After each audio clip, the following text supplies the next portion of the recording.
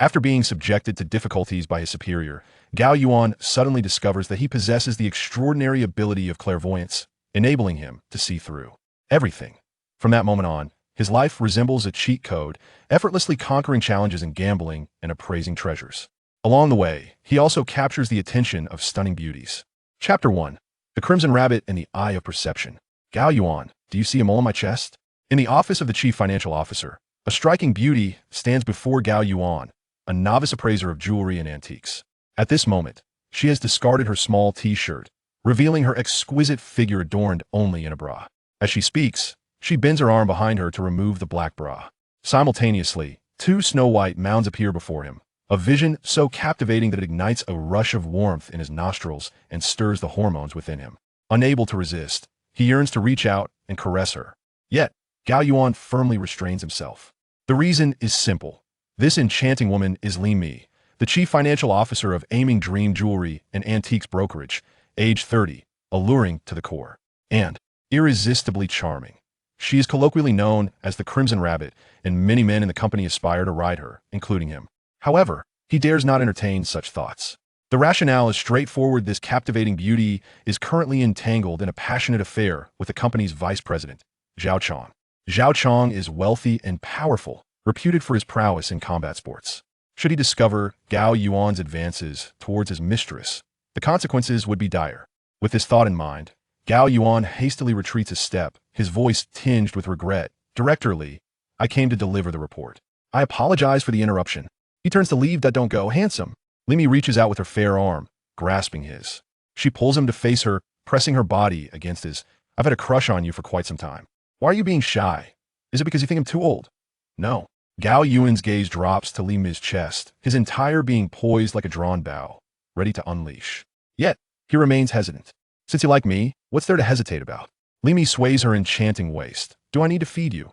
With that, she seizes Gao Yuan's hand and places it on her body. Perhaps she truly has feelings for me? Gao Yuan swallows hard, ready to touch her. But just then, a thunderous crash reverberates through the office as the door bursts open. In strides Zhao Chong, a towering figure. What are you two doing? Brother Chong, please help me. In an instant, Li Mi hastily dresses, covering her face as she rushes to Zhao Chong's side. I was changing clothes when this man barged in to assault me. Is that so? Zhao Chong seizes Gao Yuan by the collar, yanking him forward. Standing an imposing height of 185 centimeters, Zhao Chong is as robust as a bear. In contrast, Gao Yuan, though 178 centimeters tall, is considerably leaner. In terms of strength, he is no match for Zhao Chong. Furthermore, Zhao Chong is the vice president. Gao Yuan dares not utter a word. He merely casts an innocent glance at Li Mi. Director Li, why don't you tell the truth? It's clearly. Boom! Before Gao Yuan can finish, Zhao Chong lunges forward, delivering a punch to his temple. With a resounding thud, Gao Yuan sees stars. Zhao Chong follows up with two more punches to his head, all the while cursing, "You little brat, daring to touch my woman, are you tired of living?" After taking several heavy blows, Gao Yuan feels as though his soul is about to leave his body. He realizes he has fallen into a trap set by Zhao Chong and Li Mi. Now, his only option is to extricate himself swiftly to avoid further punishment. However, Zhao Chong shows no signs of letting him off the hook. Grabbing Gao Yuan by the collar, he lands two more punches. In his daze, he hears Li Mi plead, "All right, Brother Chong, stop.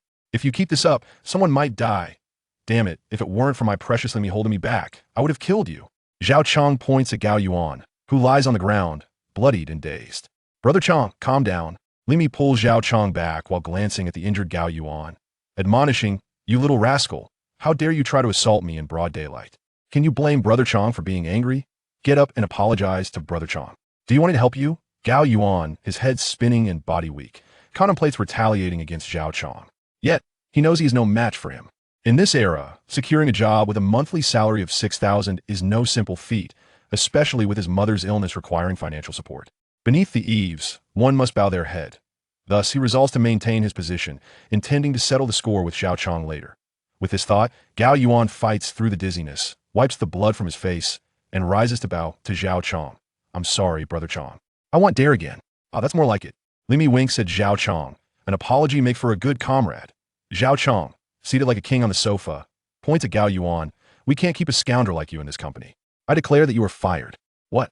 Gao Yuan looks up through his bloodied vision, his eyes filled with grievance. Swallowing his anger to retain his job, he finds himself still expelled. Is there no limit to how far they can bully an honest person? What? You want to challenge me? Zhao Chong rises, fists clenched. All right, Brother Chong, enough. Li Mi quickly intervenes, then turns to Gao Yuan. You should leave. Don't you understand Brother Chong's capabilities and status? A poor loser like you stands no chance against him. Being fired is lenient otherwise. Brother Chong could have you killed. Did you hear that? Zhao Chong points at Gao Yuan. If you don't scram, they'll really do you in. Standing outside the chief financial officer's office, Gao Yuan contemplates where to seek employment after leaving this jewelry and antiques brokerage. Should he deliver takeout or work as a security guard? One thing is certain. No matter what he does as a newcomer, he cannot earn the salary he currently receives. Damn Zhao Chong, damn Li Mi. Gao Yuan curses inwardly. I hope you two have sons with no buts. Suddenly, a pendant hanging from his chest emits a strange glow. The light vanishes into his mind. Unbeknownst to Gao Yuan, in that instant, he feels an overwhelming surge of power coursing through him. As he raises his head, he is astonished to see that the wall of the CFO's office has become completely transparent. Chapter 2. A million in rough stones, he beheld Zhao Chong and Li Mi entangled within the confines of the room. In less than half a minute, Zhao Chong appeared dejected. My heavens! Li Mi feigned satisfaction with a shrill cry. Turning to Zhao Chong, Brother Chong, you are becoming increasingly formidable. I can hardly bear it. Outside the room, Gao Yuan curled his lip, thinking to himself, less than half a minute of stamina. What a joke. Inside, Li Mi was assisting Zhao Chong, while puffing on a cigarette, remarked, Xiao Mimi, I told you not to worry. Dealing with that little brat is a piece of cake. Indeed, Brother Chong. You are the greatest, Li Mi replied. In a few days, it's the end of the month for accounts.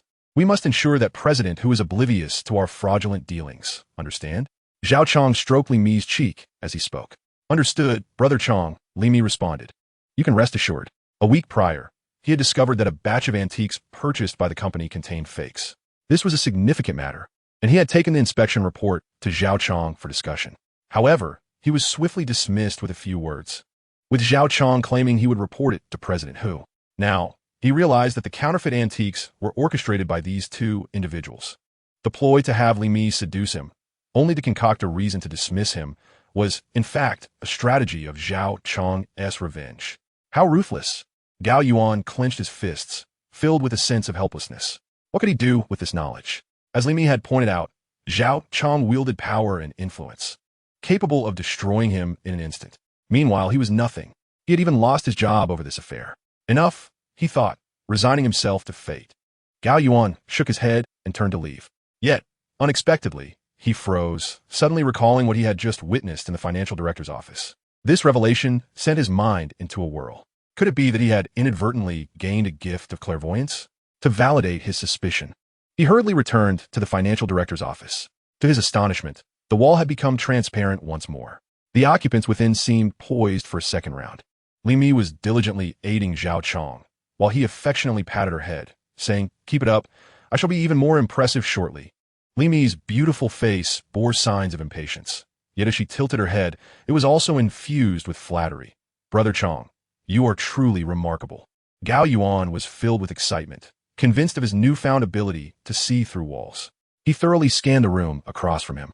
After a moment, he turned and dashed into the adjacent restroom. To ensure that he was not dreaming, he splashed cold water on his head to wash away the remnants of blood. Once more, he gazed across the way. To his astonishment, the wall had become transparent again. The men's restroom faced the women's. At that moment, Hu Mingming, the president of AI Ming Jewelry and Antique Brokerage Company, emerged from behind the partition of the women's restroom. In her 30s, with cascading black hair highlighted with hints of fiery red, she exuded confidence. With a curvaceous form, long legs, and clad in a stylish black ensemble, she was the epitome of elegance. The alluring curves were utterly breathtaking. At that moment, she swayed her serpentine waist and approached the wash basin in the ladies' restroom, bending down to wash her hands. Her neck, as pristine white as Han white jade, was a sight to behold, stirring a sense of envy. Hai Yuan pondered whether he could see through her clothing. Suddenly, with a resounding crash, the exquisite ensemble adorning Hu Mingming vanished. My goodness, it was simply too tantalizing. Hai Yuan felt a rush of blood to his face, urgently lowering his gaze, primarily concerned that he might lose control. He splashed his face with cold water once more, attempting to quell his fervent emotions, but to no avail. He remained quite exhilarated.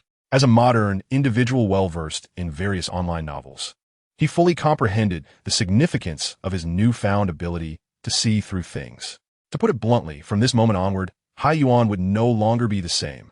He was about to ascend to new heights, transforming into a phoenix. No one could ever belittle him again. Thus, Hai Yuan lingered in the restroom for quite some time before regaining his composure. Upon exiting, he encountered Hu Mengmeng, the president of AI Meng Zhu Antique Brokerage Company. Hurriedly emerging from her office, spotting Hai Yuan, she inquired, "Have you seen President Zhao?" It is worth noting that AI Meng Zhu Antique Brokerage Company was relatively small, with only 30 to 40 employees and assets amounting to around 20 to 30 million. They occupied the 36th, 37th, and 38th floors of the antique and jewelry building. The 36th floor housed the company's product display area, reception room, and warehouse. The 37th floor served as the employees' workspace, and the 38th floor was reserved for senior management. Hai Yuan had been led to the 38th floor by Li Mi. Upon hearing Hu Mengming's question, an image of her washing her hands in a restroom flashed in Hai Yuan's mind. However, he dared not dwell on it or even raise his head, fearing that Hu Mengming might glimpse the lewdness in his eyes. He quickly replied, "I'm sorry, President Hu, I haven't seen President Zhao," though his words conveyed one thing. His gaze was directed toward the office of the chief financial officer not far away. The company was small, and the interpersonal relationships were straightforward. Thus, Hu Mengming quickly discerned from Hai Yuan's expression that Zhao Chong had likely sneaked off to Li Mi's office.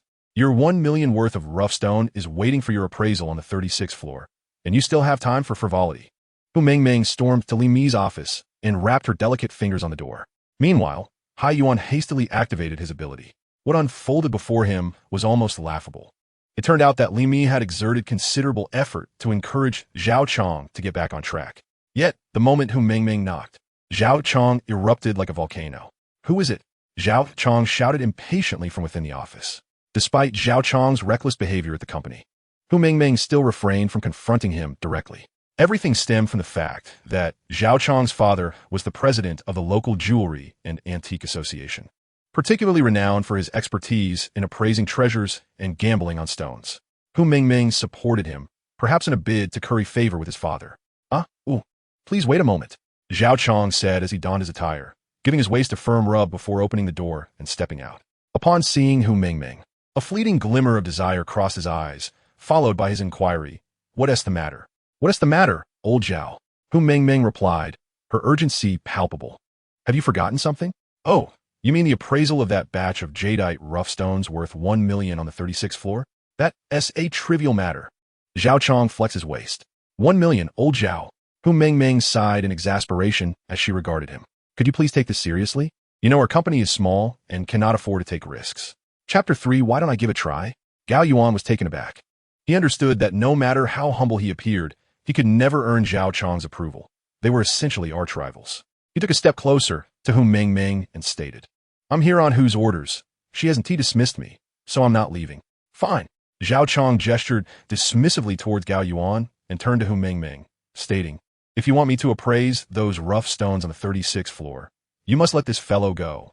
Hu Mengming glanced at Gao Yuan, caught in a dilemma. It turned out that she only had 8 apprentice antique appraisers under her wing, most of whom were merely placeholders. Only a few had her approval, and, unfortunately, Gao Yuan was among them. She had intended to nurture him for the company's benefit. Realizing this, she reluctantly said to Zhao Chong, "All right, old Zhao, it's not worth getting upset over a newcomer. What grievance could Gao Yuan have caused you? He should apologize immediately." Gao Yuan was taken aback, frowning as he prepared to approach. However, Zhao Chong waved his hand and declared to Hu Mengming, "As I said, if you want me to appraise those rough stones, this guy must be dismissed. His very presence irks me." This left Hu Mengming in a tight spot as she looked at Gao Yuan. She genuinely did not wish to let him go, but Zhao Chong's words pressed her into a corner. If she chose not to comply, it would be a minor offense against Zhao Chong, but a significant transgression against his father.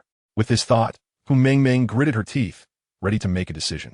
At that moment, Gao Yuan felt a sudden inspiration. He stepped forward to stand before Zhao Chong, ingratiatingly saying, "Zhao, I was in the wrong earlier. Please, be magnanimous and let me off this time." Of course, Gao Yuan was well aware that Zhao Chong would not let him off easily. His apology was not aimed at eliciting Zhao Chong's mercy. Rather, he sought to draw closer to him, discreetly pinching the left pocket of his trousers. To his surprise, he found a key nestled there. Earlier, when Zhao Chong was with Li Mei. Gao Yuan had casually noticed it through his keen sight. Initially, he had paid it no mind, but at that moment, he suddenly recalled that this key belonged to the company's finished goods warehouse, which housed antiques worth hundreds of millions. Typically, it is kept within the office of Hu Mengmeng, with no one permitted to approach. How did it end up in Zhao Chang's possession? Clearly, this individual is not merely engaged in the forgery of antiques. He is also thieving company assets. This key serves as undeniable evidence. As Gao Yuan grasped the key, he simultaneously cast a glance at Zhao Chang, who immediately comprehended the message conveyed by Gao Yuan. Internally, Zhao Chang cursed himself for his carelessness. How could he allow that little brat, Gao Yuan, to uncover the secret of his clandestine duplication of the finished product warehouse key? No, he must first navigate this obstacle. He swiftly knocked Gao Yuan's hand away and coldly remarked, "Very well, in light of President Hu, I shall temporarily let you off the hook. However, you must exercise greater caution." Evidently, Zhao Chang had no intention of sparing Gao Yuan. In truth, Gao Yuan harbored no intentions of letting Zhao Chang off the hook either. He had yet to retaliate for the beating he received in the finance office. With the newfound confidence bestowed by his X-ray vision ability, he felt invincible. "Excellent," Hu Mengmeng exclaimed, witnessing the reconciliation between the two, her joy evident. "Shall we proceed to the 36th floor, President Zhao?" "Indeed," Zhao Chang nodded, turning to walk alongside Hu Mengmeng, while Gao Yuan trailed behind. Possessing the ability to see through objects and working at a jewelry and antique brokerage, it seemed imperative for him to display his talents. Particularly, he instinctively felt that this occasion of jade appraisal might provide an opportunity to shine before the beautiful boss, Hu Mengmeng.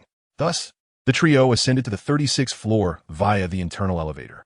It is noteworthy that they bypassed the company's exhibition hall and headed directly to the jade storage. There, Master Qin Wu had been awaiting their arrival. Master Qin was a reputable figure in the realm of raw jade stones, known for his integrity and reliability. Numerous jewelry companies procured raw stones from him for cutting into bracelets and pendants, and Hu Mengmeng was no exception this time. Master Qin, a middle-aged man in his 50s, sported a distinctive mustache and slightly receding hairline, dressed casually in a tank top, holding 2 cola balls with a cigarette dangling from his mouth. Upon seeing Hu Mengmeng accompanied by Zhao Chang and Gao Yuan, he impatiently remarked, "Xiao Hu, you are far too slow. I have already delivered the raw stones to your doorstep, and yet you dawdle. It is truly challenging to conduct such small business in your company." "Yes, yes," Hu Mengmeng responded, striving to appease Master Qin. "Thank you, Master Qin. I will commence the appraisal immediately." "Very well." Master Qin, not one for unnecessary verbosity, pointed at the dozen or so raw stones laid out on the ground. "These are the raw stones sent to me. As we agreed for 1 million, you may select 3 pieces, and we shall publicly cut them. Should we strike high-quality ice jade, you win. If we end up with ordinary jade, do not be disheartened. This is the custom of our street of jewelry and antiques. My reputation, Qin Wu's, is well established. It is impossible for me to present you with all inferior jade stones." "Understood." Hu Mengmeng nodded, glancing at Zhao Chang, who, with a proud smile, approached the raw stones, exuding an air of confidence, as if to say, "Watch me perform." Behind him loomed a vast expanse, equipped with a discerning eye, meticulously scanning each jadeite rough stone. It is noteworthy that jadeite is categorized into 8 distinct tiers based on price, with the highest grade being the glass type and the lowest being the bean type. The price disparity between these two could be astronomical, reaching up to tens of thousands of times. A glass-type bangle can fetch between 200,000 and 400,000, while a bean-type bangle is merely worth a few hundred. It could truly be said that one cut leads to paradise, while another leads to hell. As for Zhao Chang, his father presides as the president of the city's Gem and Antique Association and is renowned as a jadeite appraisal expert, affectionately dubbed Zhao Glass. This moniker does not imply any peculiar inclinations, but rather signifies his exceptional skill in identifying glass-type jadeite rough stones. However, within the industry, the nickname also carries a connotation of frugality, akin to a glass rat or an iron rooster, known for their reluctance to part with a single penny. Although Zhao Chang possesses some expertise in appraisal, he falls significantly short of his father's prowess. Otherwise, he would not be associated with a modest company like AI Meng Jewelry, especially when larger firms abound in the antique jade market. This became evident to Qin Wuya as soon as Zhao Chang took action. He approached with a flashlight, examining each stone meticulously, ultimately selecting a rough stone weighing over 300 kilograms. "This one, are you certain?" Hu Mengmeng questioned. her gaze fixed on Zhao Chong with a hint of hesitation. "Do you doubt my father, Zhao Glass?" Zhao Chong proclaimed, thumping his chest with confidence. "This one." He gestured toward a nearby staff member. "Let's cut it open and see." Chapter 4. Glutinous type yes. Several staff members promptly secured the selected rough stone onto the grinding wheel. As the wheel began to turn, stone dust filled the air. The first stone chosen by Zhao Chong was sliced open. "It's porcelain type," remarked a staff member of AI Ming Jewelry with a hint of disappointment.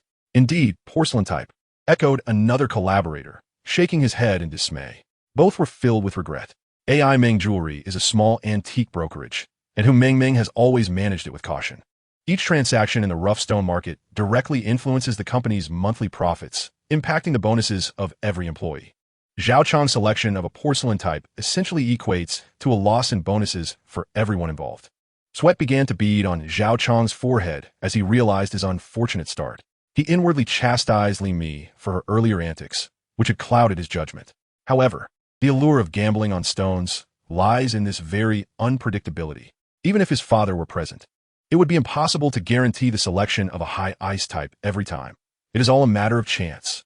With 3 rough stones, as long as he selects one high ice type, it will be deemed a victory. With this thought, he feigned calmness and reassured Hu Ming. "Don't worry, General Hu. The second one will surely be fine. It's all right, it's all right." Hu Ming nodded, gently patting Zhao Chong's shoulder with her delicate hand. "I believe in you." He then selected another rough stone weighing approximately 400 kilograms. Upon witnessing this, Qin Wuye let out a silent sigh.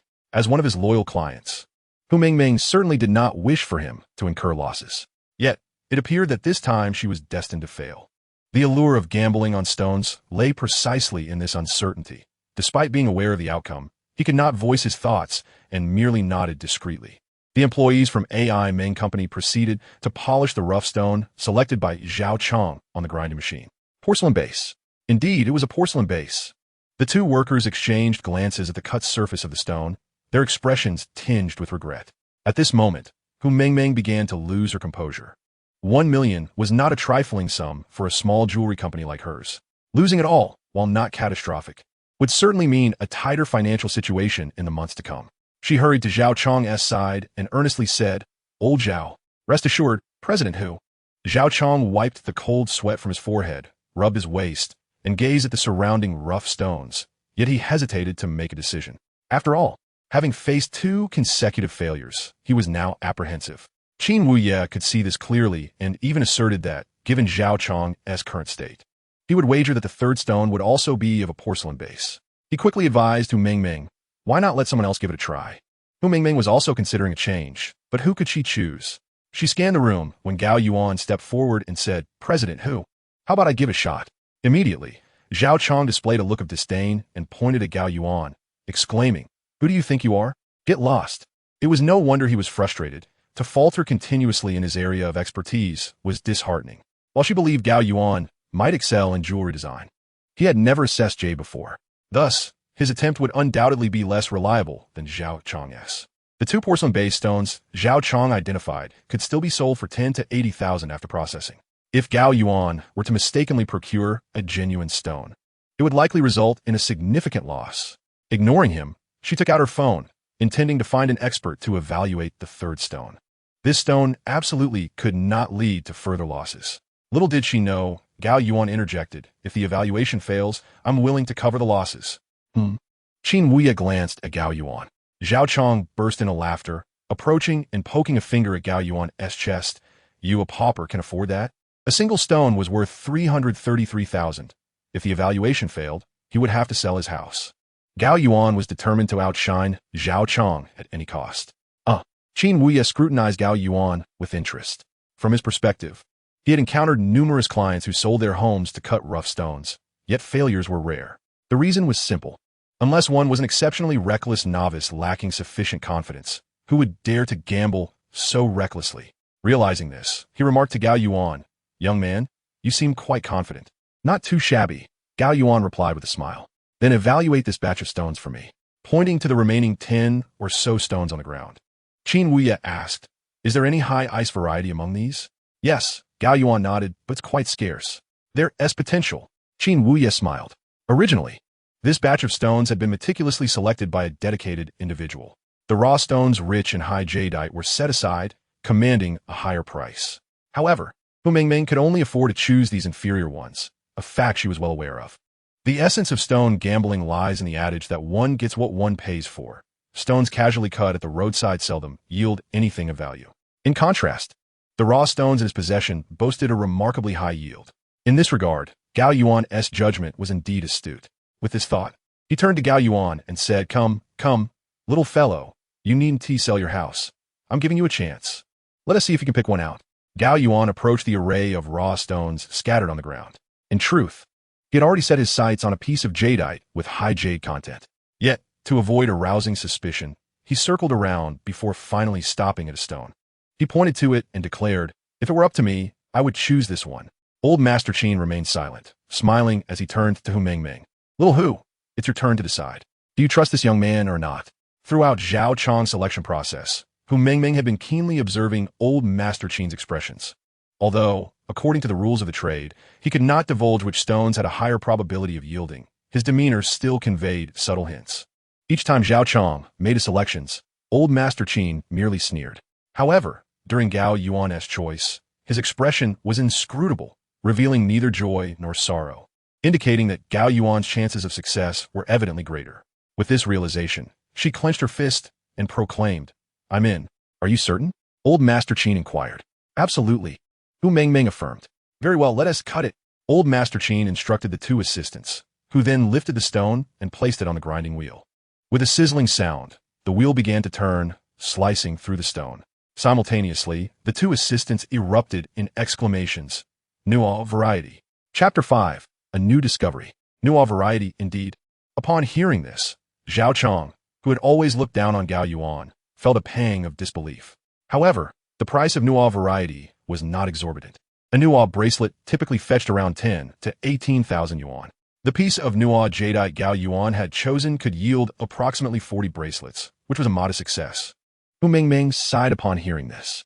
It was, after all, the most favorable outcome she could have anticipated. Initially, she had aimed to select 3 pieces of new jade, hoping for a modest profit of 5 to 700,000 yuan. Instead, Zhao Chang had chosen 2 flawed pieces, leading her to incur losses. Yet, there was little she could do about it. With this in mind, she said, Let us leave it at that. I'll pay. A bet is a bet. Although she had lost money in this round of stone gambling, she had discovered the expertise of Gao Yuan. Given time, it was possible that she could recoup her losses. Old Master Qin nodded in agreement, recognizing Gao Yuan as potential. This young man had a keen eye for discerning stones. Only Gao Yuan furrowed his brow. It is essential to recognize that beneath the scrutiny of his discerning vision, this stone was far more than just of the mutton fat variety. He hastily approached the young attendant and requested, Would you kindly flip the stone over and make another cut at this position? I believe this stone may possess the quality of high ice jade. You must be joking. Zhao Chang was utterly infuriated. To be confronted in a domain where he excelled was one thing, but if a high ice quality were to be revealed, it would only serve to heighten his embarrassment. Gao Yuan remained silent, merely observing Hu Mingming. The 2 young attendants also turned their gazes toward her, yet she appeared unconcerned. The reason was simple. The stone was already hers. Eventually, it would be entirely cut open, so she nodded in agreement. The 2 attendants then proceeded to flip the raw stone. They activated the sanding wheel once more. The sound of grinding filled the air, accompanied by the cascade of stone dust. Suddenly, the 2 attendants exclaimed, Oh my, it's growing. It's growing. High ice jade. What? Hu Mingming was taken aback upon hearing this. She rushed over, disregarding the dust on the stone, and hastily wiped it away. Indeed, she discovered a glimmering green jade nestled among the mutton fat jade. Although it was not of the finest glass variety, this high ice jade was undeniably genuine. Moreover, as a seasoned antique jewelry merchant, she instantly recognized that this high ice quality was commendable, potentially yielding 4 to 5 bangles, each capable of fetching around 200,000. Alongside the mutton fat jade, her excitement was palpable as she vigorously pumped her fist. Gao Yuan, on the other hand, exhaled deeply. While he had faith in his discerning vision, this was indeed his first experience utilizing it on stones. He bore the heavy burden of a potential house sale. The consequences of failure were unimaginable. Although it was unlikely that Hu Mingming would compel him to sell his house to repay debts, Zhao Chang would certainly not let him off easily. Fortunately, he had triumphed in this instance. Unable to restrain himself, He glanced at Hu Mengmeng, who happened to look back at him as well. All right, Ms. Hu. Gao Yuan nodded before turning to leave. Behind him, Master Qin approached Hu Mengmeng and remarked, "Hey, little Hu, this lad is quite impressive. He managed to win against Zhao Chong." Indeed, Hu Mengmeng nodded. She understood what Master Qin meant. Despite Zhao Chong's dubious dealings and his penchant for women within the company, he had indeed honed his skills in the realm of stone gambling. Although he may not have fully inherited the true art of Zhao Glass, he possessed a fair degree of expertise.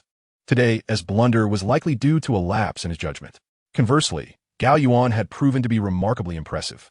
Master Qin continued, "By the way, Qin, the beautiful lady, do you have any thoughts about letting this young man join me? I am in need of a partner." "Not a chance."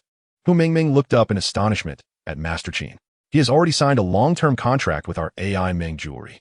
What is a long-term contract but merely an employment agreement, easily terminated at any moment? Nevertheless, rest assured, a gentleman does not usurp another's talent. I merely mention this. However, should you choose not to retain him, do not hold me accountable, remarked Lord Qin. Naturally, I would endeavor to keep such a skilled individual. Hu Mengmeng contemplated while arranging her long hair. If I cannot secure him, I will certainly not hinder Lord Qin. In the midst of their conversation, Hu Mengmeng devised a plan to subtly assess Gao Yuan's capabilities. Should he truly possess talent, she would draft a partnership agreement specifically for him, elevating his benefits accordingly. "Very well, let be so." Lord Qin nodded and turned to leave. "I have investigated." Hu Mengmeng stated, "There is nothing of note." "All right," Lord Qin acknowledged before departing. While Hu Mengmeng remained lost in thought, it turned out that her father, Hu Tianbao, had also been involved in the antique and jewelry trade, holding a status akin to Lord Qin's. A decade prior, he had ventured out to unearth treasures alongside Lord Qin and his associates. Upon returning, he fell ill and passed away within months. The artifacts Lord Qin had mentioned were those who Mengmeng later discovered in her father's workshop, all related to archaeology. Due to her professional sensitivity, she refrained from discarding them. Little did she know, in recent years, inquiries regarding those items had begun to surface. She remained perplexed about what precisely they sought. Shaking her head, Hu Mengmeng turned to instruct her assistants to process the stones. During this time, she did not forget to send Gao Yuan a substantial red envelope via WeChat. 80,000 yuan. She added, "Gao Yuan, this is your reward. As for Zhao Chong, I am aware of the situation. Please remain patient." Gao Yuan, glancing at the 80,000 yuan in his WeChat wallet, felt an overwhelming surge of excitement. On the very first day of acquiring his newfound abilities, he had received 80,000 yuan. The significance of this sum was monumental for him, akin to a timely rescue. "Thank you, General Manager Hu," he exclaimed, turning around and joyfully striking his desk. With a thunderous bang, Gao Yuan realized that his sturdy desk had cracked under the lightness of his punch. "Has my strength increased?" he pondered. With his current power, he felt no fear of Zhao Chong. This revelation left Gao Yuan in a state of astonishment, as his intuition hinted that the gift of his abilities might extend far beyond what he had yet experienced. Chapter 6. The Conflict on the Street in his Childhood. Gao Yuan had stumbled upon an ancient book titled Tai, Divine Skill, within his home. The book was quite old, containing traditional characters, with yellowed pages that bore witness to its age. According to his mother, this tome had been passed down from his great-grandfather, boasting a lineage of at least 150 years. It was said that many other artifacts had originally accompanied it, but during the Cultural Revolution, they were confiscated, leaving only this book and another. The second book was too profound for Gao Yuan to comprehend. Tai Divine Skill, however, was filled with illustrations that captivated him as a child. He had perused it like a comic, gradually memorizing portions of its content. Originally, the Tai Divine Skill encompasses a total of 12 realms. It is said that upon reaching the 12th realm, one may attain longevity and possess a physique as robust as granite. In his youth, the solitary Gao Yuan had once endeavored to cultivate this skill, albeit regrettably with no discernible results. The sole benefit he gleaned was an expedited ability to fall asleep. At this moment, as Gao Yuan discovered his newfound ability of clairvoyance, he also realized that his body appeared to be situated at the first realm described in the Tai Divine Skill. He recalled that the text stated upon attaining the first realm, one would awaken their clairvoyant powers, alongside a fortification of skin and muscles. Moreover, he remembered that according to the records, after enhancing the skin and muscles, one would acquire a form of energy known as true qi, which also served as a sort of cheat in cultivation. Presently, he had only reinforced his muscles, without the emergence of true qi.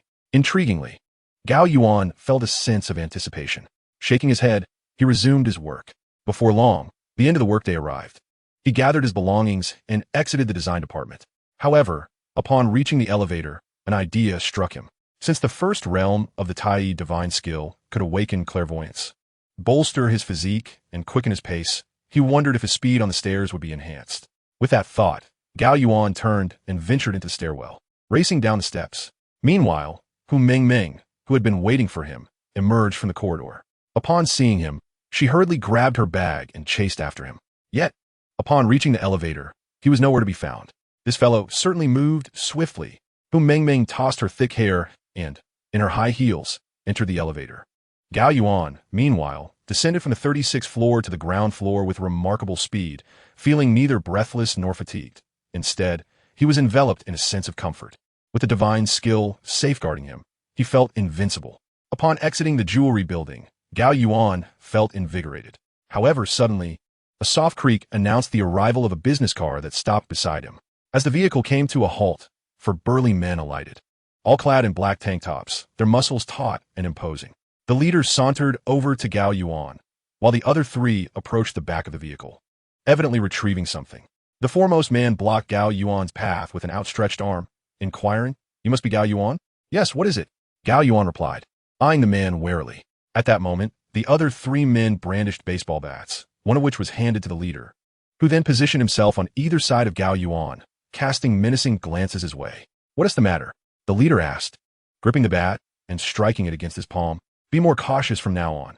Don't go stealing others' limelight or touching their women." After saying this, he spat his cigarette onto the ground and ordered the others, "Break his bones." Boom! Without waiting for the four ruffians to strike, Gao Yuan took the initiative, delivering a swift kick to the groin of the leading thug. The brute instantly collapsed to his knees, raising his head with a defeated expression as he gazed at Gao Yuan, exclaiming, "You cowardly sneak attack me. Li Go, are you all right?" "Li Ye." The other three thugs closed in, surrounding him.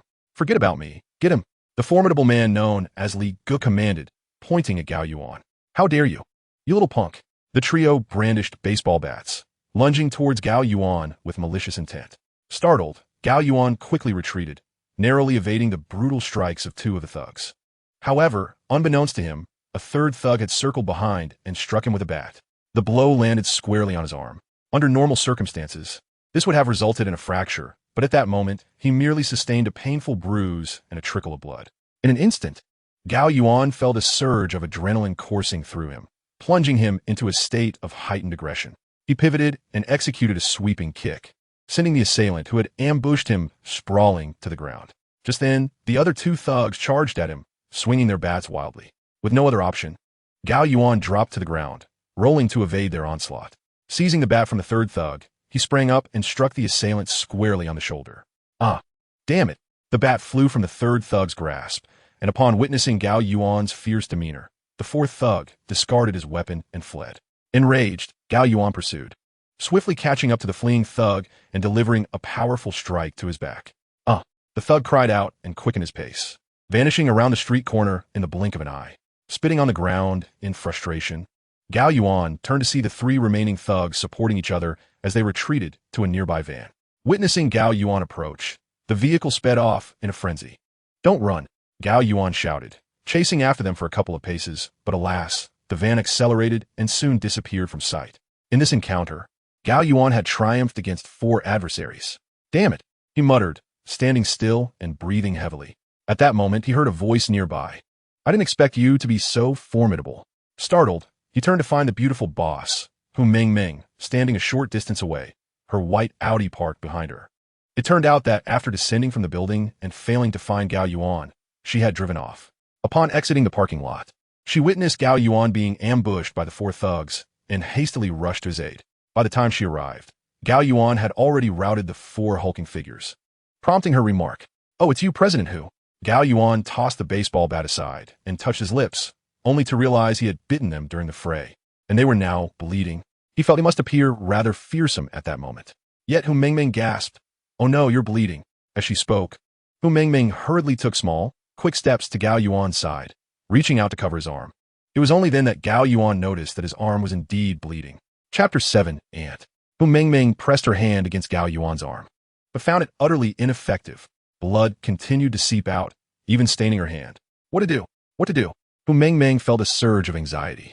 She then released Gao Yuan's arm, bent down, and grasped the hem of her pristine white skirt with both hands, giving it a sharp tug. With a soft rip, a circle of white fabric was torn away.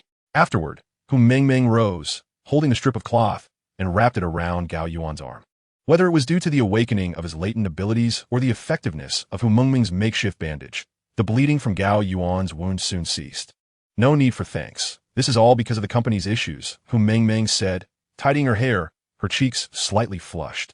It turned out that after tearing away a part of her skirt, it transformed into a rather short and revealing dress, making her feel quite awkward. Gao Yuan, however, was oblivious. After a moment's contemplation, he deduced Hu Mengmeng's implication.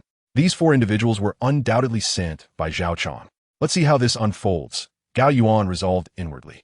That little Gao, my home is nearby, and I have a first aid kit. Let's out go to my place. Hu Mengmeng lifted her head and said to Gao Yuan. Before awakening his powers, he would never have dared to approach a beauty like Hu Mengmeng. In his eyes, women of her stature were meant for the affluent. As a mere commoner, he could only dream, and even had to be discreet to avoid offending anyone, like Zhao Chang. Yet now, he felt a surge of confidence. Get in the car. Hu Mengmeng, without further thought, took quick strides, her long, fair legs leading her to the Audi, where she opened the door and jumped in. Upon turning, she discovered that Gao Yuan was still standing there, lost in thought. What are you staring at? Get in, she exclaimed. Gao Yuan scratched his head, feeling a flush creep over his face. It turned out that at the moment Hu Mengmeng turned, he couldn't help but use his powers to take a glimpse at her. The sight was captivating. Not only that, but her figure was also remarkable. Thankfully, Hu Mengmeng's timely reminder spared him from a potentially embarrassing situation. He quickly wiped his nose and walked over to get into the car. Just as Hu Mengmeng had said, her home was situated not far from the park, in an upscale, residential community. Hu Mengmeng resided in a 3-story townhouse with 2 parking spaces. After parking the car in the garage, she took Gao Yuan through the side door into the villa. Wait for me on the sofa, Hu Mengmeng instructed, pointing to the lake blue leather sofa in the living room. I'll go to the basement to find a first aid kit. Ordered, Mishu. Gao Yuan touched his nose and walked over to sit on the sofa. As he lifted his head, his powers activated involuntarily. In an instant, the walls of the 2nd floor of the villa became transparent. Thus, Gao Yuan beheld a petite beauty adorned in a shimmering black sequined outfit, striking poses in front of her phone on the 2nd floor. This enchanting figure boasted a statuesque frame and skin as radiant as fresh milk, her hair elegantly styled in a lofty bun. At that moment, she directed a heart gesture towards the camera and sweetly announced, "Thank you, dear family. Today's live stream concludes here." With that, she promptly shut off the camera, exited the streaming room, and gracefully settled onto a grand bed. She extended her delicate hand to remove her shoes, then reclined on the bed in a casual sprawl, grumbling. Today's fans are simply too demanding. Must I truly resort to stripping? As she turned, Gao Yuan caught a glimpse of her features and realized that this beauty bore a striking resemblance to Hu Mengmeng. Was she perhaps the sister of Hu Mengmeng? Through his extraordinary vision, he discerned that Hu Mengmeng had donned a water blue loungewear ensemble, her hair elegantly pinned up. At that moment, she was crouched before a cabinet, searching for something, her lower curves undeniably alluring. Suddenly, Hu Mengmeng sprang up with a shriek. Ah, what happened? Just as Gao Yuan rushed down the stairs, he was unexpectedly knocked into by Hu Mengmeng. Feeling the softness of her form, a famous saying echoed in his mind. The sea is filled with water. Help me, help me, Hu Mengmeng exclaimed, frantically pressing her delicate body against Gao Yuan. What's wrong, Hu? He inquired, wrapping his arm around her slender waist. There's a bug. Hu Mengmeng pointed to her forehead. Only then did Gao Yuan notice a cockroach perched upon her brow, crawling ominously toward her nose. Ah, save me, she cried, clutching his arm tightly. Stay still, Gao Yuan commanded, grasping both of her small hands with one hand while using the other to seize the intrusive cockroach and toss it to the ground, delivering a swift kick to it. All taken care of, he declared. Really? Hu Mengmeng, curled up in his embrace, dared not lift her gaze. There's a corpse here. Gao Yuan gestured towards the floor. Hu Mengmeng glanced down at the deceased cockroach and hurriedly pushed Gao Yuan away, saying, thank you. You're welcome, he replied, scratching his nose. Flushed, Hu Mengmeng remarked. This villa was left to me by my father. It's over 20 years old, hence the abundance of cockroaches. Indeed, Gao Yuan acknowledged, feeling a touch of embarrassment. Nevertheless, He found himself reminiscing about the exquisite sensation when Meng Meng had pressed against him. Her body was as soft as a plush mattress. He pondered whether he would have another opportunity in the future, as Meng Meng tended to his injuries with supplies from a first aid kit. Seizing the moment, Gao Yuan discreetly admired Meng Meng. Being so close, he could see her long, fluttering eyelashes. To be frank, Gao Yuan currently harbors a fervent desire to embrace Meng Meng directly in his arms. That overwhelming impulse torments him like a devil, compelling him to extend his hand. Just as he is about to touch the curvaceous part beneath Meng Meng's slender waist, a voice interrupts this moment. Gao Yuan feels he ought to express gratitude for this voice, as it prevents him from making a grave mistake, the consequences of which could be dire. He lifts his gaze to see the charming young woman who had been live-streaming in his room, standing at the staircase. Chapter 8. The brass compass. Upon hearing the voice of this enchanting girl, Meng Meng quickly raises her head, glancing at her, and reproachfully inquires, "And then, why aren't you at school? What is the point of school? In the end, we merely work for the wealthy and powerful." The girl named it and rolls her eyes. "I still believe being an internet celebrity is far more promising." She then turns her gaze toward Gao Yuan with interest, asking, "Handsome young man, are you my aunt's boyfriend?" No. Gao Yuan hastily shakes his head. "Great. I thought I would have to call you uncle-in-law," and then replies, "Shall we exchange WeChat?" Seeing Meng Meng rushing toward her, and then turns and flees. "Damn it, Linen, what nonsense are you spouting? Just wait until I tear your mouth apart."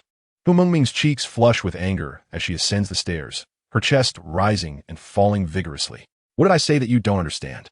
My dear aunt, you're no longer young, almost 30, and still a spinster. You better seize your opportunities." An Anne's figure vanishes at the staircase, leaving Meng Meng fuming, her face flushed, clenching her fists and shouting at her retreating silhouette, "Detestable." Meanwhile, Gao Yuan shakes his head, reflecting, "Today's post, 2000 generation, is truly mischievous." In truth, he was born in 98, just shy of being a part of that generation. To avert any awkwardness, he diverts his gaze from Meng Meng and focuses on a corner of the basement. Almost simultaneously, something captures his attention. On a nearby cabinet rests a brass compass. Unable to resist, Gao Yuan gazes at the compass for a moment longer. "Haha, of course not." He glances at Meng Meng, noticing that this beautiful superior appears shy, her flushed cheeks quite endearing. Remembering how close his hand had come to resting on her slender waist moments ago, the experience had been rather enchanting. Now, in the basement, with only the two of them remaining, he wonders if there might be a chance to recreate that moment. With this thought, Gao Yuan feels a peculiar sensation stirring within him. To avoid further awkwardness, he casually gestures towards the brass compass on the cabinet and asks Meng Meng, "Zong, may I take a look at this compass? Call me Jia, for I am 5 years your senior." Meng Meng smiles at Gao Yuan and hands him the brass compass. "This was left by my father. It has no significant use, merely a decorative piece here. If you like it, you may have it." "Thank you, Jia." Gao Yuan extended his hand to grasp the compass, as if it were a treasure gem.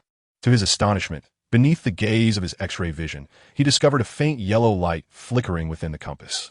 This yellow glow captivated him immensely. An incredible phenomenon unfolded. Upon the compass falling into Gao Yuan's possession, that yellow light transformed into a warm current, silently coursing into his being. Simultaneously, Gao Yuan felt as though he had immersed himself in a soothing warmth, a sensation akin to basking in a heated oasis. A gentle stream of warmth flowed through his entire body. Were it not for Meng Meng's presence beside him, he might have been unable to contain a cry of delight. This compass was indeed a treasure. Upon realizing Gao Yuan's innate talent for gambling stones, Meng Meng devised a plan to assess his abilities through this matter. "Let us make it official. Provide me with your address, and I shall come to fetch you tomorrow morning," she declared. Following their parting, Gao Yuan, eager to scrutinize the changes within his body, departed without delay. While seated in the crowded subway, he discreetly examined his physique and discovered that the Tai divine art, which had previously been at the first level, had now advanced.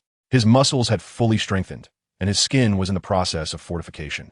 However, he sensed that this enhancement of his skin consumed more energy, and only a small portion had been reinforced thus far. Despite this, the wounds on his arm had vanished, and his X-ray vision had sharpened considerably. Yet, his vital energy remained elusive. Reflecting on the recent events, Gao Yuan comprehended the truth. It was undoubtedly at the moment he acquired the brass compass that the yellow light entered his body, transforming him. He had not anticipated such a possibility, and he felt an immense sense of satisfaction. when he once again directed his X-ray vision toward the compass. The yellow light had vanished, leaving behind merely an ordinary compass. What, he pondered, could that yellow light be? Or might he seek it?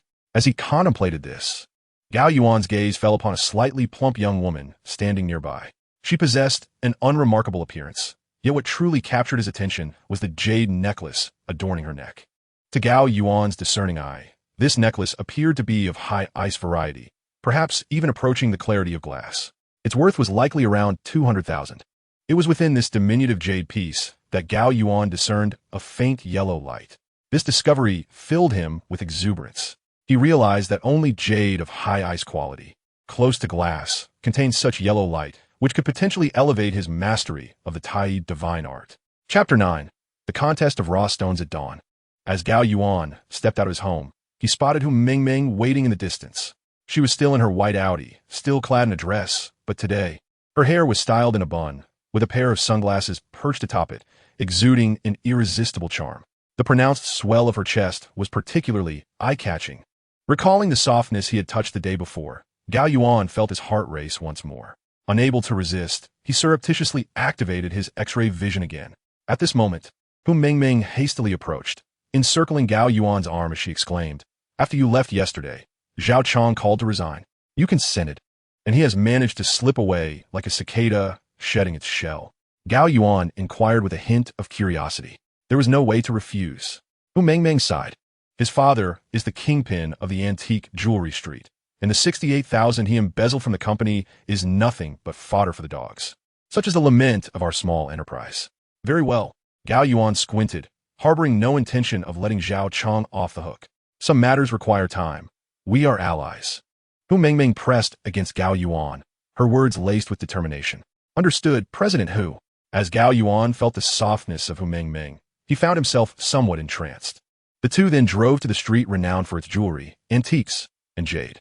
Early in the morning, the thoroughfare was teeming with crowds, a cacophony of regional accents filling the air, accompanied by the sounds of stone gambling and haggling. Uncertain whether Gao Yuan's prowess was fleeting or genuine, Hu Mingming resolved to use this day as an opportunity to gauge his abilities.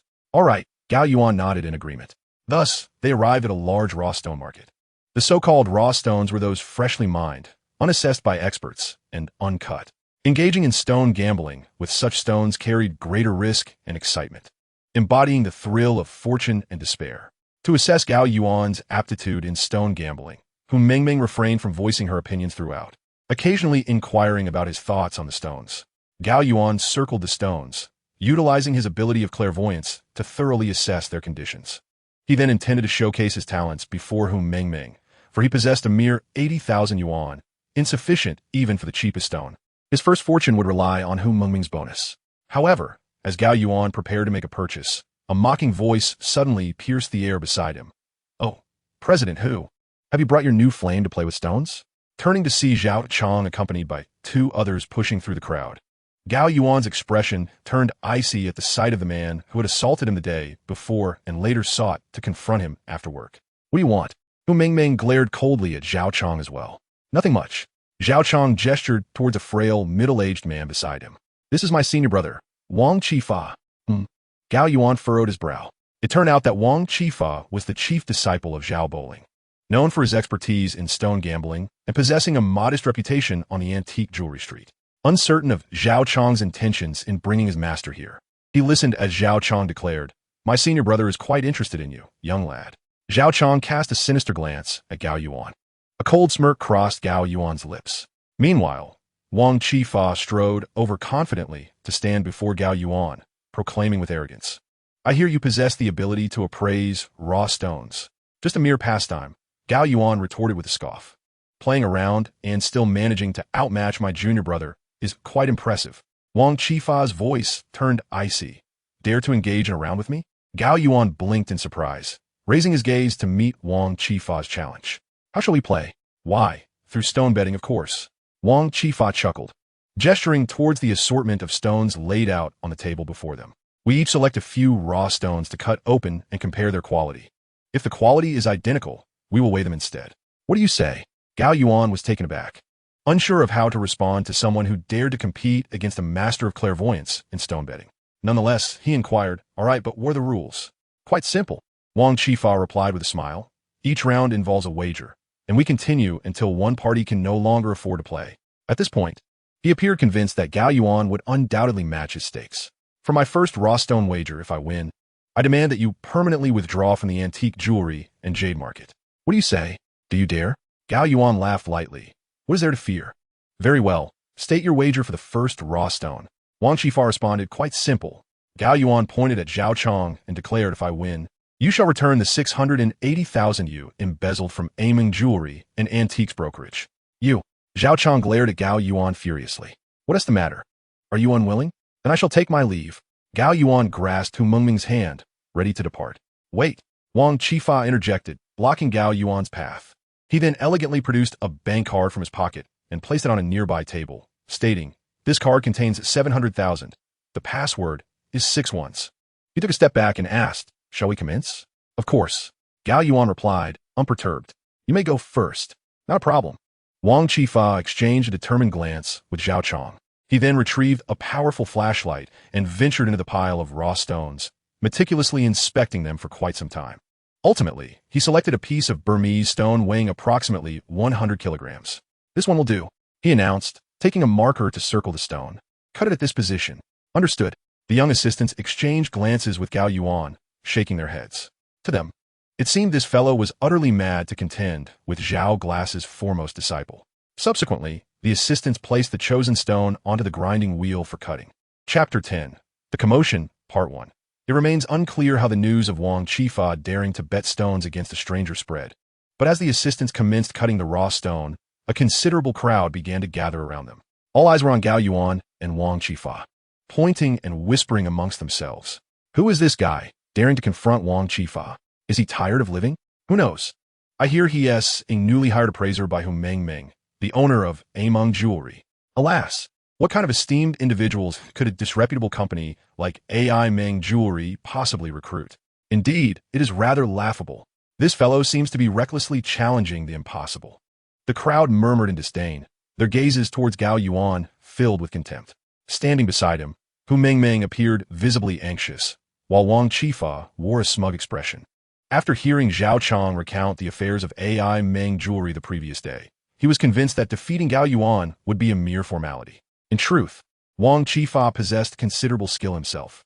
Accompanied by the screeching sounds of the rough stone cutting machine, the first stone he selected was sliced open. The attendant, upon wiping it clean, could not help but exclaim, high ice type. My goodness, it is no wonder Wang Qifa is impressive. His first move reveals high ice. Remarkable. The onlookers lavished praise upon him. Wang Qifa's initial reveal of high ice was indeed commendable, enough to overshadow 99% of those present. The attendant continued cutting the rough stone, ultimately yielding a fist-sized piece of high ice jade, valued at around 800,000. The crowd erupted in envious murmurs upon beholding the jade. Meanwhile, a throng of spectators gathered outside, encircling the scene in layers, most of whom were acquaintances of Wang Qifa and Zhao Chong. They chattered excitedly, greeting the two men. During this commotion, Wang Qifa gestured to Gao Yuan, signaling, your turn. Gao Yuan nodded and turned towards the rough stones. As he began his selection, the surrounding noise abruptly quieted. All eyes were on Gao Yuan, eagerly anticipating the performance of this newcomer in the rough stone market. Gao Yuan had long devised a strategy to outshine Wang Qifa. In his view, even if his master Zhao Bowling were present, victory would still be assured. However, to conceal his unique perceptive abilities, he deliberately lingered before finally choosing a seemingly mediocre rough stone, declaring, this one. A collective sigh of disappointment rippled through the assembled crowd. As seasoned patrons of the rough stone market, each of them was well versed in the nuances of stone selection, and they regarded Gao Yuan's choice as nothing short of a standard porcelain-based stone. In fact, the proprietor of the rough stone shop also held little faith in this stone, setting its price at a mere 100,000. Upon witnessing Gao Yuan's selection, he was momentarily taken aback and approached him quietly, advising, my friend, this stone may very well be porcelain base. Perhaps you should choose another. Alas, dear proprietor, this is akin to cheating, exclaimed the crowd. You cannot conduct business this way in the rough stone market. They clamored in unison.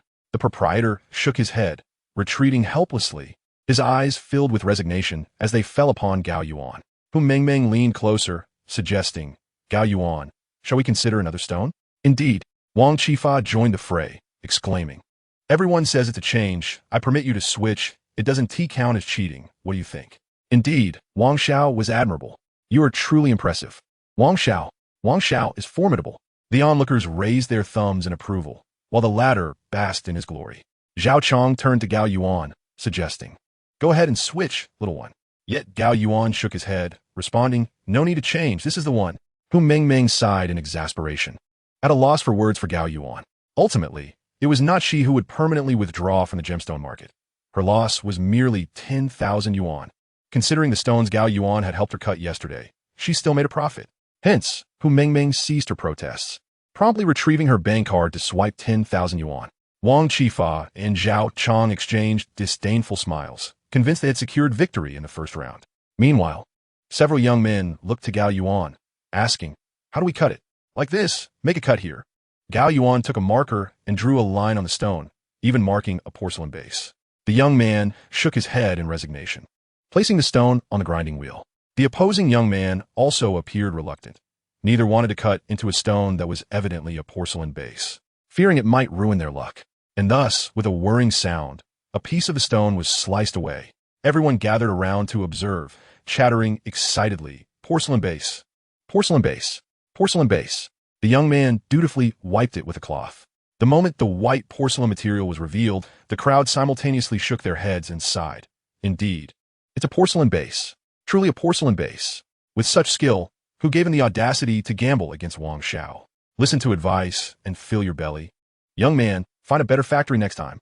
Several individuals patted Gao Yuan on the shoulder. As for Wang Qifa, he reached for his bank card, believing Gao Yuan was doomed from the first round, with no chance for redemption. Just then, Gao Yuan unexpectedly declared, "Wait a moment." All eyes turned to him. "What is it?" "I'm in a hurry," Wang Qifa impatiently demanded. "What are you up to?" Gao Yuan smirked. "Who told you this stone was a porcelain base? Take another look." With that, he snatched the cloth from the young man's hand and vigorously wiped the central area of the porcelain jade. As the dust was cleared away, a piece of jade, roughly the size of a walnut, emerged, its clarity akin to water. The translucent green was breathtaking. All around, the crowd was momentarily stunned, silence enveloping the scene. Even the sound of a falling pin could be heard. After a pause, someone exclaimed, "No way. This is glassy jade." Chapter 11. The Sensation, Part 2. "Impossible."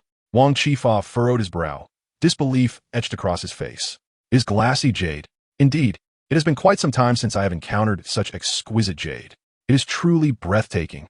This piece of glass-like jade, though small, possesses remarkable value. The excitement is palpable, and those surrounding me are whispering in hushed tones. Each face reflects a blend of envy and astonishment. Meanwhile, Hu Mengmeng gazes at Gao Yuan with a look of utter bewilderment. She had initially thought that Gao Yuan's victory over Zhao Chong in yesterday's stone gamble was merely a fluke. To her surprise, this individual seems to possess genuine skill. Now, she finds herself contemplating how to keep Gao Yuan by her side. Wang Qifa, who had been skeptical and dismissive, had no intention of even casting a glance at the jade. However, upon hearing the murmurs of those around him, he approached to investigate. Truth be told, Wang Qifa wished to deny the reality before him. Yet, the individuals surrounding him were connoisseurs. The raw stone market can be vast or minuscule. Despite the influence he and his master wield, they had not reached a point of absolute dominion. After examining the jade, he begrudgingly acknowledged its authenticity. Indeed, it is glass-like jade, though its exact value remains uncertain. A piece of this magnitude must be worth at least 2 million. Yes, approximately 2 million. The onlookers even calculated the price. At this moment, Wang Qifa ceased to speak, his expression darkening. In contrast, Gao Yuan merely smiled at Wang Qifa and beckoned him with a finger. "Bank card." Wang Qifa scoffed derisively, tossing his bank card to Gao Yuan without hesitation. Meanwhile, Gao Yuan paid no mind to Wang Qifa and prepared to instruct his assistant to polish this piece of glass-like jade, with an estimated value of 2 million. According to Ima Jewelry's reward regulations, he could claim 1/3 to half of that. After deducting costs, he would still have 70 to 80,000. This was to be his first substantial fortune. Wang Qifa and Zhao Chong were seething with anger, particularly Zhao Chong, who had come with murderous intent, only to lose 70,000. How could he simply let it go? He glanced at Wang Qifa, who was equally unwilling to concede. 70,000 was no small sum for him either. With his thought in mind, he stepped forward and once again intercepted Gao Yuan. What is it? Gao Yuan replied impatiently, eyeing Wang Qifa. What is it? Wang Qifa retorted arrogantly. At the start of the gamble, I stated it would involve multiple stones, not just one. This means our wager is not yet concluded. Oh, Gao Yuan smirked, a glint of sharpness in his eyes. You wish to gamble again? Indeed. Wang Qifa's lips twitched, wishing he could strangle Gao Yuan. What are the stakes? Gao Yuan inquired. Return my 70,000, plus your permanent exit from the gemstone and jade circle. Wang Qifa insisted obstinately. Sighs of exasperation filled the air. The crowd recognized that Wang Qifa was being excessive. Yet, given his audacity, they remained silent after their collective sigh. Very well. Gao Yuan nodded, stroking his chin thoughtfully. I am pondering whether I should continue this wager with you. You dare not. Wang Qifa challenged. It is not a matter of daring. I am merely assessing whether you two possess anything of value worth my investment. Gao Yuan replied with a cold smile, his gaze sweeping over Wang Qifa and Zhao Chong as he activated his ability to see through objects almost simultaneously. He discovered a jade pendant around Zhao Chong's neck. The pendant drew his attention not only because it was of imperial green, but more importantly, Gao Yuan noticed that the yellow light emanating from the jade was extraordinarily vibrant, even more so than the glass type he had just unearthed.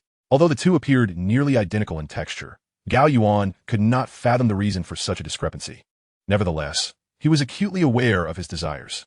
Without hesitation, he reached out towards Zhao Chong's neck. What are you doing? Zhao Chong swatted Gao Yuan's hand away. Do not be afraid. Gao Yuan withstood Zhao Chong's attempt to push him away, his hand remaining on Zhao Chong's neck as he slowly retrieved the necklace. This piece is remarkable. Don't get any ideas about my necklace. Zhao Chong forcefully knocked Gao Yuan's hand away once more.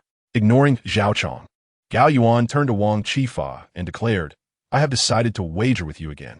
If I win, I shall take this necklace. Indeed, this necklace seems to hold great importance for Zhao Chong. Wang Qifa furrowed his brow, casting a keen gaze at Gao Yuan. Forget the bet then. Gao Yuan turned to leave. Stop. Wang Qifa's voice thundered. What now? I am in a hurry. Gao Yuan replied leisurely as he turned back. At this point, Wang Qifa seized the necklace from Zhao Chong's neck and yanked it forcefully. With a crack, the pendant was torn away and placed on a nearby table. Let's have another round.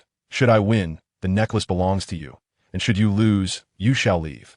Wang Qifa shouted like a gambler blinded by desperation. Meanwhile, Gao Yuan examined the pendant, confirming that the vibrant yellow light within was indeed what he sought. He gestured towards Wang Qifa, as per our usual arrangement. You shall go first. Very well. Wang Qifa nodded and turned to the raw stone display, approaching it with utmost seriousness. He scrutinized the stones with a powerful flashlight and selected two for comparison. Ultimately, he chose a raw stone weighing approximately 80 kilograms. After paying the necessary fees, he instructed a young assistant to bring the stone over. As customary, he marked it with a pen, then proceeded to the grinding station for cutting. The surrounding crowd fell silent once more. Wang Qifa remained relentless, and murmurs of discontent arose among the onlookers. However, as the cutting commenced, anticipation filled the air. Everyone was eager to witness what treasures Wang Qifa would unveil from the stone. The grinding wheel emitted a continuous screeching sound as slabs of stone were sliced away. The assistant meticulously wiped the polished surface with a cloth, exchanging glances with his companion. What do you think? Indeed, what is its origin? The crowd leaned in, eager for answers. It appears to be of glass quality. One assistant remarked. Yes. Another assistant nodded, shining a flashlight on it. Yet, it seems to contain slight imperfections. Before the two assistants could finalize their assessment, the crowd surged forward, employing various devices to examine the stone. The glass type, indeed a glass type, with slight imperfections. Moreover, it is larger than the piece that Gao Yuan had just cut, and thus, its value is somewhat higher. My goodness, this truly is a remarkable stroke of luck. Typically, one might not unearth a piece of glass type in the raw stone market, even over the course of a week. Yet today, two pieces have emerged in quick succession. Unbelievable, truly unbelievable. The crowd around buzzed with admiration, their voices filled with awe. Meanwhile, the number of onlookers behind continued to swell. During this commotion, Wang Qifa, with an air of superiority, turned to Gao Yuan and declared, It's your turn. Chapter 12, The Sensation, Part 2 Gao Yuan, with a proud smile, turned and entered the raw stone exhibition area to select his stones. On the other hand, Wang Qifa basked in the congratulations of those around him. After evaluation, The price of the glass type he had just unveiled should be around 2.5 million. This was slightly higher than the price of the first stone Gao Yuan had revealed. Thus, at this moment, Wang Qifa was immensely pleased. The reason for his satisfaction lay in the fact that even his master, Zhao Boli, could not casually unveil a glass type. In other words, if glass types were so easily uncovered, they would not hold such value. Today, however, he felt particularly fortunate. He first revealed a high ice type, followed by a glass type. The probability of obtaining such gems exceeded even that of his master. He could hardly believe that Gao Yuan's chances could surpass those of his own master. In this sense, he felt he had secured victory in this second round. Just the thought of it filled him with pride. Simultaneously, Zhao Chong exhaled a sigh of relief. The reason was simple. The jade pendant held great significance for him. He too believed that his senior brother was destined to win this second round. Consequently, the pressure shifted onto Hu Mengmeng. For similar reasons, she worried that if Gao Yuan were to lose this round, he might withdraw from the jewelry and jade circles. What a loss that would be, as she would be deprived of a valuable ally. Had she known Wang Qifa would have such good fortune, she would have intervened to prevent Gao Yuan from proceeding to this second round. Thus, everyone harbored their own concerns. Meanwhile, Gao Yuan wandered around the raw stone exhibition area, yet found nothing of value. Just as Wang Qifa had predicted, glass types are not so easily found. Otherwise, they would not be deemed precious. He had just scanned the raw stones on display with his X-ray vision, only to find no glass types among them, a plethora of high ice types. Yet glass types were scarce. Nevertheless, he could not afford to lose this second round. With this thought in mind, he used his X-ray vision to look outside. To his surprise, he actually spotted a remarkable piece. Filled with excitement, he made his way to the raw stone exhibition hall's exit. Hey, where do you think you're going? Wang Qifa hastily blocked Gao Yuan's path, saying, "Are you trying to run away?" "Run away?" Gao Yuan scoffed. "Even if you tried to escape, I wouldn't budge. That jade pendant belongs to me." With that, he pushed Wang Qifa's arm aside and approached the entrance of the exhibition area. There lay a massive pebble, presumably meant to prop open the door. Gao Yuan effortlessly lifted the hefty stone with both hands and turned to enter. As he walked, he inquired, "So, where's the boss? How much for this stone?" His jovial demeanor elicited laughter from the onlookers. "Brother, that stone is just a doorstop. Who knows where it was dug up from? It's worthless," someone remarked. "Indeed, this stone has been here since I entered the trade. It's older than I am." Another chimed in. "Are you out of your mind, trying to open this?" "Oh my, this fellow was just reasonable, and now he is pulling such a ridiculous stunt," exclaimed a spectator. The crowd shook their heads in disbelief. The brief aura of prestige Gao Yuan had garnered from recently uncovering a piece of high-quality jade had completely vanished. Hu Mengmeng, with her delicate hand pressed against her forehead, wore an expression of utter despair. However, upon seeing Gao Yuan seize the stone, the boss approached with a resigned demeanor and said, "Buddy, this stone is a doorstop. It's free. Choose something else." "No, I want this one," Gao Yuan declared, placing the stone on the ground and stepping on it. In the raw stone market, it's against the rules to take it without paying, you understand. The stone's surface was slick with patina, causing his foot to slip suddenly, nearly sending him tumbling. Laughter erupted once more from the crowd. "Well, it seems he has set on this," someone quipped. "Indeed, it's hard to reason with a fool," another added. The banter continued, and the boss, seeing Gao Yuan's determination, reluctantly offered, "All right, I'll let it go for 5,000. 5,000 for a pebble? Come on, boss. That's outrageous." The crowd protested, making the boss feel somewhat embarrassed. He scratched his head and addressed the onlookers. "You all saw, I offered it for free initially, but he insists on following the market rules. 5,000 is already the lowest I can go. That is still too expensive," came the chorus of dissent from the crowd. "Forget it, I'll just give it away," the boss sighed. "No way," Gao Yuan retorted, pulling out his phone to scan the QR code for payment. The 5,000 was swiftly transferred. He then bent down to lift the stone once more and approached the cutting table, asking the two young workers, "Come on, help me cut this." The two young men exchanged helpless glances, having never encountered such a situation. However, considering Gao Yuan had just unearthed a piece of glass like jade, they thought perhaps this time would yield a miracle. "Are we going for skylight or something?" they asked. "No, not a skylight. I'm going for a bisect," Gao Yuan replied, drawing a line down the center of the elongated stone with his hand. Laughter erupted again from the crowd. "I've never heard of cutting stone by bisection," someone exclaimed. "What do you know? This is what we call decisive," came the teasing retorts. The young workers, resigned, placed the stone on the grinding wheel. With a screeching sound as the wheel turned, the stone was sliced, and a thud echoed as it fell to the ground. The two young men, disinterested in further efforts, lifted their heads to gaze at Gao Yuan. Buddy, which piece do you want? Indeed, these two slices appear quite similar. Nearby, a few stone gamblers kicked at the stones, and, as anticipated, they found nothing within. Let me take a look. Gao Yuan picked up both slices and activated his X-ray vision, discarding the larger one and presenting the smaller to the young man. Here, let us proceed with the split. He traced a line through the center of the stone with his finger. Ha ha ha, my friend, it's as if you're carving a pumpkin. How amusing. Laughter erupted from the onlookers. The young man could only shake his head in resignation, placing the stone on the grinding wheel. Squeak, squeak, squeak. The stone was once again sliced open. With a soft thud, the two pieces fell to the ground, one landing at the feet of a middle-aged man.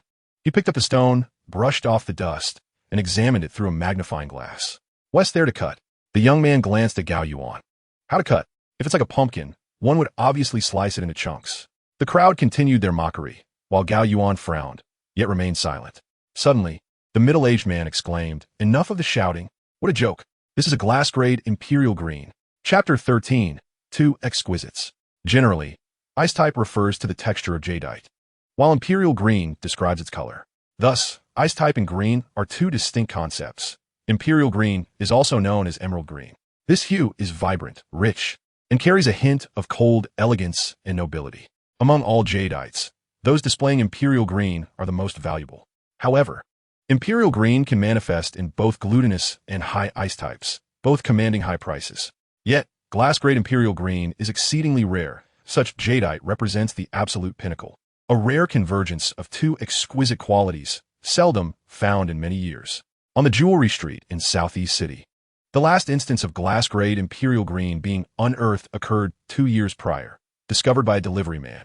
Although that piece could only be fashioned into a small bracelet, it was worth 3 to 4 million. Following the discovery, the delivery man resigned and embraced a life of leisure. Since then, glass-grade imperial green has scarcely been unearthed along the jewelry street. Glass grades are frequent, and imperial greens are common. Yet a piece of jadeite possessing both exquisite qualities has not been seen for 2 years. And now, the middle-aged man claimed this stone to be glass-grade imperial green. Everyone was momentarily stunned, and the atmosphere fell silent. Faces reflected incredulity as they exchanged glances. However, their subsequent actions were synchronized. Almost everyone simultaneously produced magnifying glasses and flashlights, crowding around the middle-aged man. Is the glass-type imperial green genuine? After years of gambling on stones, I have yet to witness such a marvel. Look, look! As the crowd began to encircle the man, Gao Yuan felt uneasy and approached directly, seizing the jade piece from the man's hand. He weighed it in his palm, a smug smile blossoming on his lips. Before arriving at the raw stone market today, he had doubted his ability to uncover glass-type imperial green. Even with his extraordinary ability of clairvoyance, such a gem was rare indeed. Thus, he was eager to see it for himself. However, before he could borrow any tools from those around him, they had already closed in. In an instant, bright flashlights and magnifying glasses surrounded him, all tools pressed close. The jade's texture and color revealed it to be glass-type imperial green. Goodness, I can hardly believe it. An authentic glass-type imperial green. This trip has proven worthwhile. I finally have something to boast about. Indeed, the crowd buzzed with excitement, while the owner stood frozen in shock, as if he had been dealt a resounding slap. The very stone he had used as a doorstop had yielded an exquisite glass-type imperial green. To whom could he voice his grievances? Especially since he could not deny it. After all, payment had been made. 5,000. An exquisite glass-type imperial green jade sold for a mere 5,000. It was utterly outrageous. More importantly, this stone had been in his possession for several years. After all this time, even a casual touch with a grinding wheel should not have resulted in such a discovery. Now, it was too late for him to say anything. He could only watch helplessly as the stone was admired. Hu Meng Meng, too, wore a bewildered expression. 5,000 had unveiled a glass-type imperial green. Gao Yuan's abilities surpassed her expectations. She began to worry about her ability to keep him around.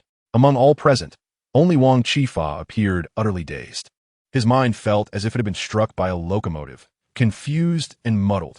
After a long moment, he regained his senses, only to feel an urge to curse. What the hell? His luck had already been exceptional. 2 stones, 1 high ice type and 1 glass type. Yet Gao Yuan had unveiled a piece of glass-type imperial green. Was this a joke? Stones of such caliber were akin to winning the lottery. Suddenly, he bellowed, "Everyone, step aside." Boom! The onlookers quickly retreated. Wang Qifa strode purposefully towards Gao Yuan, pointing at him while shouting angrily, "Fake. It's all fake. Where's their glass-type Imperial Green? I understand now. You're all in cahoots." If glass-type Imperial Green were so easily found, everyone in the raw stone market would have struck it rich. Fake. The crowd began to sympathize with Wang Qifa. It was akin to two players in a game. Wang Qifa's glass type was already fully equipped, while Gao Yuan appeared to be cheating. How could one continue to play under such circumstances? It was utterly absurd. Everyone shook their heads.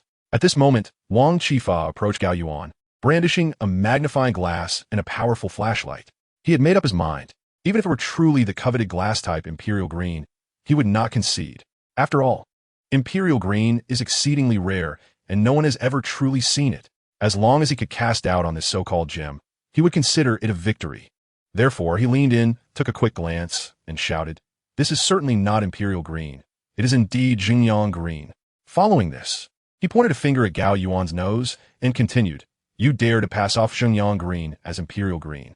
Although Xingyang Green, especially in a glass type, holds considerable value, it remains to be seen whether it could surpass his own piece of glass jade. After all, this stone appeared rather diminutive."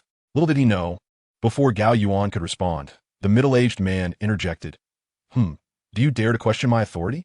Who are you?" Fueled by his pride, Wang Qifa spun around, glaring at the middle-aged man. The latter then retrieved a work ID from his pocket and slapped it onto Wang Qifa. "I am Professor Qian Zhengkong from the Jade Research Institute of Southeast University." "What? Professor Qian?" This man was none other than Professor Qian, an internationally renowned expert in jade theory. This was indeed an authority. "Yes, I have seen him on the news. I never expected to encounter him here." Meanwhile, Professor Qian swaggered over, snatched the stone from Gao Yuan's hand, and, while illuminating it with the flashlight, declared, "Look at this refractive index, this light transmittance, and this smoothness. I tell you, this is a standard glass-type Imperial Green jade. Do you still refuse to accept it?" Wang Qifa could only glance at Professor Qian, rendered speechless. He thought to himself, "How could I, with but a few wits, dare to challenge Qian Zhengkong?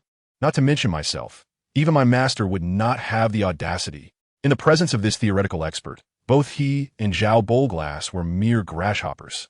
However, to concede would mean admitting defeat. Thus, Wang Qifa found himself at an impasse, unsure of what to say. Just then, a voice suddenly emerged from behind the crowd. "Oh, is that not Professor Qian? It has been quite a while." Chapter 14, A Fortune of Millions. Zhao Bo, originally named Zhao Bo, gained fame through gambling on stones. It remains unknown who, with ill intent, added Li after Bo. Thus he became known as Zhao Bo, renowned in the jewelry and jade district of Southeast City. This fellow, in his 50s, donned a long robe and had a shiny, slick-back hairstyle. From a distance, he resembled Colonel Sanders. He strode confidently, clutching two exquisite antique lion head walnuts, while greeting Professor Qian. "Ah, you have arrived, old Zhao." Upon spotting Zhao Bo, Professor Qian hastily returned the greeting. "Haha, I heard your voice from afar. Have you come across some fine goods?" Zhao Bo inquired of Professor Qian. "Oh, glass-type Imperial Green." Qian Zhengkong pointed at the stone in Gao Yuan's hand. "Let me take a look." Zhao Bolu pulled out a magnifying glass and placed it over his eyes, followed by a powerful flashlight. Without regard for Gao Yuan's consent, he moved in closer. After a while, he removed the magnifying glass, stowed away the flashlight, and turned to Qian Zhengkong. "Indeed, it is the glass-type Imperial Green." Professor Qian's discerning eye remains as sharp as ever. A smug smile spread across Qian Zhengkong's face, and he chose to remain silent. "How dare you to challenge Professor Qian's authority? Do you wish to forfeit your standing on Gemstone Street?"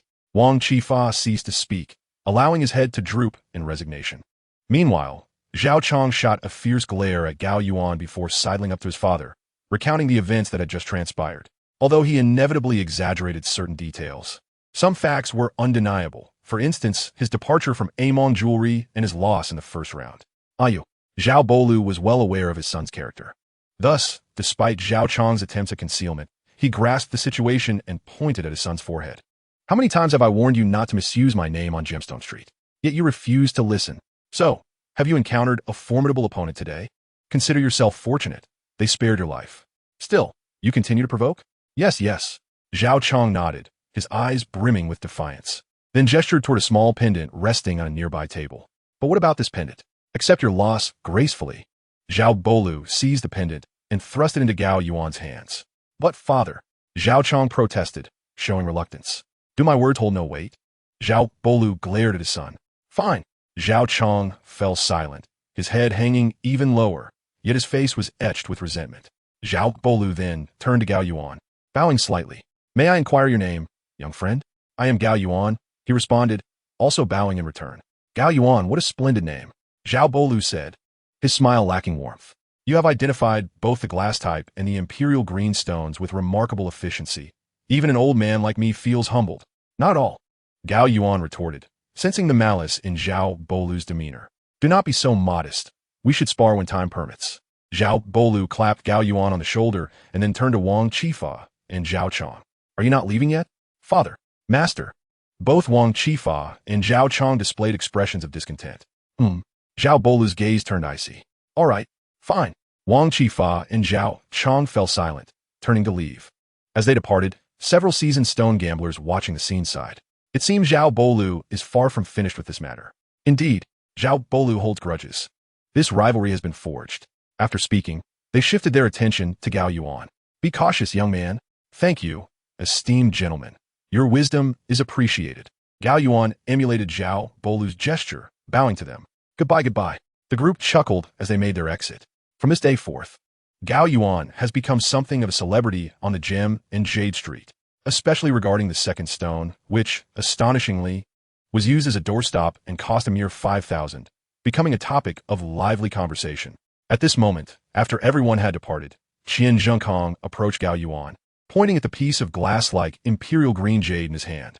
My young friend, how about I purchase this stone for 4 million? For a piece of glass-like imperial green, that is indeed a fair price. To be candid, Gao Yuan felt a strong temptation and was inclined to sell.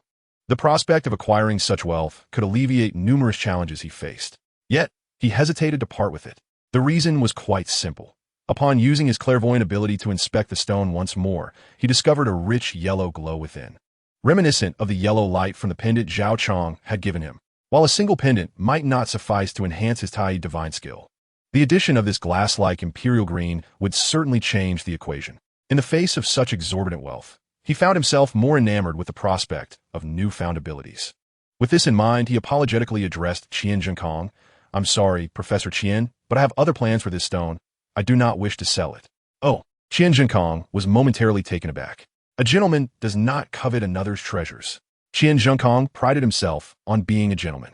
Since Gao Yuan expressed his unwillingness to sell, he refrained from pressing further, merely squeezing Gao Yuan's shoulder and saying, very well, let's exchange contact information and perhaps discuss our craft when time permits. The words, spoken from Qian Zhengkong's lips, carried a different resonance, tranquil and unpretentious, imbued with the essence of a gentleman's friendship, as gentle as water. Thus, Gao Yuan's first venture into stone gambling came to an official close, with everyone gradually dispersing, leaving only Gao Yuan and Hu Mengmeng behind. Gao Yuan first directed the assistant to cut the glass-like imperial green jade. Upon its emergence, the stone measured a mere 4 centimeters. No wonder it had remained unnoticed within a pebble for so long. Since Gao Yuan had purchased the stone, Hu Mengmeng did not covet it. She merely glanced at it after it was cut, said nothing, and promptly returned it to him. Subsequently, she carefully stowed away the earlier glass-like piece before picking up her phone to transfer 800,000 to Gao Yuan. Gao Yuan, according to company policy, this is what you are entitled to. Thank you, President Hu. Gao Yuan opened his mobile banking app, glancing at the numbers, his heart brimming with exhilaration. On the second day of possessing his clairvoyant ability, his assets neared 1 million. Yet, he understood that this was merely the beginning. His future wealth would undoubtedly reach astronomical proportions. At this moment, Gao Yuan was filled with confidence. Observing his unwavering demeanor, Hu Mengmeng sighed before saying, Gao Yuan, can we have a conversation? Chapter 15, Song, the Chicken Heart Pendant of White Jade. Upon seeing Hu Mengmeng's expression, Gao Yuan immediately grasped her intention and replied, President Hu, I understand what you mean. Hu Mengmeng was momentarily stunned. You understand? Indeed, no matter the circumstances, I remain an employee of Dream Brokerage. Gao Yuan narrowed his eyes playfully, asserting, count yourself among my people. There is no need to discuss anything further. Oh, I see. Hu Mengmeng seemed to grasp that Gao Yuan was reassuring her, indicating that he would not be departing from Dream Brokerage anytime soon. However, her uncertainty lingered, prompting her to inquire, "Do you mean?" "No problem." Hu Mengmeng nodded. After witnessing Gao Yuan's victory over Wang Qifa, she had been apprehensive about his potential departure, but now she felt a sense of relief. Yet, she couldn't help but ponder the implications of Gao Yuan's earlier remark about being his person, which left her cheeks slightly flushed. Stealing a glance at Gao Yuan, she caught him intently gazing at her chest. "Bah!" Hu Mengmeng spat in jest and turned away from him. Seizing the opportunity, Gao Yuan instructed those at the stall to cut out his piece of glass-type imperial green jade. Once the door was closed, he retrieved the jade, holding it in his hand as he activated the Tai divine skill. Almost simultaneously, a surge of yellow energy flowed from the jade into his body. Upon losing its energy, the jade abruptly transformed into a pile of jade powder with a loud pop. Meanwhile, his body underwent further transformation as the Tai divine skill continued to enhance his skin. Though only partially reinforced, it felt akin to donning a suit of armor. Simultaneously, his mind became clearer, and his ability to see through objects extended further. As he continued to experience these changes, he couldn't help but feel a pang of regret upon witnessing the jade powder, realizing that this was a piece worth 4 million. Such extravagance. Nevertheless, he prioritized the advancement of his abilities over material wealth. After all, with his newfound ability to see through objects, earning money would not pose a challenge. The true concern lay in his self-preservation. He could not believe that his conflict with the Zhao family had reached its conclusion. With that thought in mind, he produced the jade pendant that Zhao Chong had lost to him. To his astonishment, he recognized this pendant as the very one that had fetched a staggering price of 120,000 at an auction not long ago, the Song Dynasty's mutton fat white jade chicken heart pendant. No wonder Zhao Chong had been so fixated on it. "Well, you struck me, and now you owe me 120,000. I shall graciously accept it. However, this matter is far from over. We shall see how it unfolds," Gao Yuan mused while clutching the jade pendant. As the yellow energy within it gradually entered his body, it continued to enhance his skin, seemingly reinforcing it to a remarkable extent. It appeared that with just 1 or 2 more yellow-tinged treasures, he could fully strengthen his skin and generate true energy, a prospect he eagerly anticipated. He then adorned himself with the jade pendant that had absorbed the yellow energy, placing it around his neck. At present, Gao Yuan remains unaware of the significance of his recent discovery. Glancing at his phone, he realizes that it is already past 4 in the afternoon. Notably, his mother has been selling vegetables at the local market near their home. This time of day is typically the peak for business before the evening rush, and she is likely quite busy. However, with his newfound wealth, it would be inconceivable for him to allow his mother to continue this laborious task. He rises to tidy himself up and turns to leave. The market is bustling with activity, filled with vibrant voices and a throng of people. From a distance, Gao Yuan spots his mother's vegetable stall, featuring pristine water radishes, neatly arranged bok choy, and heaps of potatoes. His mother is currently weighing vegetables for a middle-aged woman.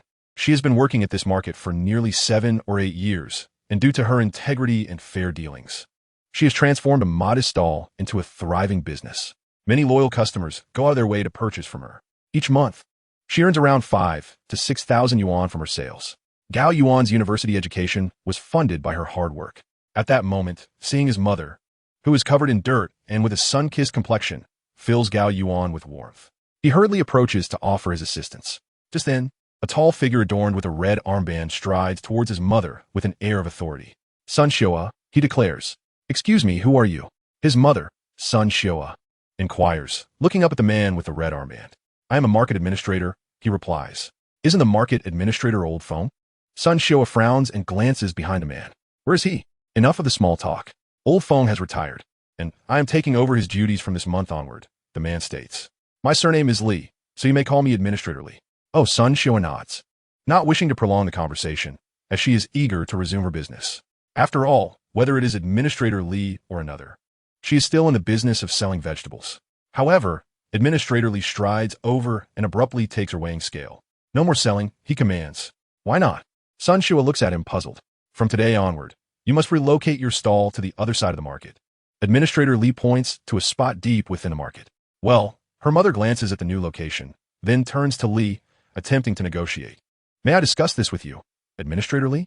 I've been at this position for many years, and I fear my regular customers won't be able to find me if I move." "Cut the nonsense. Are you refusing to follow management orders? Move this instant," Administrator Li asserts, placing his hands on his hips and looking down at her. To be honest, Administrator Li, I implore you. I have been here for many years, and I've already paid the management fees for the first half of this year. If I must move, shouldn't it be after the first half is over? She glances at the end of May. In just a month, it will be the second half of the year. Would it be possible for me to move then? Sun Xiao's intention was to utilize the upcoming month to bid farewell to her loyal customers, for they were indeed steadfast, following her wherever she went without a care. However, Manager Li provided her no opportunity. You old hag, I said move now. Do you not comprehend human language? With that, he approached with the intent to overturn her vegetable stall. Chapter 16. The Fugitive. Gao Yuan stood beside his mother, unwilling to allow him to dismantle her stall. Even though he had resolved that she should cease her work, he could not permit such disrespect.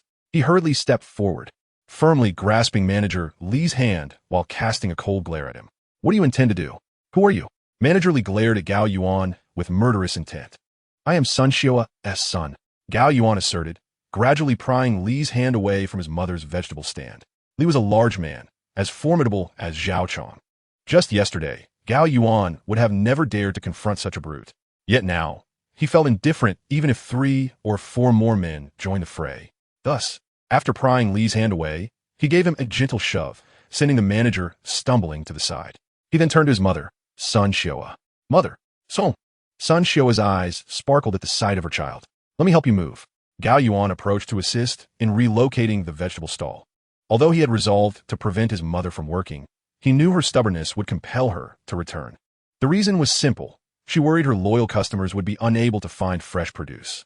Therefore, it was better to help her relocate first and then discuss other matters gradually.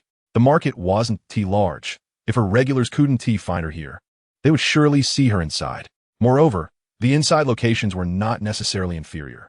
With this thought, he smiled helplessly before preparing to help Gao Yuan pack up. Just then, Sun Xiao glanced aside and suddenly screamed, Ah, son, be careful. It turned out that, as they prepared to move, Manager Li had snatched a sharp knife from a nearby butcher stall and lunged at Gao Yuan.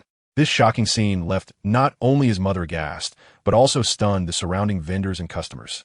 Who could have anticipated that such a trivial dispute would escalate to violence? Manager Li was exceedingly brazen. He is going to kill him. The crowd erupted in screams. Gao Yuan sensed the murderous intent approaching from behind. He swiftly turned around, just in time to see Manager Li thrusting the knife toward him.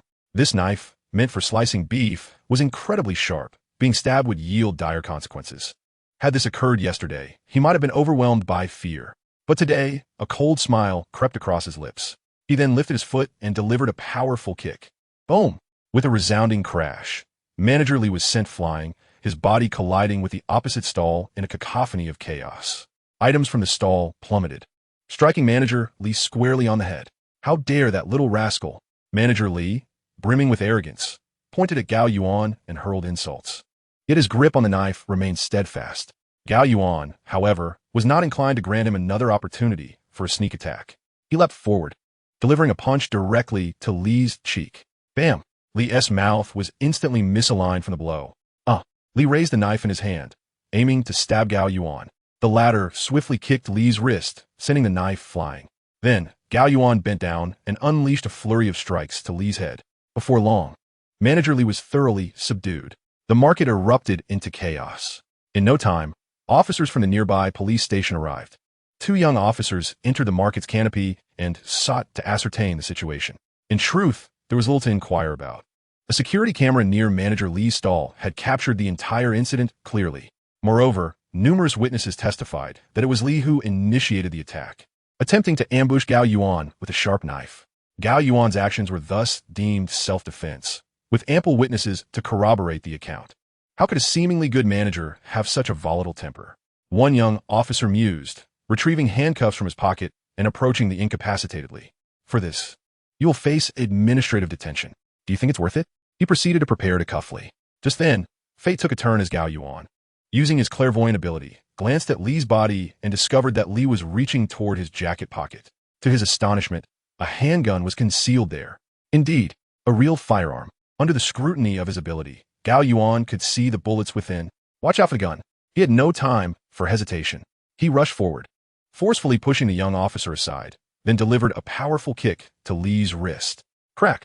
Li's wrist was fractured, and simultaneously, the gun discharged. Bang! A bullet skimmed the ground, careening off into the unknown. The two officers suddenly realized the gravity of the situation, exchanging bewildered glances. In the next instant, they both sprang into action, one pressing his knee against Li's chest while the other retrieved handcuffs to restrain him. Once the situation was secured, the young officer turned to Gao Yuan with immense gratitude. "Thank you. If it weren't for you, No trouble at all," Gao Yuan replied, patting him on the shoulder. Ultimately, Gao Yuan found himself in custody as well, but not at the police station. Rather, he was taken to the nearby criminal investigation unit. The distinction was that while Li was subjected to an interrogation and placed in a holding cell, Gao Yuan was treated well, provided with food and drink, as he was the primary eyewitness to the firearm incident. It was not until 8 o'clock in the evening that Gao Yuan successfully resolved all matters and emerged from the criminal investigation unit's reception room, alone. Standing in the corridor, he glanced into the adjacent small room, and almost simultaneously, the walls became transparent. He beheld Li Guanli, handcuffed and seated within. Just moments ago, he had received news that Li Guanli did not bear the surname Li, but rather Zhou. He was a fugitive wanted by the Ministry of Public Security. After having eliminated the former market administrator, he had intended to make some money here, only to be apprehended by Gao Yuan. At that moment, noticing the absence of others around him, he pulled out a map from his sleeve, glanced at it, and promptly swallowed it whole. Oh no! His every move had long been captured by the surveillance above. The alarm blared. Nearby criminal police rushed over with urgency. Unfortunately, the man had already chewed the map into an indistinguishable pulp. However, this did not hinder Gao Yuan, who, through his ability to see through, discerned the truth. It turned out that the map was of a small museum within the city. Moreover, it contained a route for action. Was this fellow intending to rob the museum? Quite intriguing, Gao Yuan mused, stroking his nose. Chapter 17. The former ally, Qin Mingwei. Should he inform the police officers? Gao Yuan hesitated for a moment, but quickly dismissed the thought. Better to avoid unnecessary trouble. Wasn't T1 Zhao family enough of a burden? Shaking his head, Gao Yuan turned to exit the criminal police station. Just then, he suddenly heard a woman's sharp voice from behind. "You scoundrel, prepare to be hit." Simultaneously, he sensed a gust of wind from a fist aimed at the back of his head, prompting him to instinctively tilt his body. Whoosh! A snow-white fist narrowly missed his head. "Well done." The alluring voice resounded once more. "It's been years. You've become less timid." It was at that moment Gao Yuan recognized her. A tall, well-proportioned young woman with short hair, clad in a crisp police uniform, was swinging her fist towards him. Qin Mingwei. Gao Yuan instantly recognized her. This beauty was his high school classmate and close confidant. Throughout their 3 years in high school, they had walked to and from school together. There was even a time when their classmates gossiped that Gao Yuan and Qin Mingwei were a couple. Yet, only Gao Yuan understood that such a notion was impossible. The reason was simple. Back then, Qin Mingwei dressed like a tomboy. Not only that, she passionately embraced taekwondo and free fighting. In contrast, Gao Yuan was a boy who preferred tranquility, making them utterly incompatible. Their bond had formed merely because their homes were neighbors. Qin Mingwei lived in a nearby upscale community, while Gao Yuan resided in a dilapidated old building outside that neighborhood.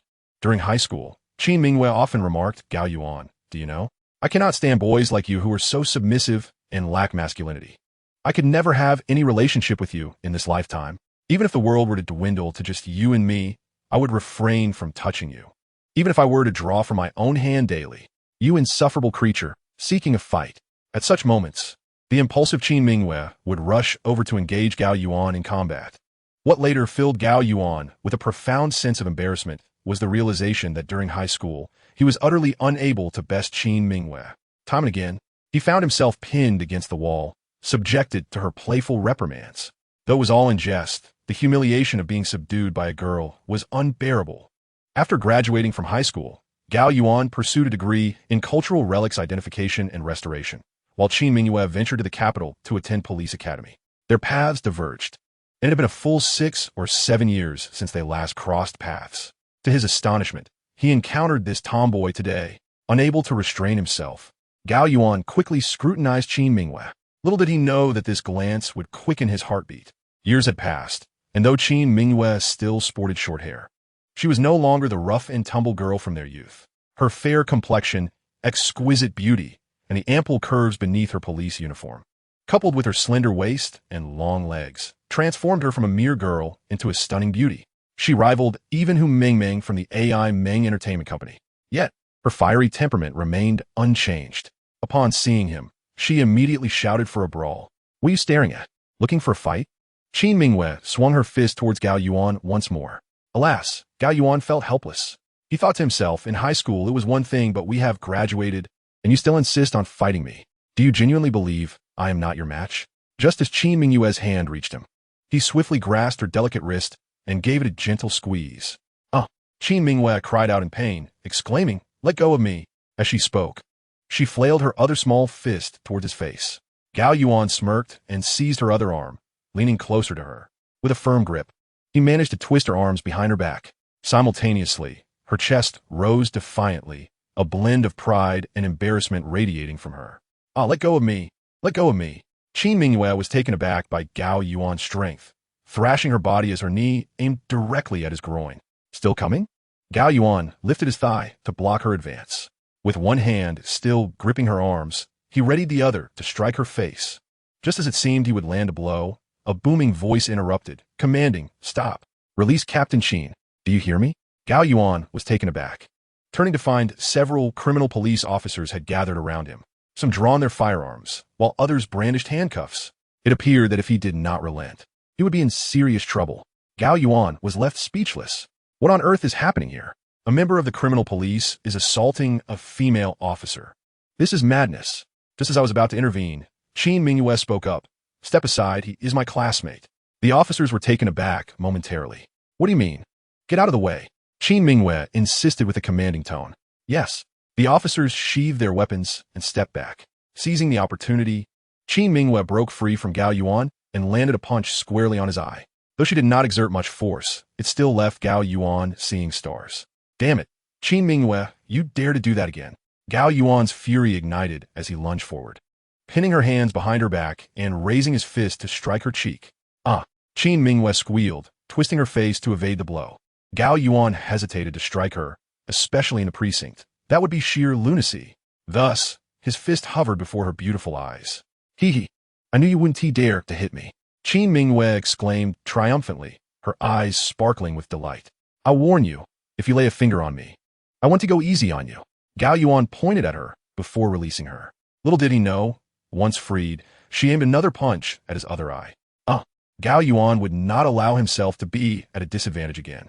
Consequently, Qin Mingyue found herself restrained for the third time, pressed against the wall as Gao Yuan raised his fist once more.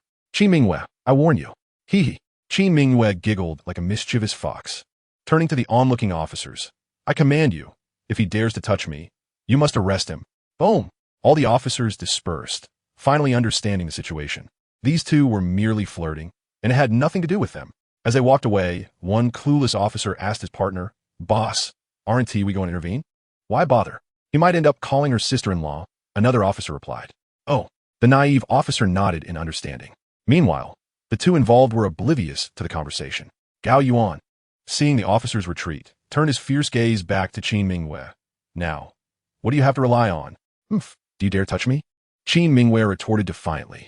Gao Yuan, confronted by the stunning beauty before him, found himself unable to act.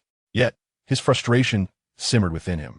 Being bullied in high school was one thing, but now encountering the same fate in a police station, was he destined to be bullied for life? Suddenly, he noticed Qin Mingyue's adorable and charming demeanor. A spark ignited within him, and he transformed the fist poised before her into a teasing finger. Poking under her arm, "I can't hit you, but I can tickle you." Gao Yuan, no. He don't. You're so naughty. That tickles." Qin Mingyue, caught off guard in her sensitive spot, lost all composure, laughing uncontrollably, her posture all a-flutter. In a sudden and forceful manner, she pushed Gao Yuan away, reproaching him with a tone that conveyed disapproval. "Where do you think you're touching?" Gao Yuan felt a twinge of embarrassment. Moments earlier, in a playful jest, he had inadvertently grazed an inappropriate area on Qin Mingyue. How awkward. After several years of separation, it was evident that Qin Mingyue had developed quite significantly. He recalled their high school days when she was far less endowed. How had she transformed into such a striking figure? Rubbing the back of his head, Gao Yuan felt it was best to extricate himself from this uncomfortable situation. However, before he could turn away, Qin Mingyue seized his arm, exclaiming, "Old classmate, it's been ages. You owe me a meal. Not a chance.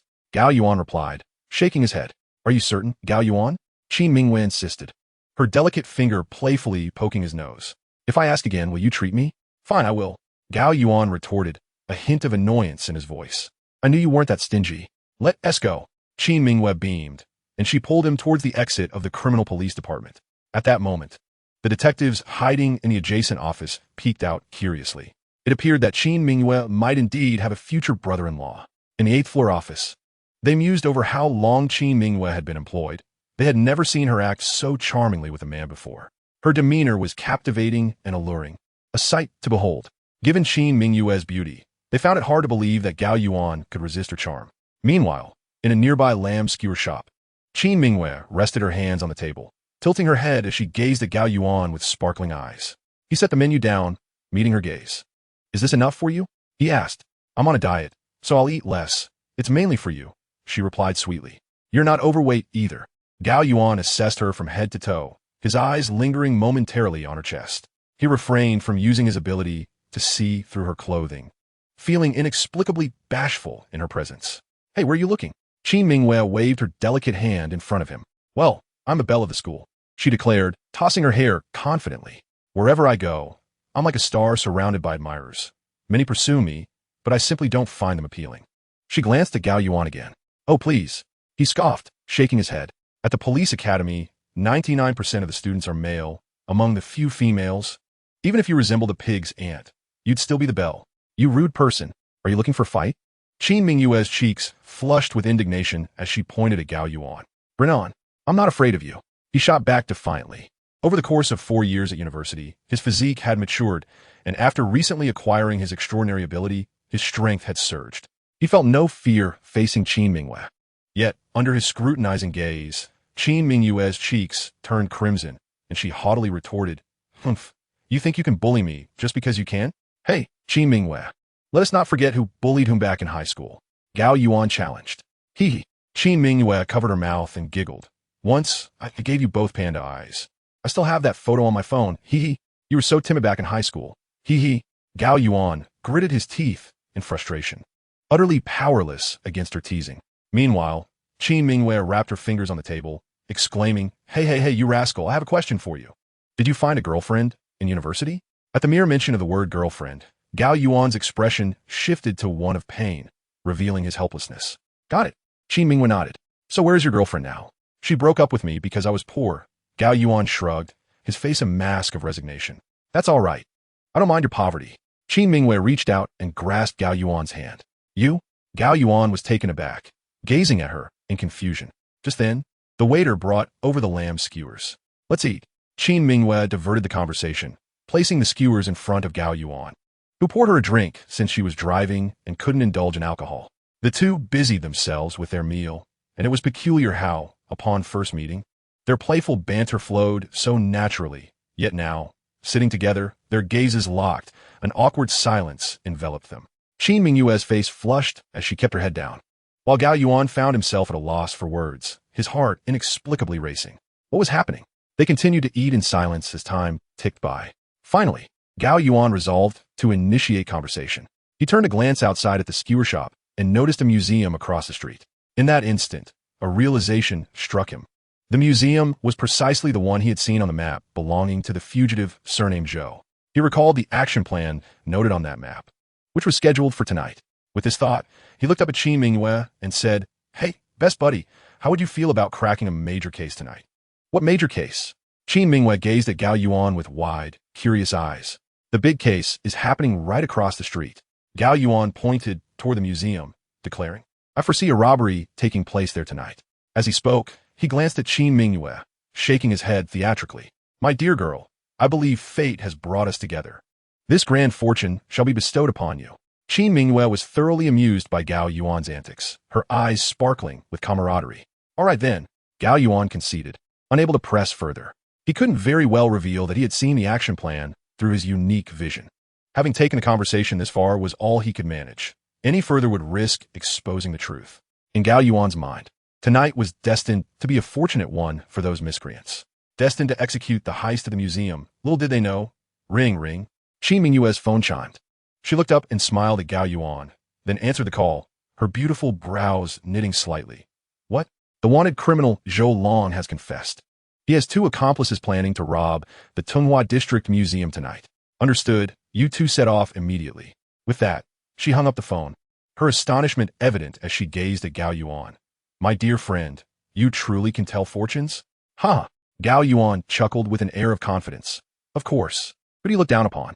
With an expression of pride, Gao Yuan declared, my worth is now in the millions. All right, it's my fault. I failed to consider your pride. Qin Mingwei flashed a charming smile and rose to leave. Gao Yuan, feeling a tinge of worry for her, decided against finishing his meal and settled the bill, leaving the skewer shop in tandem with Qin Mingwei. As Gao Yuan arrived outside the museum, he noticed a police car pulling up at the roadside. Qin Mingwei was conversing with 2 officers. According to Zhou Long's statement, he has 2 accomplices. If he fails to show, they will act on their own, one detective informed Qin Mingwei. Understood. Qin Mingwei nodded with determination. Due to the suddenness of the incident, we were unable to notify the others. It's just the 3 of us. You 2 will flank the museum from the sides while I enter through the front. Everyone must exercise caution and prioritize safety. As she spoke, she donned a bulletproof vest from one of the detectives and secured a holster at her waist. Fully armed, the 3 detectives approached the museum's entrance just as, whoosh, whoosh, accompanied by the blaring sirens, 3 police cars sped in. Upon stopping, around 10 detectives disembarked. The leader, a young man with a tilted hat and a piercing gaze, swaggered towards Qin Mingwei, equally clad in a bulletproof vest. Jiang Zhilong, what is the meaning of this? Qin Mingwei's expression soured upon seeing the young man, her beautiful eyes filled with frost. What does it mean? It means apprehending criminals, Jiang Zhilong replied. According to my intel, someone intends to rob this museum tonight. I brought my team to surround the area. Move aside, civilians. He commanded Li and Wang. Set up the perimeter. Yes, Captain Jiang.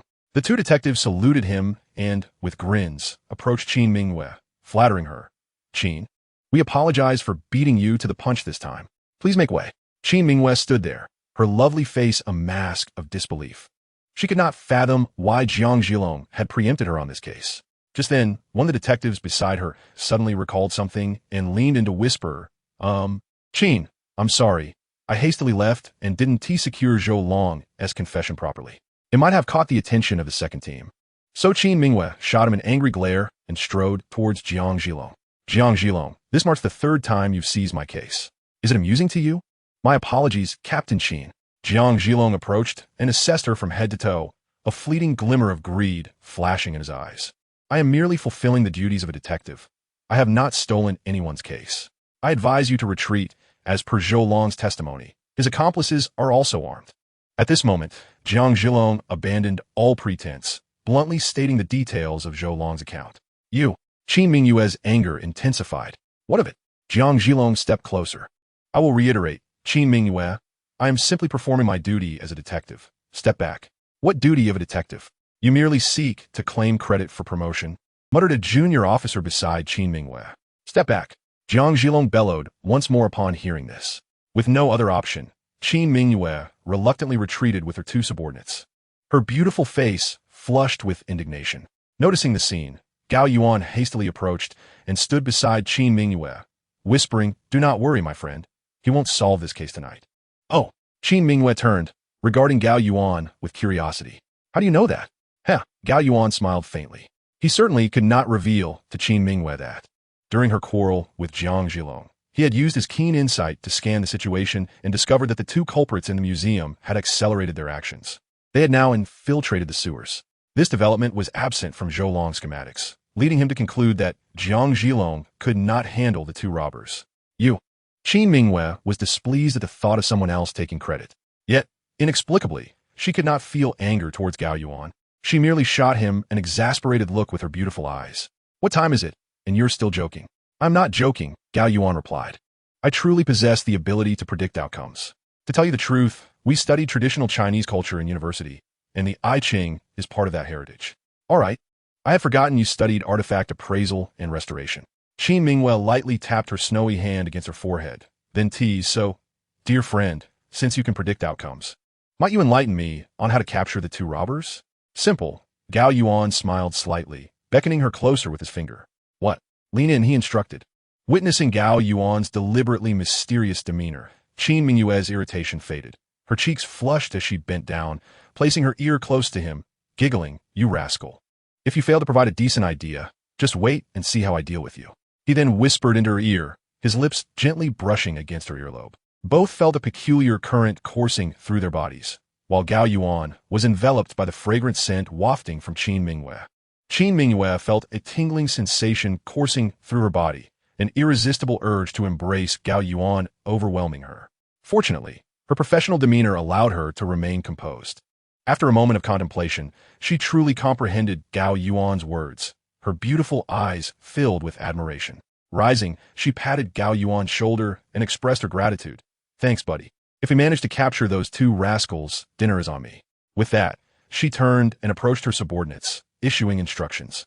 Upon hearing that there was a chance for such an outcome, the two detectives exchanged astonished glances with Gao Yuan. At that moment, they became increasingly convinced that this fellow would soon be their brother-in-law. "What are you staring at? Hurry and prepare," Qin Mingyue chided them, her cheeks flushing as she shot them a glare. "Yes." The two detectives promptly turned and entered a nearby shop. "Excuse me, sir. Do you have a power source we could borrow?" Gao Yuan's plan was surprisingly simple. The two robbers merely intended to escape through the sewer. Through his perspective, he observed that the sewer system had vertical shafts leading to the surface. Unlike in films, the sewers of Southeast City were not extensive. Specifically, in this district, there were only 4 vertical shafts leading to the surface, 2 of which were obstructed by debris. That left 2 remaining. Gao Yuan instructed Qin Mingyue to borrow a power source and secure it to the ladder of the vertical shaft. Unbeknownst to the 2 criminals, once they made contact, they would undoubtedly be incapacitated by the electric shock, yielding to capture. Initially, Qin Mingyue found Gao Yuan's idea rather unappealing. Nevertheless, the 2 detectives, following her commands, acquired a power source from a shop, unplugged it, removed the sewer cover, and affixed the wires to the vertical ladder. After completing their task, they replaced the cover, restoring everything to its original state. The detectives stood beside the shaft, switches in hand, awaiting the appearance of the robbers. Meanwhile, Jiang Zhilong had commanded his subordinates to launch a forceful assault on the museum. A group surged toward the museum from 3 directions, breaking down doors and shattering windows. In an instant, alarms blared throughout the museum, creating a significant disturbance. Crowds gathered outside the cordoned-off area, pointing and whispering among themselves. However, Jiang Zhilong and his crew entered swiftly and exited just as quickly. Before long, they emerged, reporting that they had not spotted the robbers. Several detectives clustered around Jiang Zhilong, who turned to Qin Mingyue outside the barricade. "Could it be that this beauty has given me false information?" He pondered aloud. Indeed, the museum's security had been bound, and according to their accounts, the robbers were armed and had caused considerable chaos within the premises. Yet prior to their entry, they had no knowledge of where the criminals had fled. Jiang Zhilong nodded, contemplating before stating, "Conduct a thorough search. They cannot have gone far." "Yes." The detectives dispersed once more. Meanwhile, Gao Yuan approached Qin Mingyue. "Stay alert, my friend. It will soon be time." Qin Mingyue nodded in agreement. The 2 detectives stationed beside the shaft immediately became vigilant. In fact, they did not have to wait long before they heard a commotion from within the well. The 2 robbers were surprisingly astute. They had dispersed, each taking refuge in a separate shaft. One cannot help but commend the ingenuity of their plan, as these 2 shafts were conveniently located just outside the perimeter of the blockade and the crowd, in a rather secluded area. They cautiously lifted the manhole cover, scanning their surroundings. Noticing that no one was paying them any heed, they fully removed the cover and prepared to ascend. At that moment, the detectives ambushed them by activating the power switch. A violent surge of 220 volts surged forth. ZZZZT. Ugh. The 2 miscreants were jolted, trembling at the mouth of the well. To prevent them from being electrocuted, the detectives only briefly connected the power, promptly cutting it off again, repeating this several times.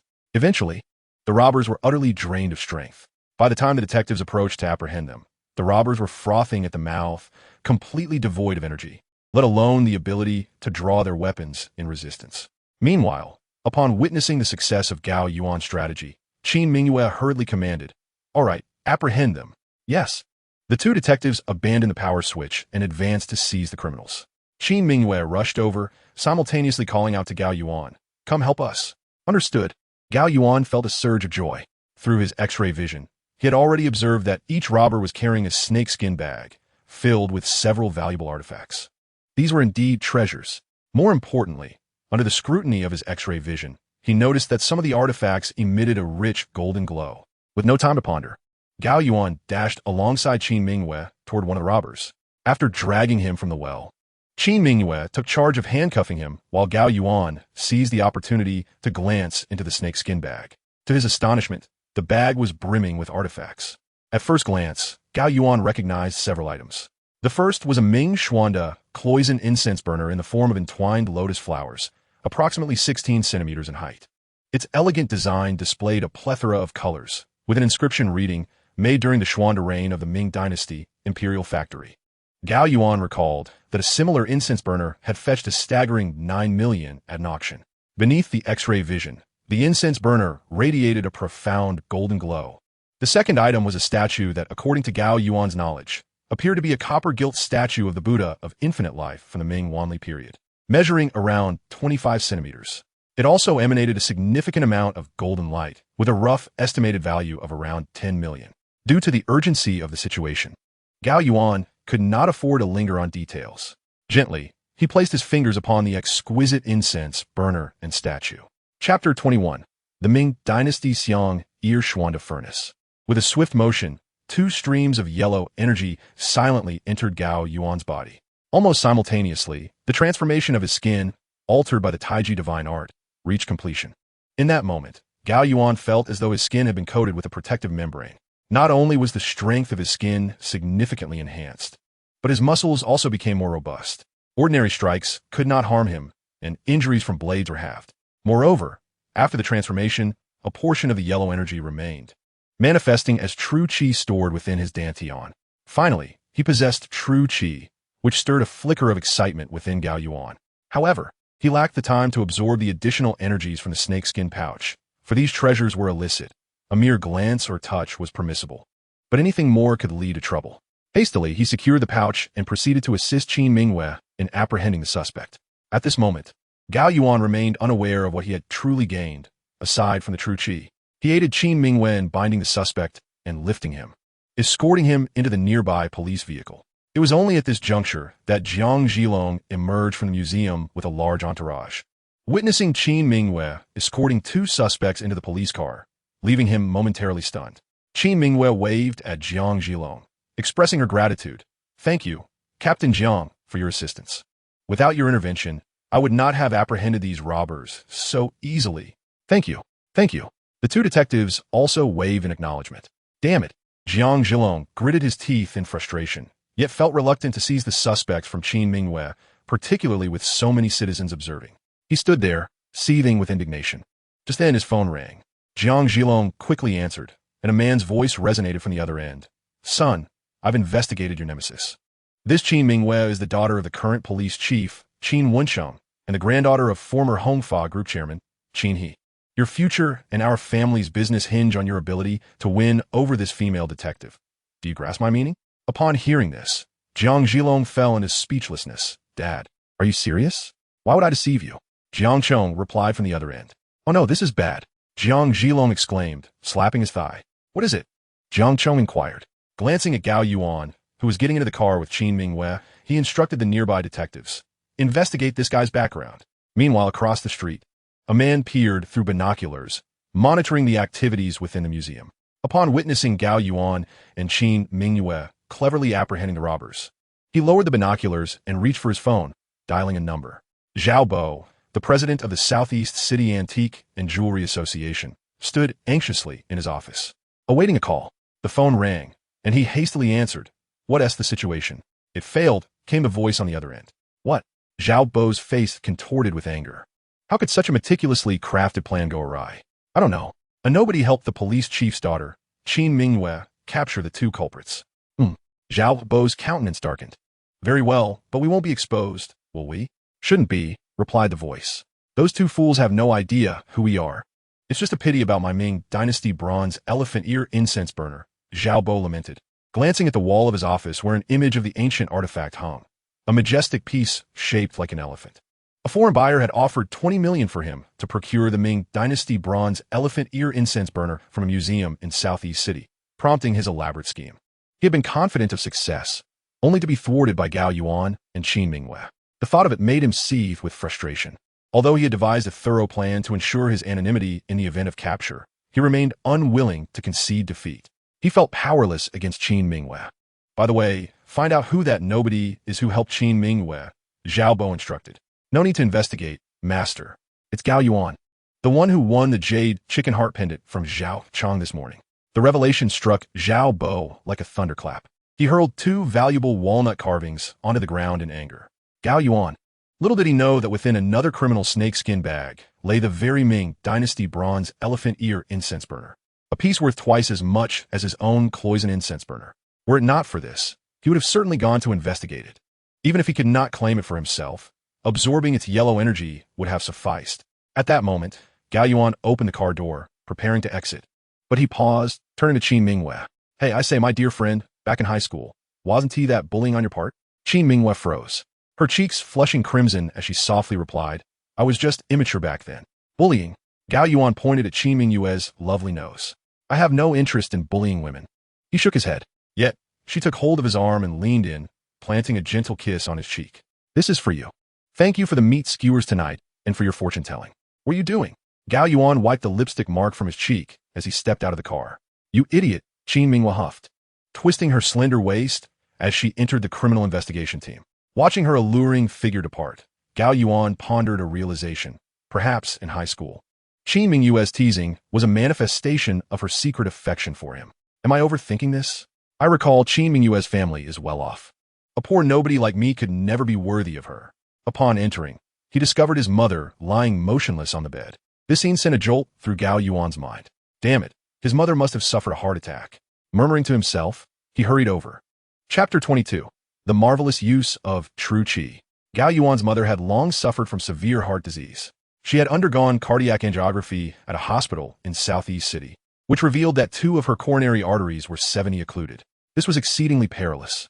At that time, the attending physician advised that she must undergo stent surgery. This procedure involves inserting a metal mesh in the shape of a circle into the obstructed artery through a tiny mechanical hand. The surgery has matured significantly and poses minimal risk, albeit at a steep cost. Given the severity of her arterial blockage, she might require 4 stents, totaling around 100,000 yuan.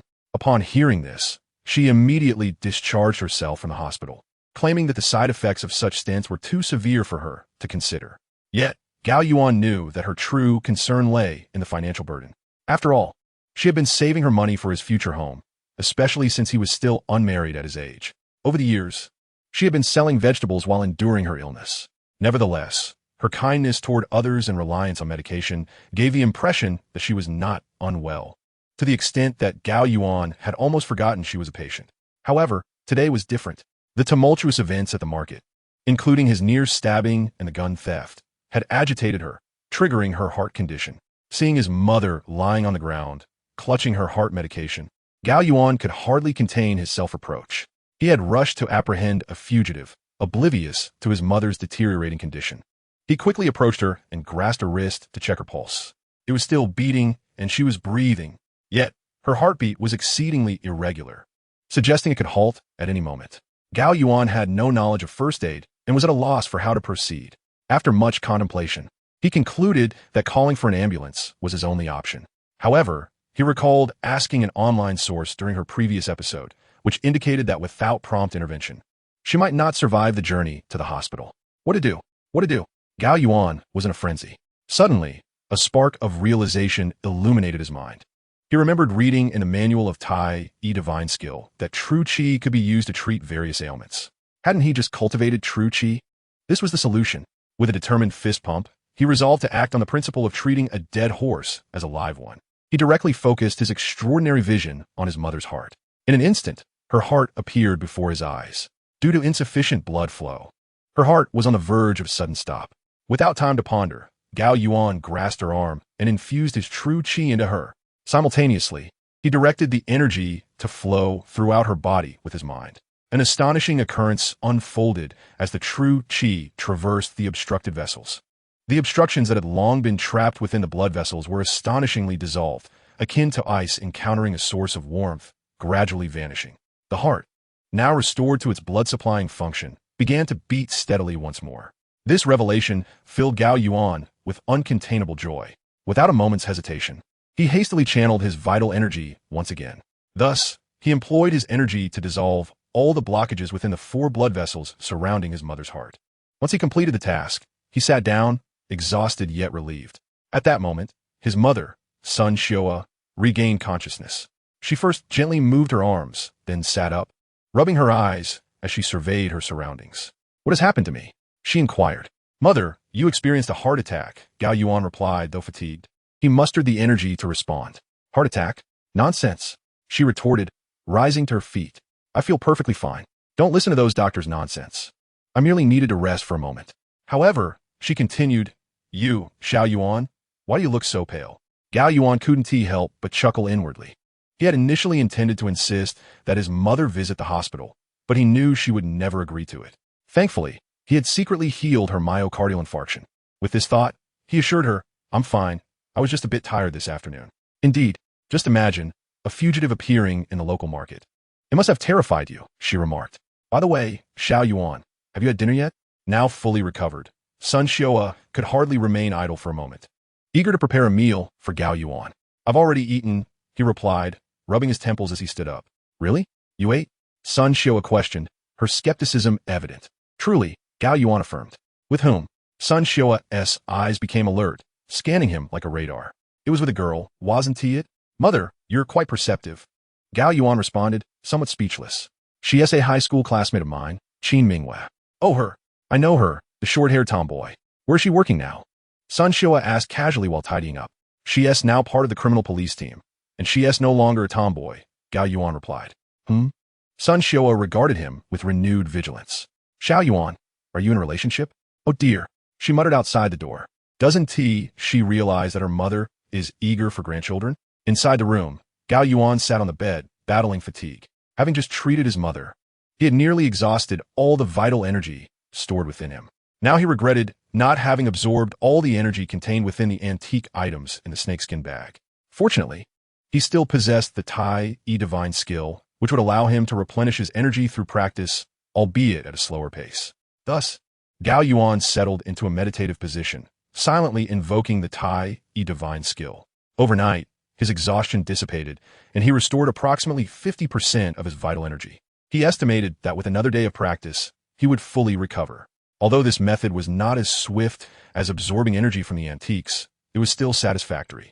Gao Yuan rose, his mind lingering on the sensations he had experienced while absorbing the antique's energy. As he contemplated, his hand gently caressed the chicken heart pendant made of mutton fat, jade, resting against his chest. Suddenly, he froze in astonishment. "No way," Gao Yuan exclaimed. "This jade pendant is still here. To think that when I absorbed that imperial green jade yesterday, it disintegrated into powder. Logically, this pendant should have met the same fate. Not only that, but the energy-infused Ming Xuanda, Cloyson incense burner, and the Ming Wanli gilt bronze statue of the infinite life Buddha remained intact. Does this imply that the energy contained within antiques can be absorbed without damaging their structure, unlike jade? Moreover, at that moment, Gao Yuan was struck by another realization. He could discern the authenticity of antiques by observing the yellow light emanating from them. Chapter 23. I'm going to seize opportunities. What is the most challenging aspect of the antique world? The answer lies in distinguishing genuine antiques from forgeries. With a rich history spanning 5,000 years, the number of artifacts in China is akin to the sands of the Ganges. Simultaneously, the methods of counterfeiting are diverse and bewildering, with many forgeries achieving a level of realism that is almost indistinguishable from the authentic. Despite Gao Yuan's background in cultural relics, appraisal, and restoration, and his employment at a specialized brokerage firm for antique jewelry, he had always worked under the guidance of seasoned masters. Whenever he encountered the task of appraising jewelry, he was required to assist the master diligently. Regardless of the master's humble educational background, he bore no grievances and treated them with utmost respect. This was necessary because, although he was well-versed in theoretical knowledge, much of it remained confined to textbooks, lacking real-world experience. The journey from a student to a qualified antique appraiser requires extensive professional accumulation and learning, akin to the path of a physician. However, the tides had turned. The experiences of that day revealed to Gao Yuan that nearly all antiques possessed a yellow energy. The older the artifact, the more abundant this energy became. For instance, among the antiques he encountered that day, the yellow light contained within the Song Dynasty chicken heart pendant was more intense than that of the Xuanda furnace and the statue. He recalled that the bandit snakeskin bag contained several Qing Dynasty antiques, which harbored significantly less yellow energy than the Ming Xuanda furnace and statue. Based on Gao Yuan's observations, the energy within Song Dynasty antiques surpassed that of the Ming Dynasty by an order of magnitude, while Ming antiques exceeded those of the Qing Dynasty by another order of magnitude. With this knowledge, combined with the theoretical principles he had learned and his newfound perceptive abilities, he was poised to become a seasoned antique appraiser. Armed with these insights, his accuracy in appraisal could eclipse that of even the most experienced appraisers. After all, there exists a common understanding within the community that even the most seasoned appraisers can occasionally err. Yet he was different. He was nearly infallible. Simultaneously, he discovered that this ability was most suited for uncovering hidden treasures. Indeed, there was no longer a need for him to rely solely on gambling stones for profit. I must seek out these hidden gems, Gao Yuan exclaimed with exuberance, practically bouncing off the walls. He leaped out of bed and strode out the door. His mother, Sun Xiaoa, was preparing breakfast, and upon seeing Gao Yuan emerge, she remarked, "Xiao Yuan, why not have some breakfast before you leave?"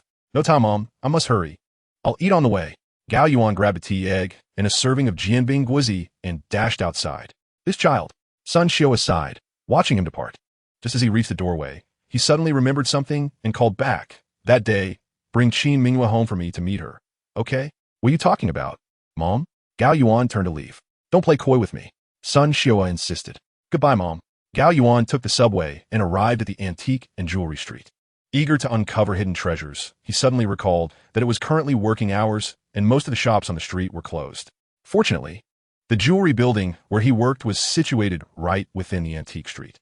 He could easily sit at his workplace for a while before resuming his treasure hunt. Though he felt a tinge of impatience, he shook his head and proceeded towards the jewelry building. However, after only a few steps, he heard a woman pleading beside him.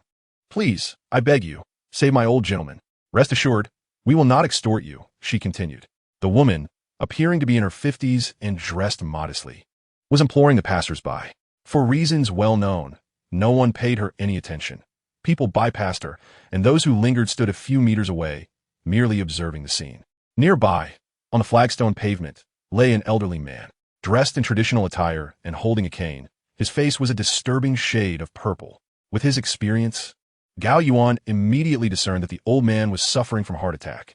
Initially, he intended to walk past, but seeing the woman's desperate pleas, he approached her and said, "This old gentleman is having a heart attack. Don't move him. Quickly call 120. Young man, you're a doctor, aren't you?" The middle-aged woman grasped Gao Yuan's arm, begging, "Please, save my old master. I'm his caregiver, and I just started working 2 days ago. I took him out for a stroll, and now he has collapsed. If he dies here, I'll be in serious trouble. I implore you, I beg you." The middle-aged woman was even prepared to kneel before him. Gao Yuan hesitated for a moment. "Rest assured, the surveillance cameras are right above us. We will not extort you." She insisted. He sighed, thinking to himself, "What a predicament I've stumbled into. All right, I will help." He approached, crouching beside the elderly man, ready to administer aid. Just then, a middle-aged man walked over and addressed Gao Yuan. "Young man, did you graduate from medical school? What is it to you?" Gao Yuan responded, looking curiously at the man. "Did your professors not teach you that in the event of a heart attack, one must not move recklessly?" A middle-aged man chastised Gao Yuan. Startled, Gao Yuan quickly retreated, stammering, I'm not a doctor." "Not a doctor? Then why are you meddling?" The middle-aged man retorted, setting aside his briefcase and kneeling beside the elderly gentleman to administer CPR. As he performed the life-saving technique, he shouted to the onlookers, "Quickly, someone go to the nearby hospital's emergency department and have them send help immediately. Remember to bring a defibrillator. Hurry, this old gentleman's heart could stop at any moment. Without a defibrillator, we cannot save him. Move." Everyone took a step back in trepidation. The mention of a defibrillator sounded far too technical for them. Who knows how to operate that? They murmured anxiously. "Hurry, time is running out," the middle-aged man urged, his desperation palpable. Unfortunately, no one dared intervene, and they merely observed with pity as the man fought to save the elderly man, who was slowly slipping away. Seeing this unfolding scene, Gao Yuan sighed and stepped forward, saying, "Perhaps I should take over." "I told you, you're not a medical professional. Stop meddling." The middle-aged man replied, continuing his efforts. I might truly be able to save him, even if I'm not a trained physician, Gao Yuan insisted, touching his nose nervously. We're out of time. The middle-aged man grasped Gao Yuan's hand and exclaimed, "You must continue the CPR as I fetch the defibrillator." With that, he dashed towards the hospital, urging Gao Yuan, "Do not stop, absolutely do not stop." Chapter 24. The Warring States period. Gold and silver inlaid copper mirror. Gao Yuan felt a swell of admiration for the man's selfless act of saving a stranger. It was a testament to the heart of a true healer. This very sentiment ignited within him the resolve to assist the elderly man. However, with his innate energy, how could he possibly resort to such rudimentary methods as CPR? He activated his X-ray vision and, to his astonishment, discerned that the elderly man was suffering from a massive myocardial infarction, far worse than his own mother's condition. Fortunately, having practiced the Tai divine skill the previous night, he had regained some strength. Otherwise, he would have been unable to help at all. Armed with newfound experience, Gao Yuan approached the second attempt with confidence. After pondering throughout the night, he concluded that using the patient's hands to channel his energy was an inefficient route, wasting much of it along the way. It would be far more effective to place his hands directly upon the man's chest. After all, he could still control the energy he released. Thus, he pressed his palms down while simultaneously releasing his vital energy. Through his enhanced vision, he witnessed the elderly man's obstructed blood vessels spring back to life, and gradually, the heartbeat began to stabilize. Slowly, the elderly man's breathing returned, having only recovered 50% the night before. The severity of this man's condition surpassed that of his own mother, and yet he had achieved this with merely 2 layers of energy, evidencing the wastefulness of his previous efforts in treating her. Just as Gao Yuan contemplated leaving, he noticed that the elderly man clutched a box in his hand. The box was damaged, revealing a copper mirror tarnished with rust. Curious, he peered through his X-ray vision to reveal its entirety, and in that moment, he was utterly taken aback. In the Warring States period, a copper mirror adorned with gold and silver inlays, though merely of a conventional style, remains quite rare. Gao Yuan was aware that similar antiquities had fetched exorbitant prices at auctions, reaching as high as 3,500,000 yuan. Upon discovering this artifact, it was inconceivable for Gao Yuan to leave empty-handed. Silently, he placed his fingers on the edge of the copper mirror. In a swift motion, the yellow energy contained within was entirely absorbed by him. His previously waning vital energy gradually restored to 90%, hinting at the possibility of a breakthrough. Indeed, an antiquity from the Warring States era proved to be remarkably nourishing. Just as Gao Yuan regained his strength, a middle-aged doctor approached with a large entourage, the hospital director trailing closely behind. Upon noticing Gao Yuan preparing to leave, the doctor exclaimed in anger, "Young man, didn't I instruct you to perform continuous cardiopulmonary resuscitation? How can you stop? A life is at stake. I have already revived him. What more is there to do?" Gao Yuan retorted as he rose and brushed himself off. It was a jest. Although he had not stolen the elderly man's treasures, the essence from the antiquity had already been siphoned away. If he did not leave now, when would he? Watching Gao Yuan depart, the middle-aged doctor seethed the youth of today. Before he could finish his thought, the elderly man abruptly sat up, exclaiming, "Where's my copper mirror?" "Ah, you are finally awake," exclaimed the middle-aged caregiver, rushing to support the elder. "You nearly scared me to death. Where's my copper mirror?" The elder repeated. "It's right here," the caregiver replied. "Splendid. Please tell me it hasn't been damaged." The elder opened the box, his face alight with joy as he beheld the treasured copper mirror. What a marvelous artifact! At that moment, a police car screeched to a halt at the entrance. As the door swung open, Qin Mingyue and her father, Qin Wencheng, rushed over. "Dad, Grandpa, are you all right?" It turned out that this elderly gentleman was none other than Qin Mingyue's grandfather, Qin He, the chairman of Hongfa Group. "What could possibly happen to me?" Qin He stood up, flexing his fists. "I'm as fit as a fiddle." "Oh dear." The middle-aged caregiver turned to Qin Mingyue and Qin Wencheng, saying, "Sir, miss, you have no idea how scared I was."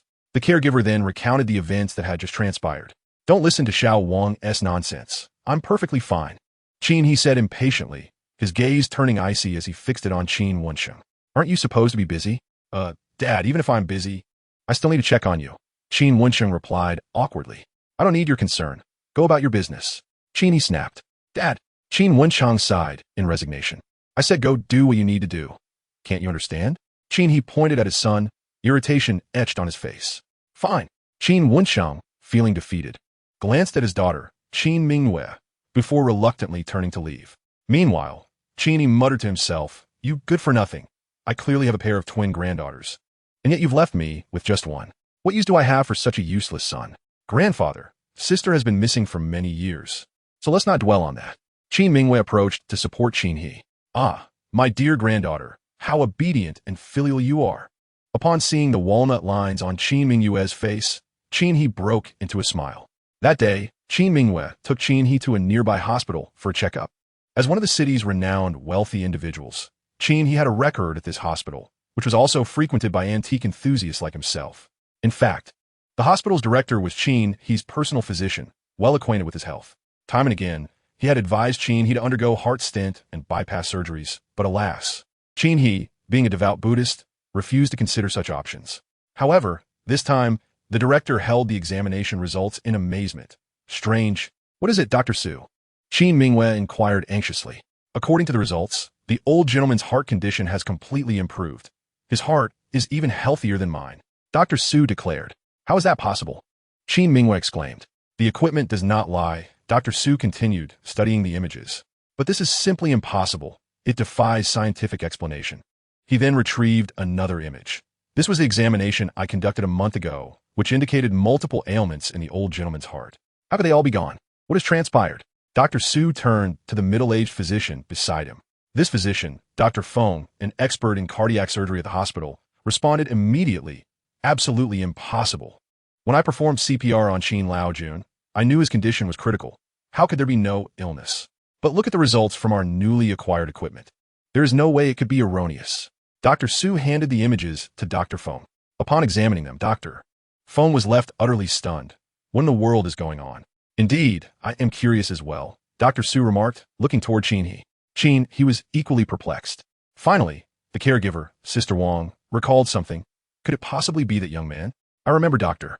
Feng instructing him to continuously perform CPR on the old gentleman before fetching the equipment. Who would have known that he merely placed his palm on the old gentleman's chest?" Yes, Dr. Feng interjected hastily. "I even reprimanded him, yet he claimed he had already cured the old gentleman's heart condition before departing. This was simply too incredible." Dr. Su scratched his head, then turned to Qin He. "Mr. Qin, what did you feel at that time?" "I was experiencing a heart attack, feeling as though I was on the verge of death," Qin He contemplated. "However, I later felt as if something cool had washed over my chest, and I was immensely comfortable. I felt as though I had suddenly rejuvenated by several decades, filled with vitality. During that time, I had briefly opened my eyes and noticed that young man. He was tall, slender, and somewhat handsome. That wonderful sensation seemed to emanate from his palm. Regrettably, I did not ask for his name." Qin He's face was filled with regret. Tall and slender, somewhat handsome. Qin Mingwei tilted her head in thought, wondering how he resembled my Gao Yuan a bit. Pa. We have yet to reach that stage." As she pondered, Qin Mingwei's cheeks flushed with a rosy hue. Could it truly be this young man? Both Dean Su and Dr. Feng remained skeptical. "It shouldn't be off the mark," remarked the servant, Sister Wang. On that day, after much insistence from everyone, Qin He underwent another examination, ultimately confirming that his heart condition had indeed improved. This incident became the greatest enigma of the hospital. Turning to Gao Yuan, after saving Qin He glanced at the time, which was just past 9 in the morning, and realized that most shops in the antique market had opened. Determined, Gao Yuan set his sights on embarking upon his venture of unearthing hidden treasures. He had even devised a plan to visit a particular antique shop to scout for bargains. The mere thought of impending wealth sent waves of exhilaration coursing through him. However, fate had other plans. Just as Gao Yuan approached the entrance of an antique shop named Zhu Baozhai, before he could step inside, the phone rang. It was his colleague Lin Wenba from the AI Meng Brokerage Company. Having graduated from the same university and subsequently joined the firm together, they had become close friends. The urgency in Lin's voice suggested something was amiss, so Gao Yuan answered, "What's the matter, Neck?" A nickname for Lin Wenba. "What happened?" Gao Yuan inquired, touching his nose. "The company has been swindled. Hurry and get to work. Boss wants everyone there. This is serious. If things go awry, our company could face bankruptcy." Lin Wenba's tone was fraught with despair. "All right," Gao Yuan replied. "I'll be there shortly." "Okay, I won't keep you." Lin Wenba ended the call. Gao Yuan cast one last glance at the nearby Zhu Baozhai, sighed, and turned toward the jewelry building. Upon his arrival at AI Meng, he learned the gravity of the situation. A few days prior, The brokerage had accepted an appraisal commission from a local tycoon to purchase a painting titled Hunting Dogs by the Qing Dynasty court painter Lang, shining at an auction. The painting was valued at $9,500,000. As the appraising party, AI Meng would receive 10%, equating to $950,000 in commission. This transaction had been facilitated by the vice president, Zhao Chong, with a seasoned antique appraiser named Li Cheng providing the appraisal services. However, that morning, upon arriving at work, the team discovered that Li Cheng had resigned. This immediately raised suspicions. Shortly thereafter, news broke that Li Cheng's appraisal of the Lang shining painting was fraudulent. According to the appraisal service agreement, in such cases, AI Meng was liable for the entire loss. While the financial loss was concerning, the damage to their reputation was far more severe. AI Meng's primary business revolved around offering appraisal services to affluent clients and earning commissions. This oversight would undoubtedly deter numerous clients, causing many potential customers to shy away. Lin Wenbao's claim that the company was on the brink of bankruptcy was not merely hyperbole. At this moment, an atmosphere of unease permeated the company. Whispers filled the air. In my opinion, Zhao Chong has deliberately set a trap. Indeed, one could not help but notice that he resigned yesterday, and today news broke about Li Cheng being implicated, clearly indicating an intent to sabotage our firm. Yet, what purpose does lamentation serve? The pressing reality we face is that we must not only compensate for the damage to the ancient painting, but also risk tarnishing the hard-earned reputation of our company built over many years. The company has recently been struggling, and losing this line of business leaves our future uncertain. In this era, securing employment is no easy feat, and I'm not keen on losing my job. What shall we do? The employees chattered anxiously. Just then, Gao Yuan entered the workspace and spotted Hu Meng, elegantly attired in a tailored suit, entering from outside. Her beautiful visage bore a similar expression of concern. She glanced at Gao Yuan and addressed several employees, saying, "Gao Yuan, Lin Wenbao, Lu Ziki, accompany me." Understood. The young individuals called upon rose promptly, exiting the workspace. They noticed that beside Hu Meng stood a middle-aged man wearing gold-rimmed glasses. This man, Chai Yuanbai, was a seasoned antique appraiser and had once been Hu Meng's right-hand man alongside Li Cheng. Unlike Li Cheng, Chai Yuanbai remained steadfastly loyal to her. At this moment, his face was etched with worry. "Master, what shall we do?" Lin Wenbao inquired anxiously as he approached Chai Yuanbai. "It is indeed a difficult situation." Chai Yuanbai shook his head. The counterfeit painting was appraised by the renowned antique expert Ding Luan from Southeast City, and it will be challenging to overturn his conclusion. Moreover, I genuinely suspect that Zhao Chong has intentionally set us up. If it is indeed a deliberate trap, the situation is far from simple. After saying this, Chai Yuanbai cast a glance at Hu Meng. The latter pinched her delicate brow with her fair hand and sighed. "We shall see when the time comes. At worst, we will cease our appraisal services. If we stop providing appraisal services, what shall we do instead?" Chai Yuanbai queried. "We will focus solely on the jadeite rough stone business." Hu Meng replied, glancing at Gao Yuan. In her heart, she thought, "Thankfully, this fellow helped me procure several rough stones yesterday. Otherwise, our company would truly be doomed." Thus, the group exited the company, boarded 2 vehicles, and headed straight for the suburbs. Chapter 26, The Backdoor Encounter. The individual purchasing the Lang Shining Hunting Dog painting was named Han Mingcheng, a real estate mogul of considerable wealth. This became evident when Gao Yuan and the others arrived at Han Mingcheng's residence. The villa he inhabited sprawled over several acres, surrounded by towering walls. Upon entering the courtyard, they beheld a grand white castle-like edifice amidst lush gardens and lawns. The opulence of his living conditions unmistakably indicated that he was indeed a wealthy tycoon. Hu Meng led her companions to the front of the castle and communicated with those inside. In an instant, the grand entrance swung open, and several individuals resembling servants gestured invitingly towards Hu Meng and Gao Yuan. "Mr. Han is awaiting you in the living room. Please come in." Chai Yuanbai ceded his position to Hu Meng, who then rose and entered the room, followed closely by Gao Yuan and others. Among them was Han Mingcheng, a rotund gentleman clad in checkered overalls, comfortably seated on an opulent European-style sofa, fiddling with a glass of red wine and holding a Cuban cigar. Upon noticing Hu Meng and her entourage's arrival, he flashed a disingenuous smile and gestured toward the opposite sofa, saying, "Please take a seat, Miss Hu." "Thank you, Mr. Han," Hu Meng replied, settling onto the opposite side, facing Han Mingcheng, with Chai Yuanbai, his aide, seated beside her. Gao Yuan and the others remained standing behind them. "By the way, Mr. Han, Where is that painting now? Is it safe? Since leaving the auction house, where has it been stored? Hu Mingming inquired as soon as she was seated. Safe? Where is it stored? Han Mingcheng chuckled, flicking ash into a nearby crystal ashtray. Miss Hu, are you trying to imply that once such items are purchased, the seller bears no further responsibility? Indeed, Hu Mingming was tempted to voice this sentiment. For antiques are often subject to numerous counterfeiting methods. There exists a saying that 90% of the antiques circulating in the market are forgeries. The artwork had been outside the purview of Aiming Company for several days. What if it had been swapped? Upon receiving the complaint, this scenario was the first to cross her mind. Meanwhile, Han Mingcheng, with a smirk, rose and declared, "Let me tell you, Miss Hu, I have been dealing in antiques for quite some time now. I am well aware of the tricks employed by your brokerage firms, so do not attempt to play those games with me. I assure you, after leaving the auction house, I have not laid a finger on that painting.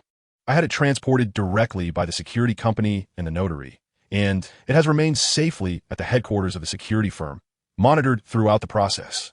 This morning, I invited Mr. Ding Luan for authentication, with the notary present and recording as evidence. To this day, I have not been closer than 3 meters to that painting. Should any issues arise, it is the responsibility of the security company and the notary. My caution is merely a safeguard against your brokerage firm claiming I switched it out." At this point, Han Mingcheng abruptly stopped, turning to glare at Hu Mingming. "Damn it, I've already spent over 10 million on this painting. And you give me a counterfeit? What do you call it? The so-called backdoor forgery?" He beckoned to a man resembling a butler beside him. Yes, the backdoor forgery." Han Mingcheng continued animatedly. "And you're telling me this was a backdoor forgery? Now, Miss Hu, how do you intend to explain this?" Hu Mingming furrowed her brow, remaining silent, while Gao Yuan, standing behind her, began to ponder. It turned out that the term backdoor forgery referred to a substantial counterfeiting operation that thrived during the late Qing and early Republic eras in the capital. They specialized in mass-producing works attributed to court painters such as Lang Shining, Jiao Bingjin, and Tang Dai, engaging in outright deception. Although the backdoor forgeries exuded opulence and elegance, embodying a regal aura, they were, without a doubt, counterfeit works, and among the various forgery techniques, they were considered relatively rudimentary. A proficient appraiser typically possesses the fundamental skills to discern ancient paintings, such as those from the backdoor school and Suzhou school. Since Ding Luan has identified this artwork as a backdoor piece, it is indeed difficult to refute his judgment. Not only is Gao Yuan disheartened, but all members of Aiming Company are similarly affected. Hu Mingming, with her petite hand pressed against her forehead, turned to Han Mingcheng and inquired, "Mr. Han, would you be so kind as to allow our team a glimpse of this painting?" Although Hu Mingming firmly believed that the painting had been conclusively authenticated and would not harbor any errors, her curiosity remained unquenched. She felt compelled to add, "After all, you mentioned this is worth over 10 million. Understanding that mere words would not suffice to sway him, Han Mingcheng nodded and proceeded to dial a number. "Please have Mr. Ding Luan bring the painting."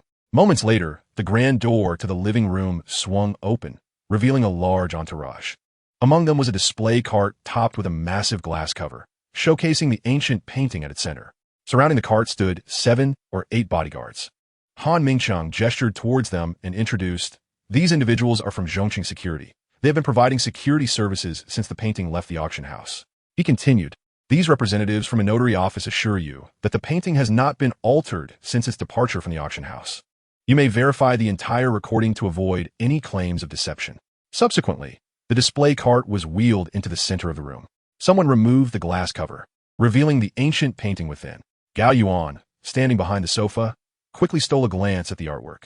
Based on his acquired knowledge, he recognized that this piece, Hunting Dogs by Lang Shining, was indeed a poorly executed counterfeit from the backdoor school, a forgery that even an apprentice antique appraiser could discern. Gao Yuan even speculated that Zhao Chong must have orchestrated the auction house's involvement. Otherwise, this fake painting could never have entered the auction. Zhao Chong's intention was evidently to undermine Aiming Company at a critical moment. However, when Gao Yuan employed his ability of enhanced perception, he discovered that this counterfeit radiated a faint yellow light. How could a forgery emit such luminescence? Confused, Gao Yuan hurriedly scrutinized the painting again, and after a brief moment, an enigmatic smile graced his face. Just then, the grand door opened once more, and an elderly gentleman clad in a Zhongshan suit entered. The attendees instinctively rose to their feet, for this man was none other than Ding Luan, a renowned master of antique appraisal in Southeast City. Chapter 27.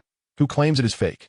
With a kind countenance and a serene expression, Ding Luan stepped forward, exuding a gentle yet commanding presence that captivated the entire room. Upon seeing Ding Luan, Chai Yuanbai promptly approached and bowed respectfully, addressing him as Teacher Ding. It was revealed that Ding Luan had been Chai Yuanbai's mentor, having taken him under his wing when he was merely 20 years old, an affiliation akin to that which Gao Yuan and Chai Yuanbai currently shared. The art of antique appraisal is indeed steeped in the tradition of mentorship. When Ding Luan beheld Chai Yuanbai, he did not exhibit any arrogance. Instead, he offered a slight smile and remarked, "Ah, it's you, young Chai. Indeed, it is I, Master. Today, I wish to authenticate the ancient painting by Lang Shining that you have previously appraised." "My sincerest apologies," Chai Yuanbai responded with an air of contrition. "No need for concern." Ding Luan waved his hand dismissively. "This is your duty. Moreover, I have told you countless times that in our profession, regardless of one's experience, errors can occur. Just last month, I made an oversight myself. Furthermore, considering that this painting pertains to the reputation of your company, do not hesitate." "Thank you, Master Ding," Chai Yuanbai said, offering a respectful nod before approaching the ancient painting by Lang Shining. During this time, Gao Yuan, Lin Wenbao, and other apprentice antique appraisers gathered nearby, attentively observing. Gao Yuan, utilizing his perceptive abilities, scrutinized the painting once more, becoming even more certain of his judgment. Meanwhile, Chai Yuanbai produced a magnifying glass and meticulously examined every inch of the ancient artwork. Typically, the structure of Chinese paintings comprises elements such as the paper, layering, composition, backing, borders, poetry, and the painting rod, each possessing distinct characteristics for various periods. Although Lang Shining was European, he was also a court painter during the Qing dynasty, and his works adhered to the traditional structure of ancient paintings. After a thorough inspection with his magnifying glass, he turned to Hu Mengmeng and shook his head, his expression revealing an increasing sense of concern without uttering a word. Witnessing this, Hu Mengmeng and others from the AI Meng Company turned pale. They understood without a doubt that this painting was a forgery. An air of despondency enveloped the room. It was then that Han Mingcheng approached and patted Chai Yuanbai on the shoulder, inquiring, "So, Mr. Chai, have you completed your appraisal? Is this ancient painting genuine or merely a product of some backdoor fabrication?" Chai Yuanbai furrowed his brow and replied softly, "Yes." "Speak louder." Han Mingxing insisted. "It is indeed a counterfeit created through backdoor means." Chai Yuanbai shook his head and moved closer to Hu Mengmeng, choosing to remain silent thereafter. Han Mingcheng turned his attention to Hu Mengmeng. "Ms. Hu, do you have anything further to say?" At this juncture, Hu Mengmeng felt a sinking sensation in her heart and quietly replied, "There is nothing more to say." "That simplifies matters." Han Mingcheng gestured to a man resembling a steward beside him. The latter produced a contract and placed it in Han Mingcheng's hands. According to this brokerage agreement, should we acquire a counterfeit painting, the AI Ming Company would be liable for all losses. Han Mingcheng opened the contract and stated, "I have already invested over 10 million in this painting. When will you reimburse me?" Ms. Hu, startled, Hu Mengmeng had not anticipated the situation to culminate in such a manner. Han Mingcheng had gone to great lengths over this painting, involving security firms and notaries, all of which incurred costs. Undoubtedly, these expenses would also fall upon the AI Meng Company. If it were merely 7 or 8 million, she could manage to cover it with some effort. Now, the sum had exceeded 10 million. If paid, the company would undoubtedly face bankruptcy. Contemplating this, she lifted her gaze, casting a pleading glance at Han Mingcheng, wishing to utter something. However, Han Mingcheng shook his head and stated, "Little Hu, this over 10 million is genuine currency. There will be no discounts." Alas, Hu Mengmeng felt a wave of despair wash over her. Biting her silver teeth, she seemed to be making a momentous decision. Observing from the side, Gao Yuan realized it was time for him to intervene. Otherwise, it would be too late. He stepped forward and declared, "Hold on." All eyes turned towards Gao Yuan, with Hu Mengmeng's expression revealing a hint of confusion. The last time they had gambled on stones at the company, it was Gao Yuan who had heroically turned the tide, liberating her from impending loss. Could he be the one to do so again? For reasons unknown, an incredible sensation stirred within Hu Mengmeng. Gao Yuan took another step forward and addressed everyone. "May I have a look?" "You?" Han Mingcheng scrutinized Gao Yuan from head to toe. "Who are you?" "I am an apprentice gem and antique appraiser from AI Meng Company. My name is Gao Yuan." "Huh." Han Mingcheng shrugged with a chuckle. "You wish to appraise it?" "Indeed." Gao Yuan nodded. "Is there a problem?" "I have no objections." Han Mingcheng replied nonchalantly. "I just wonder if these two esteemed masters have any issues." "I have no issues." Chai Yuanbai, feeling guilty for providing an unfavorable appraisal for the company. Secretly hoped for someone to create a disturbance. Huh, neither do I. Ding Luan, having heard of the grievances between AI main company and Zhao Chong, felt some disdain for Zhao Chong's character. However, when it came to business, he could not betray his conscience, thus also welcomed the prospect of disruption. Very well. Since both esteemed masters have no objections, let us proceed.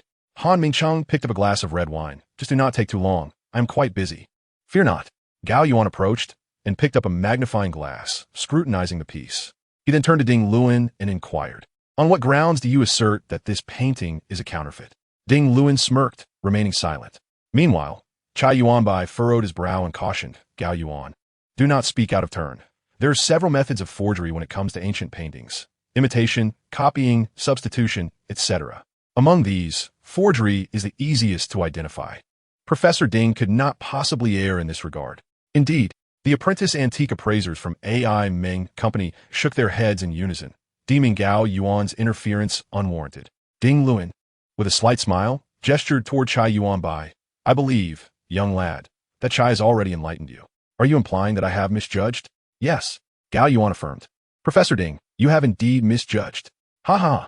Ding Luan burst into laughter. "Young lad, I just mentioned to Chai that in our line of work, no matter how skilled one is, the possibility of misjudgment remains. I have made mistakes before, I admit it. However, regarding this painting, the likelihood of my error is minimal."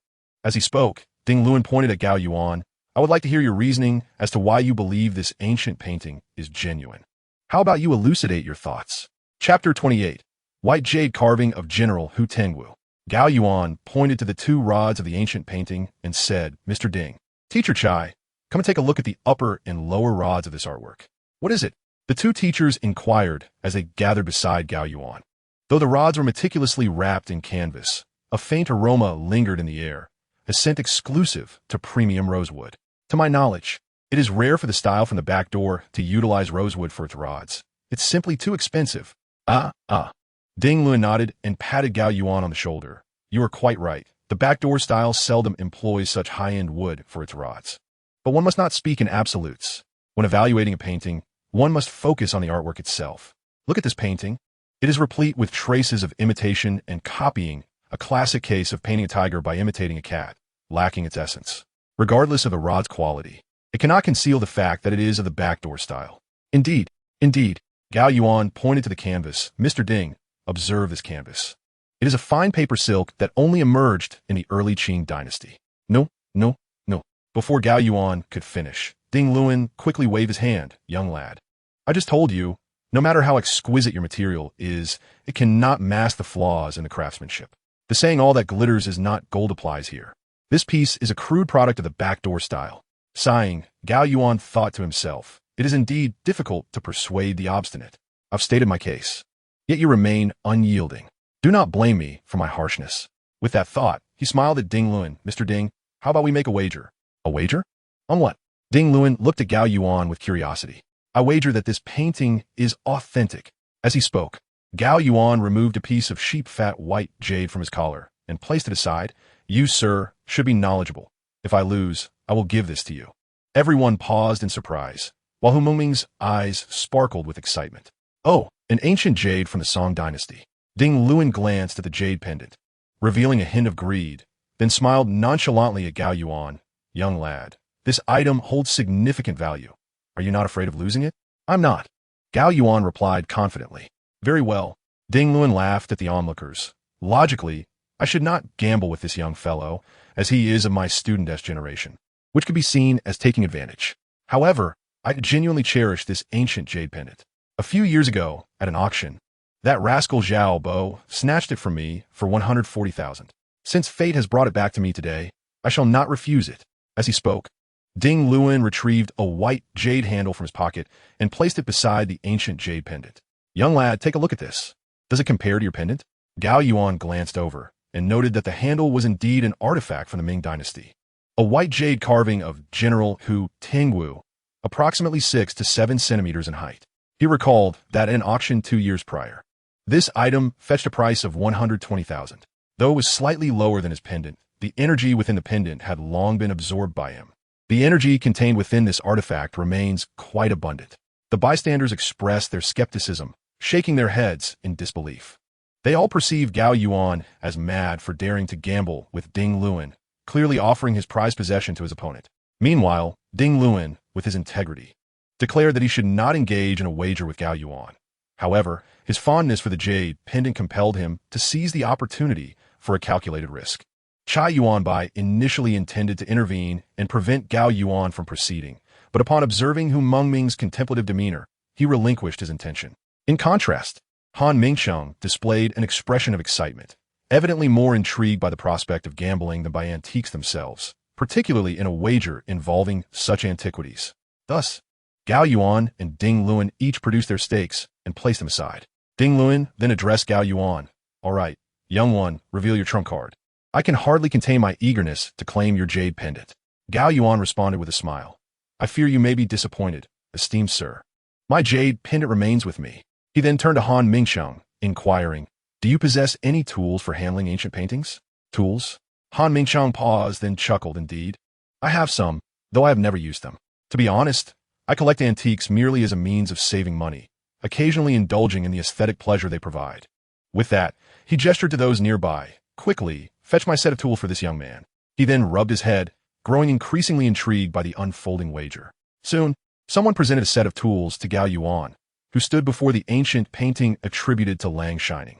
He examined it from various angles, using a magnifying glass to scrutinize a corner meticulously.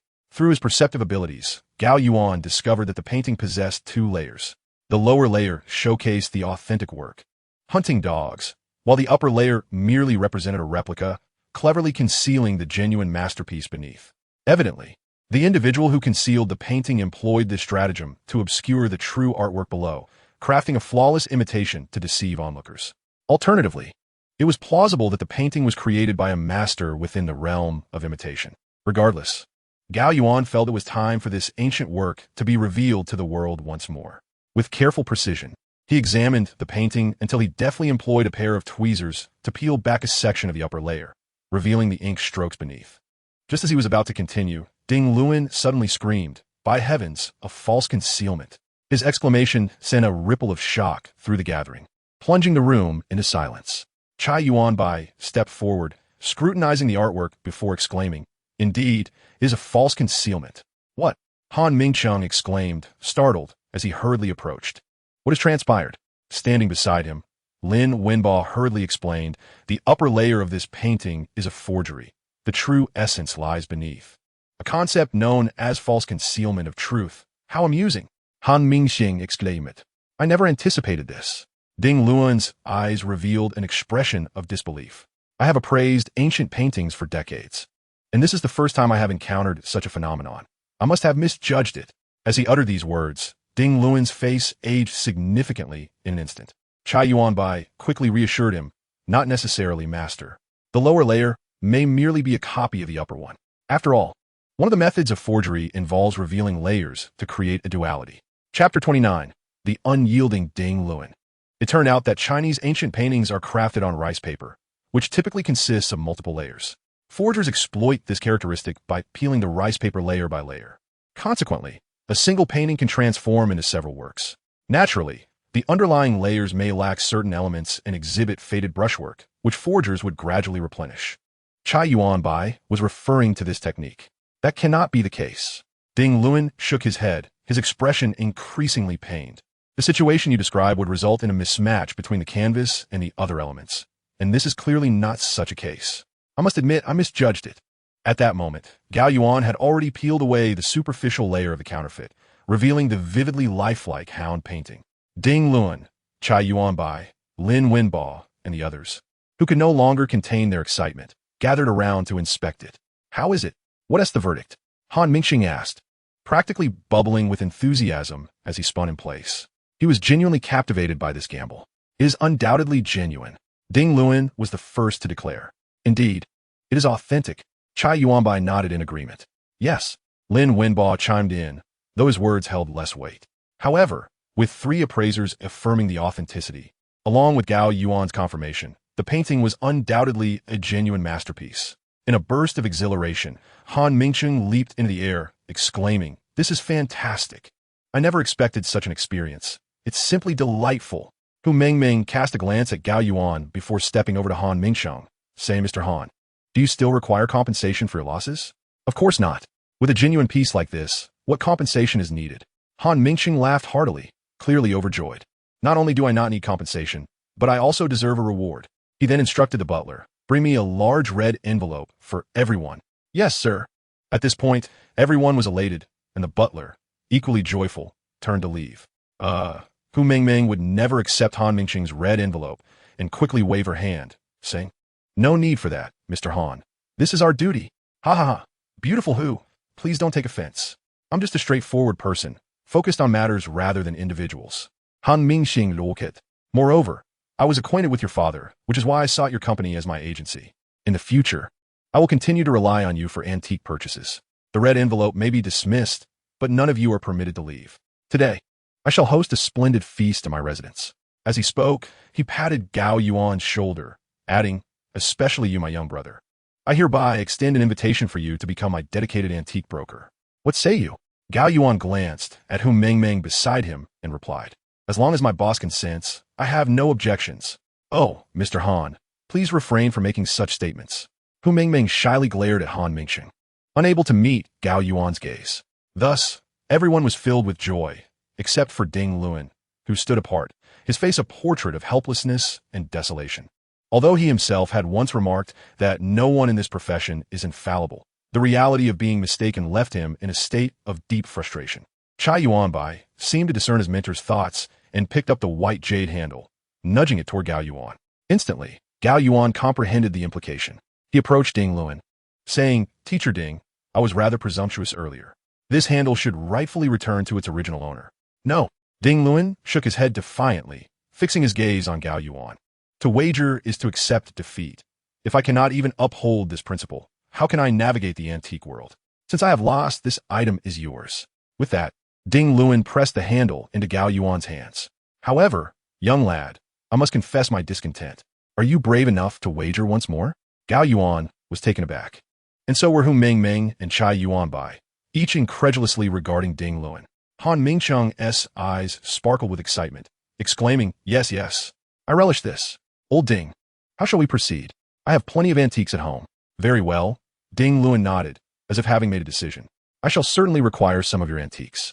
He then turned to Gao Yuan, asking, So, my young friend, are you willing to engage again?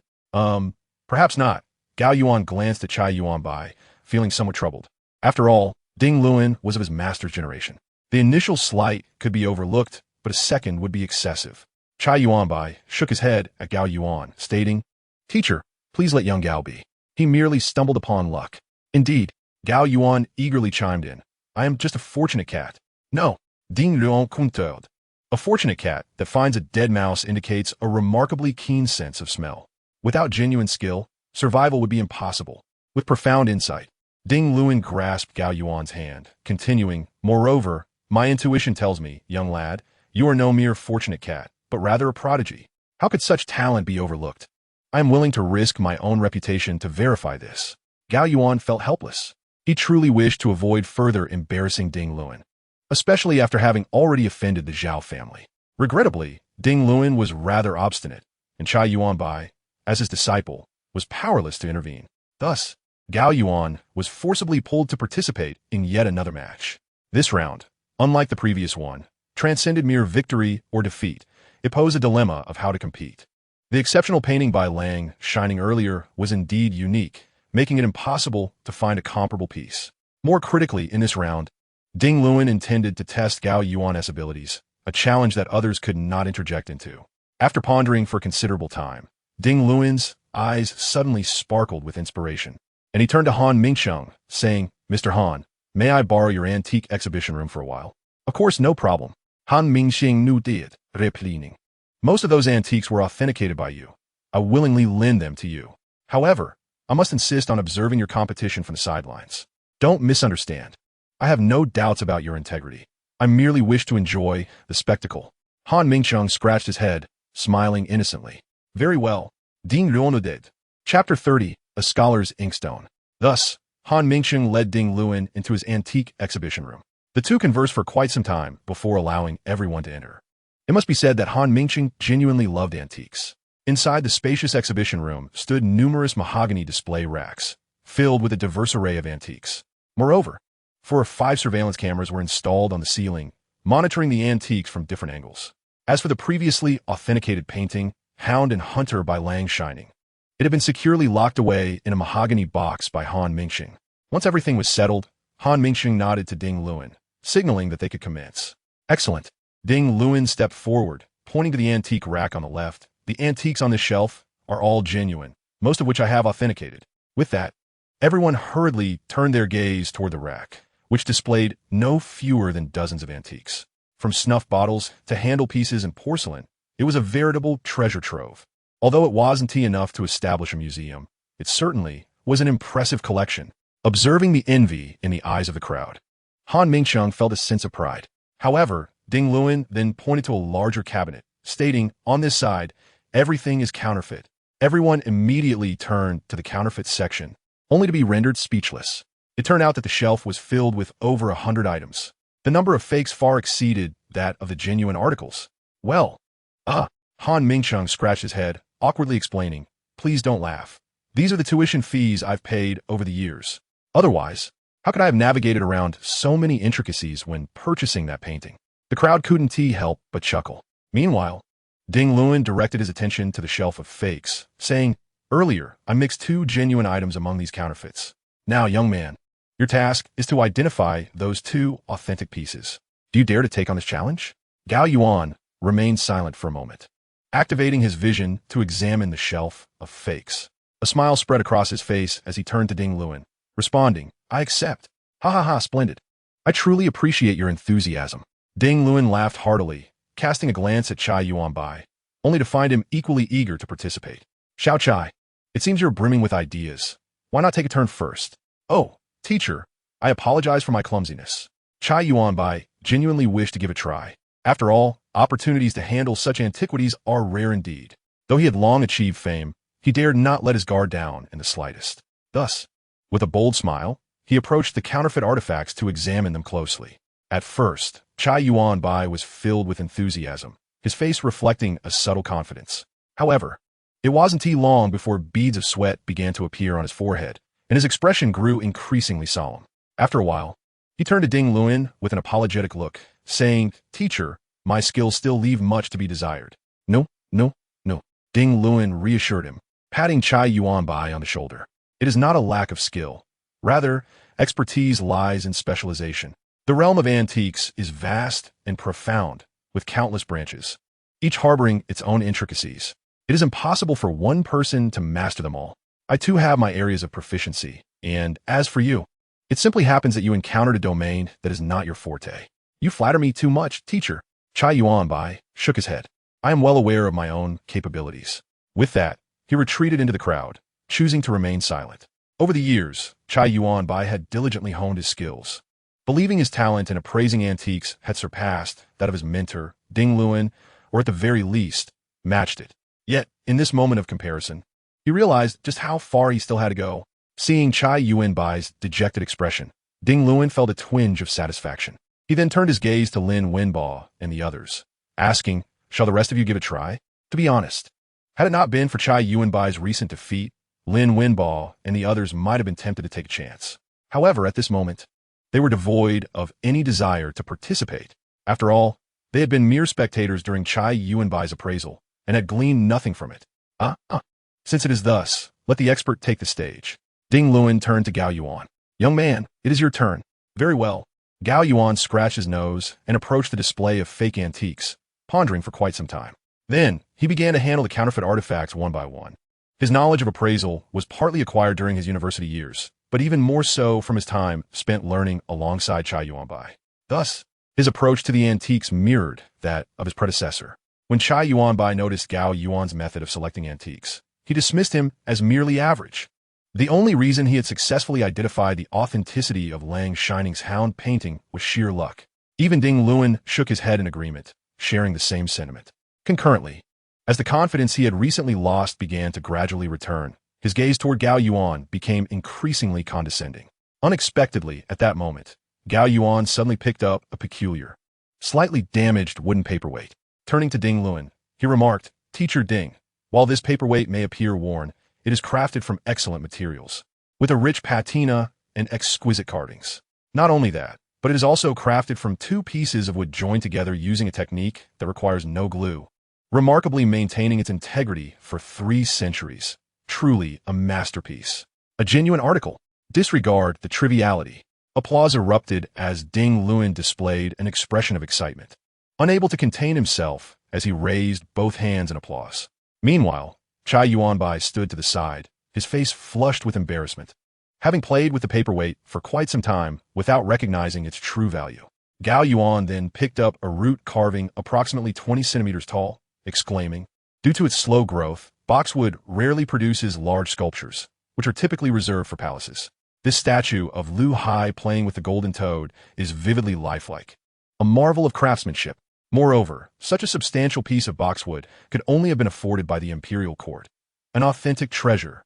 Upon hearing Gao Yuan's words, everyone turned their gaze toward Ding Luan. The latter was momentarily taken aback, clearly reluctant, yet still extended his hands and could not help but applaud, saying, "Well done.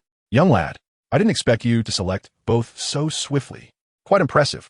Those surrounding them displayed expressions of envy, realizing that to receive praise from Ding Luan was no small feat for any antique appraiser. Moreover, Gao Yuan had just previously challenged Ding Luan's judgment. At that moment, it dawned on everyone that, following this encounter, a brilliant new star was set to rise in the antique scene of Southeast City. This star being Gao Yuan. Ding Luan even began contemplating how best to nurture Gao Yuan's burgeoning talent. Hu Mingming, too, felt a sense of pride and warmth, recalling Han Mingqing's earlier jest. Her cheeks flushed. Throughout this exchange, Gao Yuan remained composed, smiling as he reached for a scholar's inkstone from the display of faux antiques. Weighing in his hand, he remarked, "This one is genuine as well." The impact of Gao Yuan's statement left everyone momentarily stunned. The first to speak was unexpectedly Han Mingqing, who approached and patted Gao Yuan on the shoulder, saying, "Brother, I dare say you've made a mistake this time. This inkstone is one I purchased when I was a novice in the antique realm. I knew nothing back then, just a naive greenhorn. I had heard that the Duan inkstone is one of the 4 great inkstones of ancient China, highly valued for collection. Unlike other antiques, the ancient ones were not worth much. Rather, it was the Ming and Qing dynasties that produced valuable pieces. The later inferior replicas are worth very little." Indeed, Chai Yuanbai nodded in agreement, adding, "Young Gao, you have truly erred this time. This inkstone is indeed a counterfeit, and the level of forgery is even inferior to those made in the back alleys. It is quite low-end." As he spoke, Chai Yuanbai shook his head in disappointment. Originally, he believed that Gao Yuan's success in discerning the authentic wooden paperweight and boxwood sculpture from myriad of fakes would surely earn him Ding Luan's attention, and he would undoubtedly receive further cultivation. In the world of antique appraisal, connections are a vital resource. However, it was unexpected that this young man would make such a glaring error, mistaking a poorly crafted imitation for a genuine piece. Such a blunder was utterly unforgivable. In an instant, he obliterated the accomplishments he had just achieved. It was utterly superfluous. Standing nearby, Ding Luan shook his head, an expression of helplessness etched upon his face. Deep down, he shared the same sentiment as Chai Yuanbai, perceiving Gao Yuan's blunder as rather elementary. Simultaneously, he felt that this young lad was somewhat conceited, truly believing that having bested him once would place him above him. If one could not discern such a rudimentary counterfeit, then perhaps they should reconsider their place in the realm of appraisal. With this thought, he shook his head again. Hu Mingming approached and tugged at Gao Yuan's sleeve, her expression seemingly conveying, "Don't embarrass yourself." Little did she know, Gao Yuan responded by shaking his head, saying, "All right, my previous statement may have been flawed. This Duan inkstone is akin to the painting by Lang Shining we just discussed, also a case of falsehood masquerading as truth. However, instead of concealing an inkstone, it harbors a small object. Is it truly a falsehood masquerading as truth?" The surrounding crowd fell silent, all taken aback. Given that Gao Yuan had just successfully identified a painting by Lang Shining, no one dared to speak. Chai Yuanbai and Ding Luan exchanged glances, and then Chai Yuanbai took the counterfeit Duan inkstone from Gao Yuan for further examination. Ding Luan hurriedly joined him. The two masters scrutinized the inkstone with great care. Since Gao Yuan had suggested it was a case of falsehood concealing truth, they inspected it particularly meticulously. Ultimately, they returned the inkstone to Gao Yuan. During this time, Ding Luan shook his head and stated, "Forgive my candor, young lad. Unless this Duan inkstone is shattered, I cannot discern what lies within. No need to break it." Gao Yuan pointed to the pearl atop the inkstone depicting two dragons playing with it, proclaiming, "The secret lies within this pearl." What? Chai Yuanbai and Ding Luan were once again bewildered. They took the inkstone from Gao Yuan for a second examination, scrutinizing it closely. After an extended period of inspection, they could not discern any conclusive result. Finally, they lifted their heads, casting inquiring glances at Gao Yuan. At this moment, Ding Luan no longer bore the same air of superiority he had previously held. His intuition suggested that he might truly have misjudged this time. Frustratingly, he could not even fathom how he had erred. Failure. Chai Yuanbai had little else to say. The two exchanged looks with Gao Yuan, and ultimately, Chai Yuanbai remarked, "Young Gao, I still cannot ascertain what this is." "Indeed," Ding Luan nodded. "I cannot discern it either. Why don't you enlighten us?" Gao Yuan rubbed his nose, then turned to Han Mingsheng with an inquiring tone. "Mr. Han, may I destroy this inkstone?" "Certainly." Han Mingsheng's eyes sparkled. "This item is worthless. I have long wished to smash it. If you can extract the genuine article from within, I shall surely compensate you. Ahem. I will adhere to your company's regulations regarding remuneration." As he spoke, Han Mingsheng glanced at Hu Mengmeng. At this juncture, Gao Yuan took the inkstone for a second time, deftly retrieving tools from the nearby cabinet. He carefully excavated the peculiar pearl resembling a bone from the inkstone, and upon completion, he wiped away the dust with a cloth. What emerged was a dark, glistening orb akin to a bone. "Goodness, this is a single-eyed celestial pearl." Before Gao Yuan could finalize his operations, Ding Luan exclaimed in astonishment.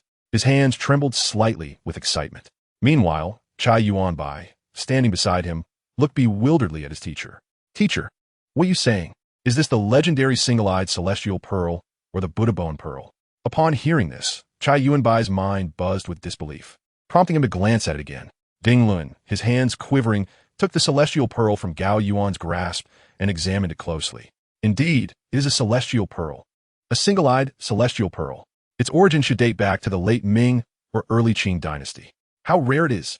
Ding Luan's voice trembled in awe. Goodness gracious. Han Mingsheng was at a loss for words. "Mr. Ding, how much is this worth? What do you know?" Ding Luan turned to glare at Han Mingsheng. "This pearl, having been consecrated and worn by a living Buddha, is priceless." He paused, pointing at the intricate patterns on its surface. Moreover, it appears to have been scorched by fire. This implies that a living Buddha wore this pearl for a lifetime, and after passing, was cremated, leaving only this pearl behind. How can one even think of trading such a treasure? It is invaluable. Yes, yes. Han Mingsheng's cheeks flushed as he scratched his head, casting a glance at Chai Yuanbai. The latter approached him and whispered, "Its value should be around 15 million. You truly stumbled upon a fortune this time. You ought to express your gratitude to young Gao. Otherwise, he could easily claim this pearl for himself." Indeed, Han Mingsheng's gaze towards Gao Yuan shifted dramatically, akin to a rogue admiring a beautiful woman. Chapter 32. A further breakthrough in the art of Qi observation. Meanwhile, Ding Luan continued to caress the single-eyed celestial pearl, sighing with a sense of melancholy. He turned to Han Mingsheng and asked, "May I take a photograph?" Of course. Han Mingsheng was so exhilarated that he hardly knew what to say. He even considered Gao Yuan to be his fortune bringer, contemplating how to win his favor. Just imagine, once he befriended this young lad, he wouldn't have to pay tuition for acquiring antiques in the future, and might even find more treasures. It was utterly inconceivable. After editing the photo, he promptly posted it to his social media. Almost simultaneously, countless luminaries from the antique circle in Southeast City began to like and comment. "Old Ding, are you trying to promote your disciple?" "Old Ding, who is this young fellow?" "Old Ding." Ding Luan offered no explanation, simply walking over to pat Gao Yuan on the shoulder. "Young man, you are remarkable. I am truly impressed." He continued, "Next month, there will be an antique appraisal competition in Southeast City, and I would like to recommend you to participate, if that is agreeable to you." On one side, Hu Mengmeng walked over and gave him a forceful shove. It turned out that the antique appraisal competition in Southeast City is held annually, although its scale is modest. Its influence is substantial. It presents an excellent opportunity for fame and success. Until now, AI Ming Company had never qualified to participate. Chai Yuanbai did not qualify. Li Sheng, who resigned, did not qualify either. And now, Ding Luan unexpectedly invited Gao Yuan. What was there to wait for? Gao Yuan was also aware of this antique appraisal competition.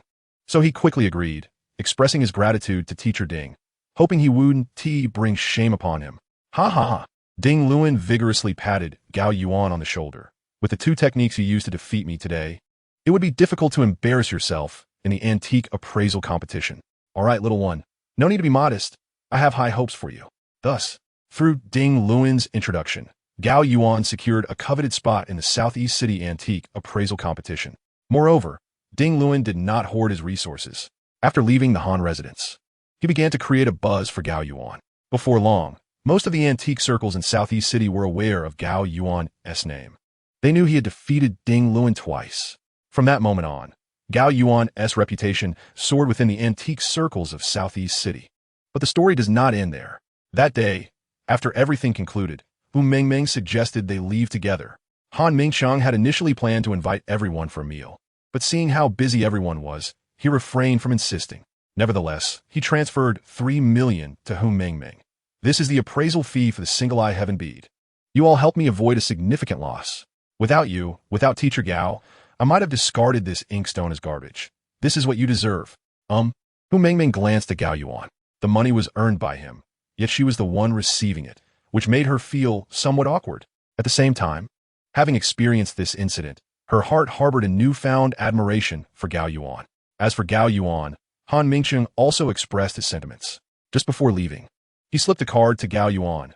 Teacher Gao, this is a VIP card for one of my entertainment establishments. Please feel free to use it.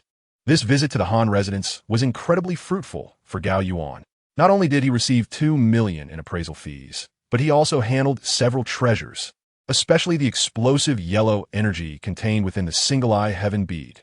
After Gao Yuan absorbed it, his internal true energy surged, making him feel a breakthrough was imminent.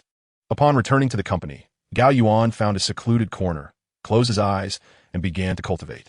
The first level of the Tai Divine Art is to refine the skin and muscles while also possessing true energy. The second level, however, focuses on strengthening the bones and condensing true energy. Unlike the first level, the bone refinement cannot be accomplished in one go. It requires a gradual approach. According to the teachings of the Tai Divine Art, the process of bone refinement must begin with the limbs, then the torso, and finally the skull. Only after completing 3 cycles can one consider the refinement fully accomplished. Each cycle expends a significant amount of true energy and yellow energy. Simultaneously, within Gao Yuan, the reservoir that accommodates true energy has expanded significantly. The true energy that was originally absorbed and transformed from ancient artifacts such as the Tianju and other items now appears to be but a mere fraction, barely filling 1/10 of this lake of energy. Observing all of this, Gao Yuan felt a mix of excitement and helplessness. The excitement stems from the records of the Tai Divine Art, which suggest that awakening the second layer of this realm would bestow new abilities. However, the helplessness arises from the realization that transitioning from the second to the third layer would require an extensive duration, necessitating the absorption of countless yellow energies. It remains uncertain when his next breakthrough might occur. Thus, Gao Yuan resolved to temporarily set these thoughts aside and first explore what new abilities he had awakened. Stepping out of the company's lounge, he fortuitously spotted the financial director, Li Mi, exiting the office with a cardboard box in her arms, her countenance marked by desolation. It turns out that Zhao Chong had resigned, leaving the company in a dire predicament. Moreover, the financial discrepancies attributed to Zhao Chong were facilitated by Li Mi's assistance in falsifying accounts. As if this were not enough, Hu Mengmeng had reported their collusion to the authorities. Now, Li Mi not only faced the loss of her job, but also the specter of impending litigation, for reasons unknown. Upon seeing this enchanting woman, Gao Yuan was reminded of the scene he had witnessed under the influence of his X-ray ability, where she and Zhao Chong had engaged in a compromising situation within the office. The thought that he might never see her again stirred a sense of nostalgia within him. Consequently, he activated his X-ray ability once more. However, upon doing so, he was astonished to discover a blue-white aura hovering above Li Mi's head. Gazing further down, he observed that this blue-white aura extended down to her feet, enveloping her entire being. How could this be? Gao Yuan rubbed his eyes and looked again. The blue-white aura remained. What on earth could it signify? Gao Yuan was utterly bewildered. After a moment, his eyes suddenly lit up, and he involuntarily exclaimed, "By heavens! I understand now. The ability bestowed upon me by the second layer of the Tai Divine Art is the art of Qi observation." Chapter 33. the renowned purple clay teapot of the early Qing dynasty. The art of qi observation is an ancient technique for discerning one's fate. It can also be employed to scrutinize terrain and even predict weather patterns and the outcomes of conflicts. In essence, the art of qi observation amalgamates elements of destiny, physiognomy, and feng shui into a venerable skill. In this art, different colors of aura signify various fortunes. Yellow represents wealth, green symbolizes poverty, red indicates decline, and white forebodes calamity. The mingling of these 5 colors forming a misty aura is deemed auspicious. Of course, there are other interpretations within the art of qi observation as well. At this moment, Gao Yuan discerned the blue-white aura surrounding Li Mi, indicating that this beautiful woman not only faced poverty, but potentially the threat of imprisonment as well. Moreover, upon activating his X-ray vision once more, he further perceived that there was a sphere of black energy surrounding her lower body. It is evident that this enchanting woman has led a life of indiscretion, resulting in her affliction with a sexually transmitted disease. Alas, while one may be forgiven for the misfortunes bestowed upon them by fate, one must bear the consequences of their own actions. Gao Yuan had no intention of offering assistance, nor did he desire to help her. Thus, he turned away without casting a glance in her direction. Upon returning to his workstation, he utilized his newfound ability of clairvoyance to gaze once more towards Hu Mengming's office. To his astonishment, he observed that the enveloping white mist surrounding her office was gradually dissipating, while a formidable yellow aura was materializing out of thin air. However, this yellow essence was interspersed with a faint trace of black, which Gao Yuan recalled symbolized calamity. It seemed that Hu Mengming was destined to confront a significant disaster in the near future, and he pondered whether he could assist her in averting it. After all, his beautiful boss had treated him well. As he glanced around, lost in contemplation of his new powers, time flew by until the end of the workday. He was captivated by the interplay of energies, discovering that not only humans possessed auras, but also mountains, rivers, buildings, and even a bowl of water. In essence, every object in existence radiated energy. With this newfound ability, combined with his clairvoyant vision, he felt invincible. From that moment onward, Gao Yuan had transformed into an undeniable oracle, accurately predicting fortunes and misfortunes alike. Reflecting on his conversation with Qin Mingyue the previous day, when he claimed to possess the ability to foresee events, he realized how prophetic his words had been. Before long, the workday concluded, and he made his way towards the elevator. As the doors opened, he was greeted by the sight of Hu Mengming, elegantly clad in a striking red long dress and a short shirt, standing alone within. Her statuesque figure and graceful demeanor rendered her akin to a seductive goddess, particularly accentuated by her ample bosom. "Hello, President Hu," Gao Yuan greeted her. "Where are you off to, dressed so beautifully?" He jested casually. Hu Mengming's cheeks flushed with a hint of embarrassment. She had been prepared for some time, eagerly awaiting Gao Yuan's departure from his office. Having observed through the company surveillance that he had left, she had seized the opportunity to encounter him in the elevator. At that moment, hearing Gao Yuan's question about her attire, she felt compelled to inquire, "Do you have time tonight?" However, just then, Gao Yuan's phone rang, and a familiar voice emerged from the receiver. It was Qin Mingyue. "Hey, what you up to, best buddy? Didn't you just finish work?" Gao Yuan replied nonchalantly into the phone. "Right, I just got off too. Don't wander too far. I'm coming to find you. We have something to discuss tonight." Qin Mingyue responded, "Hey, I thought you might at least ask if I agreed to your request." Gao Yuan retorted, feeling somewhat exasperated. "Do you dare to refuse?" Qin Mingyue teased, "I'll have you locked up if you do. Remember, no dating others." With that, she hung up the phone. Gao Yuan was left speechless, wondering about the meaning behind her words. Beside him, Hu Mengming let out a sigh and looked at him with resignation, saying, "Is she your girlfriend?" "Not at all." Gao Yuan scratched his head. "She is a high school classmate. We just recently reconnected. Childhood sweetheart's quite delightful." Hu Mengming remarked. "Kau, don'tiest. Who would want someone like me? A mere nobody?" Gao Yuan replied. "Still calling yourself a nobody?" This afternoon, the antique circle in Southeast City has erupted. Numerous affluent individuals are eager to meet you, Hu Mengming stated. One might say, "Dear Teacher Gao, you are now in high demand." Is that true? Gao Yuan was taken aback. Just then, the elevator doors opened. As Hu Mengming departed, she playfully squeezed Gao Yuan's shoulder and teased, "Do you think I would deceive you?" "All right then." Gao Yuan said nothing further and followed her out. Gao Yuan had no vehicle. Moreover, Qin Mingyue had promised to pick him up. Hence, after leaving the company, he turned and walked into the antique street. As he strolled, he admired the surrounding architecture, vehicles, and the ambience of the pedestrians, thoroughly enjoying himself. Before he knew it, Gao Yuan found himself beside a stall selling purple clay teapots. The vendor was busy packing up the items on the stall. Noticing Gao Yuan standing there, he inquired, "Looking to buy a teapot? We're closing up soon. I can offer you a good price." Didn't he leave home this morning with the firm intention of scouring the antique street for treasures? Yet, amidst all the events of the day, he had completely forgotten. Now, the antique street was about to close down. Even the larger antique shops, like Jubao Zhai, were shutting their doors. He wondered if he would even find any bargains. Thus, Gao Yuan used his ability of clairvoyance to glance at the array of purple clay teapots before him. The stall was filled with various types: purple clay, red clay, and others like Jiampa clay and bottom slot clear. During his university days, he had perused relevant materials and even owned a couple of them.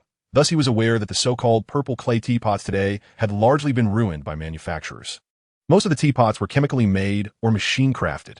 Some fakes were so well executed that even seasoned collectors struggled to distinguish them, leading some enthusiasts to withdraw from the community altogether. It could be said that this realm was quite a test of one's discernment. Although Gao Yuan wished to find a treasure, he had not intended to do so here. However, fate had it that he caught sight of a short pear-shaped red clay teapot nestled among a multitude of machine-crafted ones. This teapot, appearing unremarkable and covered in dust, would likely be dismissed as an ordinary machine-crafted pot by the average person. Yet, through his clairvoyant vision, Gao Yuan discerned a faint yellow glow emanating from within it. Without uttering a word, he picked up the short pear teapot and inspected its base, where he found two traditional characters, Xiao Bai. It was indeed a piece crafted by the esteemed Qing dynasty potter Xiao Bai. What a find! Gao Yuan felt a surge of excitement and, after gently weighing the short pear teapot, inquired, "How much for this?" Chapter 34. Grandfather's Birthday. The vendor took the teapot from Gao Yuan and examined it before responding. 380. 380? Gao Yuan feigned hesitation, then took it back, opened the lid to inspect the interior, and asked, "It's not machine-crafted, is it?" "Rest assured, I possess no ordinary teapot. I can assure you that this Xisha teapot is, at the very least, semi-handcrafted." The terms semi-handcrafted and fully handcrafted pertain to the craftsmanship involved in the creation of Xisha teapots. Typically, fully handcrafted pieces command the highest prices. Generally speaking, acquiring a fully handcrafted Xisha teapot from a highly skilled artisan would not cost less than 5,000 to 6,000 yuan. In contrast, semi-handcrafted ones are considerably more affordable, with prices starting at over 1,000 yuan. In this regard, the vendor's claims are utterly nonsensical. Yet, when Gao Yuan heard the proprietor assert that this teapot was at least semi-handcrafted, he couldn't help but chuckle. How could a piece by the esteemed Shao family from the Qing dynasty possibly be a semi-handcrafted item? It was evident that the individual lacked discernment. Shaking his head, he placed the teapot back on the stall and remarked, "It's too expensive. Could you reduce the price?" "All right, since I'm about to close up anyway. You can make an offer, and if I find it reasonable, I shall sell it to you," the stall owner replied nonchalantly. "This teapot has been with me for quite some time. It seems we are fated to meet." 100, Gao Yuan proposed. "Goodness, you are quite ruthless." The vendor shook his head. "That is simply not possible. Here's the deal. Add another 100, and it's yours. At most, I can add 50, Gao Yuan countered. "You must also include a packaging box. Otherwise, I shall take my leave." "Agreed." The stall owner, seemingly eager to wrap up for the day, promptly produced the payment QR code. "Pay up, and it's yours." Without hesitation, Gao Yuan transferred 150 yuan. Gao Yuan chuckled to himself. "How could I possibly bring myself to use such a teapot for tea? It shall be a display piece instead." He then requested a plastic bag from the vendor, placed a box containing the low pear teapot inside, and confidently strode away. Meanwhile, the vendor began to pack up, pondering, "This trinket must have been passed down from my father. Just days ago, it nearly shattered, and now I've sold it for 150. What a stroke of luck." As for Gao Yuan, clutching the plastic bag, he turned into a narrow alley, squatting in a corner. He opened the packaging box and meticulously examined the base and interior markings of the low pear teapot. The more he looked, the more enamored he became. It turned out that during the Ming and Qing dynasties, the Shao family was a prominent lineage of teapot artisans from Shaoxing, a veritable evergreen in the realm of Xisha. The family boasted numerous esteemed potters, each with their unique clay formulations, many of which have been passed down through generations. Naturally, in modern times, there are numerous replicas produced by the Shao family. Teapots marked with Xiao Bai Yuan are as abundant as grains of sand along the Ganges, often discarded at first glance by the average person. The reason is simple. Forgers disdain such trivialities. Were it not for Gao Yuan's unique ability to perceive authenticity, he would not have dared to make a purchase. However, at a price of 150, he felt it was a worthy investment. Regarding this particular teapot, a quick inquiry revealed that its auction value should range between 350 to 400,000 yuan. Though this amount pales in comparison to the antiques he had handled that day, it marked Gao Yuan's first serendipitous find, leaving him utterly elated.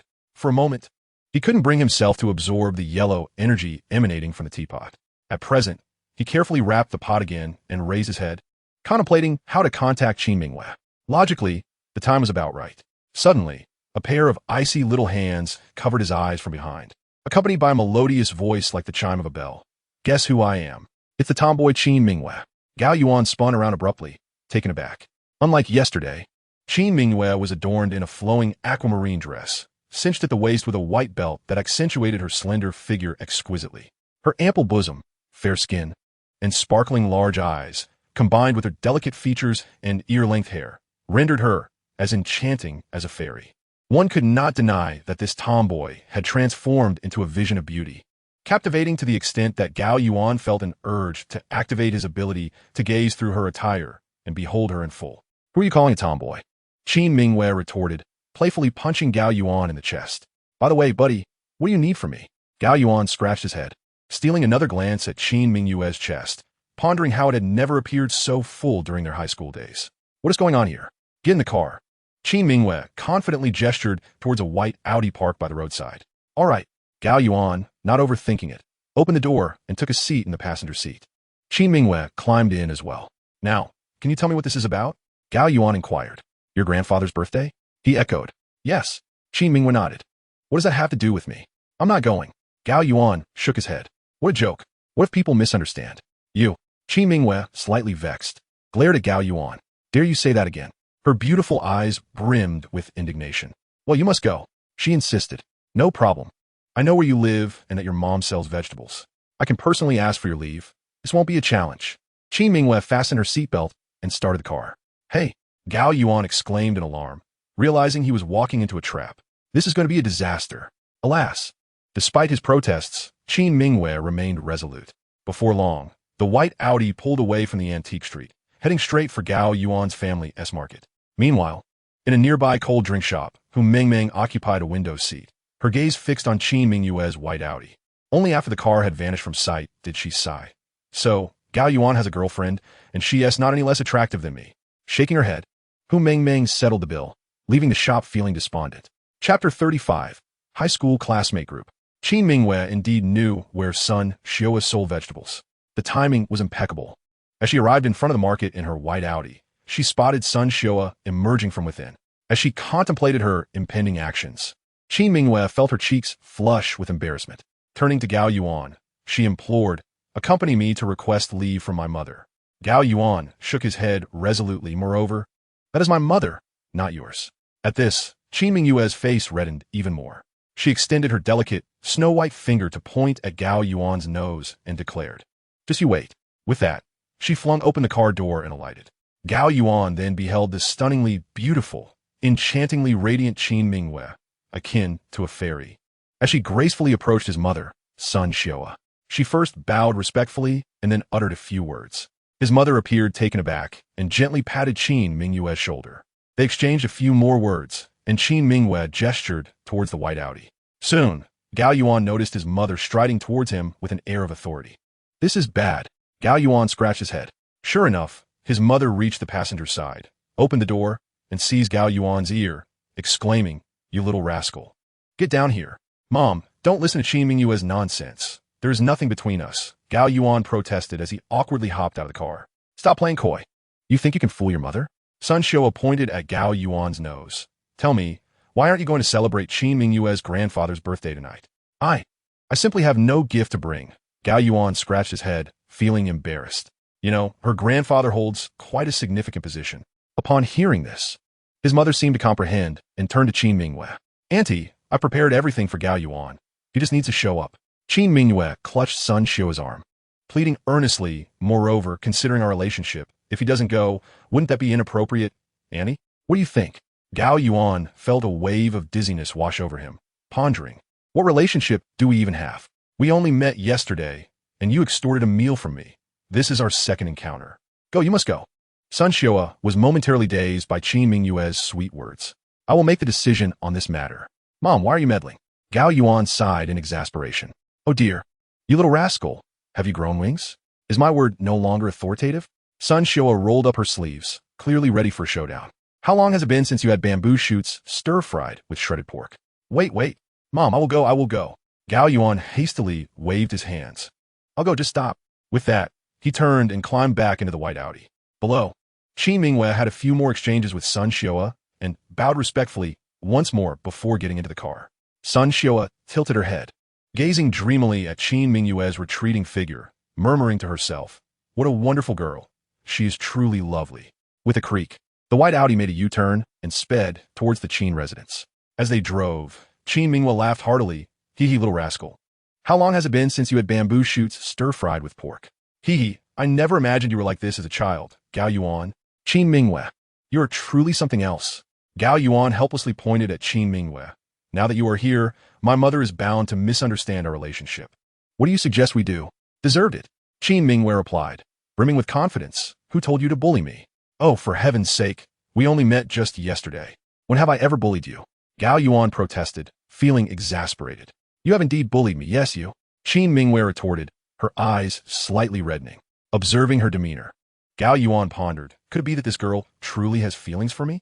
Contemplating this notion, he felt compelled to shatter the veil of uncertainty. Just then, the car halted at a traffic light. Gao Yuan turned to face Qin Mingyue, who was also gazing at him.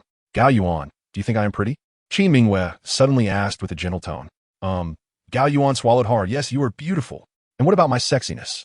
She continued, arching her chest slightly.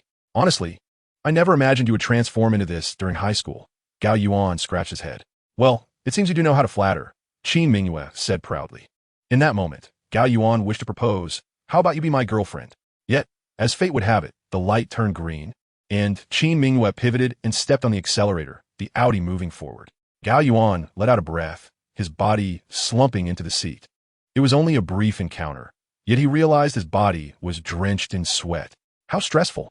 After a while, he calmed himself, feeling guilty for his overreaction. After all, it was merely a tomboyish girl. Just as he managed to steady his heartbeat, Qin Mingyue suddenly said softly, Gao Yuan, how about you be my boyfriend? Gao Yuan was left stunned. Yet, Qin Mingyue continued, I see you as a toad wishing to eat a swan's flesh, dreaming beautifully despite your appearance. Ugh. As she spoke these words, a rosy hue graced her cheeks, and her long eyelashes fluttered beautifully. Gao Yuan's heart raced once more. He couldn't discern whether her words were sincere. Nevertheless, he resolved to remain cautious until he understood Qin Mingyue's true feelings, adopting the guise of a timid turtle. Thus, the car continued its journey. By the way, Gao Yuan, a few days ago, I ran into Lu Wenbin on the street. Do you remember him? Qin Mingyue inquired while driving. I remember. He seems to be the son of the vice president of Hongda Group. Gao Yuan scratched his head. A rich second generation. Yes, that's him. Qin Mingyue confirmed with a nod. He added me to our high school class group. Should I add you too? All right. Gao Yuan agreed without much thought. It turned out that when Qin Mingyue encountered Lu Wenbin days prior, she noticed that the boy who had once ignored her during high school was now trying to win her favor, suggesting a reunion after such a long separation. However, she sensed that Lu Wenbin was covertly casting lewd glances her way, which left her quite displeased. Her intuition told her that his invitation for a gathering was a ruse, and the genuine intention was his interest in her. Thus, it would be better to involve Gao Yuan, allowing him to relinquish all hope. At this moment, upon hearing Gao Yuan's agreement, Qin Mingyue did not hesitate. Seizing the opportunity while waiting for the traffic light to change, she directly drew Gao Yuan into the conversation. Chapter 36. The Qin Family Banquet. After all, his WeChat group contained numerous contacts. Most of these groups he had set to do not disturb mode, leaving them aside. This one was no exception.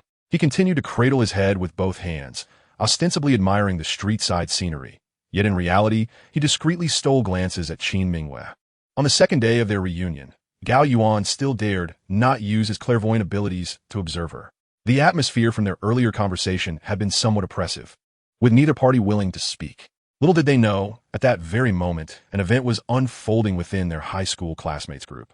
It turned out that Lu Wenbin suddenly tossed a 500 yuan lucky draw red envelope into the WeChat group. The appearance of this envelope instantly ignited the previously somber atmosphere among the classmates. In no time at all, the envelope was claimed by eager hands. The few who managed to grab the largest portions quickly began to voice their excitement. Wow, Lu Wenbin, it's been ages. You're still as generous as ever. Where are you making your fortune these days? Old Lu, have you tied the knot yet? After successfully capturing everyone's attention, Lu Wenbin further shared a short video in the group. In this video, a stunning female police officer was seen on duty, her skin flawless, her eyes captivating, and her face adorably charming. With pearly white teeth and red lips, coupled with her perfectly tailored uniform, she exuded an air of elegance and allure. The striking presence of this police officer silenced the group instantaneously upon the video's arrival. Lu Wenbin then remarked, "Can anyone guess who this police officer is? I can't shake the feeling she resembles the tomboyish Qin Mingyue. It is indeed her. Goodness, Qin Mingyue has truly transformed, hasn't she? She now resembles a celestial being. Hey, Lu Wenbin, what is your intention in sharing this video of Qin Mingyue? Surely you and she aren't an item? Could it be that after sending the generous red envelope, you immediately follow up with Qin Mingyue's video? This must mean something." The chatter filled the air. Lu Wenbin, observing these messages on his phone, felt an overwhelming sense of pride. Ever since the day he encountered Qin Mingyue, he had made a resolute decision. He would pursue her until she was his. Although, as the son of the vice president of Hongda Group, he was not lacking in female admirers, yet a woman like Qin Mingyue was a rare find. Winning her heart would equate to possessing both wealth and beauty. Why not pursue such a delightful opportunity? After all, during their high school days, Qin Mingyue's impression of him had not been particularly favorable. Just as he reveled in his triumph, unexpectedly, the ever-quiet Qin Mingyue sent a photo in the group. The image featured two individuals, one of whom was, of course, Qin Mingyue dressed casually. She tilted her head, her eyes sparkling with mischief, and a sweet, blissful smile graced her lips. With one hand raised aloft in a playful gesture of peace, she captured the moment. Beside her, a young man with a stern yet somewhat handsome visage appeared, his expression seemingly reluctant. He held the phone in his other hand, suspended in the air to capture the photo. The backdrop was the back seat of car. Upon sharing this photograph in their high school classmates group, an immediate hush fell over the chat. Moments later, however, the group erupted in excitement. Isn't that Gao Yuan? Indeed. It's been ages. I can't believe Gao Yuan and Qin Mingyue are still together. Look at that. They're in the same car. So harmonious. Could it be that they're about to get married? Goodness, who would have thought Gao Yuan could win the heart of such a stunning beauty as Qin Mingyue? It's simply astounding. Countless conversations unfolded, while Lu Wenbin, witnessing it all, felt a surge of anger and couldn't help but tilt his head in contemplation. What on earth is Gao Yuan doing? After a moment, he muttered to himself, "Oh right, isn't this guy a single parent? A mere pauper. Fine, if you dare to steal my woman, just wait and see." Unbeknownst to Gao Yuan, a single photograph of Qin Mingyue had inadvertently established him as a rival. At that moment, their vehicle had come to a halt in front of the Qin family mansion. Notably, in terms of wealth, Qin he surpassed Han Mingxing. Ultimately, Han Mingxing was merely a nouveau riche, having only recently amassed his fortune. The Qin family, on the other hand, boasted a lineage of officials spanning 3 generations. Qin He's father had even participated in the Long March before the liberation. Truly a veteran of the Red Army. In Qin He's generation, transitioning from politics to business had been executed with remarkable flair. This was evident from the residence he occupied. Han Mingxing resided in a lavish estate reminiscent of a manor, opulent yet lacking in grandeur and situated in a rather remote area. In contrast, Qin He's abode was a quaint 2-story building nestled in the bustling heart of Southeast City. Although located in a lively area, it offered a serene escape. Enclosed by high walls and spacious courtyards, stood an elegantly antiquated small building made of green bricks, adorned with climbing ivy, and the ground paved with blue bricks. In Southeast City, property prices hovered around 50 to 60,000 per square meter in the urban center. To secure such a charming 2-story abode in this area was indeed a significant accomplishment. Qin Mingyue parked the car next to the small building, and, as she alighted, she couldn't help but glance at the chat in the group, her cheeks flushing with excitement. Turning to Gao Yuan, she noticed he appeared somewhat dejected. It turned out that she had resorted to both persuasion and allure to coax him into taking her photo. In the end, he had agreed, but not without a price. Qin Mingyue had planted a kiss on his cheek, adding, "Don't overthink it. It's merely a token of gratitude. Gulme, let me show you inside, she said as she linked her arm through Gao Yuan's. Gao Yuan, while wiping the lipstick mark from his cheek, attempted to extricate himself from the situation. Hey, my dear friend, can't we refrain from this tugging and pulling? You're not my girlfriend. What if others see us and misunderstand? They can think what they like. Their heads are their own, and we cannot dictate their thoughts, Qin Mingwei insisted, firmly clinging to Gao Yuan's arm. Thus, they moved into the quaint little villa, awkwardly intertwined like a three-legged race. Upon entering, a middle-aged woman approached, her voice dripping with sweetness. Oh, Mingwei, have you brought your boyfriend to the old gentleman's birthday celebration? At the sight of this woman, Qin Mingwei's face, which had just regained some color, flushed anew. She hastily released Gao Yuan and called out, Aunt Air, quickly introduce me to this handsome young man. The woman, addressed as Aunt Air by Qin Mingwei, cast a fleeting glance at Gao Yuan, her disdain barely concealed. All right, Aunt Air, this is my high school classmate Gao Yuan. Qin Mingwei introduced him. Gao Yuan, this is my Aunt Air, Wu Xiaowei. Hello, Aunt Air. Gao Yuan quickly bowed to Wu Xiaowei. Good. Wu Xiaowei replied, her smile lacking warmth. Welcome to our family's birthday celebration for the old gentleman. Do come in. Aunt Air, what is the matter with this person? Oh, it's nothing. Just a feeling, Wu Xiaowei remarked cryptically. Aunt Air, let me explain. Qin Mingwei began, but was swiftly pulled inside by Wu Xiaowei. The only thing she could do was cast an apologetic glance back at Gao Yuan before disappearing from sight. Gao Yuan, left alone, stepped into the living room, where he found a modestly sized space already occupied by about 10 people. They were either seated on the sofa or standing nearby, engaged in casual conversation. To his surprise, Gao Yuan saw Qin Mingwei being introduced to a pair of father and son by her Aunt Air. The young man turned to glance at Gao Yuan, leaving him speechless. It was none other than Jiang Zhilong, the policeman who had stolen Qin Mingwei's accolades the previous day at the museum. It appeared that Wu Xiaowei was endeavoring to bring the two together, as she was pushing Qin Mingwei closer to Jiang Zhilong. Gao Yuan sighed. Upon entering, he had utilized his newly learned skill of observing qi to scrutinize the antique villa. He discovered that the place was enveloped in purple qi and suffused with yellow qi, exuding an air of nobility. The surrounding rooms, seemingly simple, concealed an aura of affluence. Those present were all clad in elegant attire, embodying the essence of success. Moreover, several individuals in the living room were enveloped in purple qi, with a few surrounded by yellow qi, clearly indicating wealth and privilege. In comparison, he felt utterly dwarfed and overwhelmed by a sense of inadequacy. Thankfully, he had refrained from hastily confessing his feelings to Qin Mingwei during their journey. They were simply worlds apart and not meant for each other. At this moment, Gao Yuan was contemplating whether he should seize an opportunity to discreetly withdraw. Little did he know, as he turned around, he spotted Qin Mingwei approaching from the other side of the sofa, grasping his arm. Where are you going? She inquired. I was thinking of stepping outside for some fresh air, Gao Yuan replied, rubbing his nose. Oh, I should have mentioned, Qin Mingwei said apologetically. My parents divorced when I was young, and I was raised by my second aunt. So, I feel awkward rejecting her. Please don't take it the wrong way. What? Your parents divorced? Gao Yuan was taken aback, not realizing that Qin Mingwei also came from a single-parent background. Yes, she continued softly, I actually had a twin sister, but my father lost her shortly after birth, which led to my mother divorcing him. I'm only sharing this with you, so please don't mention it to anyone else. Her voice was gentle. Of course not. Gao Yuan nodded, feeling a sense of kinship with her shared experience. The feeling of mutual understanding washed over him, and he no longer felt the urgency to leave. After all, it was merely a birthday banquet, and once it concluded, he could simply cease contact with Qin Mingwei.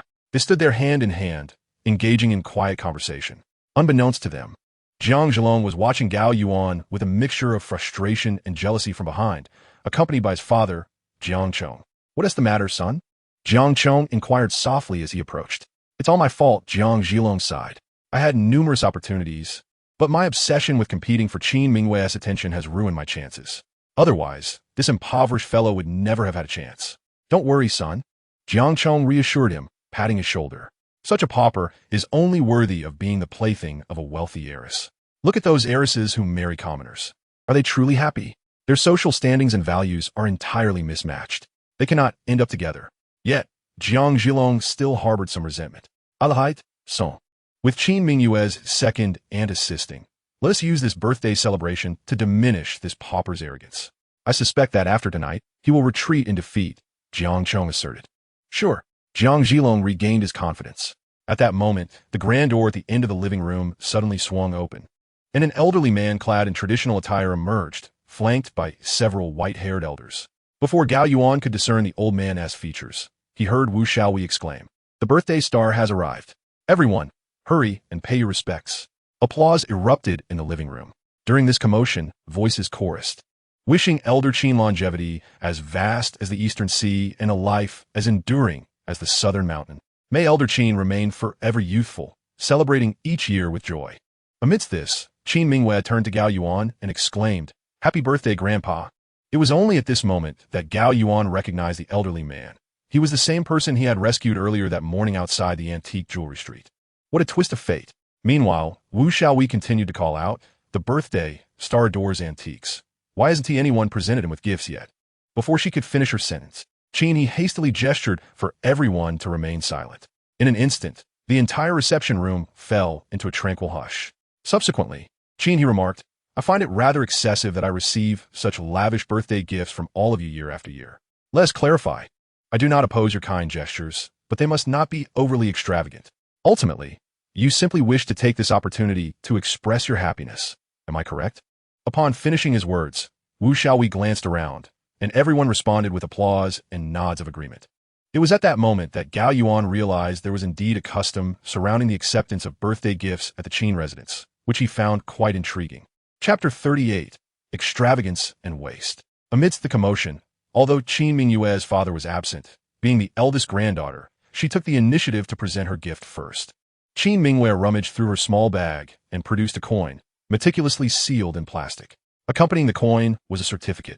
Gao Yuan took a glance and discovered that this coin was a rare piece from the Warring States period, specifically the Zhao Lin Yuan foot cloth. Such cloth-based ancient currency is quite scarce in the antique market, with a value of approximately 10,000 yuan. It was remarkable that Qin Mingyue, amidst her daily case-solving endeavors, could find time to procure such a coin for her grandfather. It was indeed a thoughtful gesture. "Happy birthday, great-grandfather!" Qin Mingyue exclaimed sweetly. "Your words are as sweet as ever." Qin He beamed, extending his hand to retrieve 2 red envelopes, which he presented to Qin Mingyue. The elder recognized the coin's worth, and thus, in return, he offered red envelopes totaling 20,000 yuan. When all was calculated, Qin Mingyue had indeed made a little profit. "Thank you, Grandpa," she said, tucking the 2 envelopes away as she departed. Next, it was the turn of second Aunt Wu Xiaowei, who approached Qin He with a painting. The artwork depicted a parrot among peach blossoms from the Yellow Mountain, symbolizing auspiciousness and good fortune. Though the modern artist Huang Shan Shou was not widely known, the painting held a value of around 20,000 yuan. Qin He graciously provided her with 3 red envelopes, which Wu Xiaowei accepted without hesitation, chattering as she took a step back. Gradually, guests in the living room presented their birthday gifts to Qin He, the majority of which ranged from 30 to 20,000 yuan. Qin He reciprocated with red envelopes, often exceeding the value of the gifts. Gao Yuan understood that the Qin family likely employed this practice to provide a pretext for accepting bribes. Finally, it was the turn of the Jiang father and son. Jiang Zhilong, representing his father, presented a fan face painted by the esteemed artist Yi Yun of Yanxi. "Grandpa Qin, I have brought you a fan face depicting the Buddha of infinite life." Upon seeing the fan face, Qin He was visibly delighted. He took it in his hands, admiring it for a while before murmuring to himself, "Yi Yun was a celebrated artist from the late Qing dynasty. Such fan faces are exceedingly rare. You have put in great thought." Qin He then handed a large red envelope to Jiang Zhilong, saying, "Here, young Master Jiang, please accept this." Jiang Zhilong, upon seeing the large envelope, inferred it contained a sum of 100,000 yuan and replied, "Grandpa Qin, this fan face is only worth 60,000. Take it." Qin He insisted warmly, "Our families have been on good terms for generations. Does it matter over such a trifling amount?" He looked kindly at Jiang Zhilong, then beckoned to Qin Mingyue. "Mingyue, why don't you come over and have a chat with Zhilong?" Unfazed by the bustling atmosphere, Qin He remained oblivious to Gao Yuan. However, Qin Mingyue was resolute in her stance, refusing to leave Gao Yuan's side. With a gentle smile, she reassured Qin He, "Grandfather, I am quite content standing here. I shan't go over." Pensive, Qin He was about to glance at Gao Yuan when he was diverted by a guest beside him. To his surprise, it was none other than Ding Luan. Despite the vast population of 10 million in Southeast City, the antique circle was relatively small. Qin He was among the few capable of indulging in antiques, Thus Ding Luan's presence at his birthday celebration was inevitable. The two elderly gentlemen, upon meeting, quickly retreated to a corner to engage in animated conversation. Meanwhile, Jiang Zhilong, unnoticed by anyone, edged closer to Gao Yuan, scrutinizing him with a smirk. Young man, everyone else has brought gifts for the birthday celebration. Where is yours? His voice, though not loud, captured the attention of all in the living room. Naturally, Ding Luan and Qin He were exceptions, engrossed in their lively exchange, oblivious to the world around them. Gao Yuan frowned slightly, disinclined to respond to Jiang Zhilong's taunts. Yet, Jiang Zhilong persisted, continuing his mockery. Did you come here empty-handed? That hardly seems appropriate. Wu Xiaowei, sharing the sentiment, scoffed quietly. This villa is filled with the affluent. Who is bringing gifts worth thousands? You, as Mingyue's classmate, arriving empty-handed is quite inappropriate. All eyes turned towards Gao Yuan, murmurs and whispers circulating among the guests. Irritated, Qin Mingyue pulled Gao Yuan behind her and confronted Jiang Zhilong, declaring, Jiang Zhilong, rein in your disdainful attitude. It won tea work in our Qin family. Jiang Zhilong, stung by her words, felt discomfort, yet was undeterred in his pursuit of belittling Gao Yuan. He cast a disdainful glance at Gao Yuan and derisively remarked, a fellow who hides behind a woman when faced with challenges. With a dismissive curl of his lip, he continued. Jiang Zhilong's words caused a tremor of indignation to ripple through Qin Mingyue, who quickly turned to express her concern for Gao Yuan. However, he was unwilling to allow her to lose face. Stepping forward, he stood defiantly before Jiang Zhilong, retorting, who are you referring to as someone who hides behind women? I ask again, surely you did not arrive empty-handed? Qin Mingyue, standing anxiously behind Gao Yuan, felt helpless as he confidently smiled and produced a simple packaging box from a plastic bag he had been carrying. This is my gift for the birthday celebration, a low-pear-shaped zisha teapot made by the esteemed Xiao Baiyuan from the Qin dynasty. Let me see. Before Gao Yuan could unveil it, Jiang Zhilong snatched the box from his hands and opened it, revealing the zisha teapot wrapped in plastic. Ha ha ha ha! Jiang Zhilong cradled the item in his palm, turning around in a flourish and exclaiming loudly, Look everyone, this fellow has brought a purple clay teapot. Without delving into the origins of the teapot, he pointed out the packaging, laughing, this plastic film. Does it not look familiar to you all? All eyes turned towards him. A few bystanders whispered, the style of this plastic wrap resembles a motorcycle teapot. Indeed, most motorcycle teapots sold in online live streaming sessions share this aesthetic. Could it be that he has procured a motorcycle teapot? Young man, did you hear that? Jiang Zhilong chattered, you brought a motorcycle teapot as a birthday gift for Mr. Qin, how audacious of you. Gao Yuan, uninterested in banter, stepped forward to reclaim his teapot. But unexpectedly, Jiang Zhilong feigned a tremor, and with a swift motion, the precious teapot, valued at 450,000, fell to the ground and shattered into pieces. A fragment landed precisely at Ding Luan's feet. Chapter 39. So it was you. By a stroke of fate, the shard that fell was the bottom piece, where the mark was located. Just as Ding Luan lowered his gaze, he noticed the fragment rolling beside him. Initially, it was merely a casual glance, but he was immediately struck with astonishment. My goodness, this is truly a work by Xiao Baiyuan from the Qin dynasty. How could this be? Ding Luan was overwhelmed with excitement. Not only was he an enthusiast of antiquities, but he also had a particular fondness for purple clay. Unfortunately, he possessed numerous genuine antiques, yet only a scant few authentic purple clay pieces, especially those with historical significance. These were exceedingly rare. To encounter a genuine piece today was exhilarating beyond measure.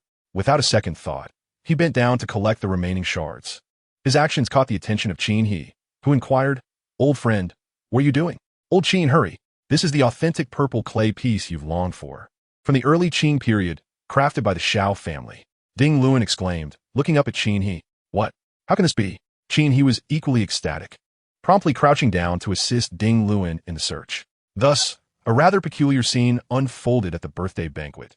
Two elderly gentlemen crouching on the ground, scouring for pieces of the purple clay teapot. Initially, the guests made space for the two elders, but soon, under Qin Mingyue's leadership, everyone joined in, crouching down to search. Corners beneath sofas, suddenly, the entire living room was filled with crouching guests. The only individuals still standing were Gao Yuan and Jiang Zhilong. Gao Yuan remained silent, a smile gracing his face as he observed Jiang Zhilong, who was flushed with embarrassment. He had never imagined that the teapot he carelessly shattered was a genuine artifact. Yet, who would package a genuine piece in such a manner?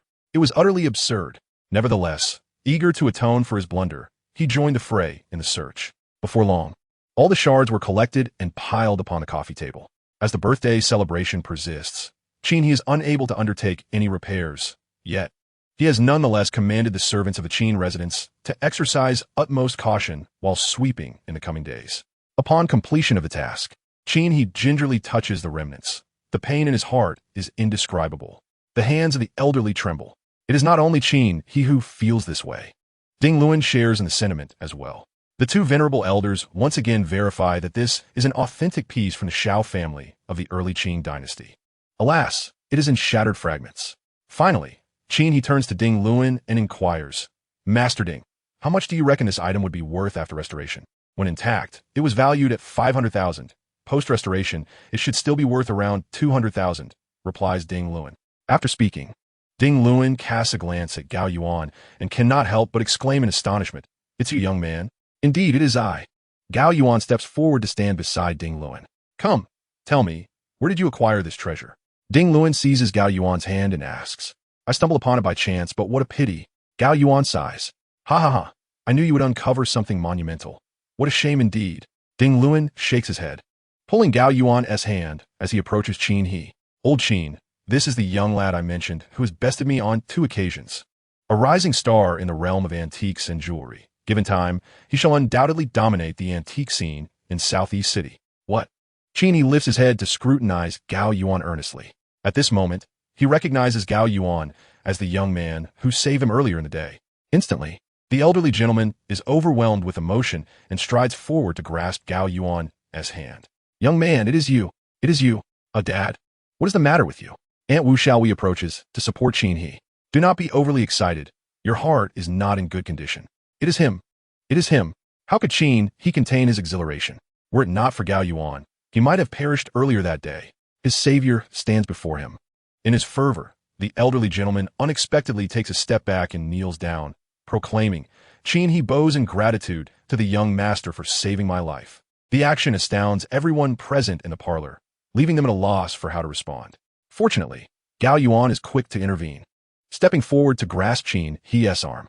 Grandpa Qin, please do not do this. I merely did what I ought to have done. No, without you, I would have perished today.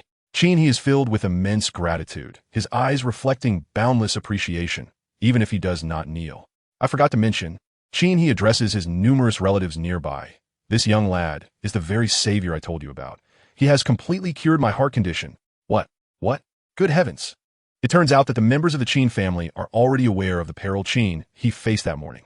They also understand that he has turned misfortune into fortune by encountering this miraculous young man, who, with a mere press to his chest, has entirely alleviated the heart ailment that had plagued him for years.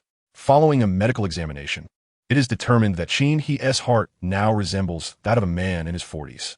This is nothing short of a medical miracle.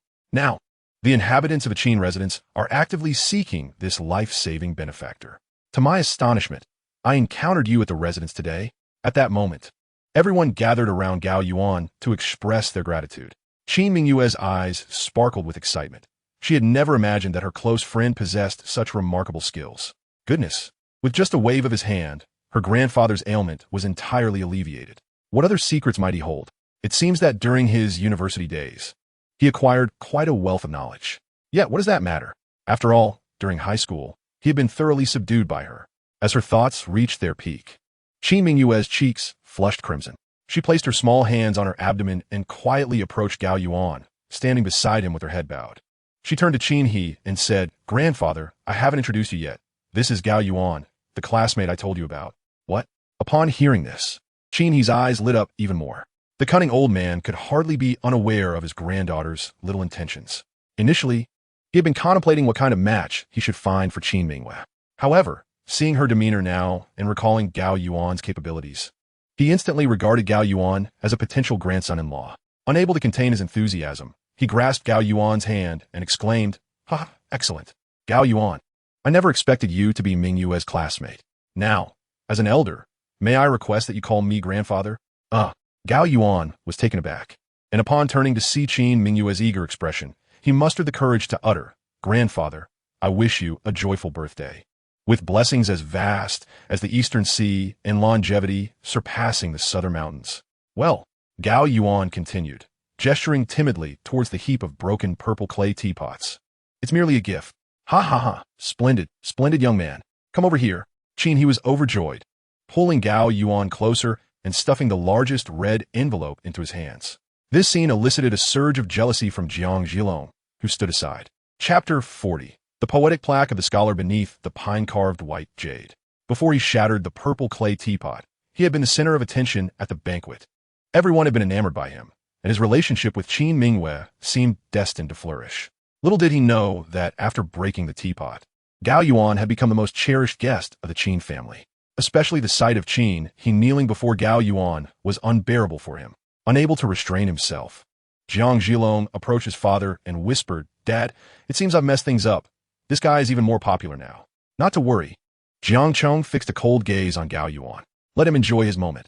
I have my own trump card." "A trump card?" Jiang Zhilong looked at his father with eager anticipation. "Just wait and see. A spectacle is about to unfold," Jiang Cheng declared with conviction. Meanwhile, the Qin family gathered joyfully. Gao Yuan and Qin, he undoubtedly became the focal point of the gathering. Occasionally, the two elderly gentlemen, Qin He and Ding Luan, would glance at Jiang Zhilong with disdain. These two antiquities enthusiasts had mentally blacklisted Jiang Zhilong. Frustrated, Jiang Zhilong felt at a loss. Were it not for his father's fervent assurance of an upcoming spectacle, he would have left. The birthday banquet continued. It is noteworthy that at the end, Qin Mingyue's father, Qin Wencheng, the director of the Southeast City Public Security Bureau, made an appearance. He arrived without gifts and did not engage in the festivities. Instead, he stood alone in a corner, his face etched with regret as he gazed at Qin Mingwei.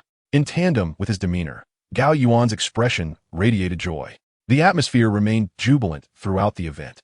When the immortal Pang arrived, this merriment reached its zenith. Pang, whose full name was Pang Yu, was a man in his 60s, adorned with a scholar's cap, a string of exquisite Buddhist beads around his neck, and donned in an elaborately crafted Taoist robe, strode in with an air of grandeur. The moment he entered the banquet hall, a wave of cheers erupted from the crowd.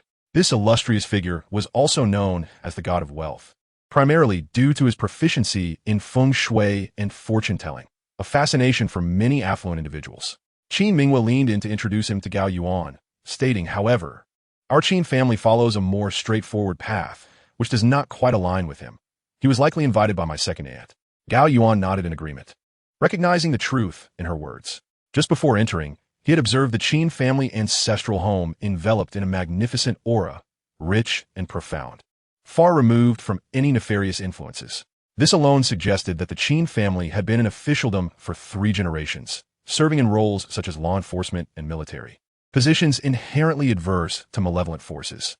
Nevertheless, it was evident that the guests were there to enjoy themselves.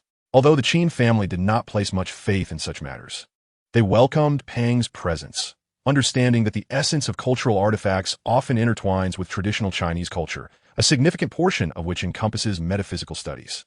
The elderly Qin was quite intrigued and promptly set aside Gao Yuan to pay his respects to Pang, accompanied by several younger members of the family. Seizing the moment, Gao Yuan activated his X-ray vision to scrutinize Pang. To his astonishment, he discerned a secret. A wisp of dark energy coiled above Pang's head, extending downwards toward his chest. Due to the garment's concealment, Gao Yuan could not clearly ascertain what lay beneath, which might be the source of such dense dark energy. However, this was of secondary importance. In an instant, he switched his X-ray vision, rendering Pang's clothing transparent. There, upon his chest, hung a square plaque, luminous and as white as jade. Under the scrutiny of his enhanced vision, he noticed that the plaque contained a rich yellow energy. It was, in fact, a Ming Dynasty jade carving depicting a scholar beneath a pine tree, along with accompanying poetry.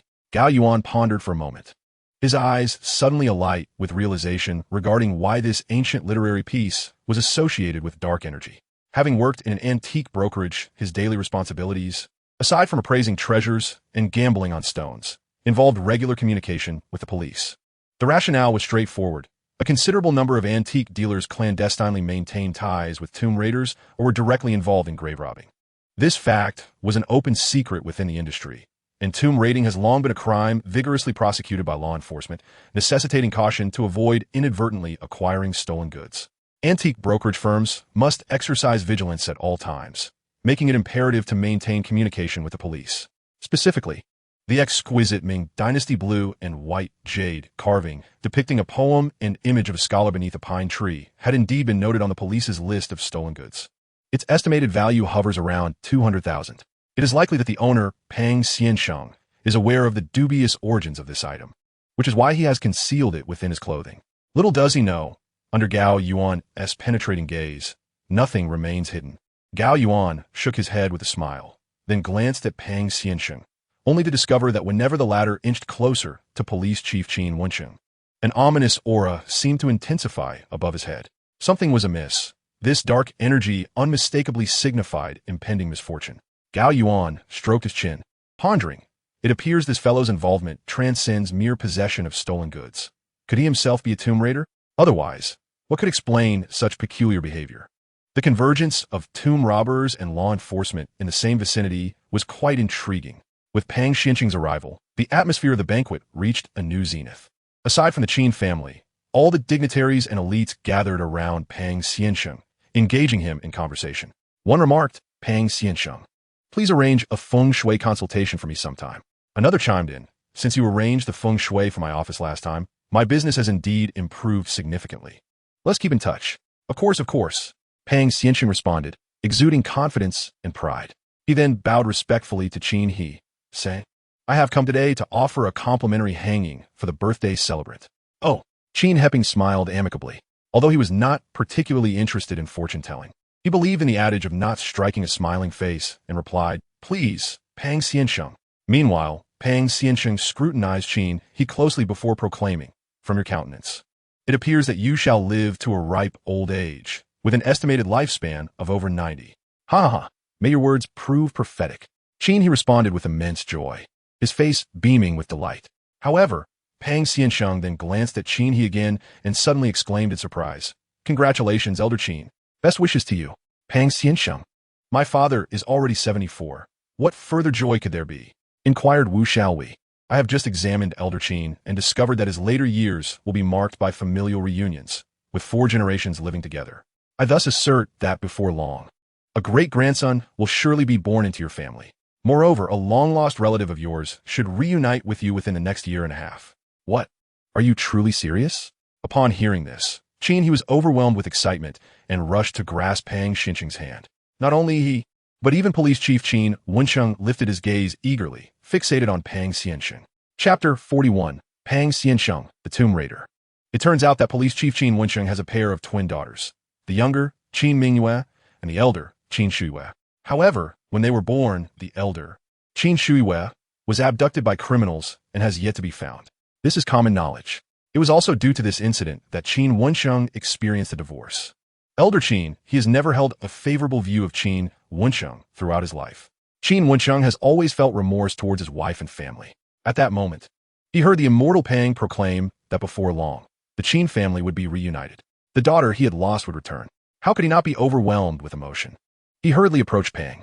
Incredibly, as Qin Wensheng drew near, Gao Yuan noticed that the dark aura above Pang's head had intensified.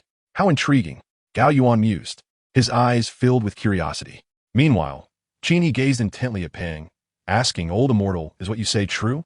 Can my granddaughter, Shuiyue, really be found?" Pang, caught off guard, realized he had merely been flattering Qin He, saying what he thought he wanted to hear. Whether Qin Shuiyue could indeed be found, or if she still existed, was uncertain. However, with the conversation already at this juncture, he could not deny it any further. Steeling himself, he replied, "Of course, if you doubt it, the truth will surely be revealed in the next year or 2. "Wonderful!" Qin He exclaimed, tears of joy nearly spilling from his eyes. "If I can see my granddaughter Shuiyue in my lifetime, it would be worth dying for." "Father." Qin Wensheng seized the opportunity to look apologetically at Qin He. "The sins you've committed, I do not wish to see repeated." Qin He pointed an accusing finger at Qin Wensheng. "Indeed." Qin Wensheng furrowed his brow, turning to Pang. The latter, seizing the moment, stepped aside, increasing the distance between the two men. He then glanced at Gao Yuan, saying, "However, Qin Lao, there is something I am uncertain whether to say." "Speak, please." Hearing the news of his missing granddaughter, Qin He was overjoyed, even regarding the somewhat unremarkable Pang with newfound respect. Pang pointed at Gao Yuan and stated, "In your later years, Qin Lao, you are destined for reunion and harmony. But this man must not become the dragon son-in-law of the Qin family." What nonsense? Huh? Pang's remark left everyone momentarily stunned. Even Gao Yuan was taken aback, thinking, what does this have to do with becoming a dragon's son-in-law? Why not ask if I even like Qin Mingwei? Upon hearing Pang's words, the elder Qin, he grew displeased and replied in a calm tone, why is that? Pang explained, it's quite simple. This man has a short lifespan. If he were to unite with someone from the Qin residence, it would surely diminish the family's fortune, leading to a tumultuous old age for you. What? The onlookers were all taken aback. Qin Mingyue's face darkened with anger, while Jiang Chong exchanged a triumphant glance with Jiang Zhulong, who suddenly understood what his father meant by trump card. Gao Yuan looked at Pang in disbelief, thinking, can we not enjoy ourselves? I don't even know you, so why target me and claim I have a short life? If you are unkind, do not blame me for being unjust.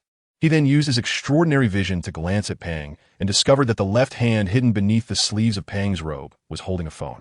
There was indeed a message displayed. Suddenly, everything became clear to Gao Yuan. Stepping forward, he pointed at the immortal Pang and said, old fellow, I have no objection to your claim that I am not a suitable son-in-law for the Qin family. After all, the Qin family is a prestigious lineage with 3 generations of officials, and I am indeed unworthy. I am fully aware of this. However, you cannot curse me with a short life. That is simply unacceptable, is it not? Pang the immortal glared at Gao Yuan, retorting, I am not cursing you. I am merely revealing, based on your facial features, that you are a malevolent spirit destined for a brief existence. Anyone associated with you will surely meet misfortune. Really? Gao Yuan scoffed. Of course it's true. Pang asserted with unwavering confidence. You will not retract your statement? Gao Yuan inquired. I make my pronouncements with absolute certainty. Why would I retract? Pang declared with great pride. Little did he know, Gao Yuan swiftly reached out and snatched the mobile phone from Pang's sleeve. He then brandished it before Pang's face, unlocking it in an instant. Everyone, take a look at the information on this device, and you will grasp the essence of absolute certainty, Gao Yuan declared, proceeding to recite, once we enter the Qin residence. You must first tell old Qin that within the next 1 to 2 years, he will undoubtedly be reunited with his family, which will surely bring him joy. After that, you will assert that Gao Yuan is not a suitable son-in-law for the Qin family, and old Qin will certainly believe you. At this point, Gao Yuan paused, glancing at the crowd before continuing. Then our esteemed Pang, who claims to speak with certainty, inquired, who is Gao Yuan? Upon accomplishing this task, I shall grant you 100,000 in offerings. With that, Gao Yuan surveyed the surroundings, and all eyes followed his gaze, landing on Jiang Chong, whose finger emerged from his sleeve, pointing directly at Gao Yuan. Before Gao Yuan could utter another word, Qin he shook his head and sighed. Pang you, we have no past grievances and no enmity today. You come to my home, I offer you fine tea and tobacco. Yet you choose to mock me on my birthday by invoking my granddaughter Qin Shuwei. How tiresome. As he spoke, a pained expression crossed Qin He's face, causing him to sway unsteadily. Qin Wencheng hurriedly reached out to steady his father, only to be forcefully pushed away by Qin He. Meanwhile, Pang Yu, publicly exposed by Gao Yuan, felt his face flush with embarrassment and quickly apologized to Qin He. Old Qin, please forgive me. I merely sought a bit of offering. With that, he bowed, adding, I shall take my leave. Be off with you. Aunt Wu Xiaoyi waved her hand in annoyance. Yes, yes. Pang Yu, thoroughly humiliated, turned to leave, casting a fierce glare at Gao Yuan, clearly intent on not letting him off easily. Likewise, Gao Yuan had no intention of letting Pang Yu escape. As soon as he turned, Gao Yuan called out loudly, Pang Yu, you grave robber, who said you could leave. Chapter 42, Blood 8 trigrams, Ghost Teeth. You, who do you call a grave robber? Pang Yu turned around, glaring at Gao Yuan. I'm talking about you. Gao Yuan stepped forward to block Pang Yu's path. Ha! Pang Yu nervously laughed. Little brat. Unless you have evidence, do not make baseless accusations. The label of a grave robber is not one to be taken lightly. Evidence, you say? Gao Yuan approached and directly yanked the Ming Dynasty jade plaque depicting a scholar beneath a pine tree from around Pang Yu's neck. After awakening his extraordinary abilities, Gao Yuan's speed and strength surpassed that of an ordinary person. It was only when he yanked out the plaque inscribed with poetry that Pang Yu finally reacted, exclaiming, What are you doing? Gao Yuan held the plaque high, a smile gracing his lips as he addressed Pang Yu. Come now, you old fool. Tell me where this came from. I bought it. Pang Yu stammered, glancing nervously at Qin He beside him. Bought it? Gao Yuan scoffed. This item is already listed as stolen property by the police. You've been in the antique circle long enough to know better than to purchase stolen goods. You're slandering me. I simply bought it at a bargain. Pang Yu was genuinely panicked. He never imagined that Gao Yuan would discover he had concealed the item within his clothing. Unable to restrain himself, he reached out to snatch it away. However, this action inadvertently revealed the blood-soaked Bawa tattoo on his arm. Qin Wensheng, who had been silently observing Pang Yu, was taken aback upon seeing the tattoo and pointed at him, saying, You are the ghost Fong? For some time, Qin Wensheng had been investigating a smuggling ring involved in the theft of cultural relics. Although he had apprehended numerous grave robbers, he had yet to capture the core members of this gang. According to intelligence from an undercover agent, there was an intermediary between the grave robbers and the smuggling ring, through whom the stolen items were sold. This individual always appeared wearing a ghost Fong mask, with the only distinguishing feature being a blood-soaked Bawa tattoo on his left arm. His undercover agent had even secretly photographed this tattoo. Thus, the police had nicknamed him Ghost Fong. For many days, Qin Wensheng and his team had been discreetly searching the antique market for this mysterious person with the blood-soaked Bawa tattoo, as capturing him would enable them to pin the blame for the smuggling and theft of cultural relics on the gang's leader and dismantle the operation. Unfortunately, despite the passage of time, Qin Wensheng had encountered no leads, and the case was on the verge of becoming unsolvable. He never dreamed that today, at his father's birthday banquet, he would encounter the very ghost Fong with a blood-soaked Bawa tattoo. As soon as Qin Wensheng called out Pang Yu's nickname, Pang Yu's body jolted, and he nervously laughed. You must be mistaken, Director Qin. With that, he pulled a short dagger from his pocket and lunged wildly at the nearby Qin He. With his identity exposed, his sole thought was to take Qin He hostage, hoping to leverage the situation to escape. Given his proximity to Qin He and his swift movements, the surrounding guests were unable to intervene in time. If he succeeded in abducting Qin He, the consequences would be dire. During this chaos, Qin Mingwei screamed, Don't harm my grandfather. But it was too late. The dagger was poised to strike Qin He. In a moment of desperation, Gao Yuan suddenly appeared beside Pang Yu. He suddenly seized Pang Yu's arm and twisted it with a swift motion, resulting in a faint crack as Pang Yu's arm was broken. In the next instant, Gao Yuan pivoted on the spot and executed a shoulder throw, slamming Pang Yu to the ground with a resounding thud. Pang Yu lay motionless on the floor, akin to a puddle of mucus. Meanwhile, Qin He rushed over to his daughter, exclaiming, Daughter. Qin Mingwei hastily approached as well, retrieving a pair of handcuffs from her small bag and promptly fastening them onto Pang Yu. The sequence of events unfolded so rapidly that it left everyone bewildered. What was happening? It appeared that Pang Yu had committed a crime. Could they possibly have made a mistake? Nonsense. Qin Shengwen was the chief of police. How could he be wrong? Besides, didn't you just see that Pang Yu was threatening the elderly Qin He? This scoundrel deserved to be punished. Indeed, unbeknownst to them, public sentiment began to shift as discussions about Pang Yu turned from curiosity to accusations. Clearly, they sought to distance themselves from him. On the other hand, Qin Wensheng was too seasoned to engage with the fickle opinions around him. Having held a high position for so long, he was accustomed to the opportunism and malice of those around him. This time, it merely fell upon the shoulders of the fool named Pang Yu. He then picked up his phone to leave a message for his subordinates. Within 5 minutes, several detectives arrived and took Pang Yu away. From that moment on, no one in Southeast City ever saw Pang Yu again, and all that pertained to him gradually became legend. Thank you, Gao Yuan. Qin Mingwei grasped Gao Yuan's hand, her beautiful eyes shining with gratitude. You saved Grandpa once more. Gao Yuan scratched his head, feeling a bit embarrassed. Well, about that, Qin Grandpa. The events of this second incident were actually instigated by me, so it doesn't count. No. Qin, he shook his head. Pang Yu approached me under the guise of fortune-telling, and that phrase about family reunion struck a chord with me. One can only imagine that had you not exposed him, I would have sought his counsel multiple times regarding the matter of Shu Yu in the future. If he were merely an ordinary charlatan, it would be one thing. But he is a criminal. It's easy to foresee that one day, my lifetime of reputation could be tarnished by him. In this sense, you have not only saved me, but our entire family. Indeed, the surrounding individuals nodded in agreement, acknowledging the validity of Qin He's words. They understood that Pang Yu could easily have coerced Qin He into compliance by promising information about Qin Shu Yu in exchange for assistance. Gao Yuan had not anticipated that Qin He would draw such extensive conclusions, making him feel even more bashful as he simply scratched his head and looked shyly at Qin He. Meanwhile, Qin He teased, Young lad, you have done me such a tremendous service and saved our family. How shall I express my gratitude? He glanced at Qin Mingwei, adding, What if I were to betroth my granddaughter to you? Chapter 43, A Step Up. Ha ha ha. Qin He laughed heartily, my dear girl. I noticed you couldn't take your eyes off Gao Yuan all night. Your little thoughts are evident to anyone, and I merely wish to assist you. Yet you accuse me of meddling. Are you akin to a dog biting El Dongbin? Grandfather, please don't. Qin Mingwei blushed deeper, turning away from Qin He, ignoring him completely. Do you fancy my Mingwei? If so, I shall take it upon myself to elevate your standing and betroth Mingwei to you. Elevate my standing? What? The surrounding guests were taken aback, never having imagined that Qin He would utter such words. Only Ding Luan seemed to grasp Qin He's intent. Gao Yuan was now a rising star in the antique world, blessed with remarkable medical skills.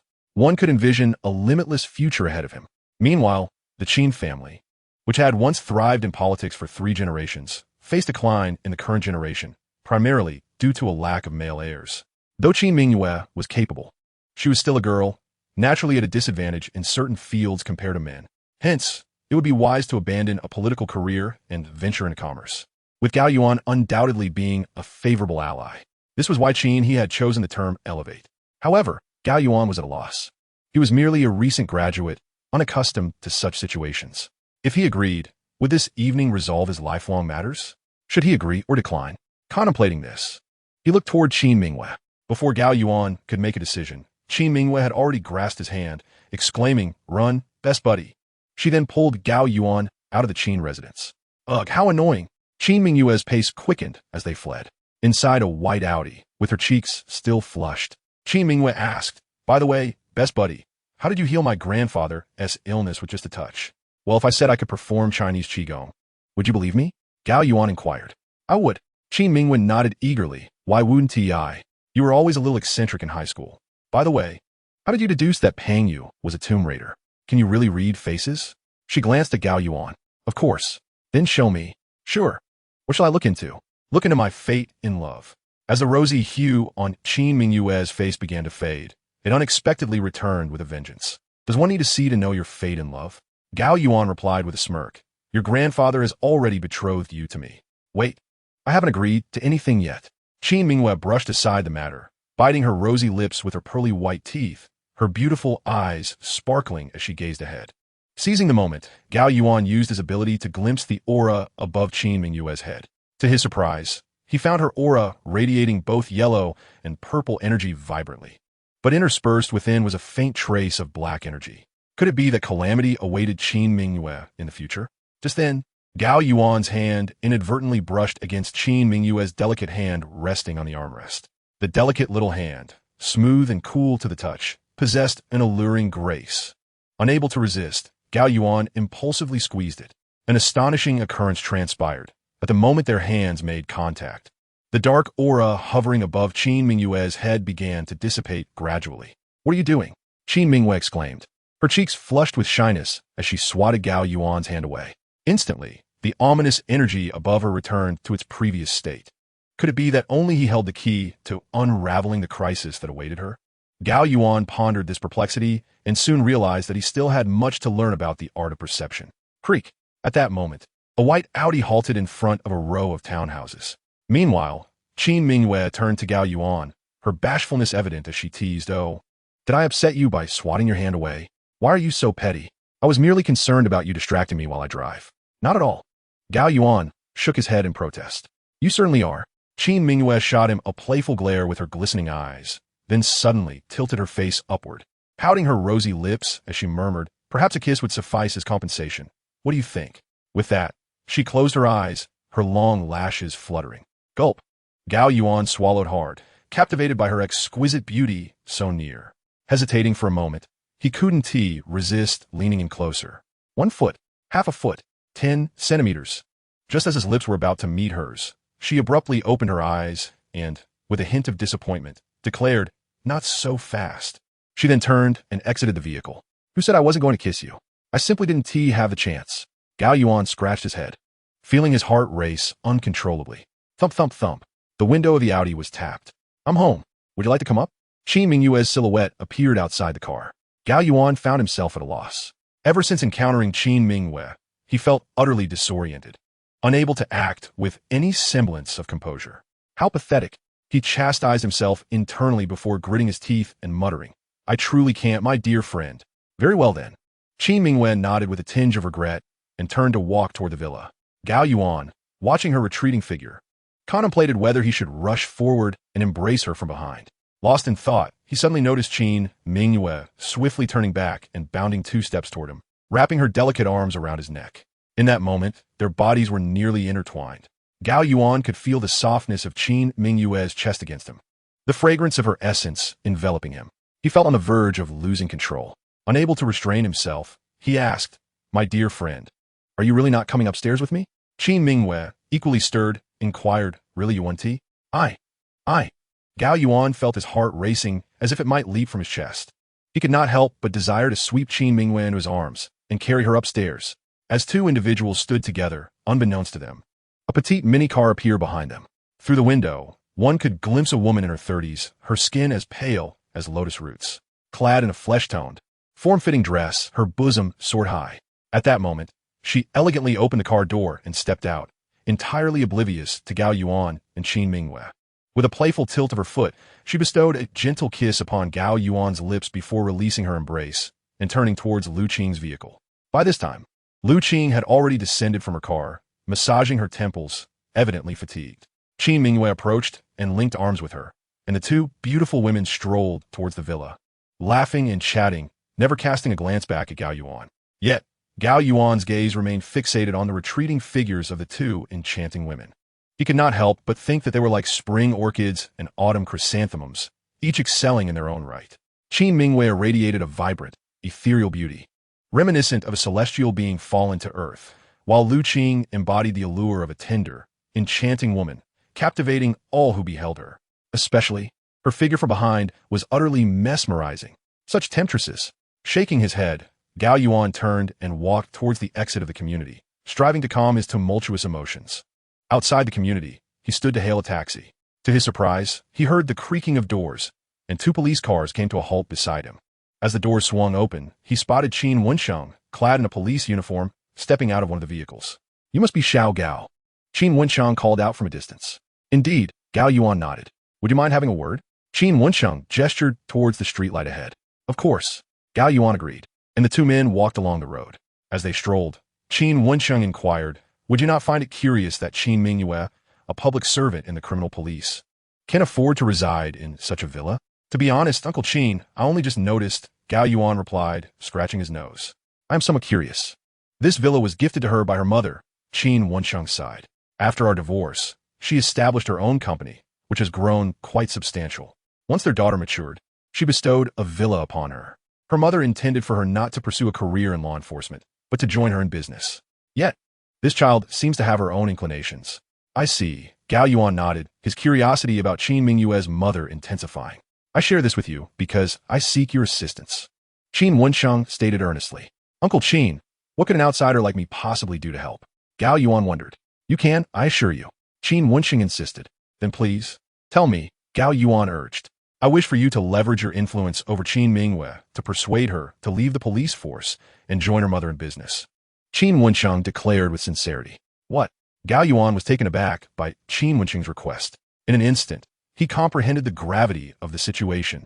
To pursue a career in law enforcement, Qin Wensheng had not only lost a daughter, but also divorced his wife. And he wished to prevent Qin Mingyue from making the same choice. "Thank you." Qin Wensheng gently patted his shoulder and turned towards the 2 police cars.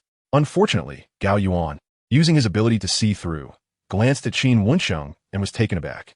To his surprise, as Qin Wensheng approached one of the police cars, the malevolent energy above him grew increasingly intense.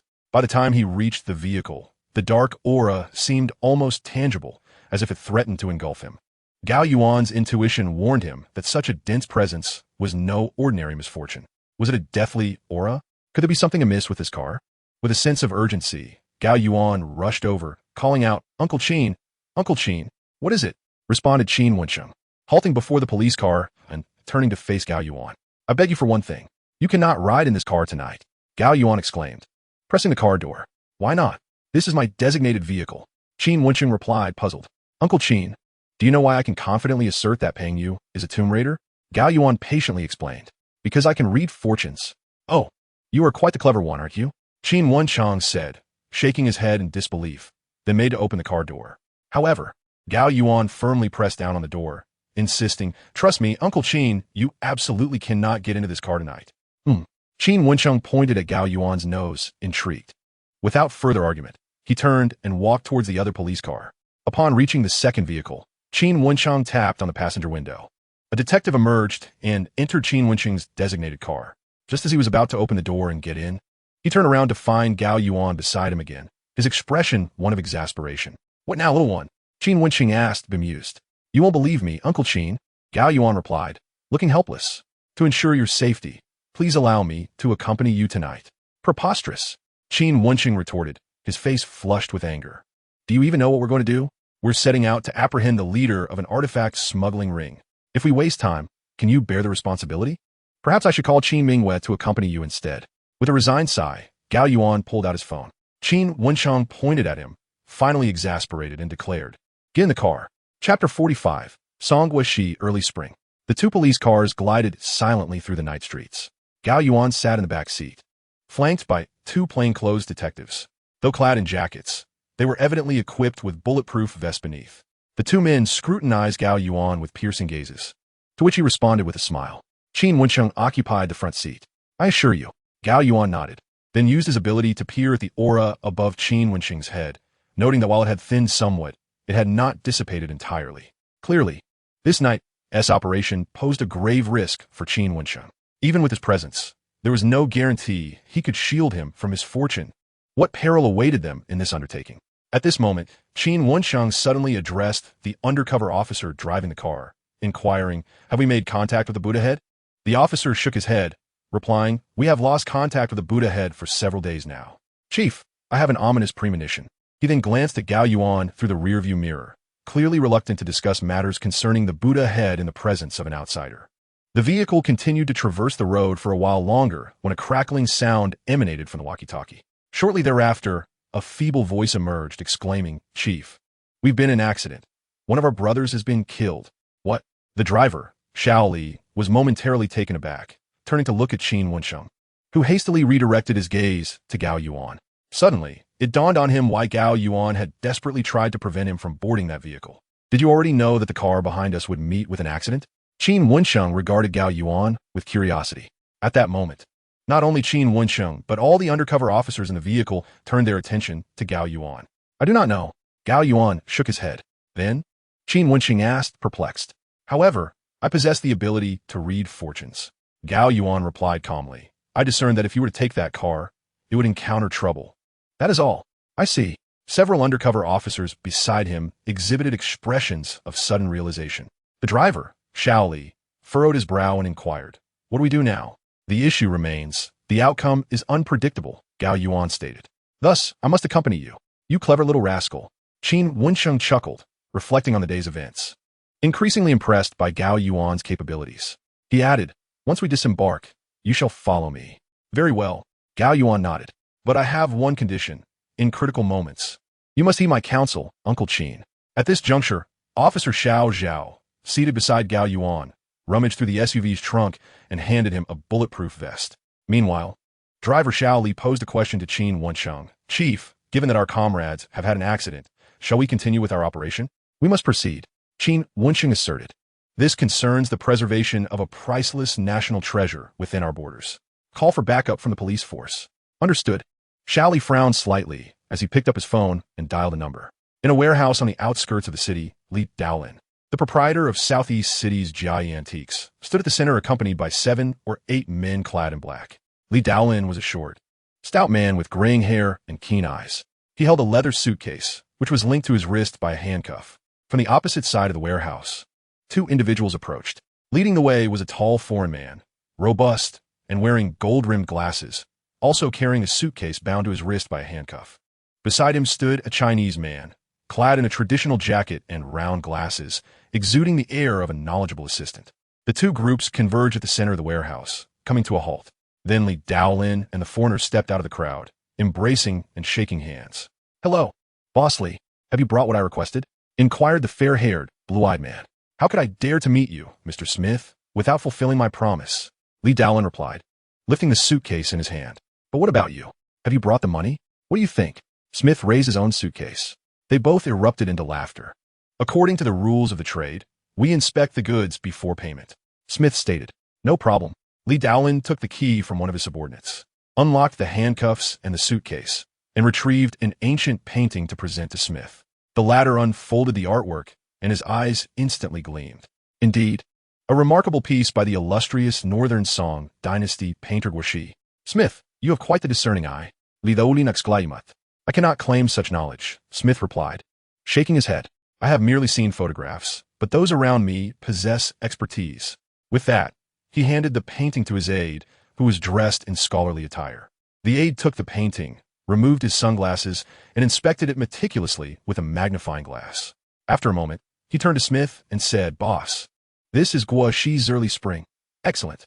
Smith nodded, then produced a key to unlock the handcuffs on his wrist and tossed the suitcase to Li Daolin. Here you go, Boss Li. As agreed, $10 million. You foreigners certainly know how to take advantage, Li Daolin scoffed, glancing dismissively at the suitcase filled with dollars. This painting will fetch at least $100 million at auction, yet you only offer me 10. Ha ha. Smith laughed heartily. $100 million is our concern. In your hands. It is merely stolen property, worthless at this moment. Don't forget the efforts your police put into tracking down this piece. Just then, Qin Wenshang swaggered in with several plainclothes officers, clapping his hands as he walked. Boss Li, your business seems to be thriving. Chapter 46. Life and Death on the Line. Li Daolin frowned, his incredulous gaze scanning Qin Wenshang from head to toe. Director Qin, what brings you here? Surprised, are we? Qin Wenshang sneered, noticing Gao Yuan nearby. Gao Yuan muttered something and then walked over to a large pillar. Remembering Gao Yuan's words, Li Daolin hurried to join him, standing beside him as he continued. So you have resorted to sabotaging my vehicle. If I hadn't been fortunate, there might have been fatalities, wouldn't you agree? Ha ha. Li Daolin laughed in response. Director Qin, you are quite resourceful yourself, even planting an undercover agent beside me. What code name did you assign? He glanced at his subordinate, who approached and whispered. Buddha Head. Yes, yes. The codename is Buddha Head. Li Daolin Shukalatkulli. Qin Wenshang furrowed his brow and asked, What have you done with Buddha Head? Li Daolin smirked. Dare to betray me? Guess what fate awaits him? Let me tell you, he is a police officer. Qin Wenshang's gaze turned icy as he stared at Li Daolin. If you dare to harm him, we will not let you off the hook. Ha ha ha. Li Daolin laughed maniacally. Addressing Director Qin, perhaps you should first contemplate your own safety before mulling over your undercover operations. He then turned to the plainclothes officer beside Qin Wenshang, saying, Li Tongqi, what are you waiting for? Do you need me to teach you? No sooner had he spoken than the officer, surnamed Li, drew his firearm and aimed it directly at Qin Wenshang's temple. Li Tongqi. Qin Wenshang stared in disbelief at his companion. I'm sorry, Director, but I find myself with no other option. Li Tongqi replied with a bitter smile. I need money, an enormous sum. But you cannot resort to illegal activities for the sake of money. Qin Wenshang shook his head in disapproval. I'm sorry, Director, but I have not committed any crime. Li Tongqi retorted, turning to the two plainclothes officers who had entered behind him. I have taken the Director hostage and command you to lower your weapons. Do you hear me? Lower your weapons. The two plainclothes officers exchanged glances and ultimately chose to comply. At that moment, a dozen or so men in black surged from the shadows, surrounding Qin Wenshang, Gao Yuan, and the officers, even encircling Smith and his subordinates. Meanwhile, Li Daolin laughed heartily. Director Qin, did you hear your subordinate? He claims he has not broken the law. Neither have I. He spun around dramatically. None of us has committed any crime. He pointed at Smith, who stood frozen in place. The truth is that this foolish foreigner stole the national treasure early spring by Guashi from the museum, then kidnapped me, attempting to use me as a hostage to coerce the police. When you received the call for help, this foolish foreigner shot you dead. All your officers were slain. Li Tongqi did his utmost to save me, and he himself was injured in the process.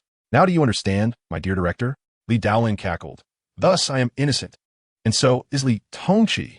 I am a law-abiding citizen, and he is a good officer.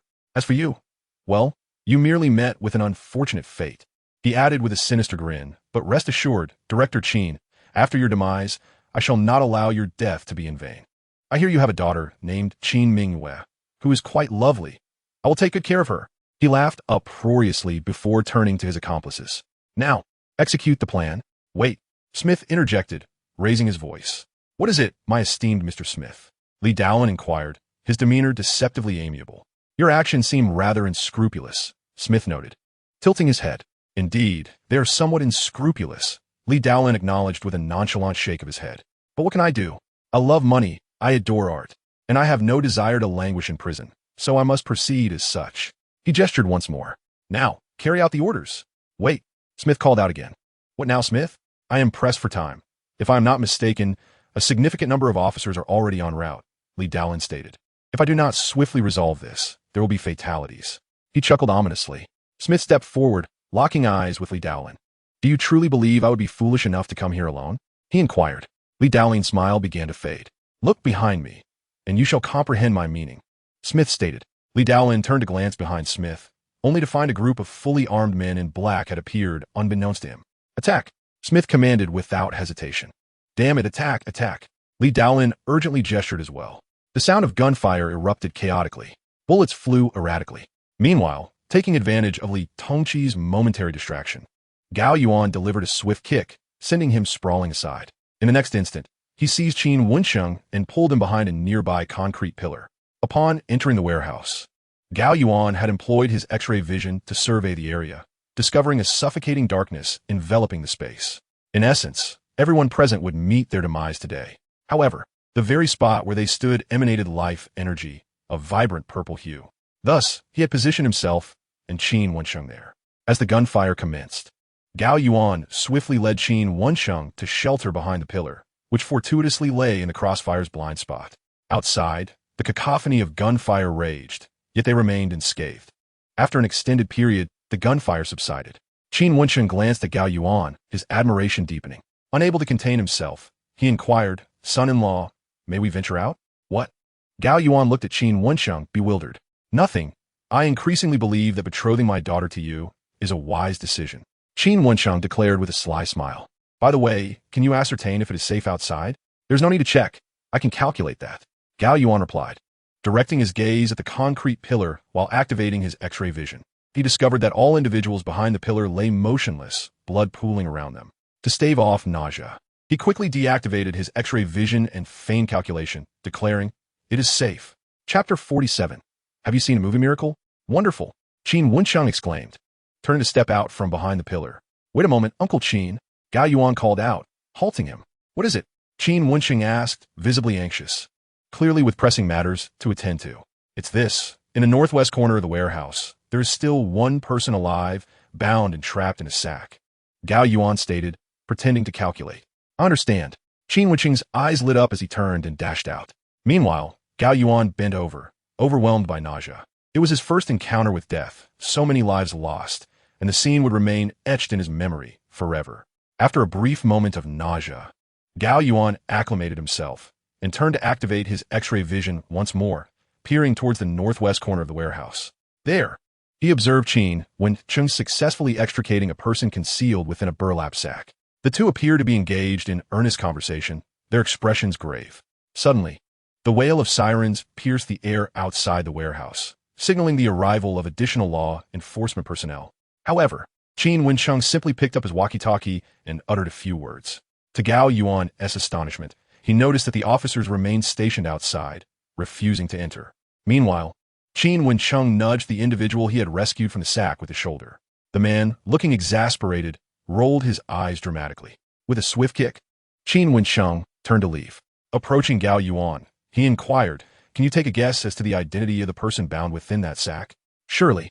It must be the undercover agent, FO2, right?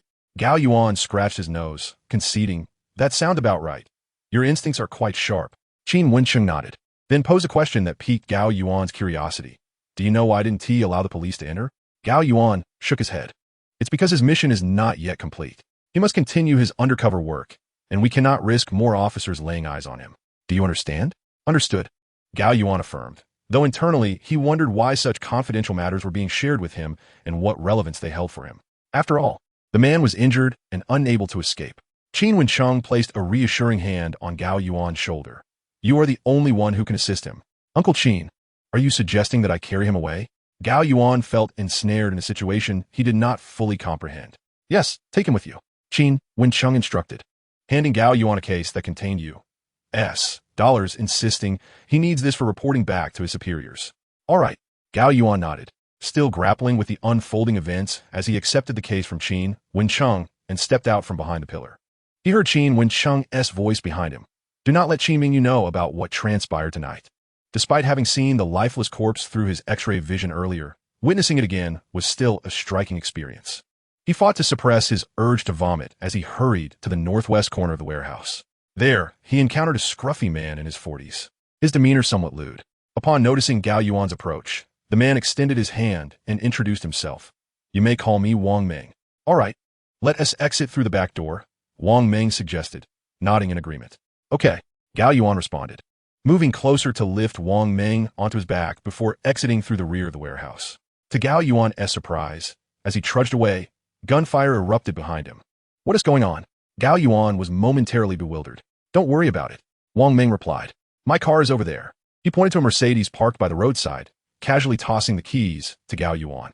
However, rather than accepting the keys, Gao Yuan carefully set Wang Meng down beside the Mercedes, saying, "All right, Mengge, this is where we part ways."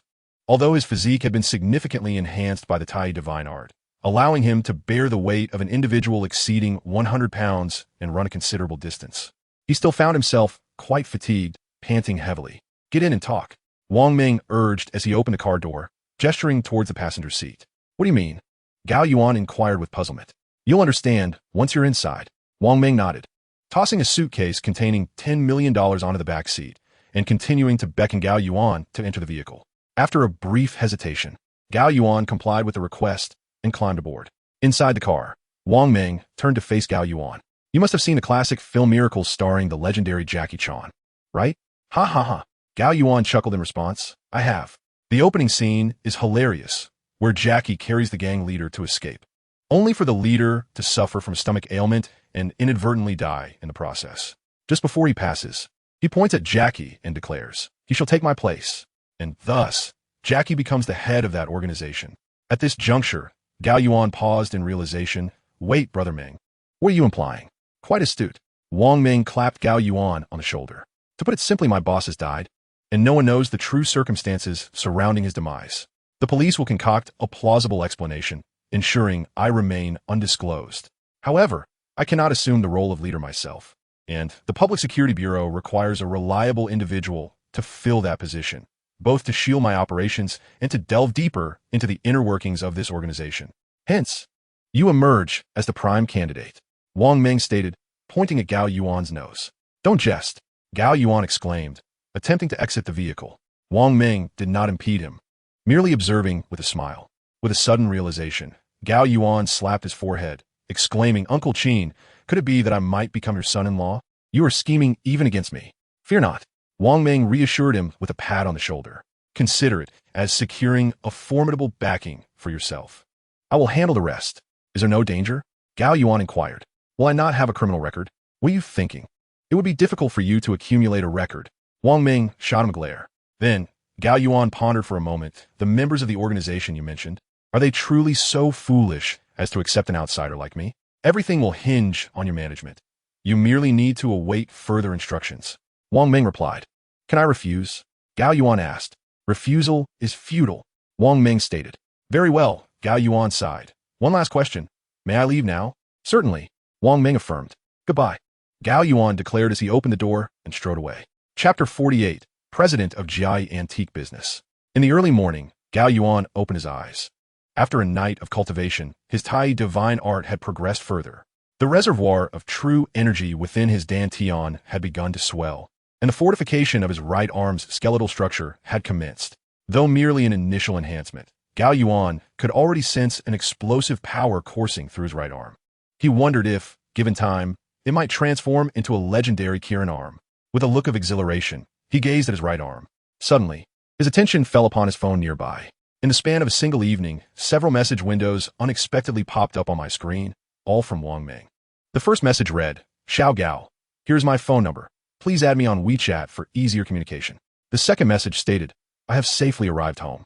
There are developments regarding your position as the president of the Southeast City branch of Jai Antique Shop." The third message proclaimed, "It is settled. From this moment on, you are the acting president of Jai Antique Shop's Southeast City branch." What on earth? Gao Yuan found himself doubting his own eyes. Jai Antique Shop is one of the few chain antique establishments in the country. Headquartered in the capital, with 6 branches in 6 ancient cities renowned for their rich historical heritage and flourishing antique culture. Additionally, there are rumors that Jai has branches abroad, inviting foreign capital for investment. Their primary business revolves around antiques, gambling stones, and the trade of precious metals. In our city, this antique shop stands as a colossal figure in the local antique scene. Its very presence sends tremors through the ground. Just yesterday, Gao Yuan had been unwittingly entangled in a scheme by Qin Wensheng and had been made the leader of some organization, leaving him in a state of confusion and concern about being drawn into some irregular power structure. It was only after returning home and calming his mind for quite some time that he began to meditate. The moment he glanced at this message, however, his composure was shattered. This was Jai Antique Shop. When he had graduated and applied there, they had turned him away. Now, he was being declared their president. What ist? He picked up his phone and consulted Baidu, ultimately discovering that the so-called president was merely a euphemism for the general manager. Nevertheless, this revelation was astonishing enough to leave him in disbelief. After some time, Gao Yuan regained his composure and decided to message Wang Meng. So soon? Just acting? Wang Meng promptly replied. In a while, you will have to undergo an assessment from the headquarters. Only by passing will you become the official president. Do you know what the assessment entails? Gao Yuan inquired. Everything you excel at, Wang Meng responded. What I excel at, Gao Yuan pondered. Isn't it just gambling stones and antiques? He then asked, can I skip work? Sure. Gao Yuan set his phone down, standing there somewhat dazed. To this point, he still couldn't believe that he had, rather inadvertently, become the president of the largest antique shop in the city. It felt surreal. However, Gao Yuan quickly regained his composure. Clearly, Li Daolin was the former president of Jai Antique Shop. From last night's display of bravado in the warehouse, this individual exuded the aura of a power broker.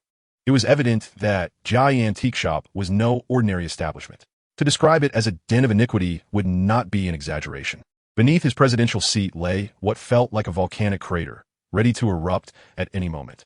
With this thought in mind, he resolved to maintain a respectful distance from Jai Antique Shop, delegating all matters to Wang Meng while he relished the role of a hands-off manager.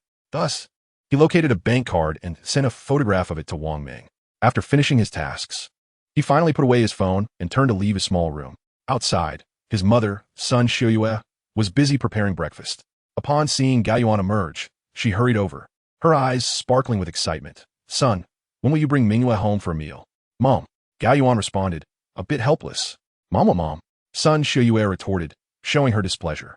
You little rascal, dare you deny that Qin Mingyue is not your girlfriend? Gao Yuan scratched his head, realizing he could not refute that. If it weren't for Qin Mingyue's swift departure at the birthday banquet yesterday, he might have even been engaged to her by now. Later, Qin Wensheng had even referred to him as his son-in-law. Why bother hiding such matters from his mother? You little rascal. I knew you had a knack for charming such a beautiful girl, and she is a police officer too. Sun Xiuyue exclaimed joyfully, embracing Gao Yuan. All right, I'll prepare over the next few days, and once I'm ready, I'll let you know.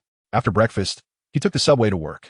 Meanwhile, in the city's largest antique shop, Jai Antique Shop, news of a sudden change in the presidency spread like wildfire throughout the antique circle of Southeast City. Jai Antique Shop was a dominant force in the local jewelry and antique industry. Every move it made captivated many. This transition in leadership sparked countless discussions. Rumor had it that the new president was the protege of the former president, who had succumbed to a heart attack, recommending him to the headquarters on his deathbed. This new president was not only young and talented, but also a rising star in the local antique scene, renowned for his expertise in stone gambling and appraisal, earning the admiration of seasoned professionals. In the future, Jai Antique Shop's headquarters would conduct a series of evaluations for this new president. Once he passed, he would officially become the executive of this large corporation. Though none had yet seen this new president, tales of him circulated widely. Even when Gao Yuan arrived at the office, his colleagues were engrossed in discussions about the event. Did you hear? Jai Antique Shop has a new president. I heard this new president is remarkable. He not only graduated with a Master S degree, but is also a disciple of a renowned domestic master. Most importantly, Jai Antique Shop offered him a staggering annual salary of 5 million. My goodness, young and accomplished, wealthy at such a young age. Who knows how many beauties he LL attract? Sitting in his cubicle, Gao Yuan couldn't help but feel speechless at the exaggerated tales circulating around him. They were painting an almost mythical image of him. Shaking his head, he opened his computer to continue his work. Just then, the door to the open office area swung open, and the alluring boss, Meng, walked in. Today, Hu Mengmeng was dressed in a deep blue form-fitting skirt, paired with a matching sleeveless blazer. The blazer had a generously cut neckline, revealing a snug white base shirt beneath, accentuating her curves splendidly. Her beautifully flowing straight hair cascaded down her chest. She approached Gao Yuan in her high heels, the sound echoing as she called out, "Gao Yuan, come here." "All right." Gao Yuan rose and followed Hu Mengmeng out of the open office area. They arrived at the front of Hu Mengmeng's office, and just as she was about to open the door, her body suddenly weakened, collapsing into Gao Yuan's embrace. Chapter 49. The treatment of asthma. As Hu Mengmeng was about to fall to the ground, Gao Yuan hurriedly stepped forward and caught her slender waist. To his surprise, he found her skin soft and smooth, stirring an inexplicable sensation within him. Without dwelling on his thoughts, he quickly looked at Hu Mengmeng's face, only to discover that she was pale and her breathing was faint. "What is happening?" Gao Yuan asked, bewildered. Quick, I have asthma." "The medication?" Hu Mengmeng gasped softly, slumped in Gao Yuan's arms. "Asthma? All right." Gao Yuan quickly wrapped one arm around her waist, opened the office door with the other, and stepped inside. He couldn't help but reflect on the years they had worked together. Unaware of Hu Mengmeng's asthma, she had kept it well hidden. Inside the room, Gao Yuan hastily placed Hu Mengmeng on the sofa, then rushed to her desk in search of her medication. Frustratingly, despite rummaging through all the drawers, he could not find the so-called asthma medication. As he turned around, he noticed Hu Mengmeng clutching her throat, struggling to open her mouth, making desperate gasping sounds. It appeared she was on the verge of suffocation. What to do? Gao Yuan was at a loss. Suddenly, he recalled his inner energy and his unique ability. If he could treat heart conditions, perhaps he could also alleviate asthma. Resolutely, he approached Hu Mengmeng, placing one hand on the back of her neck and the other beneath her knees, gently lifting her onto the sofa. Hu Mengmeng's body felt remarkably light and soft, akin to a bundle of cotton. Though his intentions were solely to heal her, he found his thoughts wandering. Once she was settled, Gao Yuan activated his ability, directing his gaze toward her chest. Almost instantly, he beheld her exquisite beauty. The last time he had awakened his ability in the company restroom, he had seen her body from behind. This time, it was from the front. As he gazed upon Hu Mengmeng's stunning form, he was momentarily entranced. She was breathtaking, so alluring. He felt an urge to transform, yet he remembered his purpose, to save her. Gritting his teeth, he continued to delve deeper with his ability, scrutinizing the inner workings of her body. He soon discovered a mass of dark energy swirling within her organs, extending downwards and spreading to her lungs. It was evident that this dark energy was the catalyst for her asthma. Uncertain of his own capabilities, Gao Yuan hesitated momentarily before extending his index finger to press against Hu Mengmeng's throat. As his finger made contact with her skin, a chilling sensation coursed through him, stirring something profound within his heart. He quickly gathered his focus and invoked the Tai divine skill, channeling his vital energy through his fingertip into Hu Mengmeng's body. An astonishing phenomenon unfolded. Wherever his energy flowed, the dark substance within her trachea was incinerated as if it had encountered flames, leaving nothing but purity in its wake. A spark of hope ignited in Gao Yuan's eyes. He continued to guide his finger downward along her trachea, and in the blink of an eye, the dark gas within was entirely eradicated, leaving only the remnants within her bronchi. These dark fumes were akin to wounded beasts, lurking within, seemingly poised to retaliate at any moment. If he failed to address the black matter within the bronchi, all his efforts would be in vain. Furrowing his brows, Gao Yuan swiftly directed his vital energy into his palms and pressed down firmly. Simultaneously, an exquisite sensation almost overwhelmed him. To maintain his concentration, he silently reminded himself, "I am healing President Hu. I am indeed healing her." After several attempts, his mind gradually quieted. Meanwhile, his energy continuously surged into Hu Mengmeng's bronchi, completely obliterating the lurking dark gas. At that moment, Hu Mengmeng regained her ability to breathe independently. Just as Gao Yuan settled his vital energy, she abruptly sat up and slapped him across the face. The sound echoed sharply, leaving 5 distinct fingerprints on his cheek. "What was that for, President Hu?" Gao Yuan exclaimed, rising with a look of indignation. "What do you mean?" Hu Mengmeng retorted, straightening her attire. "I never expected you to take advantage of me in such a vulnerable moment." "I did not," Gao Yuan protested, covering his cheek. "Then what were you doing just now?" Hu Mengmeng glanced down at her chest, her cheeks flushing crimson. "This infernal situation is utterly unacceptable," she thought, glaring at Gao Yuan once more. "I truly did not." Gao Yuan shook his head earnestly. President who? You were having an asthma attack, and without access to medication, I resorted to using my skills to treat you. It was necessary to proceed in that manner. Acupuncture treatment. Do you expect me to believe that? Hu Mengmeng retorted, her beautiful eyes fixed intently on his hands. Suddenly, she recalled that she had indeed been on the verge of losing consciousness. The consequences of that would have been dire. Her asthma medication was in her pocket, and upon checking, she realized it had not been utilized. Could it be that you were genuinely attempting to treat me? She asked, her eyes wide with astonishment. Of course. What did you think? A dog biting El Dongbin. Not only ungrateful, but also attacking me. Gao Yuan rolled his eyes and turned to exit the office. Stop. Hu Mengmeng intercepted his path. What now, President Hu? He asked, casting a vexed glance in her direction. Prove me wrong, and I shall apologize. Hu Mengmeng earnestly declared. Is that really so difficult? Gao Yuan retorted, extending his finger to press against Hu Mengmeng's throat, simultaneously channeling his inner energy. In an instant, Hu Mengmeng felt an indescribable sensation of comfort and coolness at her throat. Is this real? Hu Mengmeng's eyes widened in astonishment. What else could it be? Gao Yuan shrugged, preparing to depart once more. All right, Xiao Gao, I concede. Hu Mengmeng grasped Gao Yuan's hand, her face a portrait of remorse. TCH. Gao Yuan continued to pout. Now that I have admitted my mistake, what more do you want? Hu Mengmeng insisted, her grip on Gao Yuan unwavering. TCH. Gao Yuan remained stubborn, unwilling to forgive her. Come on, Xiao Gao, please forgive me. Absolutely not. Gao Yuan replied. Are you forcing me to resort to extreme measures? Hu Mengmeng pointed a finger at Gao Yuan's nose. What can you possibly do? Gao Yuan boasted with a smug expression. To his surprise, Hu Mengmeng suddenly wrapped her arms around his neck and kissed him directly on the lips.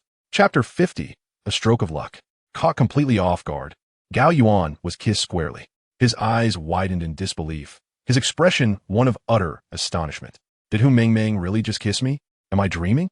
With a soft sound, Hu Mengmeng released him, her cheeks flushed as she said, Now, is that sufficient, you little rascal? It seems there's still something amiss, Gao Yuan mused, stroking his lips before stepping closer, nearly pressing against her. What do you want? Hu Mengmeng's breath quickened, her voice trembling. I warn you. In the next moment, Gao Yuan cupped her face and kissed her once more, his hands wandering over her body. Since the day he first awakened his clairvoyant abilities, he had long coveted this beautiful manager. Now that he finally had the opportunity to savor her allure, he had no intention of holding back. They kissed for what felt like an eternity until Hu Mengmeng abruptly pushed him away, her hand poised to slap him. However, her small hand halted just above his cheek. Glaring at Gao Yuan with indignation, she exclaimed, Well, Xiao Gao, you certainly have some audacity. With a policewoman as your girlfriend, you still dare to covet me. Speak. How do you intend to deal with me? Will you make me your mistress or your concubine? Gao Yuan scratched his head, feeling overwhelmed and embarrassed. Sorry. Manager Hu, I couldn't help myself. Let's forget about today, but you mustn't speak of this to anyone, all right? Hu Mengmeng's face flushed with anger. Otherwise, I won't let you off the hook. Make sure to review this tender document thoroughly. Hu Mengmeng walked to her desk, retrieving a contract and handing it to Gao Yuan. During this time, she brushed her lips, reflecting inwardly, I never expected him to possess such strength. He nearly stole my breath away with that kiss. As these thoughts surged within her, a warm sensation enveloped her heart. Glancing at Gao Yuan, she noticed he had moved aside to read the contract, his expression serious and focused. His profile was rather handsome. Not only is he adept at gambling on stones and appraising treasures, but he is also a physician who has cured my long-standing asthma. Quite remarkable indeed. I just wonder if this could be likened to an old cow grazing on tender grass. Hu Mengmeng gently touched her lips, settled herself behind the desk, and commenced her work. Meanwhile, Gao Yuan picked up the bidding documents and was taken aback to discover they were submitted to Jai Antique Shop alongside an auction event. In addition to security duties, 2 antique brokerage firms were invited to assist with the appraisal work with a reward of 10 million. This was a significant matter for the entire Southeast city. Although the reward was not grand, its influence was immense. If handled well, it could even garner media attention. Thus, many jewelry and antique brokerage firms sought to place their bids, and Aiming Company was no exception. Of course, from Gao Yuan's perspective, Aiming Company had little chance. The reason was simple. Jai Antique Shop likely held Aiming Company in low regard. Suddenly, Gao Yuan recalled that he was the acting president of Jai Antique Shop. How could he not seize this opportunity for personal gain, especially considering the schemes of his prospective father-in-law, Qin Wensheng? He promptly grabbed his phone and sent a message to Wang Ming. Just as he finished sending the message, he heard Hu Mingming say, "By the way, Xiao Gao, do you think we have a good chance in this bidding?" "Indeed, we do." Gao Yuan nodded. "In my view, one of the two selected jewelry and antique brokerage firms will undoubtedly be ours." "Utter nonsense." Hu Mingming shot him a glance, returning her focus to her work while absent-mindedly caressing her lips. Suddenly, the phone on Hu Mingming's desk rang. She furrowed her brows and pressed the speakerphone button. Almost simultaneously, a strange man's voice emanated from the phone. "Is this Manager Hu from Aiming Company? I am Zhu Tian, the business department manager at Jai Antique Shop." Manager Zhu." Hu Mingming sprang to her feet, speaking respectfully into the receiver. "How can I assist you?" "What?" Hu Mingming could hardly believe her ears. "Wasn't there supposed to be a bidding and evaluation? I just received notification that the bidding conference has been canceled. It has been changed to an internal appointment bid. Your company is one of the two appointed firms. I will send you the contract shortly for your signature." Beep, beep, beep. The call ended abruptly. Almost simultaneously, the fax machine buzzed to life, and a contract from Jai Antique Shop was transmitted. Gazing at the unfolding scene before her, Hu Mingming felt overwhelmed. After a long moment, she exclaimed, "Am I dreaming?" "Certainly not." Gao Yuan approached the fax machine, retrieved the contract, and placed it on Hu Mingming's desk. He mused to himself about Wang Ming's reliability. Subsequently, Gao Yuan prepared to leave the office. "Xiao Gao," Hu Mingming's voice called from behind him. "What?" Gao Yuan turned around, only to find her delicate form leaping into his embrace. It turned out that Hu Mingming had dashed over to hug Gao Yuan, exclaiming, "Ha! You truly are my lucky star. Since that day when you assisted me in stone gambling, we have amassed nearly 20 million. Hu Mingming exclaimed joyfully, her arms embracing Gao Yuan. Meanwhile, Gao Yuan relished the delightful sensation against his chest. His hand, unable to resist, found its way to the delicate area below her slender waist. How soft! After a while, the two parted ways. This time, Hu Mingming did not reprimand Gao Yuan for his wandering hands, but instead exuberantly dashed out of the office to share this joyous news with the other employees. Gao Yuan remained in place, raising his palm to examine it, savoring the memory of the moment he had just experienced with Hu Mingming. Despite the barrier of clothing, it was undeniably exquisite. That night, all the employees of AI Ming Brokerage gathered at the city's largest restaurant, Royally Peen. Unexpectedly, they had secured a substantial contract with Jai Antique Shop. Overwhelmed with joy, Hu Mingming waved her hand, announcing a company celebration for the evening. Consequently, everyone flocked to the venue. The entire AI Ming team comprised just over 30 individuals, comfortably seated in a large private room at 2 round tables. Once everyone was settled, Hu Mingming, adorned in a stunning blue outfit, raised her glass and proclaimed, "Let us toast to securing the contract with Jai Antique Shop." Cheers erupted as all the employees raised their glasses in unison. The atmosphere reached an unprecedented peak. However, just as everyone was about to sip from their glasses, a faint creak resonated as the private room door swung open. They were met with the sight of Zhao Chong, draped in an exquisite suit, swaggering into the room. Chapter 51, The Small Man Rises. With Zhao Chong's entrance, the once exuberant atmosphere felt as though it had been abruptly paused. All eyes turned to him, faces frozen in awkwardness. The long-standing enmity between the company and Zhao Chong was well known. Just a few days prior, had it not been for Gao Yuan's intervention, the company might have faced a compensation of over 10 million due to Zhao Chong's scheming. Such a loss would have led to unemployment for all employees. Moreover, there were whispers that Zhao Chong had embezzled hundreds of thousands from the company before his departure. Now, as the company gathered to celebrate their new achievements, his unexpected presence felt like discovering a cockroach in a dish. Could anyone still find joy in this moment? All eyes were fixed on Zhao Chong in silence. Undeterred, Zhao Chong casually remarked, "What a coincidence. I came here for a meal as well and happened to see my former colleagues. I wanted to say hello. It's been a while, and I've missed you all. Why is everyone so quiet?" The room remained eerily silent. Zhao Chong then swaggered over to the dining table, playfully patting one of the employees, who promptly vacated the spot. Standing there, he seized a beer bottle and bit down on it. Crack! The cap was effortlessly removed. Then Zhao Chong raised his beer bottle and addressed the crowd. "Come, my friends, let us toast to friendship." The surrounding individuals remained unresponsive. "What is the matter?" Zhao Chong observed nonchalantly. "What happened? Am I not your former vice president? Have you all turned cold?" Zhao Chong, Hu Mingming directed her gaze at him. "Aiming Company does not welcome you. Please leave." "Don't." Zhao Chong looked at Hu Mingming with a mocking smile. Regardless of circumstances, we once collaborated. Can we not share even a single drink? What have you done at Among? Surely you are aware of your own actions. Friendship, is it? Hu Mengmeng replied coldly. This is a private gathering for our company. I must insist you leave. Huh? Who? You are being rather petty. Zhao Chong placed the beer bottle on the round table. Turning to face Hu Mengmeng, business is akin to warfare. Since I am no longer part of Among, it is only natural for me to target you. That is not mere targeting. That is a scheme. Indeed, you began devising plots against Among even while you were still part of it.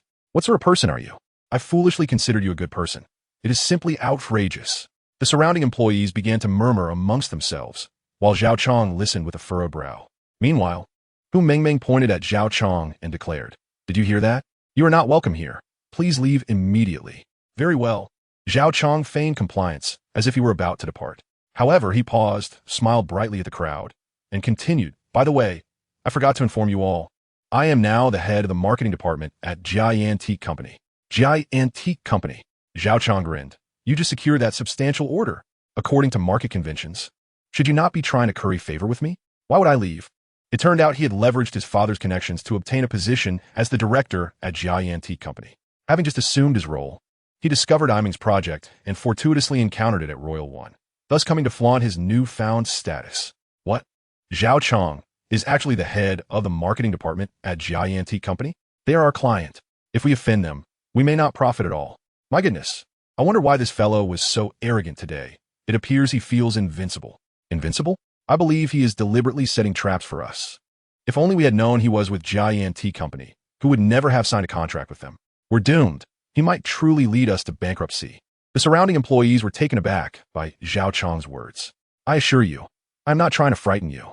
Zhao Chong exclaimed as he retrieved a signed contract from his pocket and slammed it onto the table. Here is the labor contract I just signed today, complete with the signature of Vice President Wang Ming from Jai Antique Company. Would you like to take a look? Once again, silence enveloped the room. Zhao Chong, with a beaming smile, picked a peanut from the platter, tossed it into his mouth, and, while chewing, proudly remarked, "Why the silence? Oh, I see, you understand now. I am your client, and I can play with you however I please. Why haven't you come over to toast me and flatter me? Let me tell you, if you provoke me, I shall bring you to ruin." Upon uttering these words, he cast his gaze around the room, alighting on a rather attractive middle-aged woman. "Sister Zhou, every time we meet at the company, you turn your back and sashay away. What s with the arrogance?" Oomph. The beautiful Ms. Zhou lowered her head, unable to meet Zhao Chong's eyes. "And you," Zhao Chong directed his attention to another man. "While at the company, all you do is curry favor with President Hu. Are you not aware that President Hu must heed my countenance? Ignoring my disposition leads to this consequence." Yes, Zhao Zong." The man bowed his head, his cheeks flushed with embarrassment. "Enough." Suddenly, Hu Mengmeng interjected, her voice rising in exasperation. "Zhao Chong, what exactly do you want?" Zhao Chong turned to Hu Mengmeng. "I've been awaiting your inquiry. You ask what I desire? Allow me to ponder for a moment." He tapped his temple with his finger. "Speaking of which, this Jai Antiques truly lives up to its reputation as a major enterprise. Though I am merely a middle manager, my responsibilities are abundant, leaving me overwhelmed each day. So, when you ask me what I want, I find myself momentarily at a loss. I've got it. I want you." He pointed directly at Hu Mengmeng. Her face flushed with indignation. "Yes, I want you." Zhao Chong's expression turned lecherous. "Who, my dear beauty? Do you not comprehend that my initial motive for joining your company as your assistant was my attraction to you? I had hoped to set traps for you, anticipating that you would seek my assistance, allowing me to bask in your beauty. Unexpectedly, you were fortunate enough to have a golden opportunity to help you through your difficulties. What was his name? Yes, Gao Yuan." Zhao Chong cast a disdainful glance at Gao Yuan before continuing to speak to Hu Mengmeng. "However, this time, you cannot escape. You are entirely within my grasp. I can manipulate you as I wish." "You shall not," Hu Mengmeng retorted. "If it comes to that, we simply will not proceed with the project." "Not proceed?" Zhao Chong replied. "I kindly suggest you examine the contract. Once the advance payment is received, the contract becomes effective. Should you refuse to proceed, you will owe triple the damages. Triple, mind you, over 30 million. Even selling you, Ms. Hu, would not suffice to cover that. Just consider the ramifications of your potential bankruptcy. What do you truly want?" Hu Mengmeng was on the verge of collapse, her gaze fixed intently on Zhao Chong. "Simple," Zhao Chong declared, lifting a beer bottle before him. share a drink with me, and then spend the night with me. This matter will be settled. Otherwise, I will indeed bring you to ruin. At that point, you will find yourself sleeping beneath a bridge, while I gather a multitude of homeless individuals to care for you. Ha ha ha. Zhao Chong laughed maniacally. It was at that moment that Gao Yuan approached Zhao Chong, raising his beer bottle and bringing it crashing down upon his head. Chapter 52. Very well. I shall cease the pretense. Smash. The sound of shattering glass echoed. Beer splattered across Zhao Chong's head, while blood, like dye from a workshop, stained his cheeks. Ah. Zhao Chong stared at Gao Yuan with incredulity. You dare to strike me? Do you have any idea who I am? If you didn't see clearly, allow me to demonstrate once more. With that, Gao Yuan seized 2 beer bottles. Crash! Crash! Both shattered upon Zhao Chong's head. Ah! Ah! Ah! Zhao Chong's fury reached its peak. You little brat, mark my words, this is far from over. I shall ensure the downfall of your AI main company and leave you with no place to rest your bones. With that, Zhao Chong staggered out of the private room. Sighing, Hu Mengmeng grasped Gao Yuan's arm. Thank you for coming to my aid, but I fear you've truly stirred up trouble this time. Indeed, chimed in the concerned colleagues. Zhao Chong is not one to be trifled with, especially now that he has the backing of the Jia Antique Company. You are certainly in for a rough time. Little Gao, you are too impulsive. I've heard whispers that the Jia Antique Company has connections to formidable forces. In a rush, Hu Mengmeng began rummaging through her purse for a checkbook. However, Gao Yuan intercepted her. No need for that, President Hu. But are you truly unconcerned about Zhao Chong's retribution? Hu Mengmeng looked up, worry etched on her face. Retribution? Gao Yuan chuckled. He will not dare to retaliate. Not only will he refrain, but Zhao Chong will soon come to apologize to our company. At this juncture, a glint of insight crossed Gao Yuan's eyes. The Jia Antique Company was no ordinary establishment.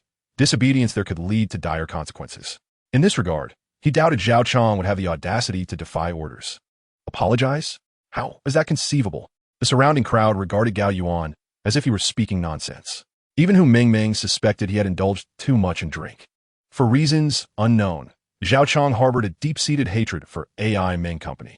Thus, the onlookers shook their heads in disbelief, while Hu Mengmeng pondered how to persuade Gao Yuan to leave. Just then, a thunderous crash resounded.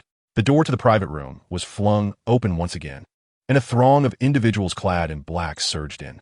Each of these imposing figures was robust and brawny, dressed in dark suits and wielding telescopic batons. There were at least 30 of them. Upon entering, they stood menacingly like fearsome specters. Leading the group was a man adorned with earrings and wearing a tank top. He stepped forward and inquired, "May I ask who is the president of AI Meng Company?" Hu Mengmeng? Yamda Fai Gi, the head of security for Jia Antique Company. A profound silence enveloped the room. No one dared to utter a word. Having struck Zhao Chong, the gravity of the situation weighed heavily on everyone. None anticipated that the retaliation would arrive so swiftly. At this moment, uncertainty gripped them all. I am. Hu Mengmeng rose, clutching Gao Yuan's hand and instinctively concealing him behind her, trembling as she spoke. Please allow me to explain, De Fei Ge.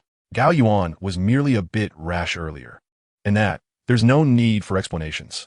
De Fei Ge raised a large hand, silencing Hu Mengmeng. He then waved his hand towards the person behind him and commanded, "Bring him here." Yes. Moments later, 2 men clad in black appeared, escorting Zhao Chong, who was covered in blood, as though he had been thoroughly beaten. Blood stained his entire body. Upon bringing him before, the 2 black-clad men released their grip. Thud! A soft sound echoed as Zhao Chong collapsed to his knees. Subsequently, the imposing brother Fei pointed at Zhao Chong and ordered, "Apologize." Do you hear me? Apologize. The surrounding men in black echoed the demand, shouting at Zhao Chong. Goodness, this is unbelievable. Everyone from the AI main company was taken aback, exchanging astonished glances. Zhao Chong was indeed here to apologize. Hu Mengmeng turned sharply to glance at Gao Yuan, instinctively sensing that this young man harbored secrets. Otherwise, how could he have foreseen this situation so accurately? Nearby, Zhao Chong's words caught Hu Mengmeng's attention. I apologize, President Hu. I had a few too many drinks and foolishly came here to babble. Please do not take my words to heart. It would be best if you regarded me as a passing wind. He continued, as for the contract between your esteemed company and Jia Antique Shop, it was personally overseen by the company's vice president and has nothing to do with me. I have no influence over it. Please spare me. With that, Zhao Chong unexpectedly bowed deeply to the ground. President Hu. President Hu. The onlookers hastily urged Hu Mengmeng. President Hu, please speak. Zhao Chong looked up at Hu Mengmeng with a trembling voice. Let this matter pass, but you must not target me or my employees again. Especially not Gao Yuan. Is that acceptable? Hu Mengmeng replied with utmost gentleness. Did you hear that? Brother Fei bellowed in anger. Then you may leave. Hu Mengmeng waved her delicate hand. Did you hear? Hurry and leave. Brother Fei shouted again. Yes. Zhao Chong hurriedly rose, limping as he turned to exit. You are busy. Once Zhao Chong had distanced himself, Brother Fei unexpectedly bowed deeply to Hu Mengmeng before leading his men away. Thud! The door to the private room closed once more, enveloping the space in silence. Unlike before, this time, each employee wore a look of shock, casting incredulous glances at Gao Yuan. After a long pause, Gao Yuan lifted his glass, took a sip, and said mockingly, All right, I shall no longer pretend. The truth is, I'm actually the new president of Jiayi Antique Shop. Chapter 53. A Swift Escape. What? The crowd was momentarily stunned before bursting into raucous laughter. Little Gao, you are too amusing. Indeed, little Gao, you truly have a knack for humor. After all this time, we never realized how funny you are. During this exchange, Hu Mengmeng shot a furious glare at Gao Yuan, playfully warning, You better tell the truth, or I will deduct your salary. All right. Gao Yuan shrugged, thinking to himself, Even if I tell the truth, they won't believe me. It seems I must fabricate a tale. He then stated, Actually, all of that was calculated using Qi and Duanjia and the principles of the I Ching. What? Calculated? Divination? The people around were even more bewildered this time, believing that Gao Yuan's words were even less credible than the previous ones. Oh, who let go? Gao Yuan struggled to break free. I truly calculated it. If you don't believe me, I can tell your fortunes one by one. As he spoke, he pointed to Sister Zhou, who had previously been ridiculed by Zhao Chong, and said, Sister Zhou, someone in your family has recently fallen ill and is in dire need of money, right? It should be your husband. How do you know that? Sister Zhou exclaimed in astonishment. I haven't even mentioned this to anyone. How I know is written all over your face. Gao Yuan smiled slightly, for he could not reveal to Sister Zhou that he had just used his clairvoyant ability to discern her condition and draw his conclusion. This is truly remarkable. Sister Zhou remarked. Rest assured, Sister Zhou, your financial crisis will soon be resolved, Gao Yuan assured her. Really? Sister Zhou was skeptical. Trust me, you will soon come into a windfall, Gao Yuan declared. That seems unlikely. Sister Zhou shook her head. Both my husband and I are office workers. Where do we find a windfall? Just as she finished speaking, her phone rang. She hurriedly answered, pressing it to her ear, her eyes widening in disbelief. Okay. I understand. After hanging up, she turned to Gao Yuan. I just received news that my husband's uncle has passed away. He had no children and left all his assets, totaling 2 million to my husband, which perfectly resolves our financial crisis. My goodness, this is truly astonishing. Oh, Xiaogao, you are incredible, her colleagues exclaimed in amazement. With a chuckle, Gao Yuan turned to another colleague. Brother Wang, your spouse has likely gone missing recently, hasn't she? The man named Wang took another sip of his drink and said, Indeed, not only have I been cuckolded, but my wife has eloped with someone else. How could you possibly know this? I've already left her a message saying I want a divorce. No. Gao Yuan quickly waved his hand. Brother Wang, you have not been cuckolded, and your wife has not run off with another man.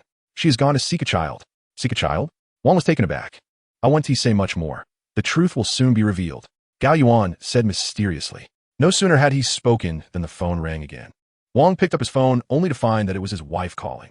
In his excitement, his hand trembled, causing the phone to fall onto the table, connecting just as it landed and switching to speaker mode. Almost simultaneously, a woman's aggrieved voice came through the line. Honey, it's Lu Xiaojun. Why do you want to divorce me? Why shouldn't I when the police saw you with a man in another city? Woo, you're wronging me. I went out of town to undergo IVF. That man is actually my cousin, she explained. IVF. Wang was stunned. Have you forgotten? Due to my unique physiological structure, it's difficult for me to conceive. The best option is IVF. I know you love children, so I contacted this medical institution without telling you. I want to do IVF these past few days to surprise you. You dare to suspect that I eloped with someone else? How outrageous. My dear wife. The man surnamed Wang hastily picked up his phone, canceled the speakerphone, and spoke in a gentle tone. I was wrong, truly wrong. Please forgive me. What about the results of the IVF? As he spoke, he exited the private room. Now, do you all believe it? Gao Yuan was brimming with pride. Absolutely magnificent. The people around him once again gave him a thumbs up. Meanwhile, Gao Yuan turned to Hu Mengmeng. As for you, my esteemed boss, I noticed early on that today not only brings you financial fortune, but also a benefactor discreetly assisting you. Anyone who stands in your way is merely courting disaster. Benefactor. Hu Mengmeng furrowed her brows. Who is this benefactor? Little Gao, that is something you must ponder yourself. Boss Hu. I surmise this benefactor is from Jai Antique Shop, and their position must be at least superior to Zhao Chong's. After saying this, she tossed her hair. Enough of this talk. Everyone drink up. Tonight we shall not return until we are intoxicated. I have already arranged rooms upstairs. If we drink too much, we shall rest here. Come, let us drink. Drink. Cheers. At this moment, everyone finally forgot the recent discontent and immersed themselves in the festive atmosphere. Gao Yuan discreetly wiped away his sweat. I have finally smoothed over the situation. As for what comes next, we shall address it later. With all crises averted, AI Ming Company not only avoided closure, but also faced an unprecedented bright future.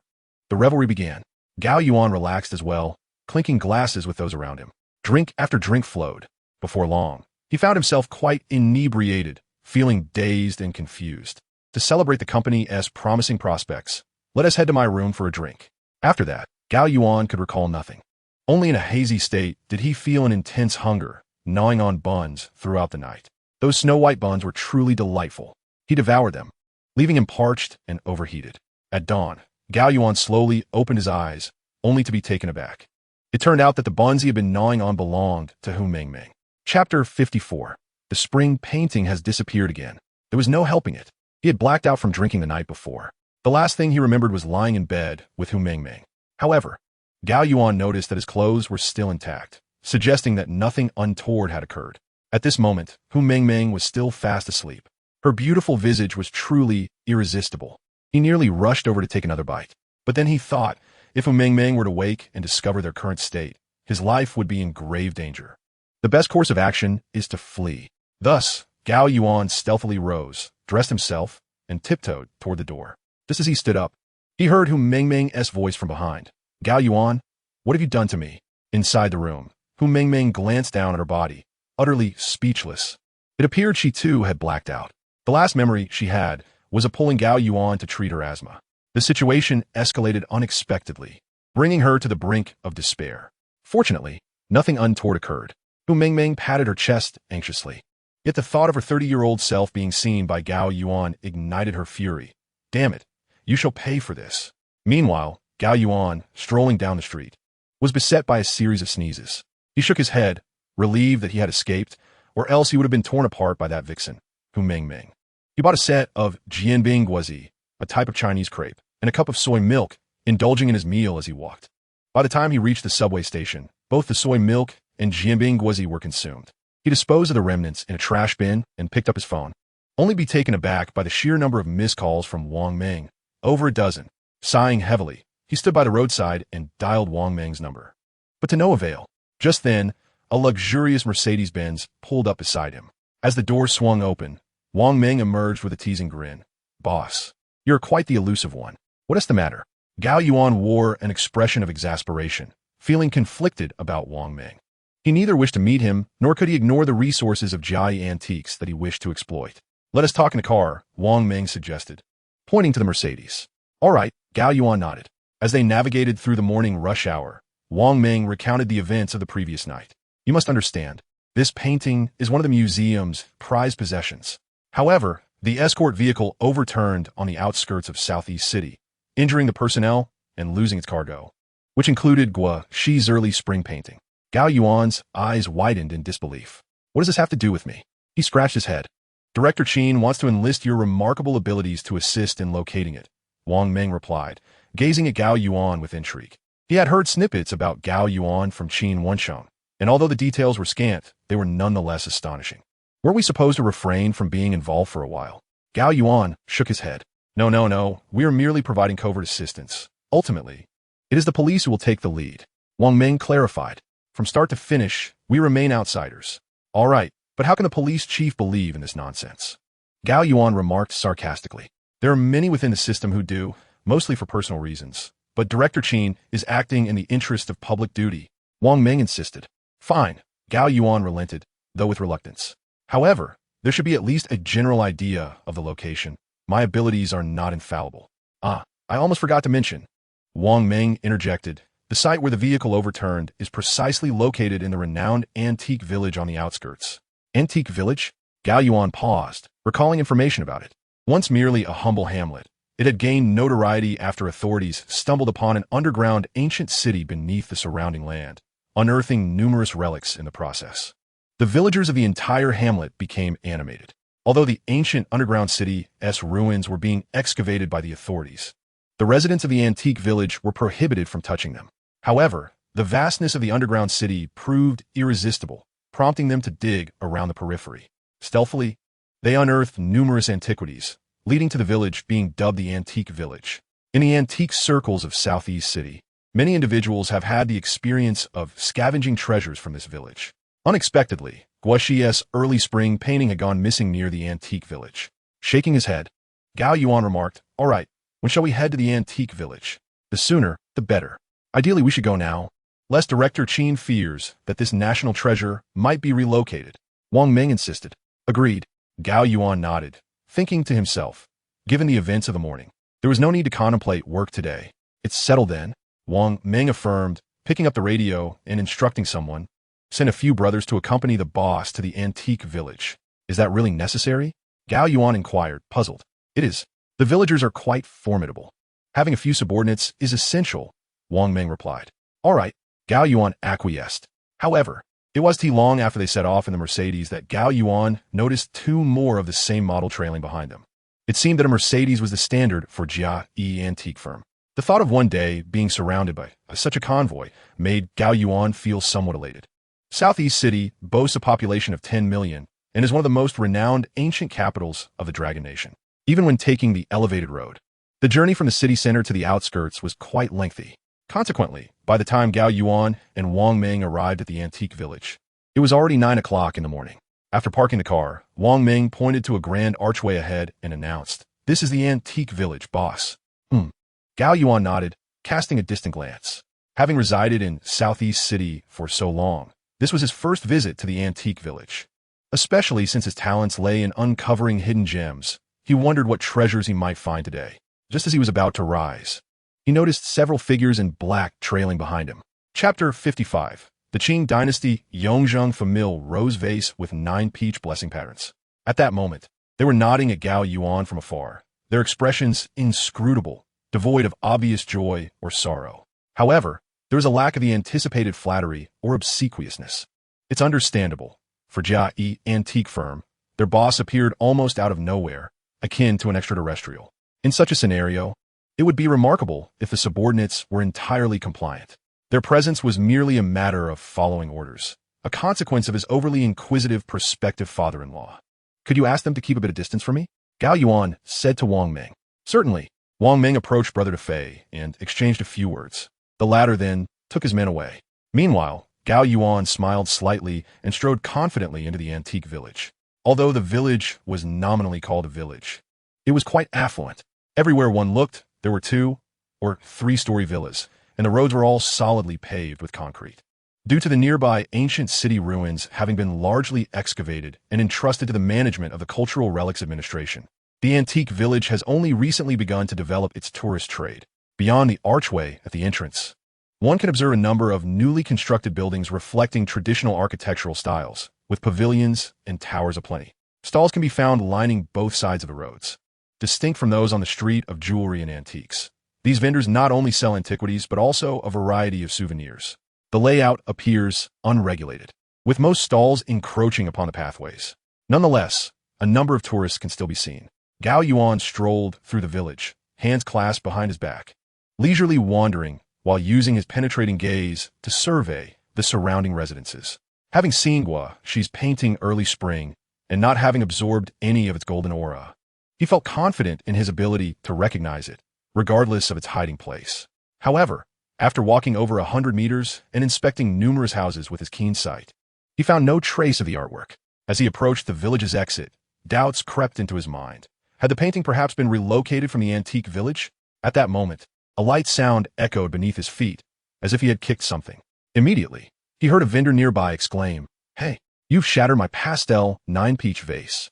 This treasure dates back to the Yongzheng period of the Qing Dynasty. Raising an eyebrow, Gao Yuan looked down to discover a small vase lying before him, which had somehow appeared without his noticing. Unfortunately, the white porcelain vase lay in shards, revealing painted longevity peaches, characteristic of the legendary overglazed decoration, reminiscent of the early Qing dynasty's old pastel style. Whether he was indeed the cause of its destruction was a mystery known only to the heavens. Glancing behind the stall, he noticed a man in his 30s, with a furtive demeanor and a fan in hand, rushing towards him in a state of apparent distress. This individual squatted at Gao Yuan's feet, picking up the broken pastel vase, his face a portrait of despair as he lamented, "Why weren't you more careful? This is a disaster. Do you have any idea how much this old pastel is worth?" And thus, the charade began anew. Ma-san was at it again, spinning tales of deceit. "Come quickly. Hurry, hurry." As Ma-san spoke, a crowd of villagers began to gather, pointing and whispering among themselves. Some wore expressions of schadenfreude, while others appeared resigned to the situation.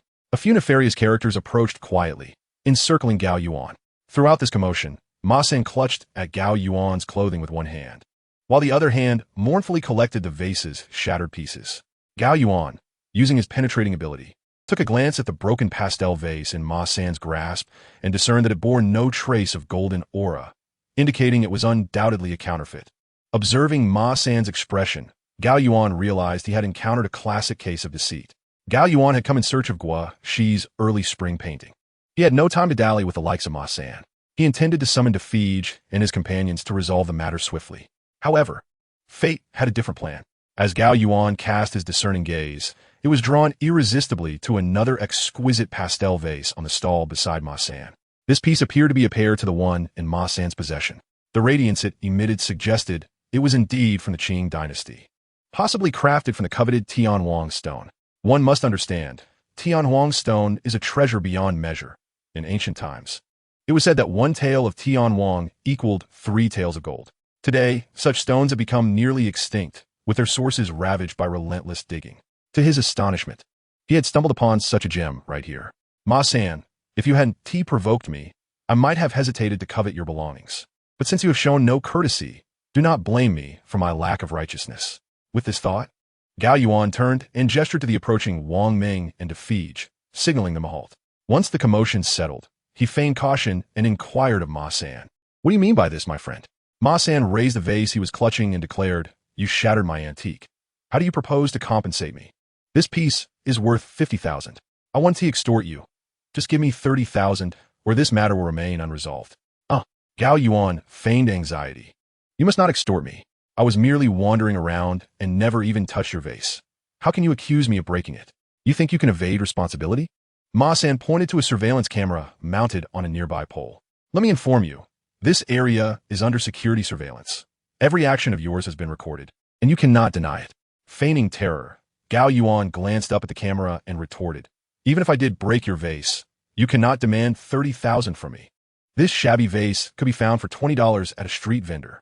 "What did you say? You dare call my vase shabby?" Ma-san approached Gao Yuan, his jowls quivering with indignation. "Look at the glaze, the brushwork on the base, robust and vigorous. And behold the rim of this porcelain. It is unmistakably old pastel. A shabby vase? This is an authentic piece from the Yongjing era, a family heirloom.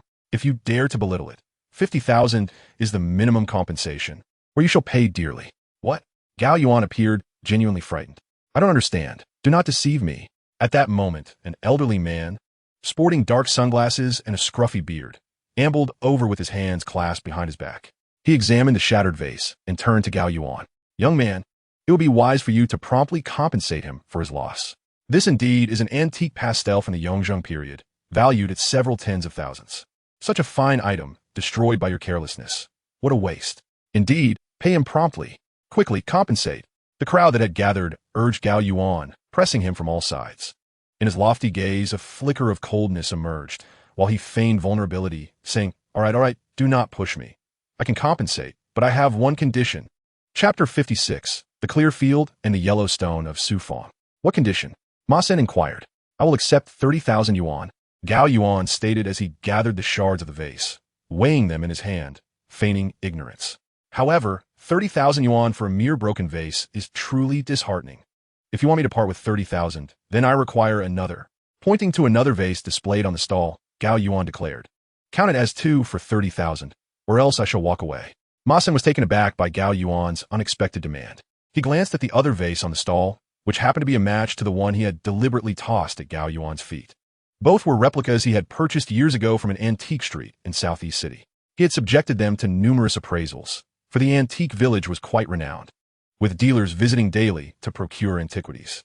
Each time, he would present these vases to the dealers, hoping to encounter one who lacked discernment and would unwittingly take them off his hands. He had been engaged in this deceptive practice for some time, sometimes targeting a bowl, other times a cover. Seeing Gao Yuan pass by, he had impulsively hurled the vase at his feet. Now, hearing Gao Yuan's demand for 30,000 for the lot, Ma Sen found himself momentarily stunned and hesitant. If you won't sell, then so be it. Gao Yuan began to turn away. Hey, where do you think you're going? Who gave you permission to leave? The individuals Ma Sen had hired began to shove Gao Yuan. Yet, Gao Yuan shook his head, replying, "This is how it is. You present an offer, and I counter. I'm not inclined to part with 30,000 for 2 broken vases, and who knows what tricks you are up to. If you do not let me leave, then I shall call the police." With that, Gao Yuan produced his phone. Wait. Ma Sen swiftly seized the other vase and approached Gao Yuan. Are you certain 2 vases for 30,000? Indeed. Gao Yuan glanced at Ma Sen. If it were 20,000, that would be even better. I believe even 10,000 is not out of the question. Enough? Donotist. Ma Sen thrust the intact vase into Gao Yuan's hands. It's yours. Hurry and transfer the funds. Upon accepting the vase, Gao Yuan examined it with a discerning eye. If he had harbored any doubts before, he was now 100% certain. An idea sparked within him as he held the vase, looking at Ma Sen. Surely, you cannot go lower. You dare to haggle while I insult you? Ma Sen retorted. This is a genuine imperial kiln piece from the Yongzheng era. Very well. Gao Yuan replied, lifting his phone to scan the QR code on Ma Sen's stall, transferring 30,000 yuan to him. After completing the transaction, he raised the newly acquired vase and smashed it onto the ground. It was not his fault. He had business to attend to, and such a large vase was cumbersome to carry. With a soft crash, the vase shattered, leaving Gao Yuan clutching the remnants in his hand. Indeed, it is truly deserving of its reputation as 1 tael of stone for 3 taels of gold, the Tianwang stone. The energy radiating from within is so abundant that it nearly compels Gao Yuan to exclaim in delight. His actions leave Ma Sen and his companions utterly astonished. These fellows had barely begun to celebrate their acquisition of 30,000 yuan when someone extracted a yellow stone from the counterfeit vase. Although Gao Yuan's swift hands concealed the object from view, an instinct within him alerted him to the gravity of the situation. Someone had seized a remarkable find. Ma Sen, a notorious figure in the antique village, felt an overwhelming surge of anger at the thought of being outdone. He rose abruptly to confront Gao Yuan. Hold on. What did you just extract from that vase? Ma Sen scrutinized Gao Yuan, wishing he could delve into his pockets. What I possess is of no concern to you. Gao Yuan retorted, locking eyes with Ma Sen. This item belongs to me. Ma Sen insisted. I paid 30,000 for it. Gao Yuan pointed to the surveillance camera above Ma Sen's head. The camera is witnessing everything. Don't cause a scene. Ma Sen waved dismissively. That camera has been broken for ages. Hand over what you just took, or I assure you, you won't leave the antique village today. Gao Yuan chuckled. So you prefer to play hardball, do you? Indeed, Ma Sen replied with a sinister grin. Today, I will play hard with you. What will you do about it? Very well. Let us see who is truly tougher, Gao Yuan declared with a proud smile, beckoning to Wang Meng outside the throng. Mengu, send your men over. Having been observing the commotion, Wang Meng approached with Defei and others strutting confidently into the scene. Unlike Ma Sen's subordinates, Defei's crew were seasoned enforcers, bare-chested and fierce-looking, adorned with tattoos, wielding extendable batons, and puffing on cigarettes as they pushed through the crowd. Defei strode directly to Ma Sen, seizing him by the collar. Ma Sen, you scoundrel. Have you come here to swindle? Defei, what brings you here? Ma Sen stammered, attempting to curry favor. How could I not come when my boss is here? Defei replied arrogantly. Your boss. Where is he? Ma Sen glanced around, bewildered. Right here. Defei pointed at Gao Yuan. Ma Sen was utterly dumbfounded, unable to fathom that this young man was Defei's superior. You dare to extort my boss? You've chosen a wrong target. Defei swung his fist toward Ma Sen. Defei, spare me. Have mercy. Ma Sen cried, scrambling for safety. Onlookers murmured, deeming Ma Sen's fate well-deserved. Seizing the moment, Gao Yuan and Wang Meng slipped away from the crowd. Boss, allow me to see what treasure you uncovered, Wang Meng said, gazing at Gao Yuan with newfound admiration. Meanwhile, Gao Yuan remained silent, his gaze fixed upon a pristine courtyard before him. Chapter 57, Villager Lier. The courtyard is quite spacious, enclosed by newly built red brick walls.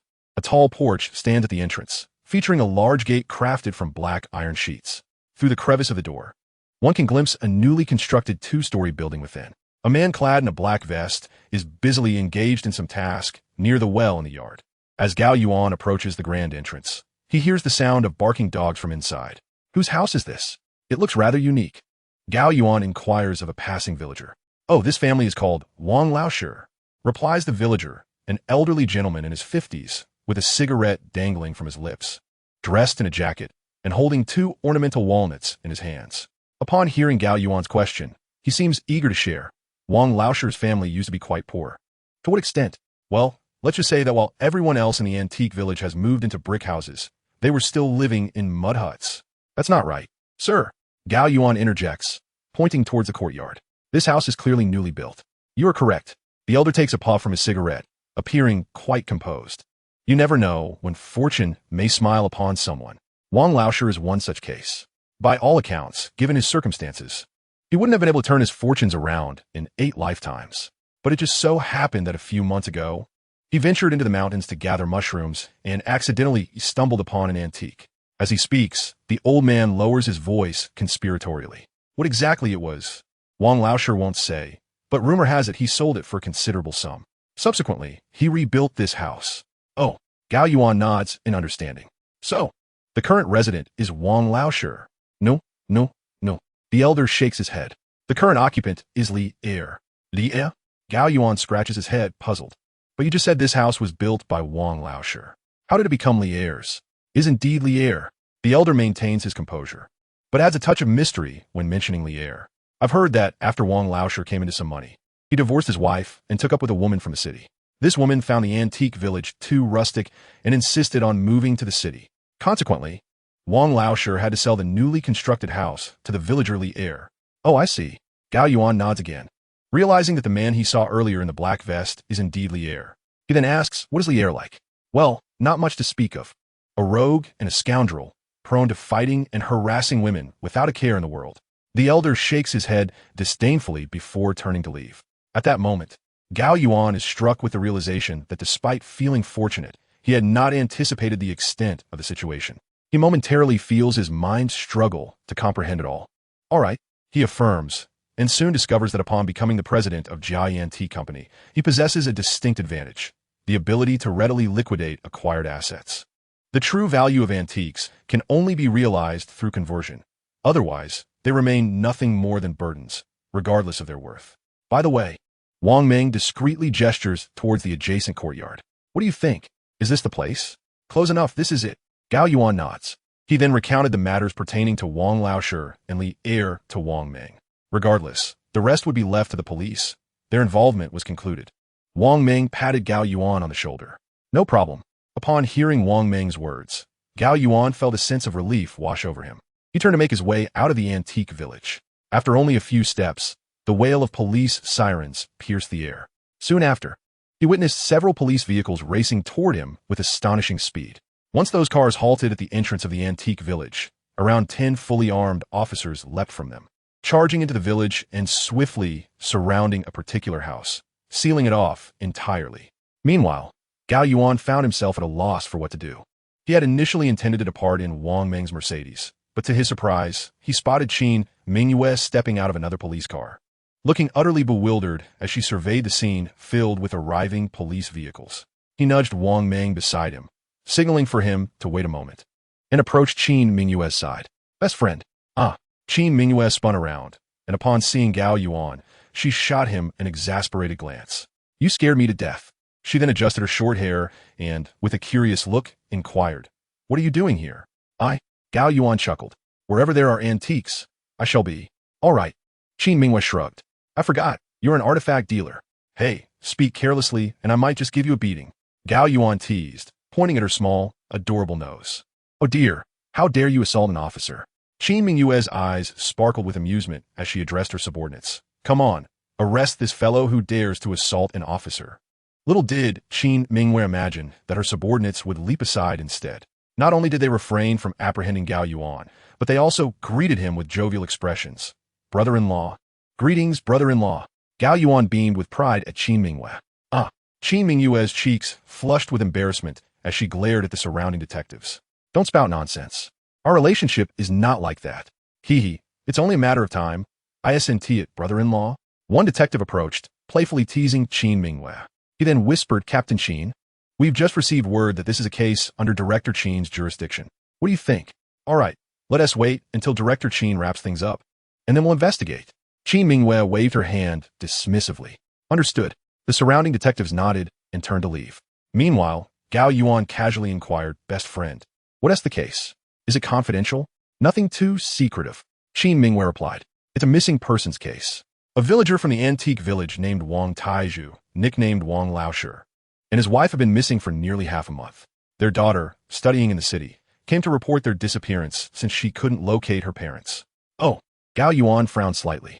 For reasons he could not quite articulate, something about the information relayed by that elderly gentleman in the case Qin Mingyue had taken over felt amiss.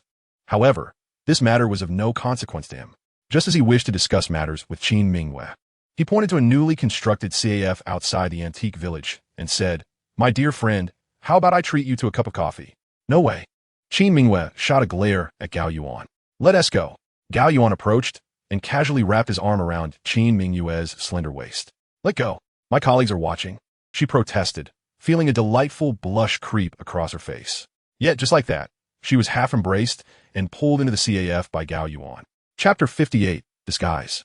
In a cozy corner of the CAF, Gao Yuan and Qin Mingyue sat across from each other at a small table, each with a cup of coffee before them.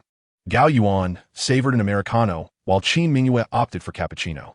Ever since they sat down, Qin Mingyue had kept her head lowered, her cheeks flushed, and her enchanting eyes sparkling with happiness. Two recent events had filled her with joy. First, her subordinates had referred to Gao Yuan as brother-in-law in her presence, and he hadn't objected. Second, when he had pulled her into the CAF, the way he had touched her made her heart race with excitement. Everything indicated that he had finally awakened to his feelings. At that moment, upon entering the CAF, he gazed at her with a fiery intensity. What are you doing? Planning to devour me? In this moment, the fierce policewoman, Qin Mingyue, transformed into a bashful flower. Say that again. Gao Yuan spoke in a soft yet slightly threatening tone. I want to go, I simply want tea. Under the weight of his playful threat, Qin Mingyue's voice softened, though she seemed resolute. Yet, it trembled with uncertainty. Very well. Gao Yuan stood up, circled the table, and sat beside Qin Mingyue, whispering, I dare you to repeat what you just said. As he leaned closer, he could feel her gentle, yielding form. The enticing fragrance wafted through the air, stirring his senses. Meanwhile, Qin Mingyue became a timid little creature, retreating against the wall. Her head bowed even lower, murmuring, You only know how to bully me. Who told you to intimidate me back in high school? Now it's my turn. You owe me. Gao Yuan took her icy yet delicate hand in his, speaking softly, You must go. I'll decide the time and let you know. Oh. Qin Mingyue nodded, her heart swelling with joy, her cheeks flushed a deeper crimson. Watching her fair skin gradually redden, he observed her shy demeanor as she seemed to evade his gaze, yet her eyes radiated warmth and delight. Gao Yuan felt a stirring within himself. Initially, he had resisted the idea of a relationship with her, aware of their disparities in status. It seemed unlikely that they could find happiness together. However, after this day, his heart underwent a significant transformation, making him exceedingly proactive. Just when he contemplated seizing the moment to kiss Qin Mingyue, an untimely phone rang, interrupting the atmosphere. Qin Mingyue gently freed herself from Gao Yuan's grasp, glanced at her phone, and sighed, It's my father. With that, she answered the call. Almost simultaneously, a rough voice erupted from the other end. Qin Mingyue, who told you to meddle in this? Bring the person to me. Father. Qin Mingyue was taken aback. Call me Director Qin.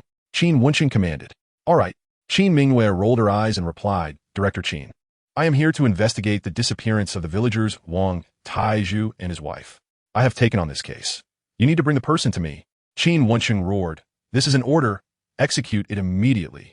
Fine. Qin Mingyue muttered, disconnecting the call. She then grumbled to the phone. He only knows how to shout at me. The moment he sees my mother, he turns into a little lamb. I won't bother with you.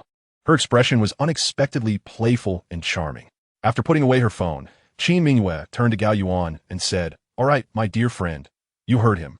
Director Qin wants me to leave immediately. If I don't go, I might face his wrath. Go on, go on. Gao Yuan hastily moved aside. Qin Mingwei stood up, intending to navigate the space between the seat and the coffee table. However, as she approached Gao Yuan, he suddenly wrapped his arms around her slender waist. In the next moment, Qin Mingwei found herself tumbling into Gao Yuan's embrace. How annoying, she exclaimed, giving him a light punch. But Gao Yuan silenced her with a kiss. After a prolonged moment, they parted ways. Qin Mingwei lowered her head and dashed off as if fleeing for her life. Watching her retreating figure, Gao Yuan inexplicably thought of Hu Mengming, recalling the delightful moments they shared the previous night. Cough, cough, a muddled affair. Gao Yuan scratched his head.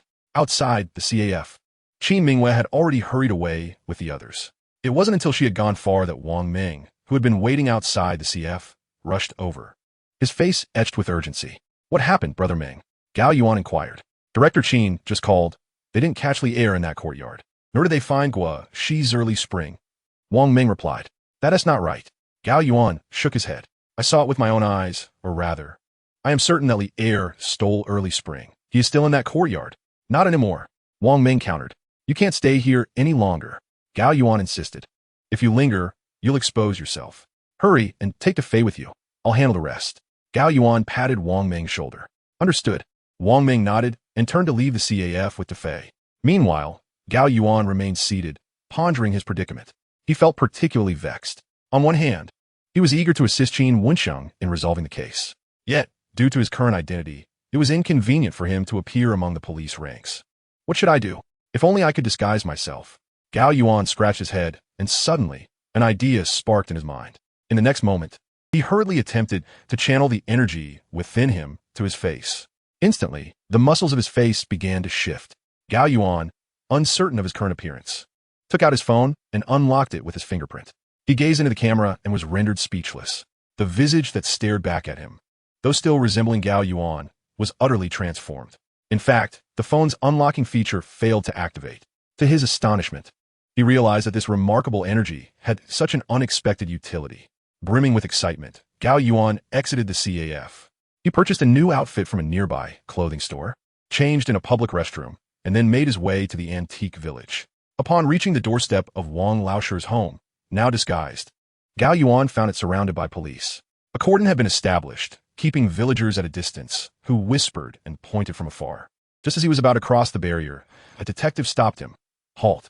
Police are conducting an investigation. You cannot proceed further. Before long, Qin Wensheng appeared outside Wang Laosher's residence. However, to Gao Yuan's dismay, Qin Wensheng failed to recognize him. Despite being in close proximity, he remained oblivious to Gao Yuan's presence. Growing anxious as he waited, Qin Wensheng resorted to calling, only to have his phone ring from a stranger nearby. Qin Wensheng was taken aback, turning to the unfamiliar figure. Who are you? Confused, he exclaimed, this isn't how Gao Yuan looks. Gao Yuan, speechless, stepped closer and explained. Uncle Qin, I'm merely employed a disguise. A disguise? Qin Wensheng was skeptical. I can reveal some of our shared secrets. Gao Yuan recounted their recent experiences, detailing events from the warehouse that only the two of them would know, along with the fact that he hadn't altered his voice. Eventually, Qin Wensheng came to accept that Gao Yuan had indeed employed a disguise. Goodness, son-in-law, you continually surprise me. You can even disguise yourself.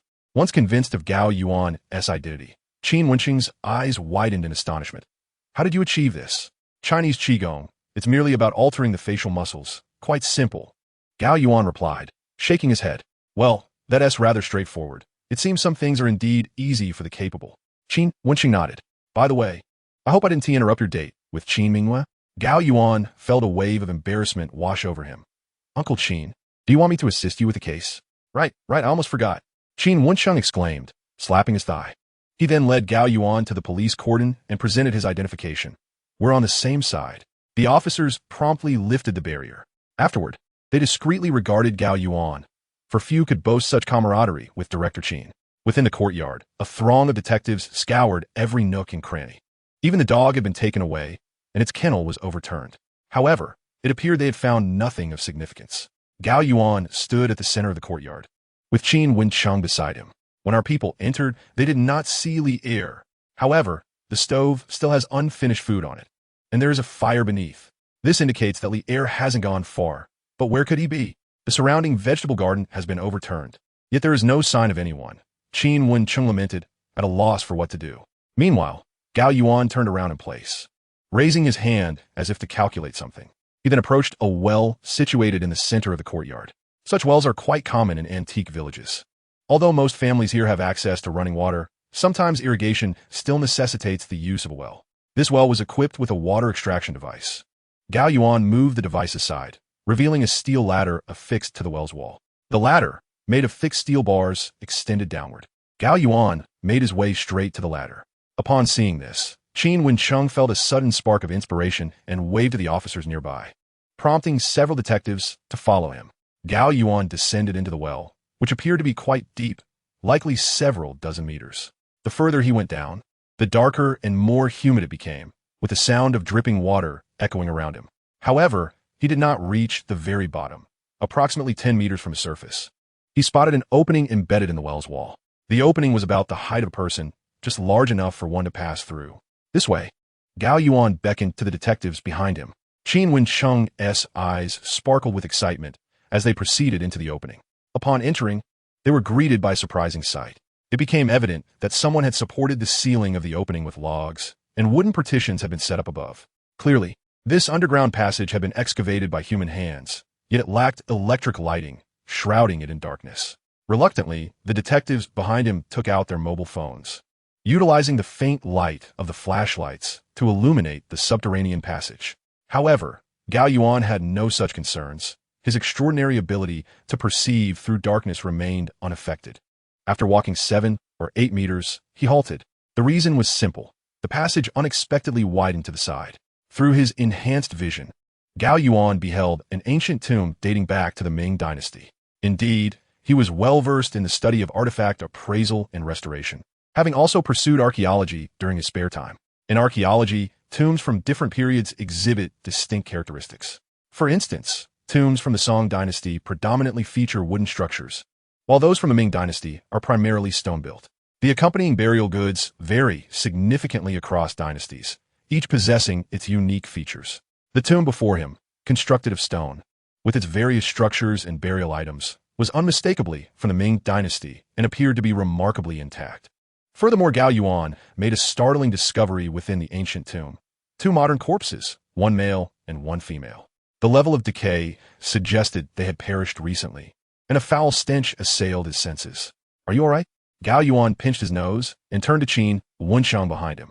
"Uncle Qin, there are 2 bodies here. Please handle them. Furthermore, I am certain that Li Er escaped through this tunnel. Dispatch someone to pursue him immediately." After speaking, he squeezed out of the opening and retched once more. Qin Wencheng cast a glance at Gao Yuan and shook his head. As an experienced detective, he had seen far worse. The subsequent events unfolded with relative ease. Gao Yuan exited the underground passage, while Qin Wencheng led a team into the ancient tomb located beneath the courtyard. Once the modern corpses were retrieved and identified by the forensic team, they were confirmed to be the missing Wang Laoshi and his wife. With this revelation, the case began to take shape. The narrative surrounding Wang Laoshi's rise to fortune stemmed from his illicit dealings with antiques unearthed from the tomb. This information eventually reached the ears of the nefarious Li Er, who subsequently murdered the Wang couple and usurped their property, fabricating a story that Wang Laoshi had divorced and moved to the city. The specifics of Li Er and Wang Laoshi's acquaintance remain shrouded in mystery. According to police analysis, the most plausible scenario is that Wang Laoshi had enlisted Li Er to construct a house. Despite his reputation as a rogue, Li Er had previously organized small construction teams and built homes for many villagers, thus earning him a degree of respect as a contractor. It was through this connection that Wang Laoshi engaged Li Er. However, upon discovering the couple's secret, Li Er resorted to murder to seize the property. The entire sequence of events appears to have unfolded in this manner. It remains uncertain whether the passage beneath the well was constructed by Wang Laoshi or Li Er. On that day, law enforcement pursued the secret tunnel beneath the well, ultimately emerging from a small cave at the foot of the mountain. Clearly, the cunning Li Er, after committing the heinous act against the Wang couple, had ensured an escape route for himself. When the police surrounded the courtyard, Li Er recognized the precariousness of his situation and fled. The tunnel's exit was situated on a small hill, not far from Wang Laoshi's home. Upon learning of this, Qin Wencheng promptly mobilized a significant police force to seal off the entire mountain. As for the subsequent apprehension, Gao Yuan was not involved. He was still reeling from the horrific stench of the corpses, lingering long after he had retched, yet he did not depart. Instead, he was ever vigilant inside the luxurious Mercedes left by Wang Meng. After all, Li Er was exceedingly cunning. Gao Yuan harbored concerns that, even if the police surrounded the entire mountain, they might still fail to apprehend him. However, Gao Yuan had underestimated Qin Wenqing's investigative prowess. That very night, he witnessed a contingent of police escorting Li Er out of the mountain. A black hood concealed Li Er's head, and he was trailed by a throng of officers. Among them, 2 were carrying battered leather suitcases, one of which was already in tatters. Later, Gao Yuan learned that the suitcases contained artifacts excavated from a Ming Dynasty tomb, including the renowned Early Spring by Guoxi. Rumor had it that Li Er had attempted to flee in a vehicle the previous night, but inadvertently collided with a transport vehicle carrying Guoxi's masterpiece, resulting in it plummeting down a cliff, killing the personnel inside. It was during the investigation of the scene that Li Er stumbled upon the national treasure.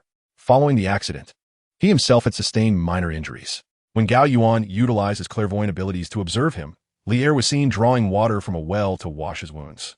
He had intended to flee again that night, but was ultimately captured by the police. In this regard, it was fortunate that Gao Yuan had made his discovery in time. Otherwise, Li Er would have evaded capture. With this, the case was considered closed.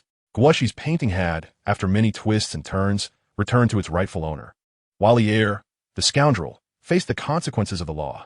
That late night, seated in the car, Gao Yuan pondered how to drive away in the Mercedes. Though he possessed a driver's license, he had seldom driven due to his impoverished upbringing. Now, touching this extravagant vehicle, he felt somewhat out of his depth. Suddenly, a knock echoed on the car window. Turning, he was taken aback to find his prospective father-in-law, Qin Wenqing. "Uncle Qin, is there something you need?" Gao Yuan rolled down the window. "These are for you." Qin Wenqing tossed 2 items wrapped in black plastic bags through the window. The dim light of the night obscured their appearance, but Gao Yuan hurriedly accepted them, sensing they were 2 antiquities. Uncle Qin, isn't this against protocol?" Gao Yuan inquired. "Against what protocol?"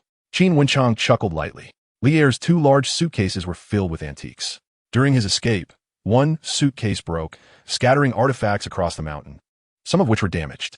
The criminal investigation team is currently organizing a search effort, but they likely want to recover everything. I casually picked up 2 intact pieces to give to you as a reward from the police, considering you're not part of the force and have taken risks. Enough said. I must conduct an urgent interrogation of Li Er. With that, Qin Wenqing turned and departed. "Thank you," Gao Yuan called after his retreating figure. He rolled up the window and activated his clairvoyant abilities to examine the antiquities in his possession. A surge of excitement coursed through him. Treasures. The first antique was a white jade gourd, showcasing the exquisite style of the Ming Dynasty. Not only was its texture splendid, but the intricacy of its carving was also remarkably refined, a true testament to craftsmanship. Under the gaze of a discerning eye, the abundant yellow energy within was unmistakably a treasure from the Ming era. The second item was a large blue and white porcelain bowl from the same dynasty, approximately 14 centimeters in diameter. Adorning its rim was a carved depiction of mischievous children playing in water, with the base marking indicating it was produced during the Yongle period of the Ming Dynasty. Among the famed 8 official kilns of the Ming Dynasty, the Chenghua kiln is renowned for its exquisite chicken cups, noble scholar cups, and the sea-horse patterned Tianzi jars. Yet, even a seemingly ordinary blue and white porcelain bowl like this holds significant value. It has been auctioned for a staggering 40 million in the past.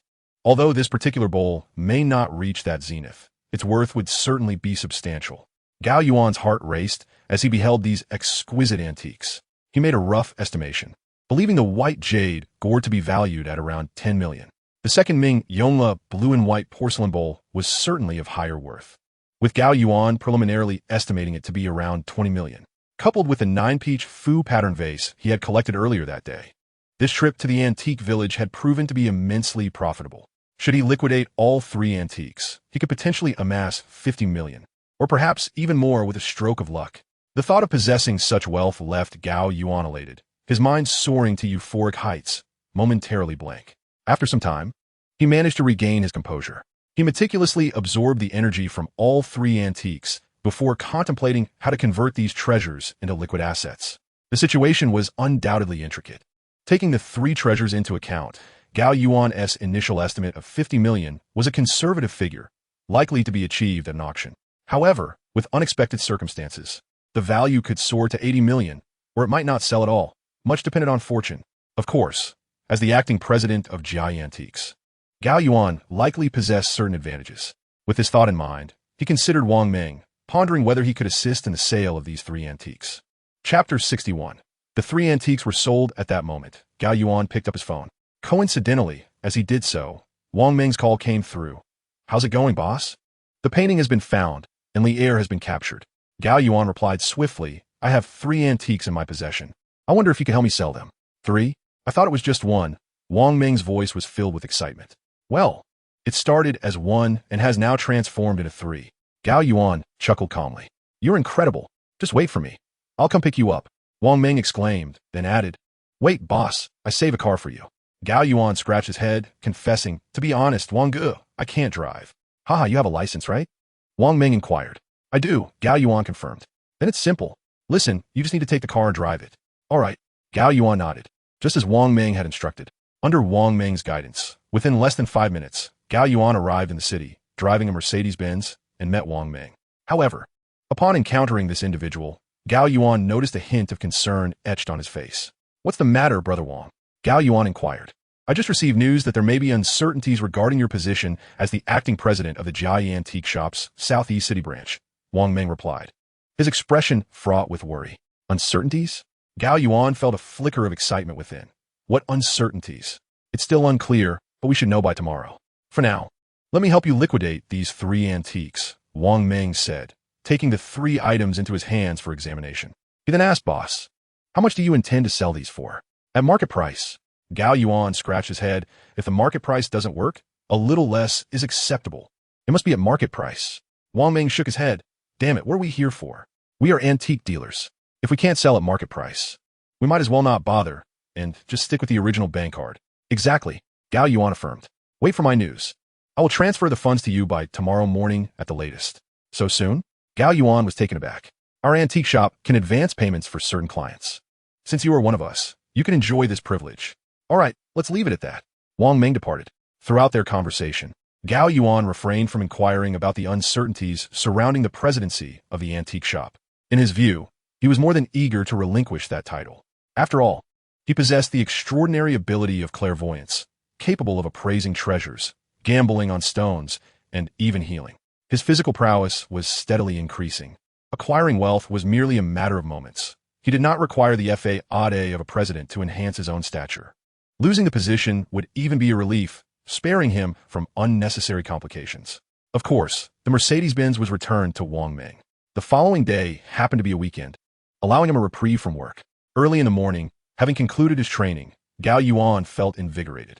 His night of practice had advanced his Tai divine skill, not only enriching his inner energy reservoir, but also significantly strengthening the bones in his right arm. With the absorption of a few more energies akin to those found in yesterday's antiques, his right arm would be completely fortified.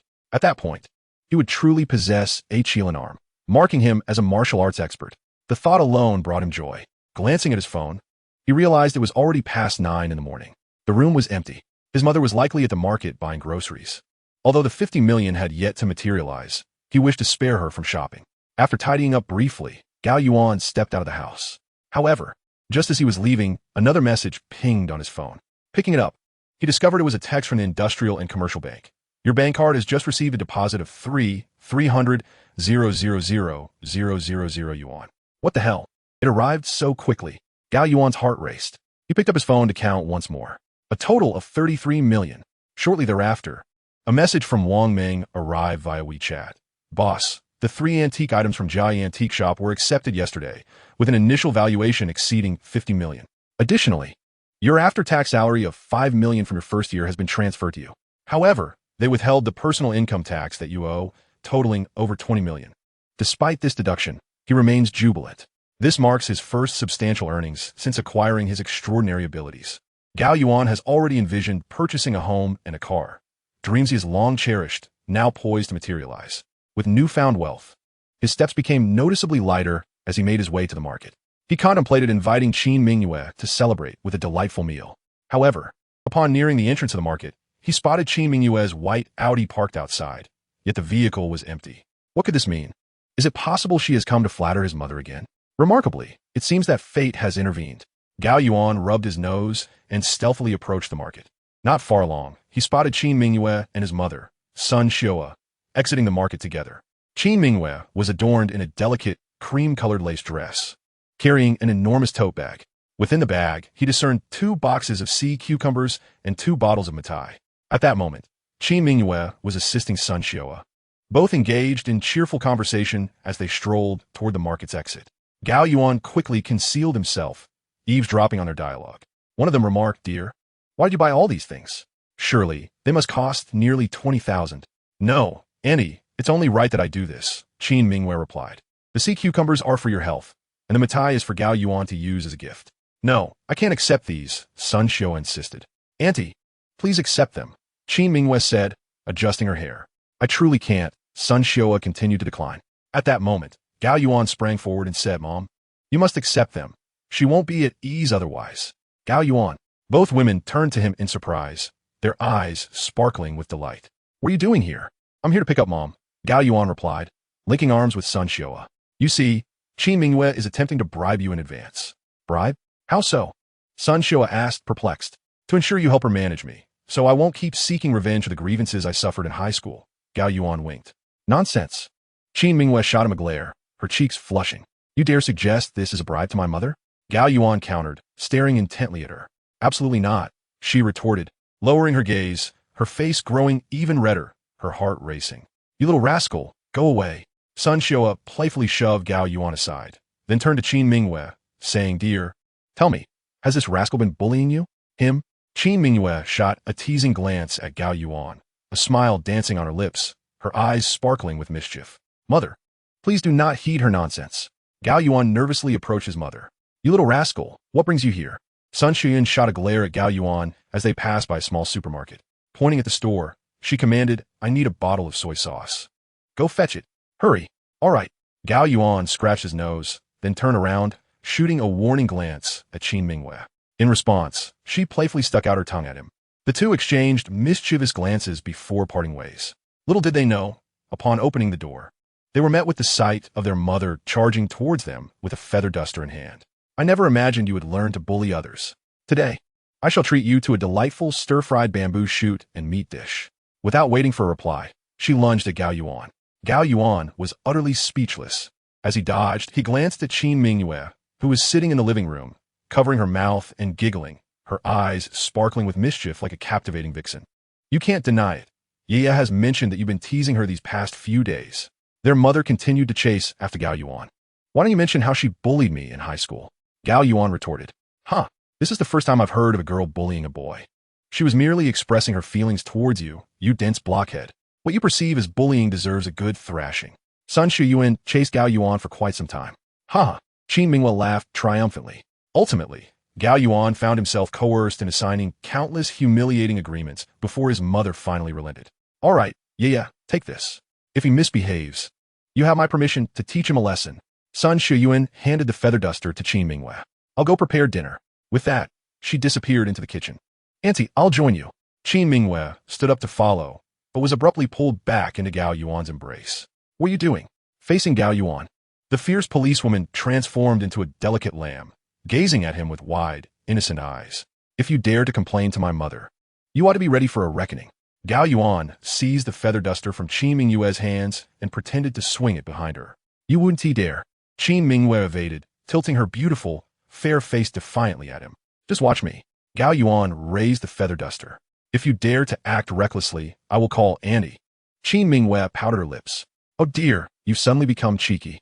Gao Yuan tossed the feather duster aside, then embraced Qin Mingyue, leaning in to kiss her.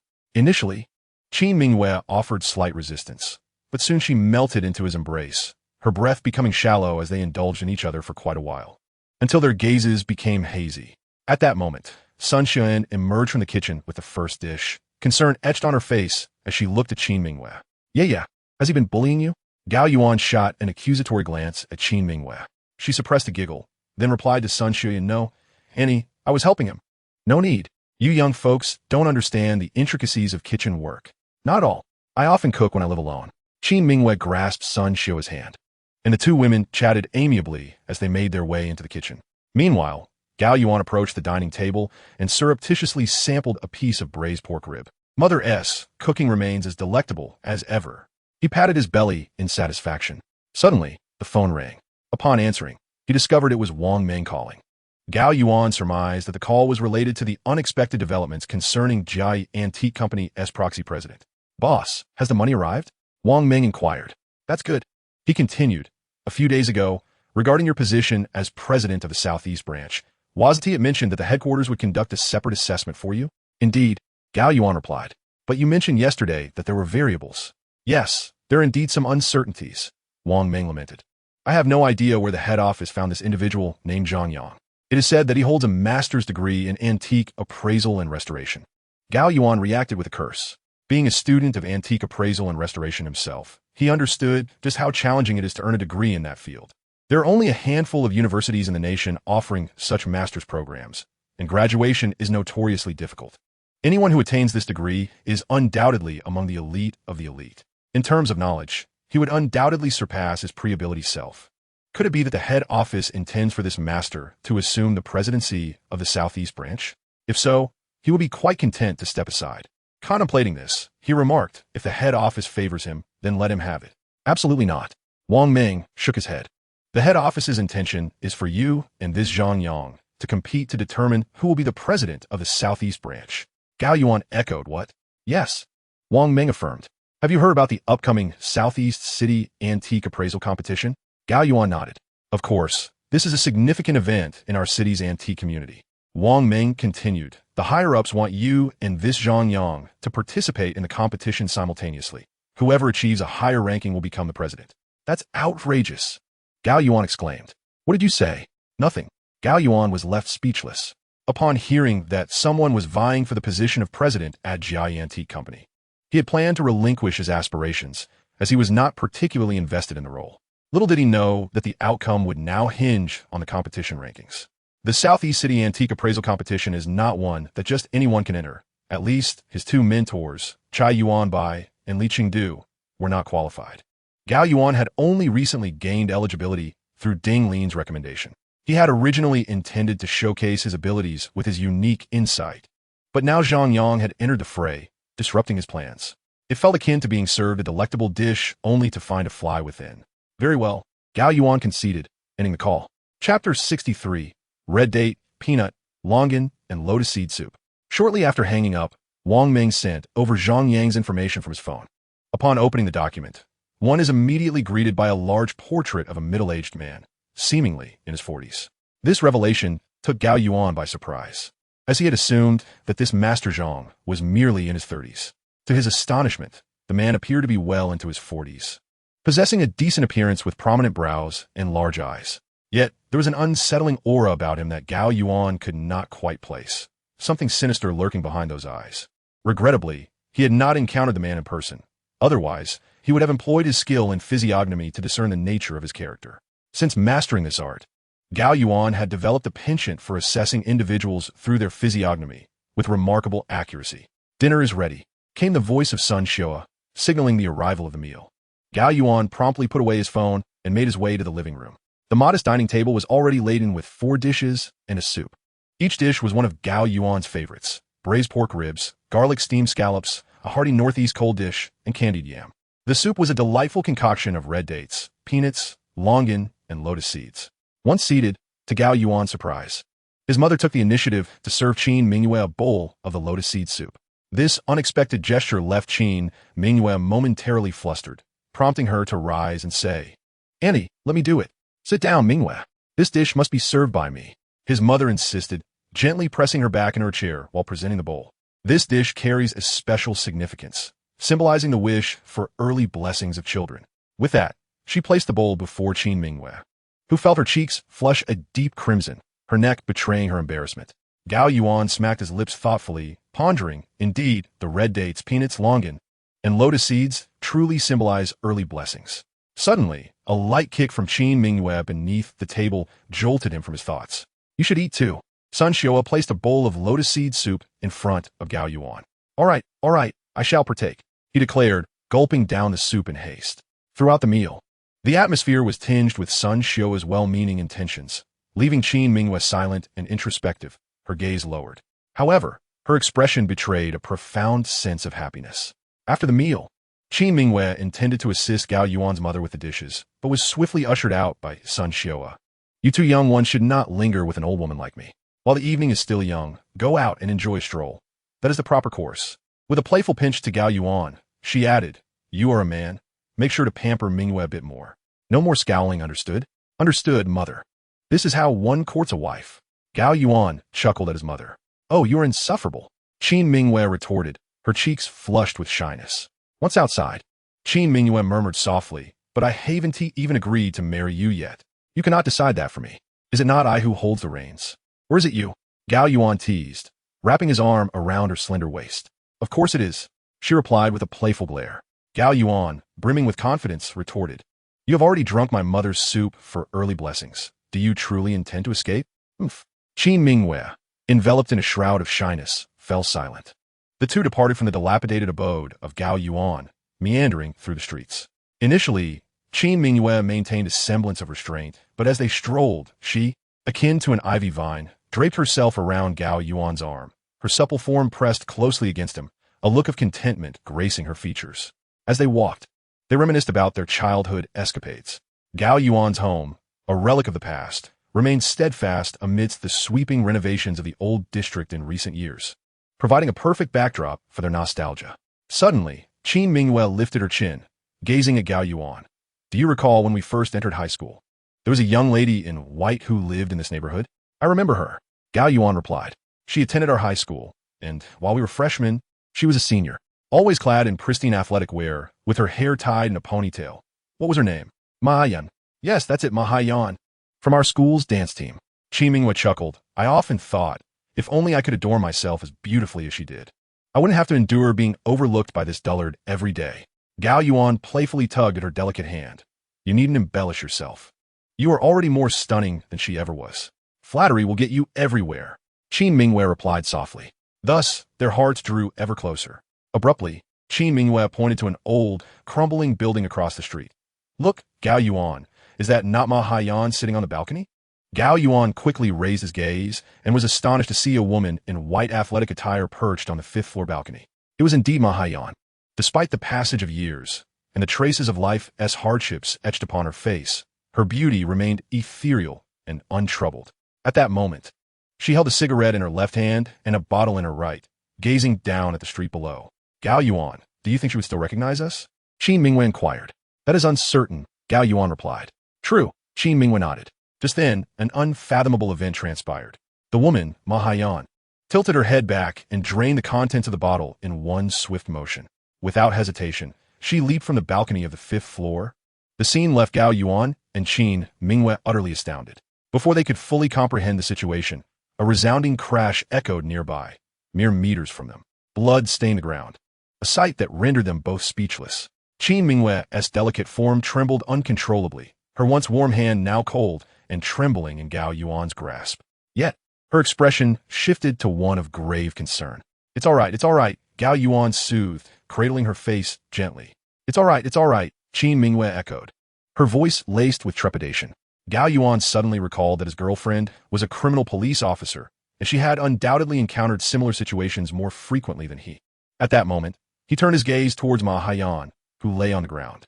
Through his supernatural vision, he perceived her life force gradually ebbing away, the vitality within her transforming into a dark haze.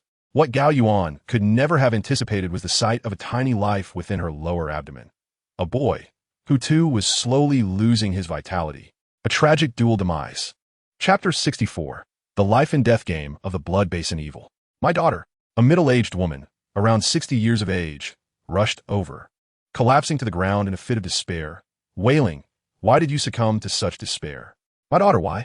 She knelt there, beating her chest and weeping, her cries reverberating throughout the entire neighborhood. Gradually, a crowd began to gather. Meanwhile, Qin Mingyue released Gao Yuan's hand, approached the scene, and displayed her police badge. Addressing the onlookers, I am a police officer. Please step back and do not obstruct traffic. Upon hearing Qin Mingyue's words, the crowd retreated. At that moment, she walked over to the kneeling woman. Ma'am, I am a police officer. How may I assist you? Officer. The woman turned, grasping Qin Mingyue's arm. My daughter should not have taken her own life. She shouldn't have. Everything was going well. She was making a fortune in the antique business with her partner and had found a loving husband. Although she didn't allow me to meet him, I knew they were deeply in love. Why did it suddenly come to this? Why? Her voice was sharp and piercing, tears streaming down her face like pearls from a broken string. It shouldn't be this way. It shouldn't. The woman wept uncontrollably, having lost all sense of reason. Meanwhile, Gao Yuan fixed his gaze upon Ma Haiyan's lifeless body. To his dismay, he activated his supernatural vision once more. However, what he saw startled him profoundly. Above Ma Haiyan's corpse, a swirling mass of black energy formed, lingering ominously like a ravenous demon, blood basin evil. Gao Yuan felt a chill run down his spine. He realized that blood basin evil, a term from geomancy, referred to the malevolent energy that manifests in the vicinity of a tragic dual demise, bringing misfortune to anyone who enters that space. Fearing that Qin Mingyue might provoke this ominous presence, Gao Yuan intended to pull her away. Just then, a faint creak sounded as a BMW pulled up beside Ma Haiyan's body. A middle-aged man emerged from the vehicle, wearing gold-rimmed glasses and a sharply tailored suit.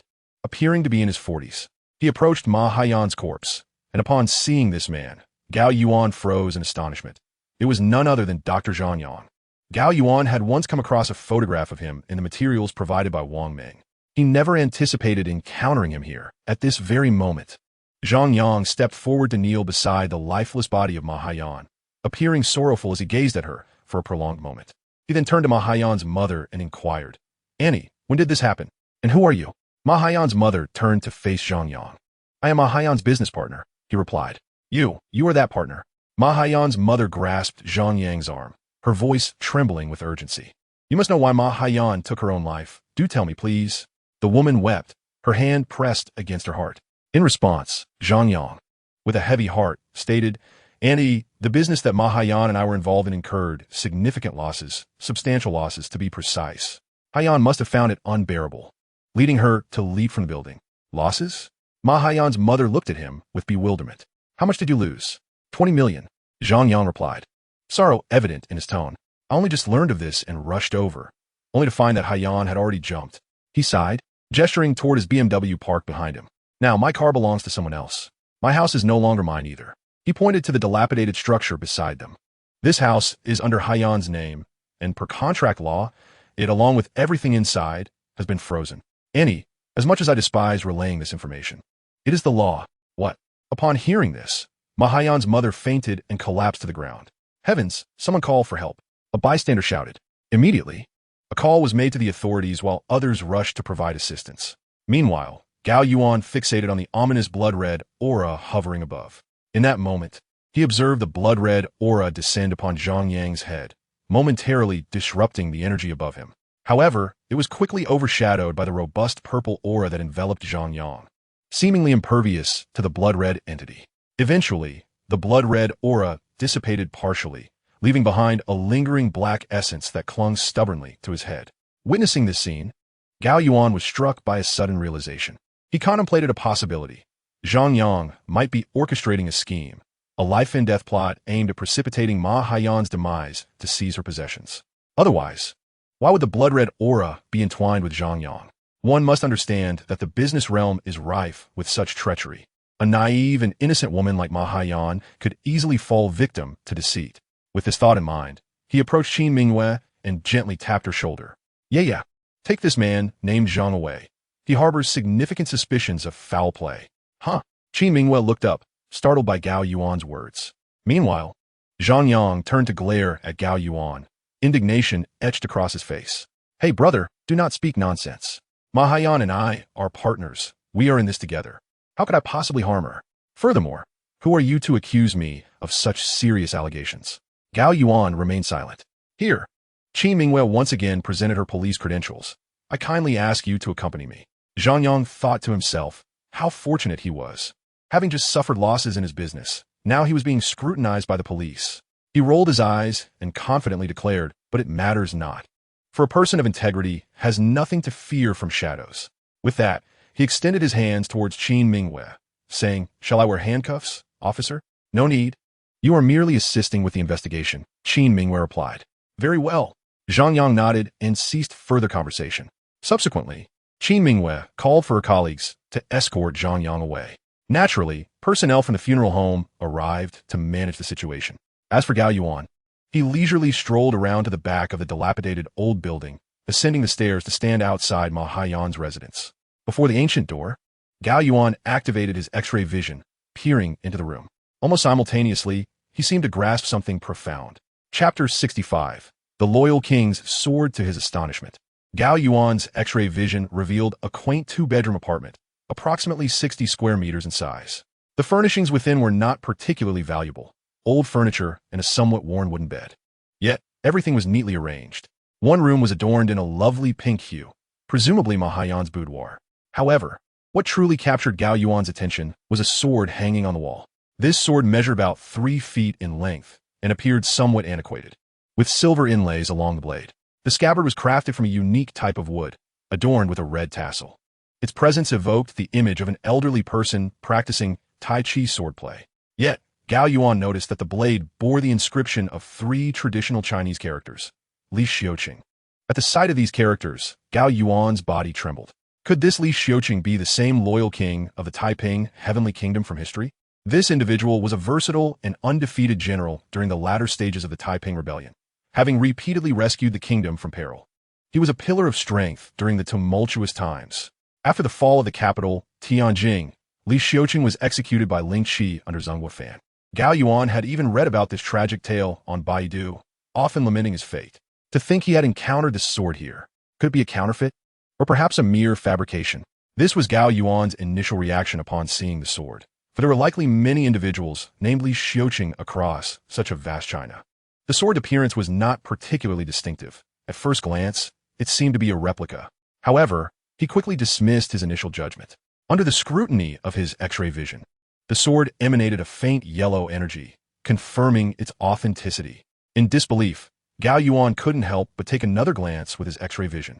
To his astonishment, he discovered a line of small characters inscribed on the sword's guard. Sword of the Loyal King. May he live 1,000 years. In that instant, Gao Yuan felt his heart race with excitement. In the annals of the Taiping Heavenly Kingdom, the Heavenly King Hong Xiuquan once bestowed upon Li Xiuqing a sword of unparalleled significance. Could this indeed be that very sword? If so, its value is incalculable, surpassing even the worth of Gua Shi's early spring painting, which Gao Yuan had recently assisted the police in locating. How did it come to be here? At that moment, Gao Yuan cast his gaze around, and enlightenment dawned upon him. Within the surrounding cabinets lay a plethora of antiquities, including ancient coins and various oddities. To Gao Yuan's discerning eye, he surmised that 99% of this collection was counterfeit, with only this sword being authentic. It was evident that Ma Haiyan's household harbored an enthusiast of antiquities who had devoted a lifetime to amassing a trove of relics, among which included this royal sword. Regrettably, this singular treasure had been mistaken for a mere imitation and hung upon the wall, perhaps even wielded for practice in the past. Almost simultaneously, Gao Yuan deduced that Zhang Yang had orchestrated a fatal scheme against Ma Haiyan, presumably for the sake of this sword. Yet, he remained perplexed. In the realm of antiquities, there are myriad ways to devise a treasure heist. Why resort to murder, especially when it could lead to multiple casualties? It was utterly outrageous. Just moments prior, Gao Yuan had learned from Zhang Yang that Ma Haiyan was, in fact, bankrupt. Everything in that room was subject to court seizure, including the sword, which quelled any thoughts of forcibly seizing the treasure. After all, he had no desire to engage in legal troubles, and his character would not permit such actions. With that, Gao Yuan turned to depart. However, in that very instant, he noticed a massive pickled vegetable jar cluttering the hallway near the staircase. On top of the jar lay an assortment of miscellaneous items, a common sight in the dilapidated corridors of older buildings. Indeed, his own stairwell was similarly cluttered by neighbors' belongings. But that was beside the point. What truly captured Gao Yuan's attention was a clay box nestled among the jumble of items. Measuring approximately 7 to 8 centimeters on each side, it boasted intricate hollow carvings. Familiar with antiquities, Gao Yuan instantly recognized it as a replica of an ancient musical toy known as a clay rattleball, a primitive plaything used by ancient peoples to amuse children. Akin to a traditional clapper, although it bore a striking resemblance, it was ultimately a counterfeit. Otherwise, it would not have been discarded as refuse. Gao Yuan approached, shaking it lightly to hear the delightful clatter within. Initially intending to set it down, fate intervened as he utilized his ability to peer inside, exclaiming in surprise, "Is this possible?" Subsequently, he deftly pocketed the rattle ball and turned to leave. Upon emerging onto the street, he found that Ma Hayan's body had already been taken away by the funeral home personnel, while her mother had been escorted to a nearby hospital by neighbors. Sensing the gravity of the situation, Gao Yuan contacted Qin Mingwei and promptly made his way to the criminal police unit. When Gao Yuan arrived at the criminal investigation team, he chanced upon Zhang Yang nonchalantly exiting through the doors. Behind him, Qin Mingwei wore a look of resignation. "What is the matter, my dear friend?" Gao Yuan inquired as he approached her. "The case is rather straightforward," Qin Mingwei sighed. "Zhang Yang and Ma Hayan jointly invested in an antique business, agreeing to split the shares 50-50. Unfortunately, the venture incurred a loss of 20 million, necessitating the freezing of both parties' assets. Zhang Yang's car and house have also been frozen. Ma Hayan could not bear this reality and has taken her own life." "And who is the father of the child that Ma Hayan was carrying?" Gao Yuan asked.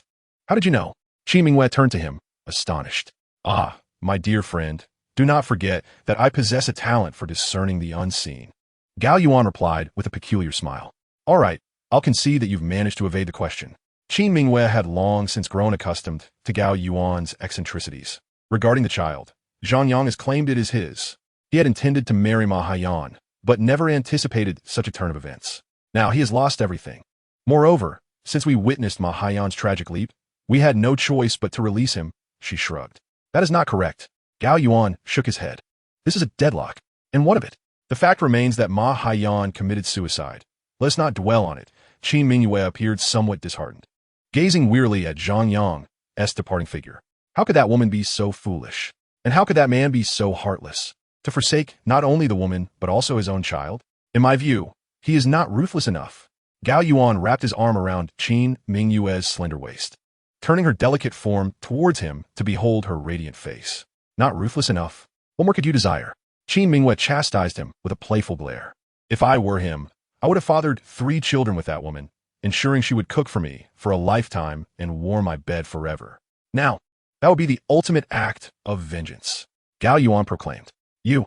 Qin Mingwei's cheeks flushed crimson as she raised her delicate fist. "You are incorrigible. Hee hee." Gao Yuan embraced Qin Mingwei affectionately. Chapter 66. "I want you to help me have a child outside the criminal investigation team." Zhang Yang halted before a Bentley. Just as he steadied himself, the car door swung open. Emerging from within was a portly middle-aged woman clad in a resplendent red dress, adorned with jewelry. Upon reaching Zhang Yang, she raised her substantial hand and delivered a resounding slap to his cheek. Slap! The sharp sound echoed, leaving 5 vivid, red fingerprints upon Zhang Yang's face. "Zhang Yang, I instructed you to orchestrate a scheme to seize the loyal Wang sword from the Ma family, not to commit murder. Have you lost your mind?" The stout woman glared at him, hands on her hips. With a thud, Zhang Yang knelt before her. "Hong Jia, you know my heart belongs only to you. I love you alone. You tasked me with this scheme to acquire the Ma family's loyal Wang sword, and I followed your guidance in business dealings with her. Who could have foreseen that she would develop feelings for me and become pregnant with my child? You know, Hong Jia, my heart belongs solely to you. My affection for you is unmatched. There could never be anything between her and me. I urged her to terminate the pregnancy, but she refused, leaving me with no choice but to take drastic measures to eliminate any future entanglements. Otherwise, I would find myself ensnared." With that, Zhang Yang embraced the stout woman, Hong Jia, wrapping his arms around her robust legs.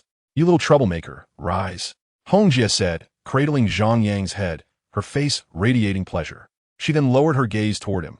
"So, you've got Ma Hayan pregnant. How does it feel? What is her charm like?" "Hong Jia, my affections lie solely with you. My involvement with her was merely a fleeting diversion. As you once taught me," Zhang Yang quickly flattered, gazing at Hong Jia with earnestness. "At least you understand," she replied with a cold chuckle. Meanwhile, Zhang Yang rose and grasped Hong Jia's sturdy arm. "By the way, what shall we do next? Ma Hayan and I have accumulated a debt of 20 million. All my assets are frozen." "That is simple," Hong Jia replied with a nonchalant smile. "I shall help you settle the debts, and in doing so, I will become Ma Hayan's largest creditor. Everything she possesses will then belong to me, including the cherished, loyal king's sword." Yet, as she spoke, memories of Ma Hayan's beauty surfaced in her mind, leading her to sigh softly. "Ha, little girl, remember when I offered you 20 million for your loyal king's sword? You said it was your father's keepsake. meant to be donated to a museum in accordance with his wishes. And now, not only will I claim your treasure for 2 million, but I shall also take your life. With a haughty laugh, Hongjie sashayed towards her Bentley, with Zhang Yang supporting her.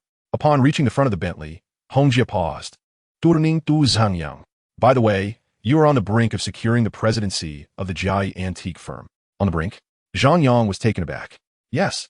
You simply need to triumph over someone named Gao Yuan at the antique appraisal competition tomorrow in Southeast City, and you shall obtain what you desire. Hongjie proclaimed. I adore you, Hongjie, Zhang Yang exclaimed, wrapping his arms tightly around her ample form. The Tianwu building was once again the venue for the annual Southeast City Antique Appraisal Competition. Thanks to the current trend of collecting, the event attracted countless spectators each year. Winning the competition was the most direct way for an appraiser to gain recognition. Early in the morning, Gao Yuan arrived at the Tianwu building via subway. To enhance his appearance, he had even asked his mother to procure a suit for him. Upon entering the building, he spotted Ding Letian awaiting him. Come, Xiao Gao. Here, that's your contestant badge. Ding Letian presented Gao Yuan with the badge. There are 6 participants, each recommended by notable figures. I have put forth your name, so give it your all and strive for a commendable position. Thank you, old Ding. Gao Yuan bowed deeply, his gratitude sincere. Without Ding Lishan's support, regardless of his capabilities, he would merely be a novice in the antique world, struggling to gain entry to the competition. There's no need for pleasantries. This is your duty, Ding Letian remarked. Following this, Gao Yuan, under the guidance of the staff, proceeded to the backstage area to undergo makeup and preparation. During this time, he seized the opportunity to observe the other 6 contestants. Little did he know that before he could assess their abilities with his keen insight, someone had already seized his ear. Little monkey, how long do you intend to evade me? The delicate, enchanting voice of whom Meng Meng echoed in his ear. Turning around, Gao Yuan was met with the sight of whom Meng Meng, adorned in a strikingly form-fitting crimson gown, standing beside him. At that moment, she playfully pinched his ear with her slender fingers. Instantly, Gao Yuan recalled that just a couple of nights prior during a team-building event, he had spent the entire night embracing Hu Meng Meng. For the past few days, he had deliberately avoided contact with his colleagues, particularly her. Yet here they were this morning. President Hu, I wasn't avoiding you.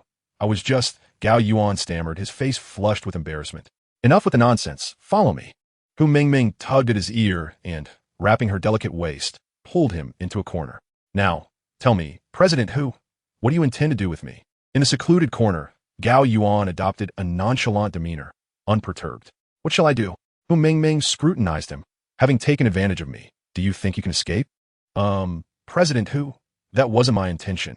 I sincerely apologize for my actions. Gao Yuan's face was a mask of awkwardness. An apology alone won't suffice. Hu Meng Meng replied. What do you propose? Gao Yuan found himself at a loss. 2 options. Hu Meng Meng declared. Speak. He urged, resigned. The first option is for you to be my boyfriend. Hu Meng Meng's cheeks flushed with shyness. Cough. President Hu, I already have a girlfriend, Gao Yuan said apologetically, though you are indeed a wonderful woman. The timing for us is far too late. Very well. Then it seems we are left with the second option. Hu Meng Meng said, a hint of regret in her tone. At this moment, her cheeks reddened, reaching all the way to her neck.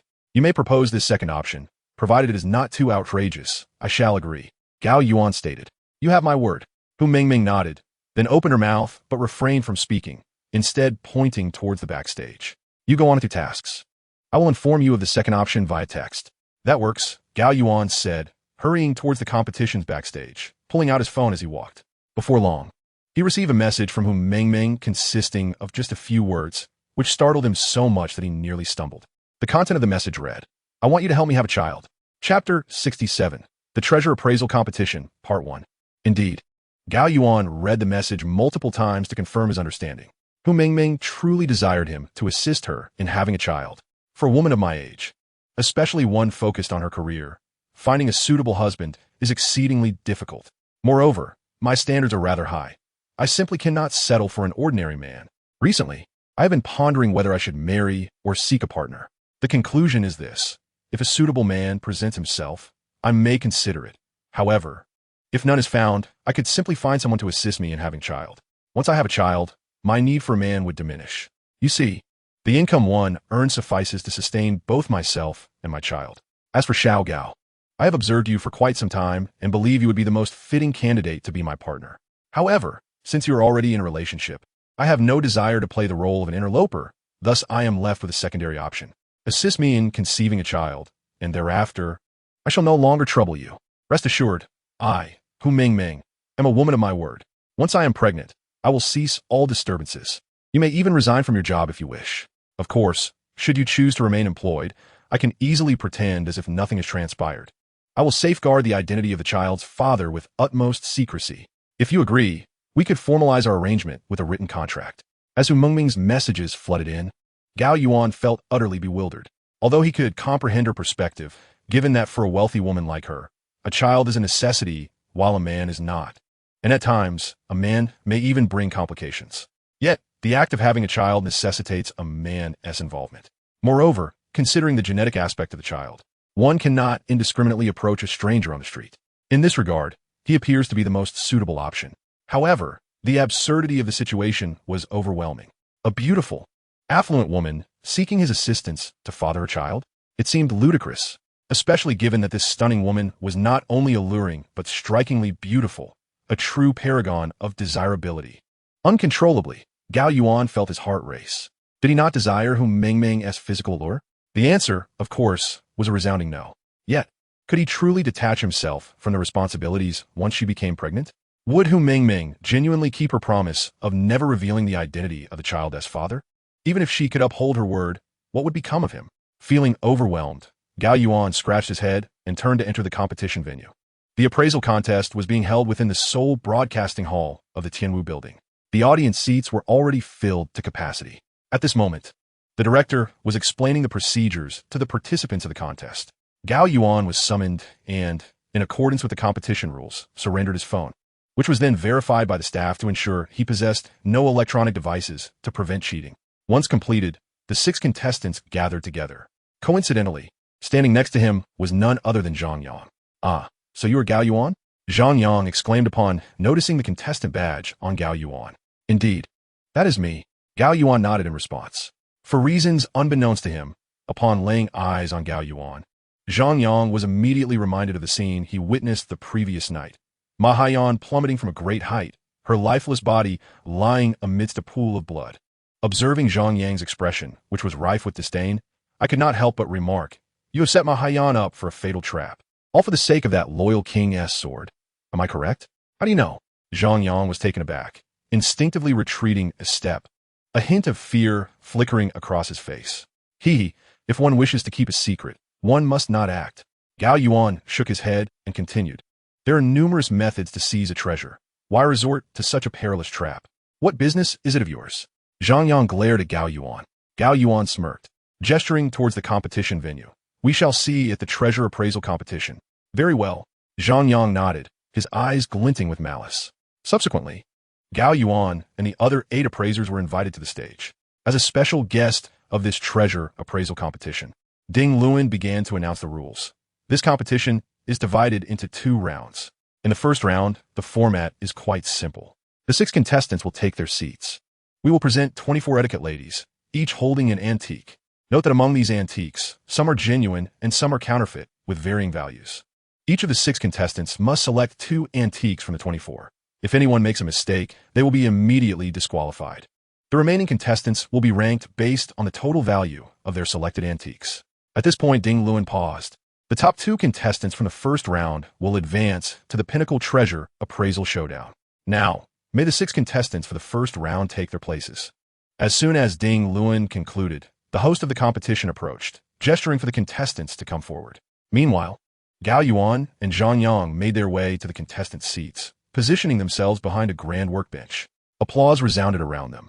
Following this, accompanied by the sound of music, the 24 etiquette ladies emerged, each carrying a tray, lined up in front. Each tray was covered with red cloth. With the host's announcement, the treasure appraisal competition commenced in earnest. Chapter 68.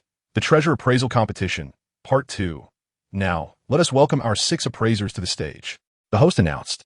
The camera zoomed in on the 6 appraisers, who exchanged courteous gestures. "Please, after you." Together, they stepped forward, standing in a line at the forefront of the stage. At this moment, the host added, "Now let us hear self-introductions from our 6 appraisers. You may begin." The host pointed to a fellow who resembled a noodle fish. "Greetings, esteemed audience. host, and judges. My name is Yang Xian, hailing from the Tianji City Museum. I am 38 years old, and my specialties include fishing and painting. The host approached to inquire, "Isn't your specialty treasure appraisal?" No, no. Yang Xian shook his head. Treasure appraisal is my profession. In our museum, I am nicknamed the treasure appraisal computer, for I never make mistakes. As he spoke, Yang Xian turned to the other 5 appraisers and declared in this sense, "I advise you 5 to refrain from competing and simply withdraw, for you cannot surpass me." Ha ha ha. This fellow certainly exuded confidence. Indeed, laughter erupted around him. The host then approached and remarked, "I never anticipated our Mr. Yang Xian would possess such a nickname. I wonder if the appraising computer will be immune to viruses. Now, let us invite the second contestant to introduce himself." The host gestured toward the plump man. This individual appeared to be in his late 30s, slightly overweight, with a patch of black beard on his chin, dressed in a white lab coat, resembling a fortune teller. Upon being indicated by the host, he hurriedly stepped forward and stated, "My name is Gu Jingyi, a local resident, and I work at one of the 4 major antique shops in the city, Sifangzhai. Like Yang Xian, appraising antiques is my profession. Though I lack the prowess of an appraising computer, I dare not make mistakes, for errors could cost me my job." Applause erupted all around. Gu Jingyi's self-introduction was sincere and unpretentious, garnering much favor. "I am Wei Jianbai." A tall and slender man stepped forward, announcing, "I hail from a prestigious university in Southeast City, where I serve as a professor teaching antique appraisal. The previous 2, Yang Xian and Gu Jingyi, are like my students." "Ha. Now, that is quite the confidence. Impressive." The audience applauded. "I have hosted this appraisal competition for several years, and it's my first encounter with a professor." The host chuckled and moved on, pointing at the 5th contestant. "And you, sir, please introduce yourself." "I am Jia Xiaoyuan." The appraiser named Jia Xiaoyuan smiled slightly, casting a meaningful glance at Gao Yuan before saying, "I am merely here to observe." Ha ha ha. Once again, the crowd erupted in laughter. His introduction was quite distinctive. "Merely here to observe." The host approached and quipped, "Is there any soy sauce you fancy in the venue?" Indeed, Jia Xiaoyuan stepped back, remaining silent. However, "I cannot disclose which one." "Well, it seems he's indeed not here for the appraisal," the host remarked. Subsequently, he pointed at Zhang Yang. "Your turn, contestant." "I come from the capital, and my name is Zhang Yang." Zhang Yang stepped forward, his eyes brimming with pride and confidence. "My purpose in being here is to defeat all of you. My goal is to ascend to the summit and claim the championship of this appraisal competition. I will certainly win." Zhang Yang clenched his fists as thunderous applause followed. The other contestants exchanged skeptical glances. "All right, I believe you will win, provided the preceding contestants allow you to." The host patted Zhang Yang's shoulder and glanced at Gao Yuan. "Now, it's your turn, handsome." Gao Yuan sighed, calming his emotions, then stepped forward and gazed into the void, stating, "My name is Gao Yuan, a local resident, and I was recommended here by an esteemed professor. My purpose aligns with contestant 5, Zhang Yang. I too aim to win and to triumph over all of you." At this juncture, Gao Yuan paused momentarily and remarked, "However, I encountered an unforeseen event last night, which has altered my purpose." The host stepped forward, gazing intently at Gao Yuan. "Just last night, I witnessed a senior from my high school leap from the 5th floor of her residence, resulting in her tragic demise." Gao Yuan spoke with a heavy heart, recalling the haunting image of Ma Haiyan lying in a pool of blood, tears glistening in his eyes. Upon hearing Gao Yuan's words, an eerie silence enveloped the venue. Not a soul uttered a sound. Gao Yuan continued, "What deepens the sorrow is that this senior was pregnant at the time of her fall, a life taken along with another." Some in the audience began to cover their mouths in shock. Gao Yuan pressed on, "From what I understand, the reason behind my senior's fall stems from her family possessing a precious heirloom. A man, driven by greed, orchestrated her demise to seize it."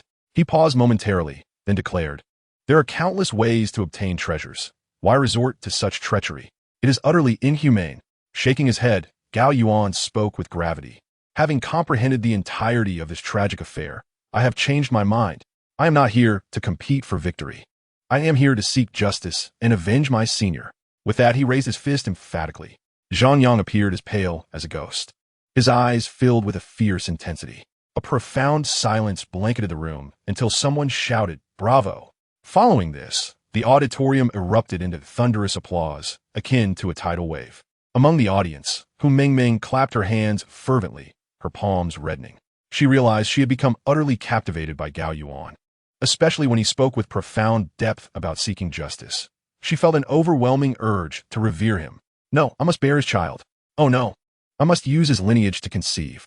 Hu Mingming waved her hands excitedly. On stage, the host approached with a smile and said, "Thank you, Mr. Gao Yuan, our sixth contestant, for sharing such an intriguing tale. Our nation boasts a rich history of 5,000 years, filled with countless magnificent treasures. Each of these treasures carries its own story, one that could be told endlessly. Now, I hereby declare the commencement of the first round of the Southeast City Treasure Appraisal Competition." With the host's proclamation, the music surged once more, elevating the atmosphere to unprecedented heights. During this time, 24 female attendants unveiled the treasures from their trays, revealing the exquisite items within. Simultaneously, cameras positioned above the stage captured close-ups of each treasure. These 24 artifacts spanned a myriad of antiquities, each radiating brilliance under the stage lights. The audience erupted in excitement, eagerly commenting on the antiques displayed on a large screen. "This piece is from the Qing dynasty. I recognize it. That painting seems familiar as well. It too is from the Qing dynasty. Ah, I say, oldly, have you noticed? A staggering 80% of these antiques hails from the Qing dynasty. What could be the intent behind this? You see, selecting antiques with similar price points for contestants to choose from is, in fact, a strategic maneuver in the competition. If one were to present a piece by the illustrious Tang Bohu here, it would hardly be a matter of choice. Whoever lays claim to it would undoubtedly emerge victorious. Is this still about appraising treasures, or has it devolved into a treasure hunt? Indeed, the onus now falls upon the 6 appraisers to demonstrate their discernment, not only in identifying genuine treasures, but also in accurately assessing their value. Otherwise, they risk failing to secure a commendable position. It is quite the daunting task. If I were to participate, I would either misjudge the pieces or face elimination. At this moment, the music ceased. The host stepped into the center of the stage and proclaimed loudly, "As you can all see, the treasures have been unveiled before the audience and the judges. Now, let us invite our 6 appraisers to commence the competition. According to the rules, the appraisers must maintain a distance from the treasures being evaluated. They are required to stand 1 meter away from the attendant while appraising the items." Gao Yuan, along with the 6 appraisers, approached the front, activating his X-ray vision to scrutinize the 24 treasures displayed on the tray. Almost simultaneously, he devised a plan. As the spectators below had observed, the prices of the 24 treasures were closely aligned, the most expensive fetching only around 200,000, while the more affordable ones hovered around 70 to 80,000. Thus, the distinction between victory and defeat would likely hinge on a mere 1 or 2,000. It is worth noting that in the realm of antiques, this is no trivial matter. However, there were 1 or 2 exceptionally valuable pieces that would prove challenging for the average person to identify. Yet, this posed no challenge for Gao Yuan, endowed as he was with extraordinary vision. "Now, have all the participating appraisers selected their treasures?" the host inquired. "Indeed. Then, please announce the numbers of the treasures you have chosen, which are indicated on the attendant. The attendant assigned the selected numbers is to stand behind the respective appraisers. Now, let the contest begin." As the host spoke, the first appraiser to declare was a fellow named Yang Xian, who chose a Qing dynasty fan face and a late Qing period pink and green floral porcelain bowl. Upon witnessing this selection, Gao Yuan realized that this individual was destined for elimination, as the fan face he selected was a forgery. The second to step forward was Ge Jingyi, who deliberated for a considerable time before selecting a Qianlong entwined lotus-pattern tie-bai jar, valued at approximately 70,000, alongside a Qing Guangxu period shallow bowl inscribed with the Yuhuanwen mark, priced around 130,000. Together, these 2 treasures amounted to around 200,000. It was evident that this appraiser specialized in porcelain, as both chosen antiques were of that category. The third contestant to present was Wei Jianbai, who opted for a Xianchun 10,000 flower coin, a high-value ancient coin worth around 60,000, and a late Qing period ink-edged Jai-made red clay teapot, valued at around 140,000. Remarkably, the aggregate value of these 2 pieces also totaled approximately 200,000. The fourth participant, named Jia Xiaoyuan, headed straight for a painting, prompting Gao Yuan to realize that he too was eliminated. Among the 24 treasures, all the artworks were counterfeit. To be candid, Gao Yuan had been particularly attentive to this Jia Xiaoyuan, as it seemed that his intentions were not to win the competition, but rather to serve his own interests. The rationale was straightforward. Throughout the appraisal contest, Jia had been surreptitiously observing Gao Yuan. Once Jia completed his evaluation, one would expect him to boast. Yet, When it was Zhang Yang's turn, he unexpectedly gestured invitingly towards Gao Yuan, giving the impression of humility. However, Gao Yuan discerned a glint of sharpness in Jia's eyes, clearly indicating that this man harbored malicious intent against him. With a smirk, Gao Yuan decided to let him revel in his moment for a while longer and confidently approached to make his selections. Gao Yuan's impassioned speech had left a profound impression on the audience, with several young women even becoming his admirers. As he stepped forward, the crowd's attention shifted to him, and an unusual silence enveloped the venue. Nonchalantly, Gao Yuan selected two treasures. The first was an ivory pen holder from the late Qing dynasty, intricately carved with a scene of Shi Taijun discussing military matters with Ko Zhuan, valued at approximately 80,000 yuan. The second treasure he chose was a yuan shirkai dollar, a currency from the Republic period quite common in circulation, with prices typically ranging from 20 to 30,000 yuan. Although the crowd was convinced that the yuan dollar presented at the appraisal contest was authentic, no one opted for it. Yet Gao Yuan boldly selected this coin, prompting disdainful expressions from the onlookers. Many thought he had come to avenge his senior sister, only to realize he was rather foolish. Indeed, the yuan dollar held little value, and even if it were genuine, it would lead to his elimination. Upon seeing Gao Yuan's choice, Zhang Yang was certain that he would not advance to the second round. With a slight smile, he approached and made his own selections, an ivory talisman from the late Ming to early Qing period, valued around 110,000 yuan, and an early Qing carved sandalwood guanyin statue, worth approximately 80,000 yuan. Both items were valued at around 200,000 yuan. His choices were deliberate, as he was confident in their authenticity. Furthermore, he had been informed by Hong Jia the previous day that she had bribed one of the judges. As long as he did not perform too poorly, the championship would be within his grasp. With all four contestants having made their selections, the host announced, "Now that all 6 appraisers have chosen their treasures, let us display the results of the first round on the big screen. Please." The host turned to point at the grand screen of the competition. Almost simultaneously, the names of the 6 participating appraisers, along with the total value of their selected treasures, appeared on the screen. As soon as the results were revealed, the audience erupted into fervent discussions. In Chapter 70, it was still about Yuan Daitu.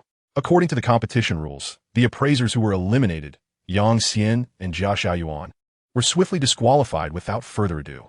The remaining 3 appraisers, Ge Jingyi, Wei Jianbai, and Zhang Yang, had chosen treasures whose values were closely comparable, finishing in 4th, 3rd, and 2nd places, respectively. However, the source of contention arose from Gao Yuan's selection of 2 treasures, one of which was the Yuan Daitu, which turned out to be the Gansu version. Those familiar with the antique world were aware that the Yuan Daitu generally held little value, with one notable exception, the version bearing the Gansu inscription, which is worth a staggering 1 million. Yet, the appraisal competition displayed a valuation of merely 120,000 for this piece, with the total value of both antiques amounting to 200,000. Despite securing first place, this valuation incited considerable dissatisfaction among the spectators. They must be joking. How could this young man have discerned that the Yuan Daitu was a Gansu version from such a distance? Clearly, we all missed the mark. This young gentleman is truly remarkable. One voice exclaimed, "Are you still fixated on that? Have you not noticed the underlying issues? When did the Gansu version of Yuan Daitu become so undervalued? If that were the case, I would want as many as possible." Another retorted, "Indeed, 12,000 for a Gansu Yuan Daitu. This is absurd." A third voice chimed in, "Stop it. You clearly don't understand. This young man is obviously being targeted." "Yes, it seems so," another agreed. "What kind of fairness and transparency is this?" Just from a valuation of the Gansu Yuan Daitu at 120,000, it's evident there's something amiss with this appraisal competition. As the audience continued to voice their opinions, they raised their phones to capture the scene, and short videos rapidly spread across the internet.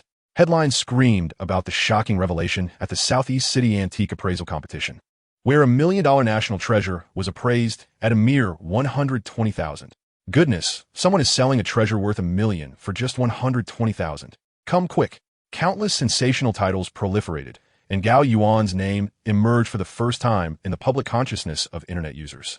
At the competition venue, it seemed the host had also recognized the predicament. In the background, several judges were in animated discussion. During this time, Ding Luan was visibly agitated, his veins bulging, while the other 2 judges, their faces flushed, engaged in hushed deliberation. It turned out these 2 judges had been bribed by Hong Jia. Their initial plan was to have Zhang Yang select the $1 million Yuan Daitu, thereby declaring him the champion.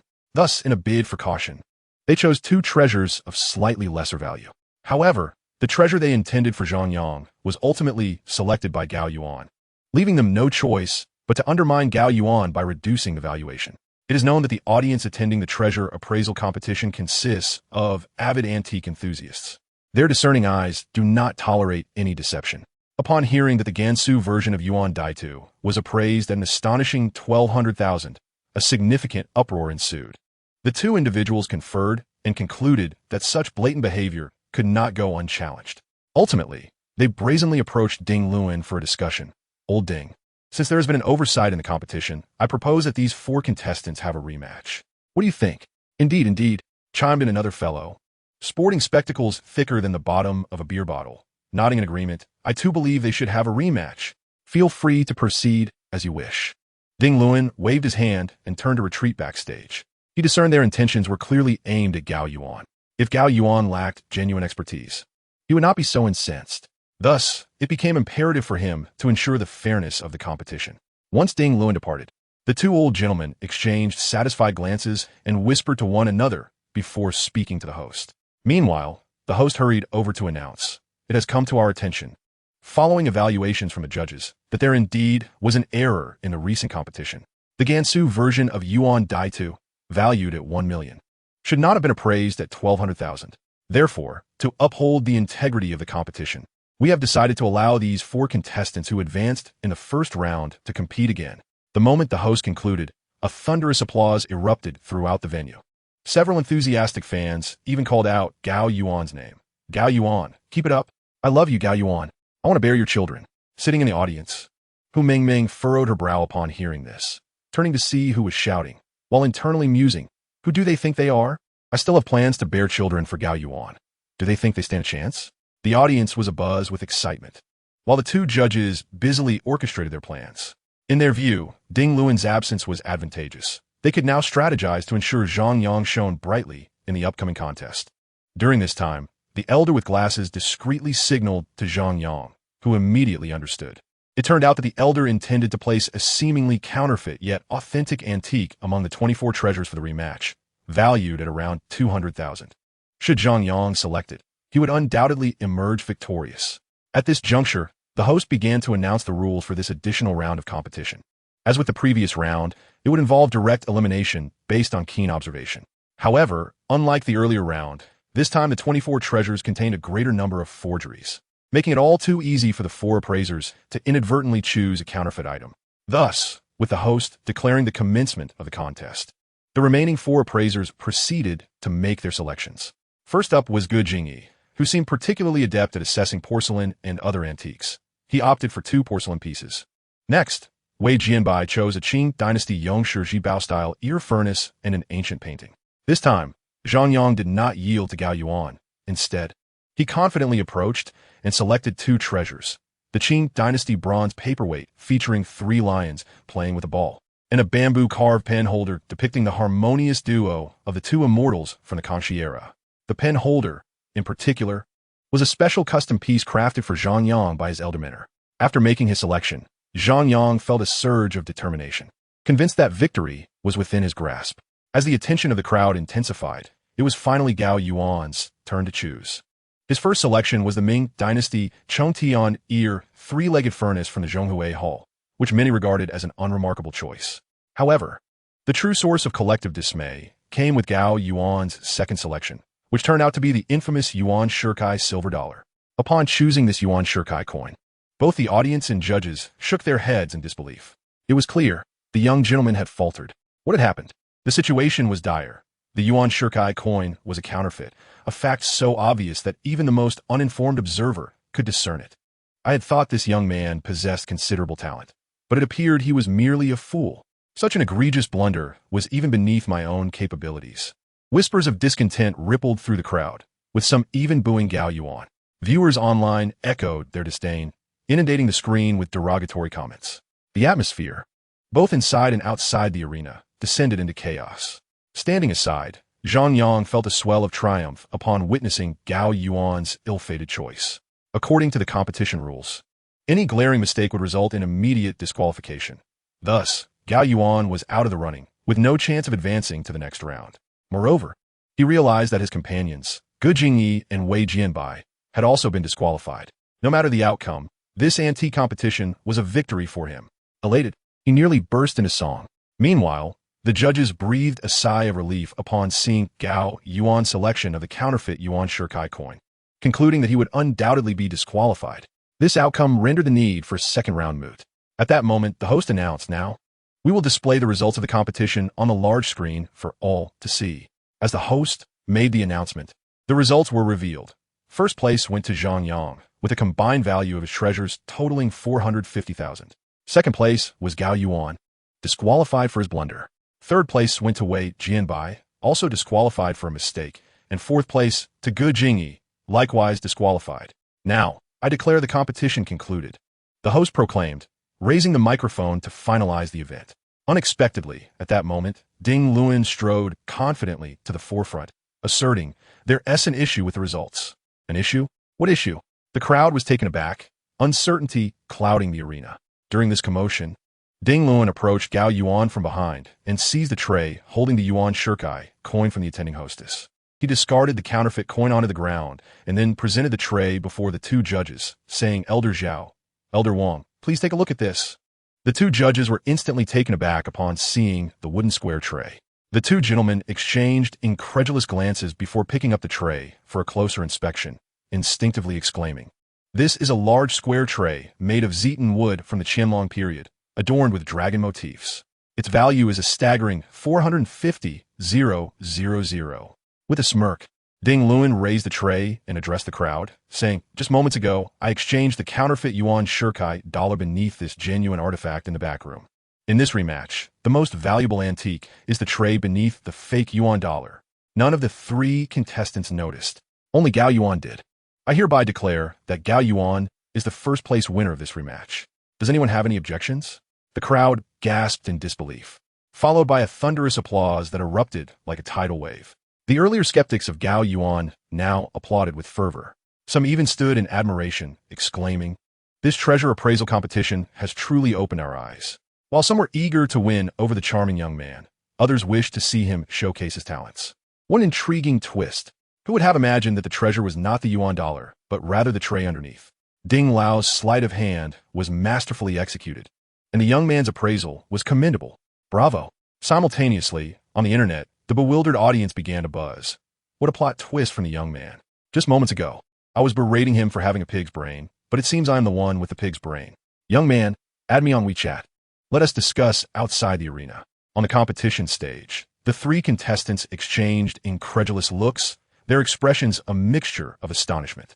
The first to regain composure were Ge Jingyi and Wei Jianbai, who realized the reality of the situation. In this treasure appraisal contest, they were mere bystanders, while the true clash of expertise lay between Gao Yuan and Zhang Yang.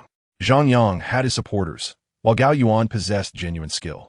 Otherwise, Ding Luan's trickery would have gone unnoticed. Hesitant yet impressed, the two began to applaud. Meanwhile, Zhang Yang frowned, begrudgingly joining in the applause, utterly speechless at the outcome. However, what else could he do but maintain a fade of generosity? Thus, the applause, initially sparse, crescendoed into a fervent storm. The host approached with an air of composure. Who could have anticipated such a twist in the rematch among our four contestants? This treasure appraisal competition has indeed been a roller coaster of excitement. I announce that the results of the rematch are Gao Yuan in first place and Zhang Yang in second. Based on these results, we will now proceed to the finals, featuring the highly anticipated showdown between Gao Yuan and Zhang Yang for the championship title. Upon the host's announcement, the arena's lights dimmed suddenly, eliciting a chorus of boos from the crowd. And still a showdown awaits? Indeed, having emerged victorious in 2 consecutive matches, both of which were targeted against him, the host displayed an astonishing level of audacity. You may not comprehend the situation. Zhang Yang is allegedly under the protection of a benefactor. According to whispers circulating behind the scenes, he is purportedly being sponsored by a wealthy woman. How absurd! Is there truly such a wealthy woman out there? Can someone introduce me to her? The online realm is in utter disarray. At this moment, however, the music within the arena began to swell once more, and the lights illuminated the space anew. The host confidently strode to the center of the stage, gesturing towards the 2 enormous tables behind him, proclaiming, "As you can see, There are 2 tables behind me, draped in crimson cloth. I can divulge a piece of information. Each table holds 20 antiques, a mix of genuine and counterfeit, with the real items in the majority. Our rules for the semifinals dictate that the 2 contestants will simultaneously assess these 20 treasures and accurately identify the fakes. The one who accomplishes this in the least amount of time shall emerge victorious. Now, let us invite our 2 semifinalists to the forefront. Gao Yuan cast a glance at Zhang Yang, who reciprocated the gesture. Within his ears echoed the words of a staff member from their earlier recess. During the semifinals, keep an eye on the lower left corner. There are marked fakes there. With this thought, a smile crept across his face. Chapter 72. The contest of treasures. Zhang Yang ascended the stage, positioning himself behind the expansive table, sweeping his gaze to the lower left corner, where he fortuitously spotted 2 antiques, each weighed down by a note, as if anticipating his inability to discern their authenticity. These 2 artifacts were positioned far from the others, easily visible to him. In stark contrast, Gao Yuan's side was cluttered with 20 antiques, chaotically arranged, clearly designed to thwart him. He chuckled to himself, thinking, this round is in the bag. To ensure his victory, he even raised both hands into the air, yet his focus remained steadfastly locked on the 2 counterfeit items in the lower left corner. Meanwhile, the host stepped to the center and declared loudly, I hereby announce. Pausing momentarily, the host continued, the Southeast City Antique Appraisal Contest is officially underway. An astonishing occurrence transpired at that very moment. As the host proclaimed the commencement of the finals, both Gao Yuan and Zhang Yang simultaneously shot their hands forward with lightning speed. However, their actions diverged. Gao Yuan's hands landed on various positions among the 20 antiques, while Zhang Yang accurately seized the 2 counterfeit items in the lower left corner. In the next instant, both contestants raised their counterfeit items high and simultaneously exclaimed, appraisal complete. The auditorium fell into a hushed silence. After a prolonged pause, the audience began to murmur, my goodness, is this truly an appraisal contest? It feels as if these 2 individuals had prior knowledge of the authenticity of the items on the table. Yes, I share that sentiment. What a peculiar situation. Who, indeed, is being sponsored by the wealthy woman? You are absolutely right. This is utterly absurd. What a farce. After a brief discussion, the arena was once again filled with boos. On stage, the host appeared speechless. He had witnessed individuals assisting Zhang Yang in cheating, and it was glaringly obvious. Such mockery was an affront to intelligence. If this continued, would there ever be another treasure appraisal competition? Their reputation was being tarnished by these charlatans. He could not help but turn and glare furiously at the 3 judges below. The judges, however, were clearly divided into 2 factions. Ding Luan stood alone on one side, enthusiastically applauding Gao Yuan, while the other 2 elderly gentlemen muttered amongst themselves, their heads bowed. After a while, they called the host over and declared, after our deliberations, we have decided to hold a rematch. This rematch will follow the same format, with one exception. The quantities of genuine and counterfeit items will be reversed, allowing the 2 competitors to select genuine items. Please make the announcement. As they spoke, the judges handed the host a competition proposal. The 2 had concocted a plan. This time, they intended to sabotage Gao Yuan. If the task was to select genuine items from the counterfeit ones, they decided not to place any genuine items on Gao Yuan's table. They were eager to see how he would fare under such circumstances. The host furrowed his brow and glanced at the proposal in his hand, then approached Ding Luan. After exchanging a few words, the host returned to the front, microphone in hand, addressing the audience. I just conferred with the judges, and they provided me with 2 proposals. One is to repeat the previous competition format. He paused momentarily before continuing. However, I believe this method cannot ensure absolute fairness. Therefore, I have decided to implement the second proposal. With that, the host crumpled the note from Lao Zhao and Lao Wang into a ball and tossed it into the air. Thunderous applause erupted from the audience. Judges Lao Wang and Lao Zhao were left dumbfounded, exchanging bewildered glances. They had never anticipated such a twist. The host then proclaimed to the audience, the second proposal is no proposal at all. Let the 2 competitors decide how to proceed freely. Cheers erupted. Yes. Rise to the occasion. Incredible. Long live the host. For the sake of fairness. Go. As the host's words echoed, applause akin to a tidal wave filled the venue. In the center of the arena, Zhang Yang wore a smug smile. Upon hearing the host mention freedom of choice, he had already devised a plan to triumph over Gao Yuan. Meanwhile, Gao Yuan looked gratefully at Ding Luan. It was evident that without Ding Luan's sense of justice in this treasure appraisal competition, even with his extraordinary abilities, he might not have been able to defeat Zhang Yang. As for avenging Ma Haiyan, that would likely need to be postponed. Yet at this moment, nothing else mattered. He was prepared for the final showdown with Zhang Yang. Thus, amid the audience's thunderous applause, the stage was set. Gao Yuan and Zhang Yang stepped onto the stage together. The host approached with a microphone and said, "Gentlemen, the content of the competition is now in your hands. Do you have any ideas? I suggest a treasure duel." Both Gao Yuan and Zhang Yang exclaimed simultaneously. The host's eyes lit up as he turned to the audience. "Ladies and gentlemen, did you see that? This time, both parties have coincidentally agreed on the competition's format. We certainly cannot be accused of unfairness this time." Laughter erupted from the audience. Amidst the jovial atmosphere, someone shouted, "Hey, handsome, take down the four-eyed guy. Go for it." On stage, the host inquired of Zhang Yang, "This bespectacled gentleman, could you elaborate on your method of the treasure duel?" "Quite simple," Zhang Yang replied with an air of provocation. "Each person presents a treasure for the other to evaluate its authenticity and value.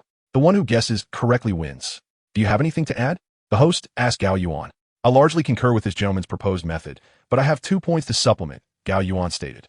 "First, after both parties have appraised the treasures, they must return to their original condition." "Naturally," Zhang Yang nodded. "And the second?" the host prompted. Gao Yuan, after a moment of contemplation, remarked, "Zhang Yang, if I win, I wish to know who prompted you to target my senior sister, Ma Haiyan, in such a manner." Upon Gao Yuan's declaration, an eerie silence enveloped the venue. Subsequently, the audience erupted into whispers. "Who is Ma Haiyan? God knows. I think I saw something on Douyin yesterday about a young woman committing suicide on Yucai Road. I remember now, before the treasure appraisal competition began. This handsome lad mentioned that he was here to avenge his senior sister. Could it be that this senior sister is Ma Haiyan? It must be. Impressive. Go for it. Handsome." After a brief discussion, thunderous applause once again filled the hall. Meanwhile, Zhang Yang appeared slightly flustered, staring at Gao Yuan in confusion. "What did you say? I don't understand." "Don't understand?" Gao Yuan chuckled. "Let me clarify. If I win, I want to know who instructed you to use such a method to seize the national treasure for my senior sister, Ma Haiyan's family." As he spoke, Gao Yuan took a step forward, his demeanor increasingly aggressive. "Do I need to name this national treasure explicitly?" You. Zhang Yang found himself retreating step by step, pressured by Gao Yuan's intensity. Gao Yuan's final words struck a nerve. While Ma Haiyan was alive, she had signed a donation agreement with a certain museum. He had seen that agreement and had attempted to dissuade her. But Ma Haiyan insisted it was her father's dying wish. Reluctantly, he had to settle for requesting that she refrain from specifying the name of the donated item. Thus, should Gao Yuan utter the name of that sword, Hong Jie will be deprived of it. Zhang Yang was acutely aware of Hong Jie's formidable nature. Otherwise, he would not have resorted to such drastic measures to eliminate Ma Haiyan. As he contemplated this, he squinted his eyes and spoke deliberately. "Very well, I shall agree, but I too have a demand." "Speak." Gao Yuan replied nonchalantly. "If I emerge victorious, not only shall I claim this championship, but I also require your pair of eyes." Zhang Yang stated coldly. "What? Goodness, this has escalated from appraising treasures to a murder plot." The audience erupted in excitement, their fervor palpable. Meanwhile, the host hurriedly intervened, attempting to mediate. "Gentlemen, this is a treasure appraisal competition broadcasted live across the internet. We must not contravene national laws." However, Zhang Yang did not spare the host a glance, coldly addressing Gao Yuan. "You wouldn't dare?" "Why would I not dare?" Gao Yuan retorted defiantly. "If I lose, what harm is there in relinquishing these eyes to you?" "It's settled." Zhang Yang declared. "No problem." The two were unyielding. The host continued to smooth things over, insisting that both appraisers were merely jesting, urging the audience not to take it seriously. Yet, the internet was ablaze. Before this treasure appraisal competition, no one had anticipated the event would unfold in such a dramatic manner. The fierce rivalry between the two appraisers was evidently genuine. Concurrently, Gao Yuan's appearance and his triumph over the repeatedly cheating Zhang Yang had left a lasting impression on many. For numerous spectators, it was their first encounter with Gao Yuan. Amidst the fervent atmosphere on site, Gao Yuan had consistently secured the top position from the preliminaries to the present. Thus, according to the rules, he would propose his question last, while Zhang Yang would go first. In truth, Zhang Yang had his own ace up his sleeve for challenging Gao Yuan in this treasure duel. He had triumphed over multiple appraisers using this very tactic, and he was confident that Gao Yuan would succumb as well. And so, as the competition commenced, he unexpectedly produced a large box from backstage. Upon opening it, a multitude of porcelain shards tumbled out. Zhang Yang meticulously arranged the shards on a table, then turned to Gao Yuan with an air of nonchalance. All right, Mr. Gao, please listen to my inquiry. Among these porcelain fragments I have laid before you, are there 5 genuine Qing Dynasty Famille rose pieces? I cannot ascertain their authenticity. Regrettably, my assistant, while tidying up the studio, accidentally shattered these 5 pieces and mixed them together. Now, I ask you to help me identify if any are genuine, and if so, to accurately appraise it. What do you say? Do you dare to accept this challenge? With that, Zhang Yang stepped back, extending an inviting gesture. The audience began to murmur amongst themselves. This question is indeed challenging. How can one discern genuine shards from the mixed debris? Moreover, there may not even be a real piece among them. Truly, the line between reality and illusion is blurred. This could spell disaster for the handsome young man. Oh no, I do not wish for him to lose his eyes. Goodness, all the spectators were unexpectedly holding their breath for Gao Yuan, yet he remained remarkably nonchalant. Indeed, this question posed a formidable challenge for other appraisers, but for him, it was child's play. The reason was simple. Under his discerning gaze, authentic artifacts, even when shattered, radiated a faint golden glow. At that moment, he immediately discerned that within the pile of shards lay genuine pieces. This made matters even easier. With this thought, he stepped forward to stand in front of the fragments. After a brief moment of hesitation, his hands moved swiftly. In no time, he meticulously extracted countless shards from the debris. He first set these fragments aside before carefully reassembling them. During his university years, he had majored in artifact appraisal and restoration, making the task of restoring porcelain second nature to him. Moreover, he noticed that the golden glow emanating from the shards possessed an almost magnetic allure, as if they were drawn to one another while repelling those that were not in close proximity. Of course, this attraction and repulsion could only be discerned by Gao Yuan, the one gifted with extraordinary abilities. Others would have to painstakingly verify each piece one by one, a tedious endeavor. In that moment, Gao Yuan's hands moved as if they were flying, and soon a vividly colored porcelain bowl materialized before him. The next instant, Gao Yuan turned to the astonished Zhang Yang and leisurely declared, I have completed the task. Within this collection lies a genuine artifact, known as the Qing Yongzheng Douzai Sijihua Doli Bowl. Its value, when intact, is approximately 200,000 yuan. Now that it is broken, let us call a half. What do you think? After stating this, Gao Yuan took a step back. Chapter 74. The secret of the ceramic sound ball. Zhang Yang was utterly flabbergasted. He had never imagined that his trump card would be so effortlessly handled by Gao Yuan. It felt almost like childish play. Not only Zhang Yang, but Ding Luan was equally astonished. Judges Lao Zhao and Lao Wang were also left dumbfounded. Even the audience and the host were taken aback. In everyone's mind, the task of assembling ancient artifacts was undoubtedly laborious, comparable in difficulty to a child's assembly game, if not more so. Yet, in Gao Yuan's hands, this task appeared remarkably effortless. It was truly a sight to behold. Some even questioned their own eyesight. After a considerable pause, applause erupted both inside and outside the venue. This time, it was not just the audience clapping. The host joined in, and even the 3 judges participated in the applause. Ding Luan hurriedly approached to inspect the assembled Doli bowl and spoke into the microphone.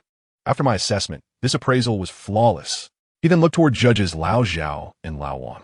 The 2 exchanged glances and promptly came over to examine the work. Before they could utter a word, the audience had already begun to cheer.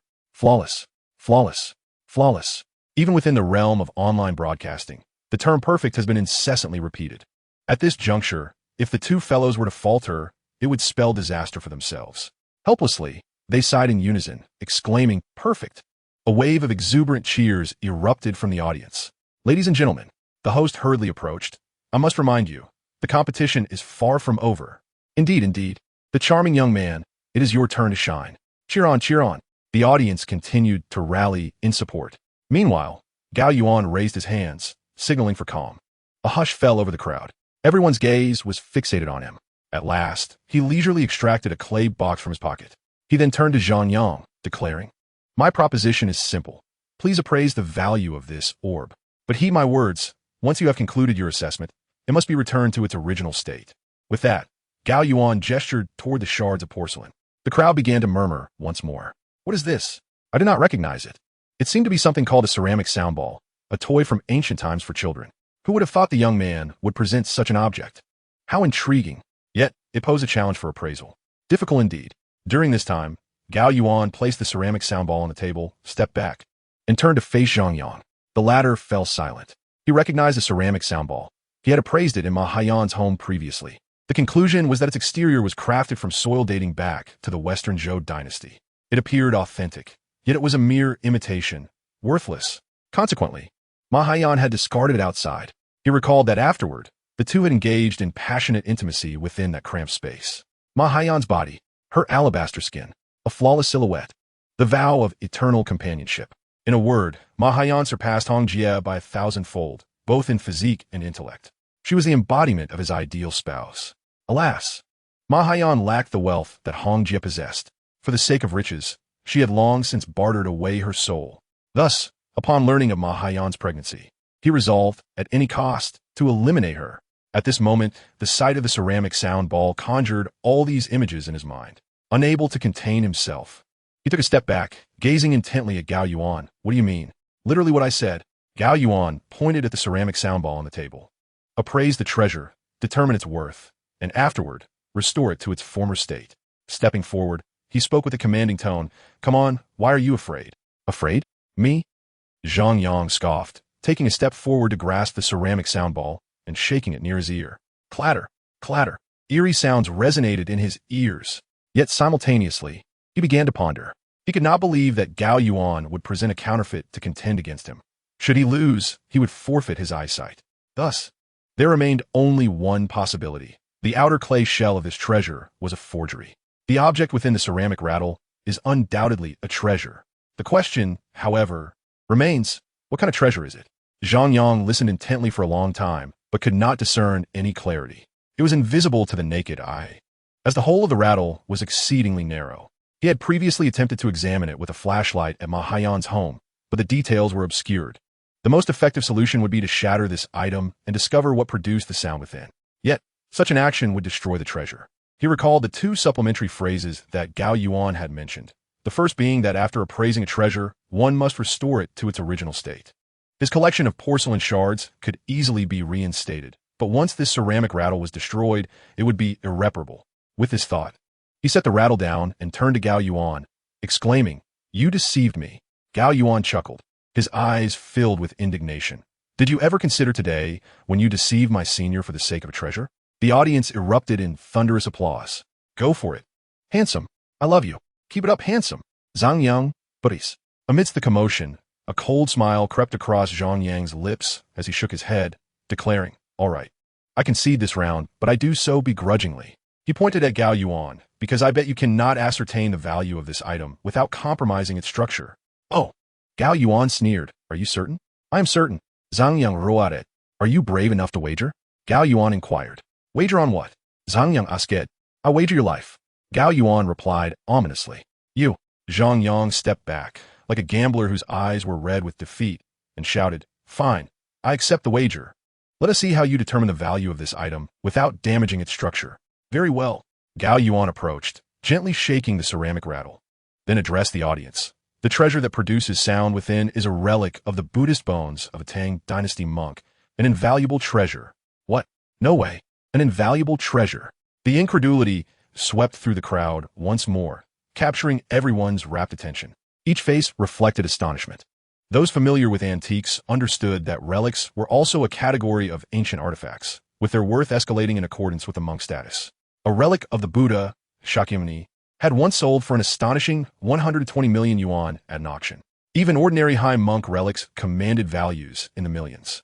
The revelation that this relic was from the Tang dynasty raised its potential worth into the tens of millions. The pressing question remained: how had Gao Yuan discerned that the object within the rattle was indeed a relic of Buddhist bones from a Tang dynasty monk? All eyes were fixed on Gao Yuan, awaiting his explanation. Even Ding Luan watched him with curiosity. However, Gao Yuan could not reveal that he had perceived it through his unique ability. In truth, since acquiring the rattle, he had been diligently researching information about Buddhist bone relics online. Now, one could confidently assert that he was well prepared. He gently shook the ceramic sound ball near his ear and remarked, "Within this orb lies a relic of the Buddha's phalange, measuring just over an inch, and hollow. Due to its unique shape, the sound produced upon striking the walls of the ceramic varies. It is through this sound that I deduce that the object inside must be a bone. However, How can one ascertain that this bone is indeed a relic of the Buddha's phalange? As he spoke, Gao Yuan raised the ceramic soundball high, illuminating under the spotlight. Come, everyone, take a look. Swiftly, the three judges approached Gao Yuan, craning their necks to gaze upward. Gao Yuan then pointed to the raised ceramic soundball with his other hand, stating, "Through this light, it appears there is something of a jade-white hue within." According to ancient texts, the relics of the Buddha's phalange are jade-like, radiantly white, with a square inner cavity and similarly squared outer edges, flat on the bottom and tapering upward, both internally and externally pristine. From this, I conclude that it is indeed a segment of a finger bone. Moreover, there is one critical point. Gao Yuan bent down to pick up a minuscule fragment from the ground. As I shook this ceramic soundball, some remnants fell out, and through these remnants, I am even more convinced that the object inside is a relic of the Buddha's phalange from a Tang dynasty monk. He then turned to Zhang Yang. Are you convinced now? Zhang Yang found himself utterly unprepared for the effort required to authenticate such a treasure. This was something he could never achieve. At that moment, he could only gape in disbelief, struggling to refute Gao Yuan's findings. Unbeknownst to him, Gao Yuan gently tapped the ceramic soundball against the table. Crash! The exterior shattered, revealing a finger bone, luminous and jade-like. Gao Yuan lifted the bone triumphantly. Now, are you convinced? By heavens, it truly is a relic of the Buddha's phalange from the Tang dynasty, exclaimed Ding Lin, standing beside Gao Yuan. As Judges Wang and Zhao hastily retrieved their magnifying glasses, peering intently at the relic. The audience, too, whipped out their phones, capturing the moment. Meanwhile, Hu Mingming's eyes sparkled with admiration, secretly contemplating, Xiao Gao, I must have you help me have a child. On stage, Zhang Yang's face turned ashen. He had lost, utterly and completely. Despite the assistance he received from Hong Jia, he still faced defeat. More importantly, he had wagered his very life in the final confrontation. Although he did not truly believe Gao Yuan could take his life, a lingering discontent settled in his heart. Amidst the restless atmosphere, the host hurriedly announced, I hereby declare that the champion of this Southeast City Treasure Appraisal Competition is Mr. Gao Yuan. Thunderous applause erupted, reverberating like a storm. Everyone cheered for Gao Yuan, while Zhang Yang, dejected, descended the stage. Just as he had anticipated, despite his defeat, Gao Yuan could not personally claim his life. However, it was certain that Hong Jia would not let him off the hook. In a nefarious plot, Hong Jia sought to seize the priceless sword of the loyal king, intending to sell this coveted treasure to the Japanese. However, her intentions were laid bare by Gao Yuan in a public revelation. Although Gao Yuan never explicitly mentioned the sword's name, astute netizens began fervently unearthing the secrets surrounding this coveted artifact, which Zhang Yang was willing to go to great lengths to possess. It wasn't long before all information concerning the loyal king's sword and Zhang Yang emerged on the internet. They unearthed the contract between Zhang Yang and Ma Haiyan, with some experts pointing out that prior to its signing, Zhang Yang had meticulously laid a trap for Ma Haiyan. Once she affixed her signature, her demise was all but assured. Moreover, the contract stipulated unlimited liability, meaning that should their company incur losses, all of Ma Haiyan's assets would be frozen. This demonstrated Zhang Yang's ruthless nature. Furthermore, netizens discovered records of Zhang Yang and Ma Haiyan's hotel stays, her pregnancy checkups, and even her high school archives, including her romantic history.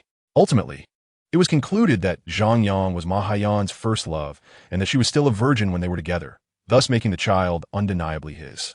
Once these revelations surfaced, Zhang Yang was branded with disparaging titles: scoundrel, the most notorious Chunshimi in history, heartless, and treacherous. In a bid to safeguard her own interests, the powerful Hong Jie unhesitatingly severed ties with Zhang Yang, leaving him indebted. Faced with overwhelming public scrutiny and insurmountable debt, Zhang Yang ascended to the highest building in Southeast City. Before leaping from the precipice, he lamented directionally toward Ma Haiyan's residence, uttering, "Wife, son, I'm sorry, I'm coming." After this, Zhang Yang ceased to exist. On that day, Gao Yuan emerged from the venue, holding aloft his first championship trophy from the appraisal contest, feeling somewhat disenchanted. To be candid, had it not been for his desire for revenge on behalf of his senior, he would not have resorted to such extreme measures against Zhang Yang. True to his character, he would have forfeited the rematch. Initially, his purpose for entering the competition was to gain fame. Having achieved that goal, he intended to relinquish the position of president of Jiai Antique Firm to Zhang Yang. It was only for Ma Haiyan's sake that he persevered until the end. Now, with his objectives fulfilled, he found himself at a crossroads, uncertain of his next step. At that moment, Hu Mingming approached from behind, holding a document. Gao Yuan, Gao Yuan. What is it, General Manager Hu? Gao Yuan turned. I have a document for you to sign. Hu Mingming replied, placing the document against the wall. All right. Gao Yuan took the pen, glanced over the document hastily, signed his name, and then inquired, what is this document? Hee, it's a childbirth agreement. Hu Mingming replied, collecting the document. Since you've signed, it indicates your commitment to cooperate with me in having a child.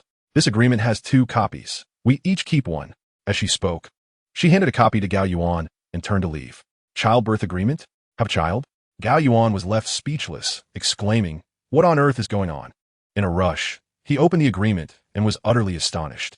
Chapter 76, The Childbearing Agreement drafted by Hu Mingming, Part 2. The contents of the agreement were as follows. Party A, Hu Mingming. Party B, Gao Yuan.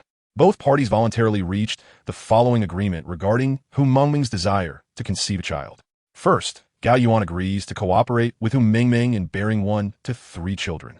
The specific number shall be determined through mutual discussion, but must not be fewer than 1. Otherwise, Gao Yuan shall be liable for compensation, except in cases where physical reasons prevent conception. Second, after the child is born, Hu Mingming will provide Gao Yuan with a compensation fee, concluding their cooperative relationship.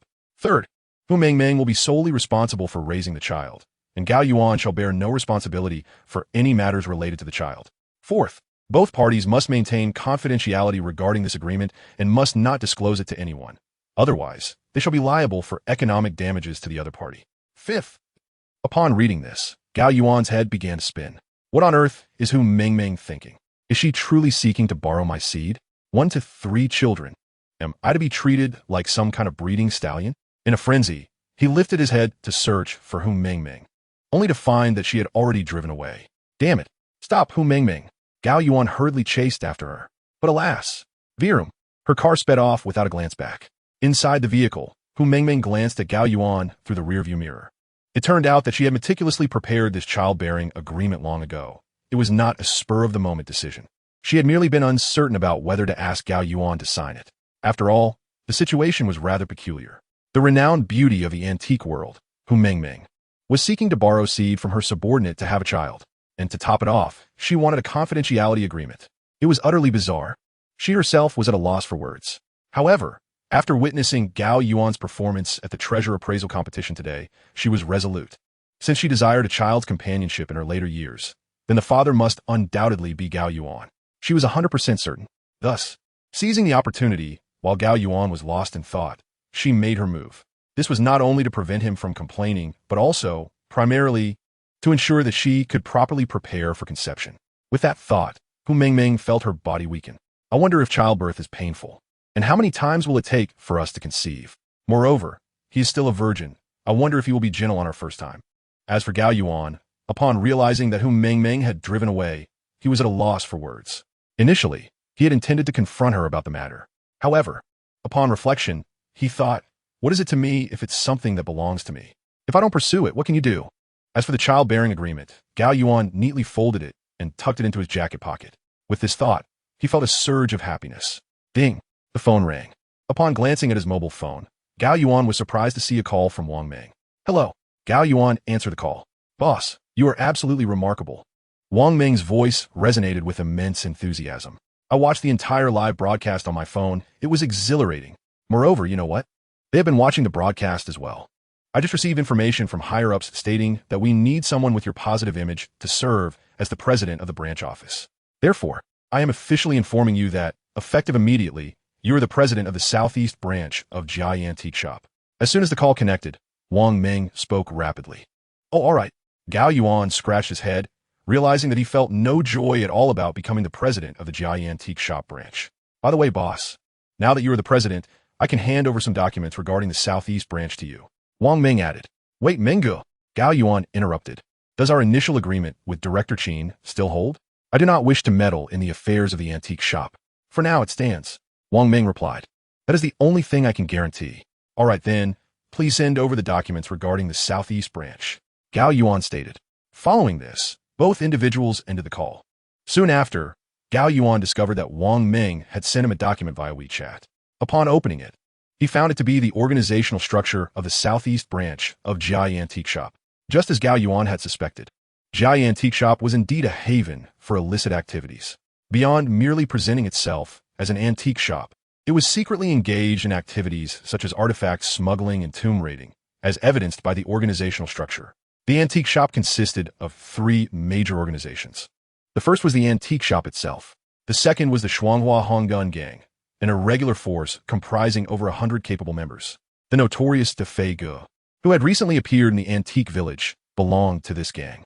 It was also the Shuanghua Honggun Gang that was implicated in the death of former President Li Daolin. However, those enforcers were his private soldiers and were not part of the antique shop's organizational structure, leaving the police powerless. The third organization, the most enigmatic, was called Tu Haozi, which was a tomb raiding group. However, there was no list of members. Now, with Gao Yuan as president, he would directly oversee all 3 organizations, and any incidents might fall under his responsibility. Additionally, according to Wang Meng's insights, certain special figures within the antique shop seemed to have connections with the official leadership in Southeast City, particularly with the archaeological teams of the Cultural Relics Bureau. One theory suggested that a high-ranking official within the antique shop was, in fact, a puppet for a significant leader in the Cultural Relics Bureau. Upon reviewing this information, Gao Yuan felt a tremendous headache coming on, even more so than when Meng Meng had secretly compelled him to sign an agreement regarding parenthood.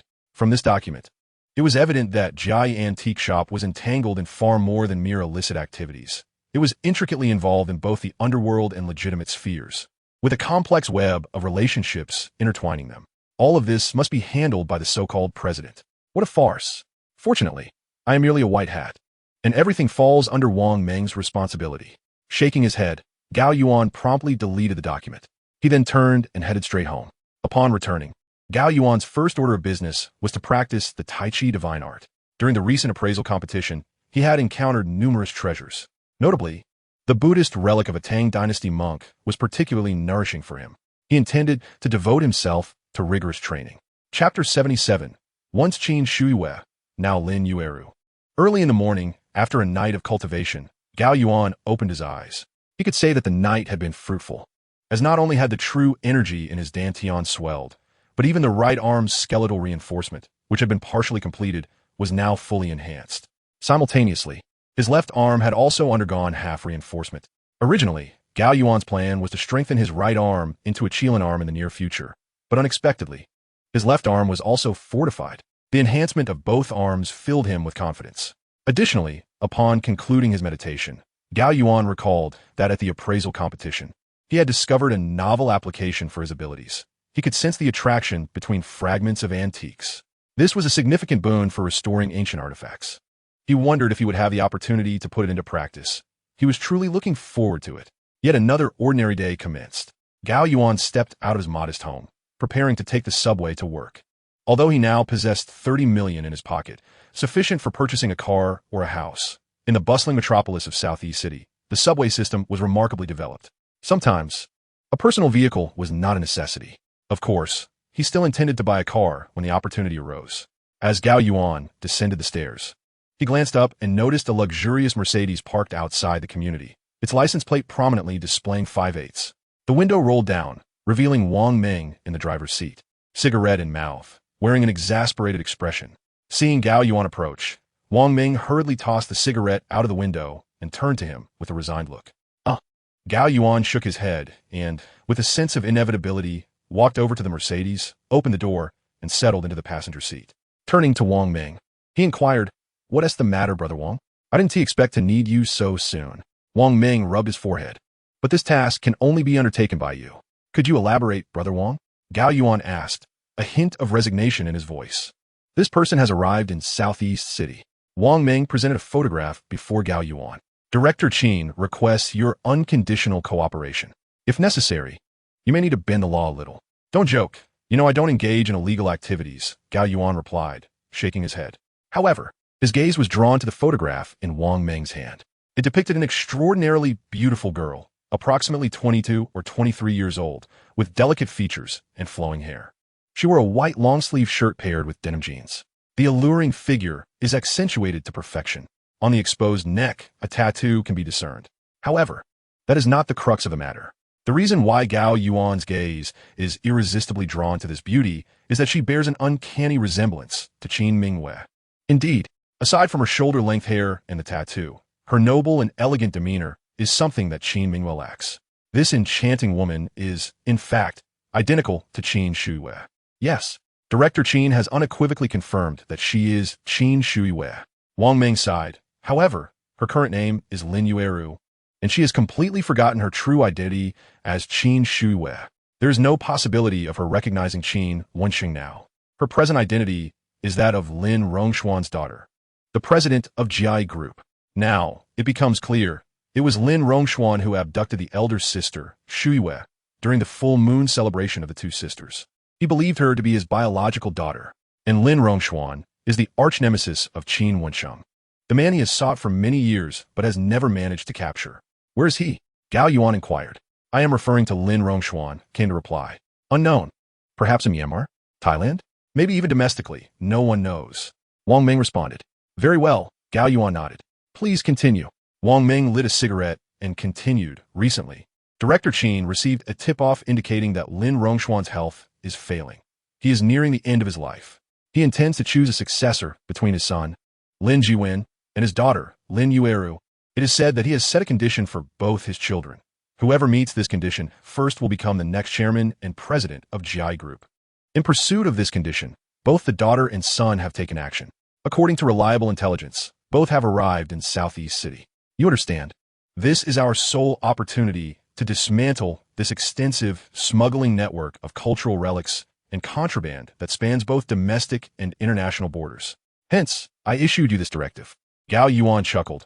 I fear my future father-in-law was aware from the outset that his daughter was in Lin Rongshuan's grasp. He facilitated my entrance into Jai Group to draw me closer to Lin Yueru, enabling me to become her confidant and seamlessly integrate into Jai Group's inner workings. I believe that is indeed the case. Wang Ming nodded, then turned to Gao Yuan. Now the question is, will you go or not? Gao Yuan took the photo from Wang Ming and glanced at it. Do I even have a choice? Damn it, this old rascal. I wager if I refuse, he will send Qin Mingyue in my stead. Fine. Where's Lin Yueru now? Gao Yuan asked. Unknown, Wang Ming replied. I will inform you as soon as I have news. All right, Gao Yuan nodded. With that, Wang Ming opened the car door and exited. Hey, the car hasn't driven off yet. Gao Yuan called out. Is this meager kindness meant to bribe me? Gao Yuan shook his head, then scrutinized the luxurious Mercedes. Although its interior pales in comparison to domestic new energy vehicles, one cannot deny that the three-pointed star holds an unparalleled status in the hearts of the Chinese people. Without further ado, merely gripping the steering wheel, Gao Yuan felt a certain difference within himself. That day, he was unable to attend work. He had only just become acquainted with the Mercedes-Benz and had planned to showcase it at the office. Little did he know that he would receive a call from his mentor, Chai Yuan Bai, informing him that the Cultural Relics Administration was in search of an expert in artifact restoration for an urgent assignment, with whom Ming unavailable. Chai Yuan Bai had recommended Gao Yuan for the task. Given the urgency, he was instructed to report to the administration immediately. Without uttering a word, Gao Yuan complied. For those of them working in the antique brokerage, collaboration with the Cultural Relics Administration was indeed a significant aspect of their duties. He drove the Mercedes-Benz directly to the administration. To Gao Yuan's astonishment, the person who greeted him was none other than Lu Qing, Qin Mingyue's roommate. This marked Gao Yuan's first close encounter with Lu Qing, a stunningly beautiful woman with an exceptional figure, slender waist and long legs, her curves enticing. Her skin resembled freshly polished white jade, fair and translucent, soft and alluring. Her long, silky hair was elegantly gathered at the back of her head, and she donned a black, form-fitting dress that accentuated her exquisite physique. Upon spotting Gao Yuan, Lu Qing hurried over and extended her delicate hand, exclaiming, "It's really you, Gao Deshun." Gao Yuan was momentarily taken aback as he grasped her slender hand, the silky texture causing a flutter in his heart. Modestly, he replied, "I don't believe I deserve such a title." "Yes, you do." Lu Qing's voice was melodious, her eyes sparkling with admiration. She held onto his hand, not letting go, and continued, "I watched the live broadcast of the artifact appraisal competition yesterday. Your victory over that unscrupulous opponent was truly exhilarating, which is why I refer to you as Gao Deshun. I admire you so much. Despite the blatant cheating, you triumphed." "Oh, really?" Gao Yuan scratched his head, feeling a bit shy. "By the way, I forgot to introduce myself. I am Lu Qing, the section chief at the Cultural Relics Administration. It's a pleasure to meet you." She gently shook his hand while smiling. Nice to meet you. Gao Yuan reciprocated the handshake. But noticing that Lu Qing had yet to release his hand, he gently withdrew it. At that moment, Lu Qing realized she might have overstepped, yet a subtle ripple of emotion stirred within her. Meanwhile, a faint blush graced her fair cheeks. She gestured towards her office, saying, "Shall we discuss this in my office?" Stealing a glance at Gao Yuan, she recalled how she had excitedly cheered in her bed during the live broadcast, shouting, "Gao Yuan, I want to have your children." Little did she expect to meet him in person today. The charming reality surpassed her expectations. Gao Yuan was even more handsome than he appeared on screen. My heart truly flutters like a startled deer. Very well. Gao Yuan nodded, casting a glance at Lu Qing. He discovered that this woman was irresistibly charming, alluringly delicate, and utterly captivating. The faint fragrance that enveloped her was utterly enticing. Especially her gentle and fragile demeanor stirred a profound yearning to possess. Unable to restrain himself, he found his thoughts wandering, contemplating what she would look like without her attire. What am I thinking? I already have a girlfriend. Gao Yuan almost slapped himself. Then, the two entered Lu Qing's office, where she buzzed about like a busy bee. She poured tea for Gao Yuan and then went to close the door to the office. Perhaps she felt it inappropriate for a man and a woman to be alone in an office, so she opened the door again. As she turned, her cheeks flushed even more. She simply stood there, gazing at Gao Yuan with longing, which made him feel quite embarrassed. He hurriedly stammered, "By the way, Director Lu, may I ask what brings you here?" "I almost forgot." Lu Qing suddenly realized, gracefully approaching the desk and retrieving a stack of photographs to hand to Gao Yuan. During this exchange, their fingertips brushed against each other, sending a ripple through Gao Yuan's heart. Lu Qing's pulse quickened significantly. These aerial photographs were sent by colleagues from the Beihai Forestry Bureau in Southeast City. Lu Qing pointed at the images. Indeed, Gao Yuan nodded, perusing the photographs. He soon uncovered something intriguing. Within the vast expanse of the forest, he spied several dilapidated pavilions and incomplete tombstones. "What do you think about these broken tombstones and pavilions?" Lu Qing inquired. "Well, they must belong to officials from the Ming dynasty." Gao Yuan replied. "Exactly." Lu Qing sat beside Gao Yuan, delicately taking the stack of photographs from his hand to examine them one by one. Simultaneously, her soft form inched closer to him. "Take a look at the surrounding soil." "Certainly." Gao Yuan leaned in to inspect the photographs. He soon noticed that the soil depicted in the images was distinctly raised, resembling small mounds. Despite being overgrown with weeds, the elevation was still apparent. Judging by the dimensions, it should be a second or third rank official, Gao Yuan stated. It turned out that the tombs of different officials from the Ming dynasty had specific measurements. Historical records indicated that a first-rank official's grave measured 90 paces in circumference and stood 18 feet high, while a second-rank official's grave measured 80 paces and stood 14 feet high, and so forth. The photographs contained a scale, allowing Gao Yuan to gauge the size of these graves. Naturally, given the passage of time, these measurements were no longer precise. "Look at this one." Lu Qing turned to another photograph. To help Gao Yuan see better, she leaned even closer to him. This brought their bodies into contact, with Gao Yuan's arm brushing against Lu Qing's. Soft, cool, and delightful. Gao Yuan felt a rush of warmth flood through him. Yet he quickly shifted his focus back to the photographs. It was indeed unexpected for Lu Qing to find herself so close to Gao Yuan. The masculine aura emanating from him rendered her body weak. Unable to resist, she subtly shifted her body away. Meanwhile, Gao Yuan pointed at a small hole in the center of the photograph and remarked, "This must be a new theft hole." Indeed, Lu Qing moved away from Gao Yuan's side and stood up to tidy her disheveled hair. According to the report from the Forestry Bureau, aside from this theft hole, there are no other breaches in the tomb of this Ming dynasty official. Furthermore, as per the official's account, due to the recent torrential rains in the Beihai Mountain area, it is unsuitable for tomb raiding, which means the thieves likely haven't had the opportunity to transport the artifacts yet. "Director Lu, are you suggesting?" Gao Yuan looked at Lu Qing. "I've already contacted my superiors and plan to establish an archaeological team to promptly enter Beihai Mountain for a rescue excavation of this Ming dynasty official's tomb. Our team requires a relic restoration expert."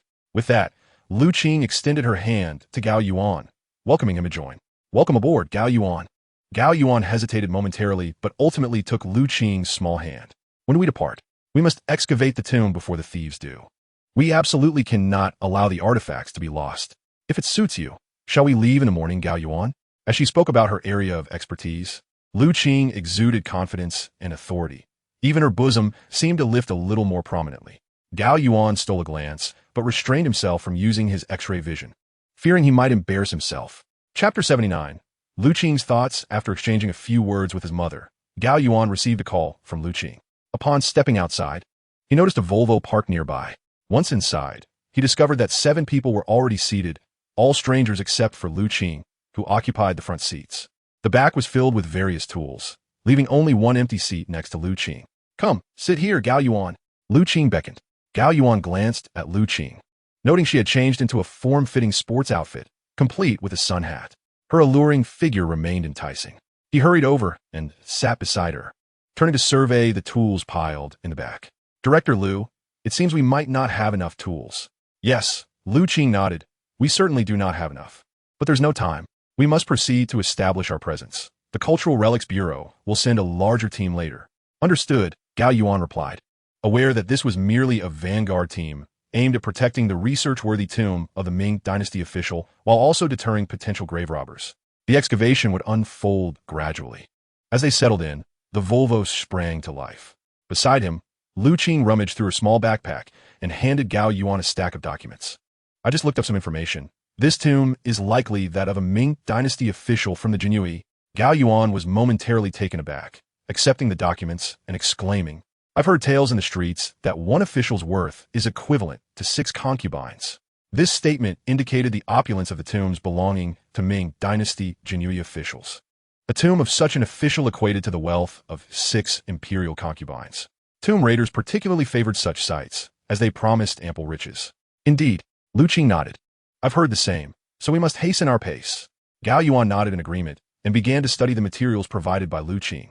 Before long, their small Volvo had traversed beyond Southeast City, bumping along the rural roads of the outskirts. Time passed unmeasured, and suddenly, Gao Yuan felt a soft, delicate figure collapse into his embrace. Turning to investigate, he discovered that Lu Qing, this tender young woman, had fallen asleep, her soft form resting against him. Her petite face nestled against his shoulder. Clearing his throat, Gao Yuan hoped to rouse her from her slumber. However, his cough inadvertently caused Lu Qing to shift. Now reclining between his waist and abdomen, her gentle hand resting lightly upon his thigh, murmuring sweetly in her sleep. Gao Yuan found himself in an awkward predicament, unsure of where to place his hands, ultimately grasping the backrest of the front seat in a bid to maintain composure. He felt a tumult of emotions, his discomfort palpable as he struggled to resist the urge to let his hand stray. After an undetermined interval, Lu Qing suddenly awoke, springing upright. Her cheeks flushed and disheveled hair cascading across her face.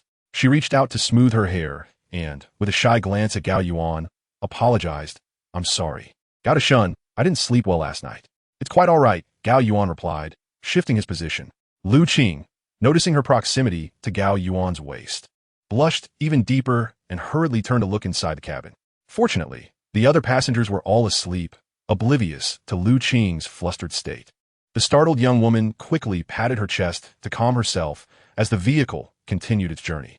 Once again feeling drowsy, Lu Qing yawned adorably, casting a lingering glance at Gao Yuan's physique, then bashfully suggested, "Gao Shun, shall we converse about something?"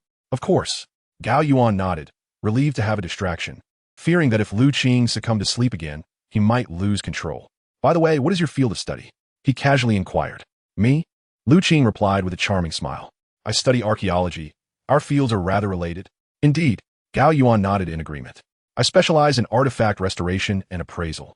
So we are indeed akin in our pursuits." "How true." Lu Qing gently patted her chest and asked, "By the way, do you have a girlfriend?" "My girlfriend is Qin Mingyue." Gao Yuan hurriedly declared his identity. "Mingyue's younger sister." Lu Qing exclaimed, her beautiful eyes widening in surprise. "She is my roommate." Gao Yuan nodded in acknowledgement. "Ah, that's why I felt like I had seen you before," Lu Qing said, her joy palpable. "So, you're Mingyue's boyfriend." As she spoke, the blush that had just faded from her fair and delicate face crept back again. It turned out that yesterday, while lying on her small bed and facing her phone, she had shouted, "Gao Yuan, I want to have your children," with Qin Mingyue just outside the door. Thankfully, she and T heard. Otherwise, it would have been utterly embarrassing. "By the way, do you want to know my background?" Lu Qing turned to look at Gao Yuan. "Well, I was just about to ask." Gao Yuan replied. "Is it convenient?" "Oh." Gao Yuan nodded. "Initially, it was arranged by my family. They thought I was of marriageable age, so I got married. Who would have thought that after marrying, we truly could not get along? Lu Qing continued. The reason I studied archaeology was that I love exploring mountains and rivers. I adore watching the sunrise over the desert, ancient tombs in the forest, the ancient paths beyond the Great Wall, and the azure bricks of the Great Wall. She sighed. He believed the moon abroad was rounder, and he yearned to go overseas. Eventually, he did go abroad, and we divorced. Perhaps it is for the best. We followed different paths. Gao Yuan nodded in agreement. Indeed, Lu Qing replied. Her interest piqued as she turned to Gao Yuan. What is your personality like? I tend to be reserved, introverted, and quiet. Feeling the fluttering heart of the young woman, Gao Yuan casually continued the conversation. However, as soon as he spoke, Lu Qing fell silent, awkwardly responding, all right then. The atmosphere in the vehicle grew quiet. Throughout the journey, Lu Qing ceased to speak. Initially, Gao Yuan assumed the remainder of the trip would proceed in silence. Little did he know, as they approached the mountainous region, a thunderous crash suddenly erupted ahead. A large tree had inexplicably fallen, blocking their way. Chapter 80, The Highway Robbers. With a screech, the little Volvo came to a halt. The passengers who had been dozing off awoke simultaneously, bleary-eyed and gazing ahead. What happened? They all inquired. I don't know, the driver said, peering forward. Everything was fine, and then suddenly a tree fell. Please remain seated, esteemed guests. I will step out to investigate, the driver declared, opening the car door and exiting. During this moment, Gao Yuan attempted to dissuade the driver, sensing something was amiss about the fallen tree. However, it was too late. Just as the driver jumped out of the vehicle, he was startled to see 7 or 8 burly men emerging from the nearby woods. Before the driver could react, several of the men rushed forward and seized him. One of the men pressed a sickle against the driver's neck, while the others turned towards the occupants of the Volvo, shouting, "Get out! Did you hear that? Get out! Hurry!" A shout rang out as several burly men rushed forward, brandishing sickles and thrusting them into the tires of the Volvo. With a series of hissing sounds, all 4 tires deflated. Following this, 7 or 8 strong men wrenched the car doors open, leaping inside and brandishing their sickles at the passengers. Did you hear me? Get out now! It was only at this moment that the members of the archaeological team inside the vehicle began to comprehend the gravity of their situation. They had encountered robbers, an astonishing reality so close to Southeast City, less than 100 kilometers away. Southeast City, one of China's 6 ancient capitals, may not be a first-tier city, but it is certainly a premier second-tier one. How could such a lawless situation exist here? The passengers exchanged bewildered glances, all eyes instinctively turning to Lu Qing, the organizer and leader of the archaeological team. Faced with this crisis, they looked to her for guidance. Lu Qing, equally astonished, quickly stood up and approached the lead robber, holding out her work ID. We are from the Southeast City Cultural Relics Bureau archaeological team. Please do not harm us. Such a pretty little thing. The lead robber sneered, grasping Lu Qing's hair and yanking her out of the vehicle. Gao Yuan, witnessing this, furrowed his brow. Increasingly convinced that this band of robbers posed a serious threat, he stood up defiantly. What are you doing? A menacing figure pointed his sickle at Gao Yuan. Didn't you hear us tell you to get out? Gao Yuan replied. Yes. The thug, realizing he was not the leader, suddenly grasped the situation and began to wave his sickle, shouting at everyone inside the vehicle, all of you, get out and squat by the roadside. If anyone dares to resist, my sickle is not for show. Do you hear me? Get out. Reluctantly, all the passengers had no choice but to comply, covering their heads with their arms as they exited the Volvo. As Gao Yuan stepped out, he caught sight of the lead robber, who was dragging Lu Qing by her hair, attempting to pull her into the nearby woods. Come on, little lady, you're quite the catch. Let us have a deeper exchange, and I'll let you experience my prowess. Please no, I'm with the Cultural Relics Bureau, don't. Lu Qing pleaded, her hair disheveled, her sportswear torn, revealing her fair skin. The sight of her porcelain-like complexion ignited an excited glint in the eyes of the robbers. Lu Qing was simply too alluring. A few of them swallowed hard. Meanwhile, Lu Qing was on the brink of being dragged into the thicket. Please, I beg you, save me. She cried out, but unfortunately, none of her fellow team members dared to intervene, nor did anyone have the courage to voice a protest. Everyone wore expressions of fear. At this moment, Gao Yuan felt helpless. He stood up. What are you doing? Get down. A burly man roared, brandishing a sickle at Gao Yuan. Gao Yuan shook his head. Brother, is this really about robbery? There is no need for such disgraceful acts. Just take my money and let the woman go. The man growled in anger. Do I need your instruction to handle this? He raised the sickle menacingly toward Gao Yuan. At that moment, Gao Yuan heard Lu Qing's cries echoing from the woods. and an instant wave of blood surged to his head. In retaliation, he launched a kick that struck the man wielding the sickle, cursing, "Damn you!" A resounding crash followed as the man was sent flying over 3 meters away. The surrounding robbers were momentarily stunned, then simultaneously swung their sickles, charging toward Gao Yuan. The leader among them swung downwards with a sickle aimed directly at Gao Yuan. Unable to evade, Gao Yuan raised his right arm. With a loud crack, the sickle struck his arm, the blade surprisingly snapping upon impact. Simultaneously, a shallow gash appeared on his right arm, but it was far from deep. Gao Yuan, undeterred, seized the opponent's sickle and turned it against the group. At that moment, he resembled a vengeful deity, instilling fear in the hearts of the robbers, who dared not move. Gao Yuan then dashed into the woods. Inside the forest, Lu Qing's sports top had been torn away, exposing her undershirt. One of the robbers was kneeling over her arm, attempting to unbuckle his belt. Gao Yuan rushed forward, delivering a powerful kick that landed squarely on the man's shoulder with a thunderous impact. The sound of cracking bones echoed as the man's arm was likely broken, causing him to collapse to the ground. Seeing Gao Yuan, bloodied and fierce as a god of death, he scrambled to flee from the woods. Meanwhile, Gao Yuan charged forward, delivering a punch to a small tree. With a resounding crash, the tree, no thicker than 5 centimeters, snapped under his force. Cursing, he exclaimed, "Damn it, I'll make you pay for this robbery." Originally, Gao Yuan intended to chase after them, but a cold hand grabbed his arm, halting him. "Gao Yuan, don't. What's wrong?" He turned around. Lu Qing, clad only in her undershirt, exposing her pale arms and navel, leaped into his embrace, sobbing, "I'm so scared. I'm afraid no one will save me." Lu Qing wept uncontrollably, her arms tightly clutching Gao Yuan. The softness of her body pressed against him left him with no choice but to gently pat her back, whispering, it's all right, just put on some clothes." With determination, Gao Yuan picked up a sickle and stepped out of the small forest, ready to confront his adversaries. The recent conflict had significantly bolstered his confidence. Little did Gao Yuan know, the situation outside the woods had dramatically changed. The burly robbers who had obstructed the road found themselves bound to a grand tree. Surrounding each of these imposing figures stood 2 or 3 villagers. At the forefront, an elder wielding a willow branch bellowed at the robbers. In broad daylight, "How dare you engage in highway robbery? You have brought disgrace upon our Li family village. Speak. Who incited you to commit such an act?" The elder pointed towards one of the robbers, demanding answers. "Old party secretary.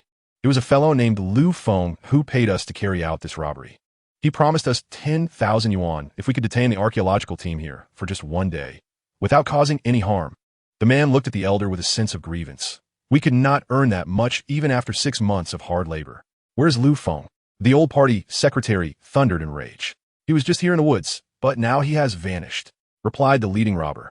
"Old secretary, Lu Feng is over there." Another robber shouted. Gao Yuan and the old secretary hurriedly followed the direction indicated by the villagers.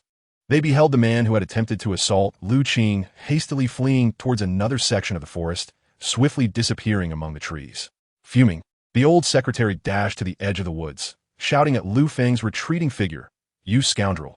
How dare you incite the villagers of Li family village to commit robbery? If I ever catch you again, I shall break your legs." With that, Lu Feng accelerated his escape, vanishing in an instant. It was only then that the old secretary turned around, just in time to see Lu Qing and Gao Yuan emerge from the woods, approaching them with a face full of regret. He introduced himself. "You must be from the archaeological team of Southeast City. I am Li Kongsheng, the party secretary of Li family village.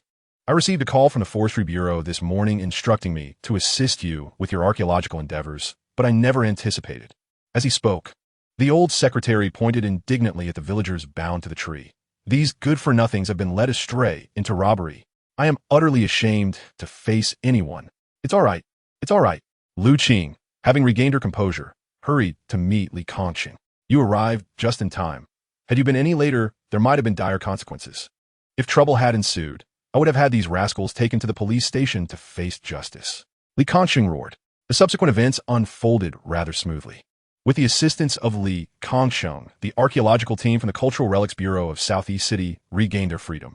However, as the tires of their Volvo had been punctured, they were unable to drive it. Li Kongsheng enlisted some villagers to help carry their equipment into Li family village. As for those involved in the robbery, Li Kongsheng issued a stern command. They were to be bound to the tree for an entire day and night without food. It was evident that Li Kongsheng held considerable authority in Li family village. His orders went unchallenged. On the road, as Gao Yuan reflected on the events, he suddenly sensed something amiss. He caught up with Lu Qing, who was walking ahead with the old secretary. "Something feels off, Director Lu," he exclaimed. "What is it, Gao Yuan?" she inquired. Lu Qing tidied her hair, her cheeks slightly flushed as she gazed at Gao Yuan. He had rescued her from the clutches of a villain, fostering within her a peculiar sense of dependency towards him. The mere sight of him made her heart race and her face burn with embarrassment. From my observations, it seemed that the villagers of Li family village were generally quite simple and would never engage in highway robbery. Their involvement in such nefarious activities was likely instigated by a character named Lu Feng, who had tempted them with a sum of 100,000 yuan. Gao Yuan pondered. Yet, what could motivate this individual to target us? He punctured our vehicle's tire right from the outset. Director Lu, have you deduced anything? Gao Yuan's words ignited a spark in Lu Qing's eyes. The tomb raiders are attempting to thwart our approach to the ancient tomb. Indeed, Gao Yuan affirmed. We must hasten our pace. Lu Qing swiftly advanced to the front and began negotiations with Li Kongsheng of Li family village. Li Kongsheng had been dispatched by higher authorities to assist the archaeological team. Upon hearing Lu Qing's words, he wasted no time and commanded the villagers responsible for carrying tools to quicken their pace. Thus, as the sun began to set, the archaeological team officially established their presence at the Ming Dynasty Jinyui tomb site. Several tents were erected, and to ensure the safety of the team, Li Kongsheng dispatched a few villagers, accompanied by hunting dogs, to patrol the vicinity. It was only at this moment that the team members could finally breathe a sigh of relief. Gao Yuan, while the sun still lingers in the sky, let us investigate the ancient tomb. Following the kidnapping incident, Gao Yuan had become the cornerstone of the archaeological team. All right, he nodded, and together with Lu Qing, they headed toward the tomb situated ahead of the camp. As they walked, Lu Qing provided him with insights. The recent message from the Cultural Relics Bureau suggests that this tomb might belong to Wan Tong, the fifth commander of the Jinyui during the Ming Dynasty. Wan Tong, Gao Yuan was taken aback. His knowledge of Ming history was rather limited. Yes, preceding Wan Tong were four commanders: Mao Chong, Jiang Wan, Ji Gang, and Ma Shun. None of them met a favorable end. Ji Gang, the third commander, was even executed through dismemberment by the Ming Emperor Zhu Di. Thus, the first four commanders did not have tombs. Only the fifth commander, Wan Tong, who died a natural death, was afforded a burial site. Lu Qing elucidated. Oh, Gao Yuan nodded, then halted before a thicket. He gently parted the weeds beneath his feet and pointed to a nearly sealed cave, saying, Director Lu, do you think this could be a looting hole? Chapter 82. Someone goes missing under the night sky. Lu Qing was taken aback and hurried over to inspect.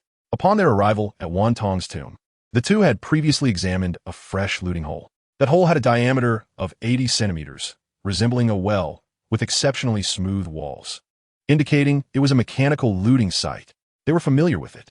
However, the opening before them was only 60 centimeters in size, surrounded by dense weeds, and its entrance was uneven. It appeared to have been excavated using a Luoyang shovel by tomb raiders, and it seemed relatively recent. Due to the antiquity of the second tomb raider's hole, it should have long been sealed by nature. Lu Qing squatted there for a while, then stood up with a sense of resignation as he looked at Gao Yuan. Indeed, it is the second tomb raider's hole. His tone was filled with regret as he spoke these words. The archaeological team had come here with the intention of conducting a salvage excavation of the ancient tomb ahead of the tomb robbers. However, the emergence of this second hole cast a shadow over the future of their salvage efforts. This likely meant that the archaeological team could return empty-handed. No, I must first call the Cultural Relics Bureau and request them to delay sending a large contingent. Lu Qing hurriedly fished out his phone and moved aside. Meanwhile, Gao Yuan stood there, activating his ability of X-ray vision. He aimed to discern the contents within the Wantong tomb. Unfortunately, the thick layer of earth above the ancient tomb prevented him from seeing through, and all he could perceive was soil. Even straining too hard left him with a sense of dizziness. It seemed that the X-ray ability was not omnipotent. Gao Yuan tapped his head and then lifted it up. Several members of the archaeological team were nearby, kindling a fire to prepare a meal. Lu Qing was on the phone. In the golden light of the setting sun, the environment surrounding the ancient tomb was remarkably serene. Suddenly, Gao Yuan recalled something. His X-ray vision could perceive the aura of all things, right? In recent days, he had idly perused the works of geomancers and learned that they locate dragon veins through the observation of qi. According to their teachings, all things possess qi. Even a bowl of water harbors its own essence. If this tomb indeed belonged to Wan Tong, the fifth commander of the Jinyui during the Ming Dynasty, and he had met a peaceful end, he would surely choose a site with auspicious feng shui for his burial. What might the qi of this burial site be like? With this thought, he quickly turned to the surrounding mountains and activated his X-ray ability. To his excitement, he discovered that the mountains were enveloped in a gentle yellow aura, interspersed with hues of 5 colors. The text he had read on seeking dragon veins had stated, "Yellow signifies wealth, while blue signifies poverty. Red indicates decline, while white signifies oblivion. The presence of 5-colored aura is a great omen. What a splendid feng shui site that blesses future generations." Gao Yuan couldn't help but praise. He was convinced that Wan Tong had chosen this site with the assistance of a master geomancer. Moreover, it was evident that Wan Tong had put considerable thought into securing his own safety, preferring not to have his descendants become high-ranking officials. This dragon vein had been cultivated for prosperity, but not for nobility. It made sense. After all, the Jinyui commander was essentially a tool for the emperor, handling dirty work and being discarded once used. Shaking his head, Gao Yuan turned back to Lu Qing. At that moment, Lu Qing hurriedly approached. "I have contacted the main team. They have paused their advance.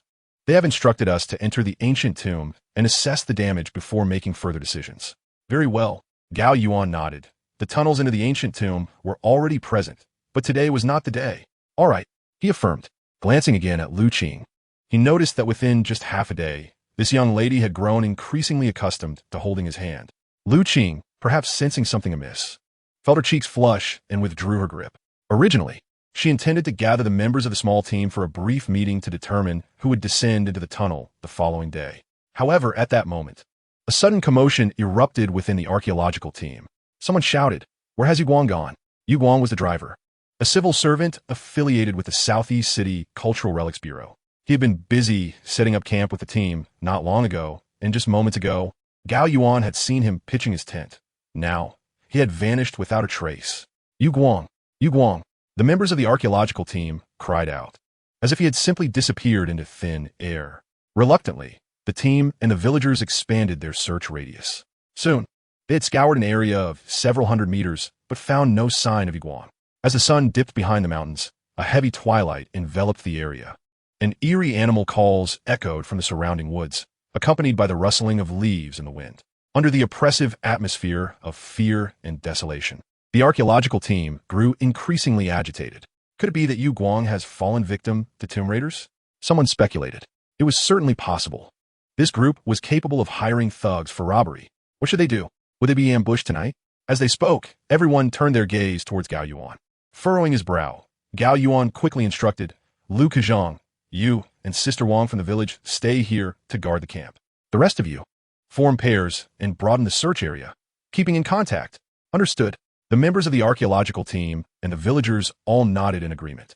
Gao Yuan looked at Lu Qing, who also nodded, though her face was marked by unease.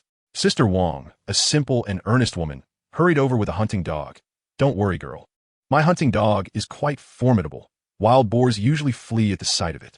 "Thank you, Sister Wang." Seeing the hunting dog nearby, Lu Qing's fear lessened somewhat, and she turned to Gao Yuan, saying, "You go ahead." "All right." Gao Yuan nodded and turned to venture into the woods. As he walked, he activated his clairvoyance ability. To his astonishment, he caught a fleeting glimpse of a figure through the trees. Could it be that the driver Yu Guang had truly fallen victim to the tomb raiders? Furrowing his brow, Gao Yuan hastened through the woods. When he emerged on the other side, he found himself before a small ravine. Using his clairvoyance, he discerned that the figure had vanished into the trees on the opposite bank of the ravine. Without hesitation, Gao Yuan rolled up his trousers and crossed the small ravine to pursue. Once again breaking through the tree line, he was met with the sight of a small mountain, at the center of which lay a massive opening. Beneath the fading glow of the setting sun, flickering lights became visible within the cave entrance. Chapter 83. I want you to be my dog. Furrowing his brow, Gao Yuan hurriedly approached the cave. The cavern was spacious and impeccably tidy, illuminated by nearly a dozen camping lanterns. After taking only a few steps, Gao Yuan spotted a man bound at the wrists, hanging precariously from a wooden frame. To his astonishment, the individual was not the missing driver, Yu Guang, but rather Lu Feng, the leader of the highway robbers. It was evident that Lu Feng had endured considerable suffering. He was battered and bloodied, unconscious in his plight. Gao Yuan felt a surge of confusion. He had prepared himself to confront Lu Feng's band of tomb raiders upon entering the cave, yet here lay Lu Feng, restrained. This suggested the presence of a third party, distinct from both Lu Feng's gang and the archaeological team from the Cultural Relics Bureau. Who could it be? Gao Yuan's brow furrowed in contemplation. Suddenly, a cold gun barrel was pressed against his temple. Don't move. A burly man, wielding a pistol, stood before him. Don't make any sudden moves. The man warned with a steely gaze, or I will pull the trigger. Fear gripped Gao Yuan as he questioned. Who are you? The man shoved him forward, leaving Gao Yuan with no choice but to follow him deeper into the cave. After traversing approximately 20 to 30 meters, the cavern suddenly widened, illuminated as if it were day by the numerous lanterns. A diesel generator hummed nearby, and within the cave stood 7 or 8 muscular men, all glaring at Gao Yuan with hostility. At the center, on a stone pedestal, stood a young woman clad in a black leather jacket, her long hair cascading elegantly down her back, her figure strikingly graceful. She faced away from him when a burly man pushed Gao Yuan towards her. Miss, I've brought him, he announced before standing at attention. The young woman slowly turned to face Gao Yuan, causing him to instinctively take a step back in shock. To his astonishment, the woman was none other than Lin Yuru. Had he not seen her likeness in a photograph that morning, he might have rushed forward to embrace her, for she bore an uncanny resemblance to Qin Mingwei. However, their temperaments differed greatly. Qin Mingwei exuded the vibrant aura of a spirited policewoman, while Lin Yuru emanated the regal, icy demeanor of a queen, equally enchanting in her presence. As she approached with a sultry grace, her piercing gaze fixed upon him, she spoke as the head of Jai Group in Southeast City. You must be aware that my father has posed a challenge to my brother and me. Whoever can uncover the answer first shall become the next president of Jai Corporation. As she spoke, Lin Yuru paused momentarily, clasped her hands behind her back, and approached Gao Yuan's side. This challenge involves the quest for 2 treasures. One of them lies within that ancient tomb ahead. Hence, I have come, and so has my brother. Gao Yuan was taken aback, pondering, could it be that this fellow named Lu Feng is associated with Lin Jiwen? This would explain everything. Suddenly, a light thud resonated as Lin Yueru extended her hand, gripping Gao Yuan's chin, compelling him to meet her gaze. Now, I command you to submit to me. Become my loyal dog. Assist me in attaining the position of company president, and I shall elevate you to the role of chief steward, second only to me. As she uttered these words, a stunning brilliance illuminated Lin Yueru's visage. Gao Yuan chuckled softly, gently extricating himself from her icy grip. He then scrutinized her from head to toe and declared, Miss, I shall not be anyone's dog. Boom! A burly man charged forward, delivering a fierce kick aimed at Gao Yuan's knee while bellowing kneel. Although Gao Yuan had only reinforced the bones in his right arm and partially in his left, his entire body was fortified with enhanced muscle and skin. Consequently, the kick aimed at his knee would typically result in him kneeling. However, he stumbled slightly, yet managed to steady himself, turning to glare at the hulking man. What are you staring at? The burly man, taken aback that Gao Yuan remained standing, arrogantly raised his chin. It is a privilege bestowed by the young lady for you to serve as her dog. Why not bow before your master? Gao Yuan smirked, defiantly retorting, repeat that. I shall not be anyone's dog. Damn it. You're asking for a beating. The surrounding muscular men clenched their fists, prepared to rush at Gao Yuan, but were halted by Lin Yueru's delicate hand. She then regarded Gao Yuan with a hint of surprise in her eyes. Speak. What must I do to earn your assistance? Gao Yuan chuckled, his gaze drifting towards his aunt's bosom. Spend a night with me, and I shall aid you. But let us be equals in this arrangement. Furious and embarrassed, Lin Yuru took a step back and gestured to the group of muscular men behind her. Attack him. Boom. The closest burly man seized a stick and swung it towards Gao Yuan, who hastily raised his right arm to block the blow. Crash. With a resounding noise, the stick, as thick as a child's arm, shattered upon impact, leaving the man holding a mere half of it, bewildered. Clearly, he could not fathom why Gao Yuan's arm remained unscathed while his weapon had broken. Gao Yuan, too, was astonished. He had not anticipated that his reinforced right arm would exhibit such strength. At that moment, he realized that the injury he had sustained during the villagers' ambush had miraculously vanished. A marvel indeed. Gao Yuan felt a surge of excitement. The surrounding muscular men waved their sticks and charged at Gao Yuan. With a grin, Gao Yuan raised his right arm and rushed towards them, and chaos erupted as the two sides clashed in a fierce melee. Although Gao Yuan had never practiced martial arts, he was endowed with enhanced skin and muscles throughout his entire body. His arms were akin to formidable weapons. Any opponent who dared to engage would either find their weapon shattered or let out a pitiful cry, incapacitated. Thus, despite enduring several blows, Gao Yuan remained unscathed, while his adversaries, though numerous, began to falter. In desperation, the burly leader retreated a step and drew a handgun.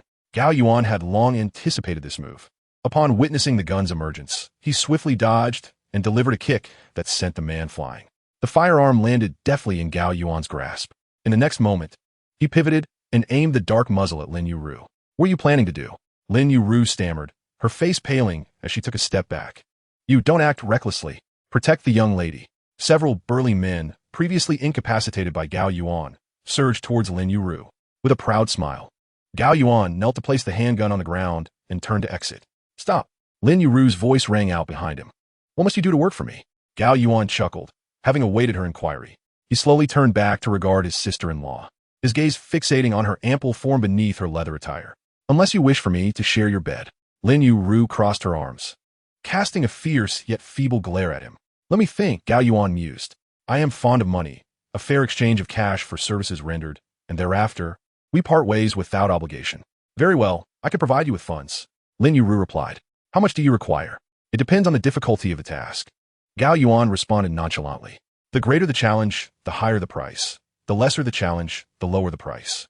"Agreed." Lin Yuru nodded, retrieving an object from her bosom and flicking her delicate wrist.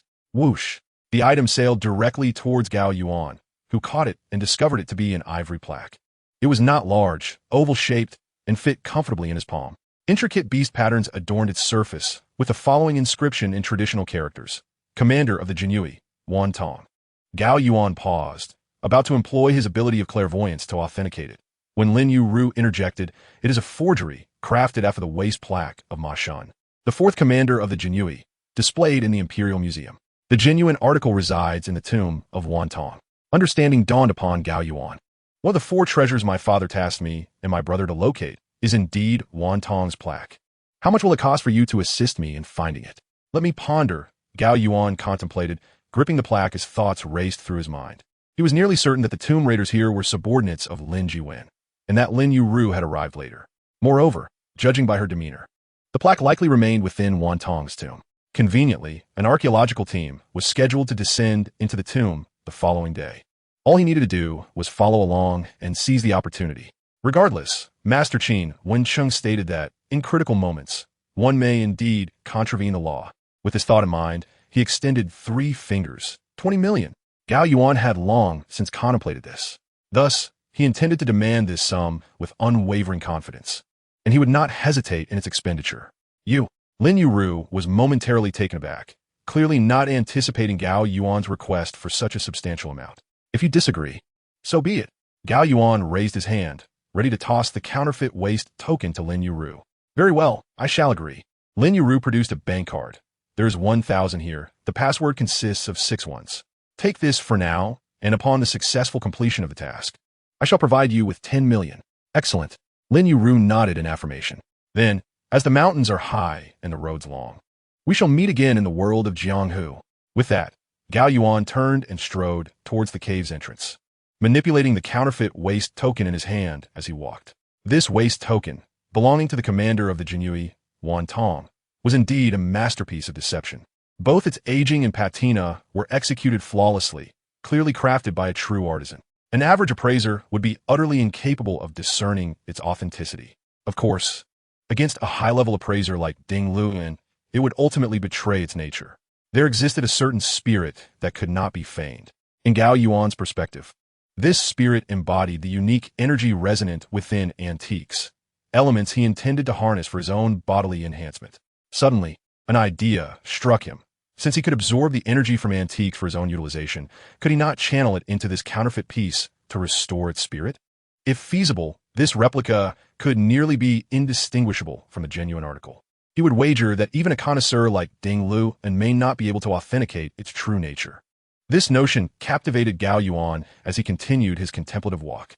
Within the cave, upon witnessing Gao Yuan's departure, several bodyguards approached with concern etched upon their faces. "Miss!"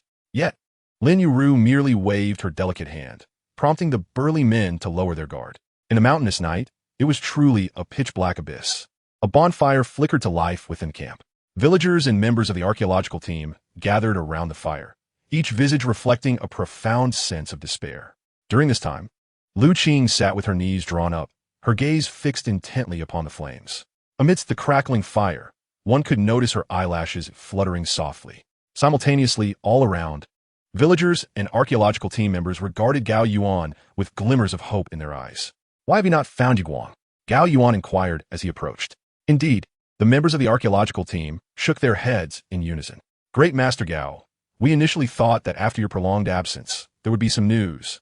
Yet who could have anticipated this?" One team member tossed wood into the bonfire, shaking his head in dismay. "Enough," Lu Qing interjected, raising her hand. "It is my fault.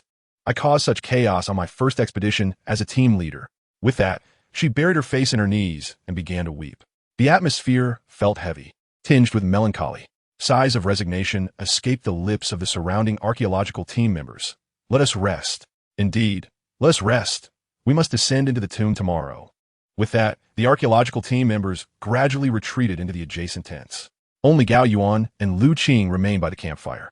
In an effort to comfort Lu Qing, Gao Yuan sat beside her. "What?" Lu Qing leaned against Gao Yuan, lamenting, "This archaeological expedition was entirely my initiative. Driven by the dreams I once chased through mountains and rivers. Who could have anticipated that before we even began excavating, we would lose a person and have our vehicle sabotaged?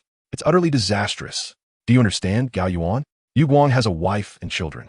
How can I explain this to them?" Tears streamed down her face as she clung to Gao Yuan's shoulder. "It's not definite that he has lost." Gao Yuan wrapped his arm around Lu Qing's shoulders. "We tried calling, but it was futile," Lu Qing replied. "The villagers of Li Jia village have searched everywhere. For several square kilometers, there is no sign of anyone. It's not just a matter of being lost. Where could he have gone?" Her sobs grew more intense. "What am I to do?" "What? It won't be the case, it won't." Gao Yuan tried to soothe her. "Director Lu, I have a knack for fortune-telling, and I'm quite accurate. You can ask Qin Mingwei about this. On our journey, I once read Yu Guang as fortune. He doesn't have an early demise in his fate. He is destined to live a long life. Perhaps we will find him shortly, or perhaps he never left us at all.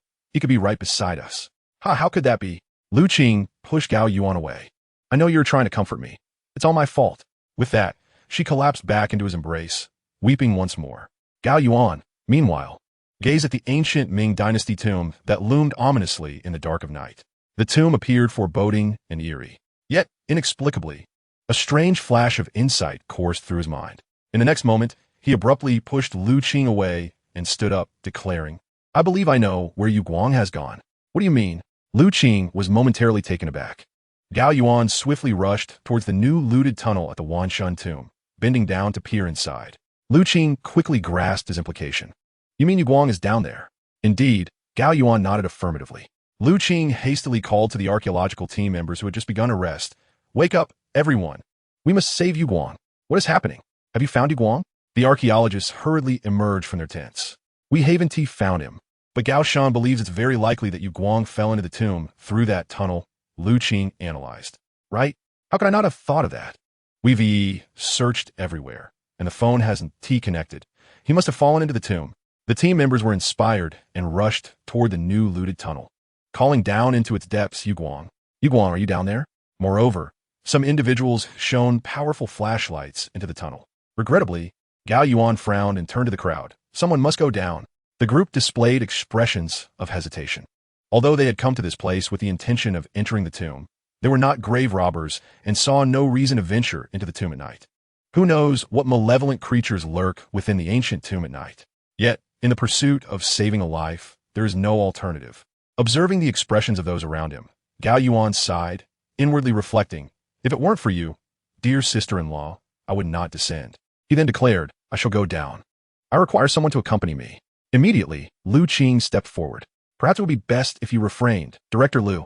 The archaeologists unanimously gestured in disagreement.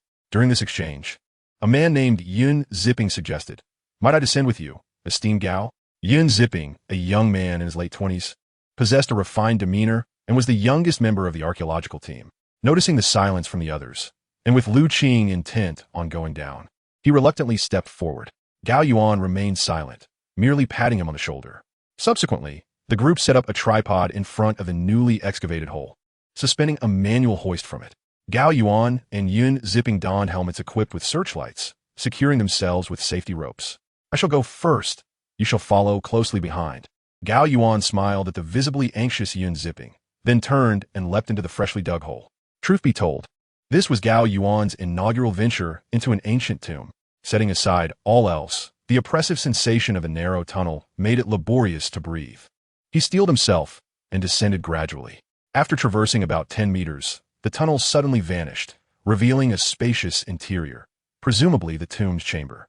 However, illuminated by the searchlight above, he observed that the passage was flooded with water, rising ominously above his knees. After a few steps, the rope proved insufficient, compelling Gao Yuan to unfasten it. Behind him, there was a soft splash as Yun zipping jumped in, trembling as he followed Gao Yuan closely. Esteemed Gao, what shall we do next? Gao Yuan did not respond, but raised his hand, using his enhanced vision to survey the surroundings. Almost simultaneously, he spotted the driver, Yu Guang, nearby. As Gao Yuan suspected, he had fallen from above and lost consciousness. Fortunately, the depth of the water at his landing spot was not perilous, merely rising to his neck. Otherwise, he would have surely drowned by now. Without delay, Gao Yuan hurried over to Yu Guang. Come, lend a hand. All right. Yun zipping promptly joined him. Together, they clumsily lifted Yu Guang and secured him to the safety rope. However, a new dilemma arose. Yu Guang was unconscious and unable to maintain his balance, necessitating the presence of someone to assist him upward. Yun zipping glanced at Gao Yuan, clearly wishing to escape the eerie, damp confines of the ancient tomb as soon as possible. Gao Yuan, equally eager to send him away, suggested, You should ascend first. I will follow shortly. Thank you. Esteemed Gao, thank you. Yun Ziping hastily smiled at Gao Yuan, then assisted Yu Guangji in securing the safety rope. Meanwhile, Gao Yuan proceeded along the tomb passage. It is noteworthy that ancient people typically chose burial sites that facilitated drainage. At this moment, although the ancient tomb was severely flooded, a few steps forward revealed a muddy ground devoid of water. Simultaneously, Gao Yuan found himself enveloped in a dim, shadowy realm. According to his estimations, he was presently situated within the side chamber of the ancient tomb. Advancing further would lead him to the secondary and main burial chambers. To be frank, Gao Yuan was uncertain whether he should venture deeper. Yet, upon reflecting on Lin Yu Rue's fate, he steeled himself and pressed onward. After a few more steps, he felt his foot unexpectedly step upon something. Reaching down into the soil, he retrieved an object, illuminated by the beam of his headlamp, revealing a shard of blue and white porcelain from the Ming-Changhua period. Almost simultaneously, Gao Yuan sensed the immense energy emanating from the fragment. What a treasure! He exclaimed excitedly. He intended to collect this shard. However, upon suddenly employing his clairvoyant abilities to peer through the muddy ground, he was astounded. Scattered across the surface were countless fragments of porcelain from the Ming-Changhua era. It was evident that decades ago, grave robbers had discarded these items here. Notably, the sealing stone between the main and secondary burial chambers had been destroyed, allowing Gao Yuan to effortlessly enter the main chamber. Yet, upon entrance, he stumbled over an object. Looking down, he was shocked to find a skeleton. The brocade attire of the deceased, once worn by the Jinyui, was now tattered. It must belong to Wan Shun, the fifth commander of the Jinyui during the Ming dynasty. Although Gao Yuan was no stranger to corpses, encountering a skeleton in such a chilling and eerie environment sent shivers down his spine, causing the hairs on his body to stand on end. Nevertheless, he could not overlook Wan Shun's remains, for he feared that the commander's waist token might still be attached to the body. Reluctantly, he utilized his clairvoyant abilities to inspect Wan Shun's skeleton. Instantly, the tattered attire became transparent, exposing the decayed bones before Gao Yuan.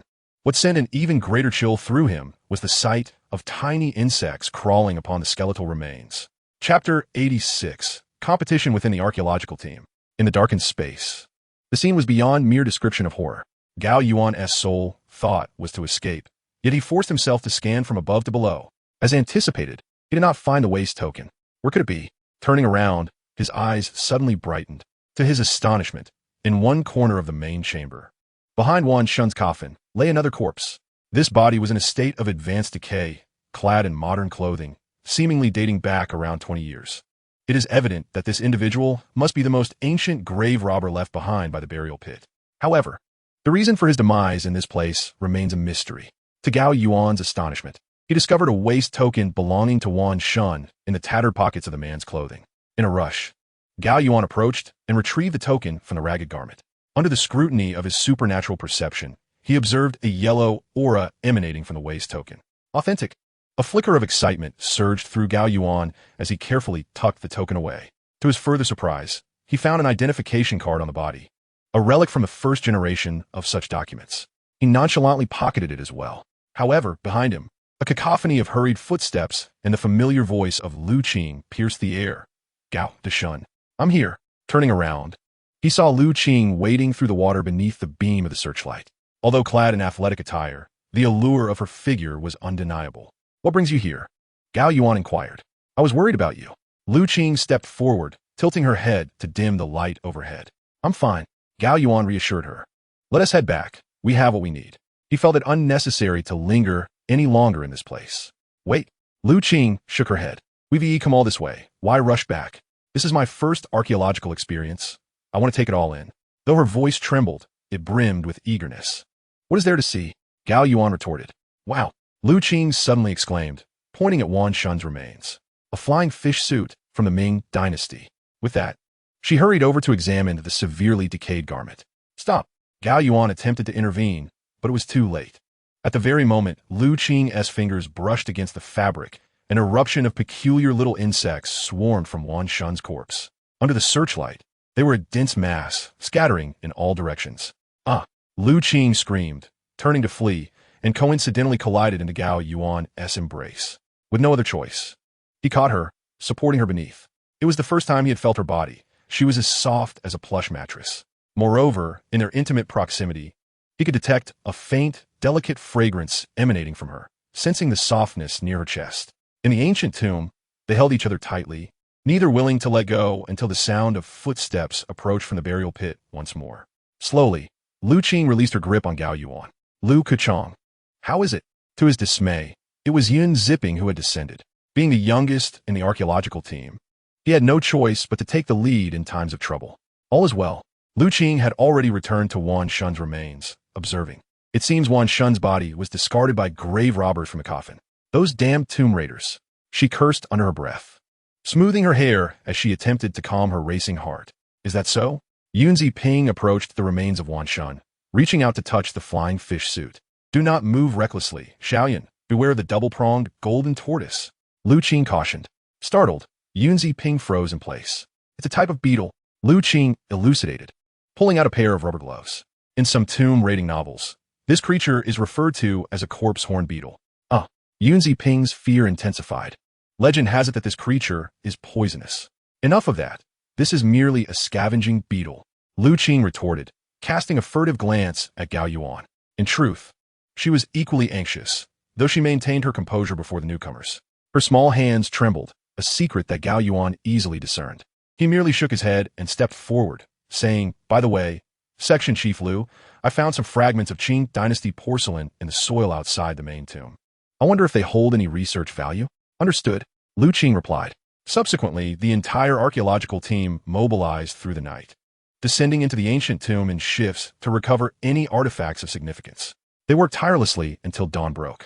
Unfortunately, due to prior visits from two groups of tomb raiders, little of value remained, only a few baskets of porcelain shards.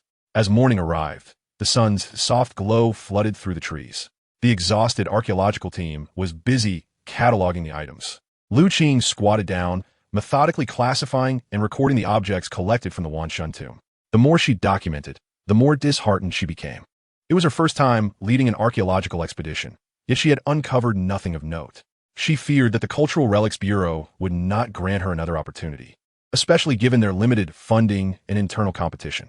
Nearby, Gao Yuan was gazing at the surrounding mountains, illuminated by the morning light. For reasons unknown, he felt certain that there were more ancient tombs in the vicinity of Wan Shun. His observations led him to believe that this location was a rare feng shui treasure. It was astonishing that such a site could only yield a single commander from the Jinyui. Contemplating this, he made his way toward a nearby valley. At that moment, the sound of car horns echoed through the air. Several small trucks appeared at the foot of the mountain.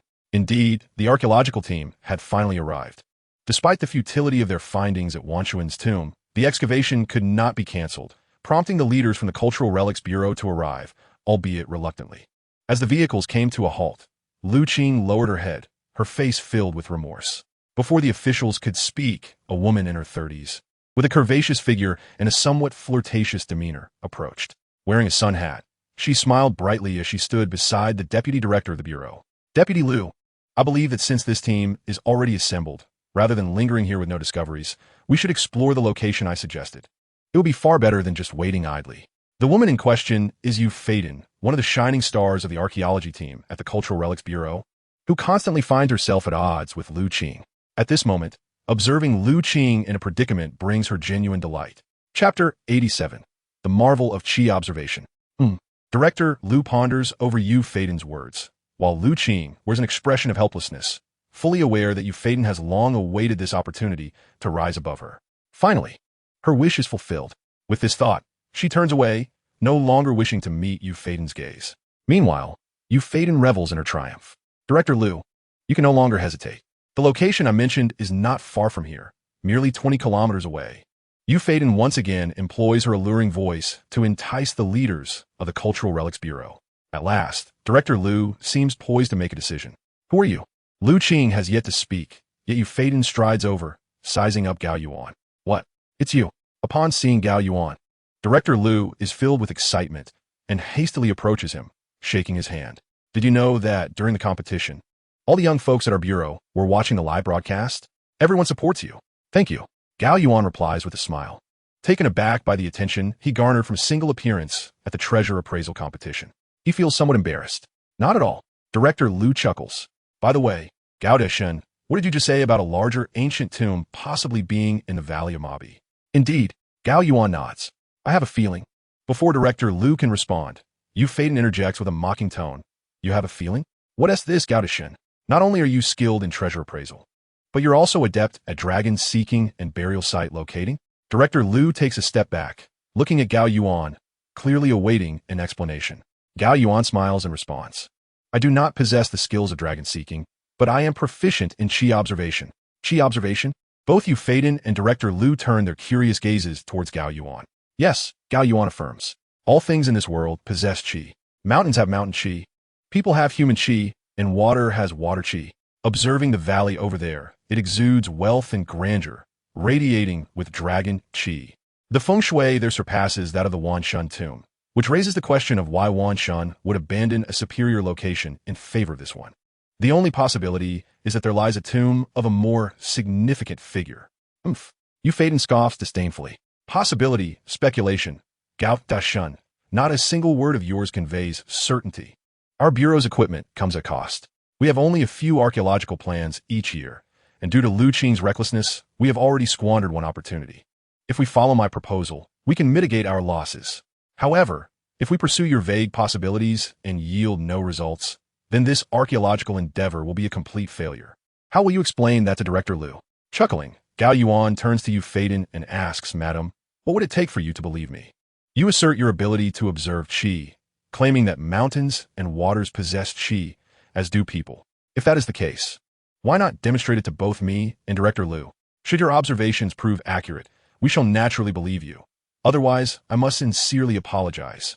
With a sigh, Gao Yuan thought to himself, Foul woman, this is of your own making. Do not blame me for my lack of compassion.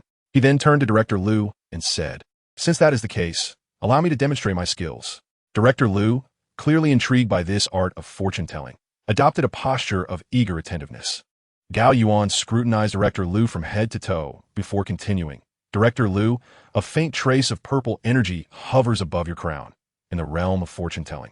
Purple signifies nobility. It is evident that within 3 generations of your ancestry, there must have been a high-ranking official, likely at least of municipal stature.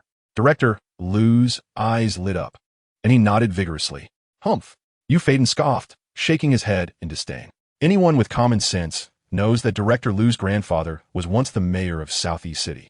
Do you really need to read his fortune for that? Without responding, Gao Yuan continued to examine Director Lu and remarked, to the southwest of your crown, there lingers a blend of dark red and black energy.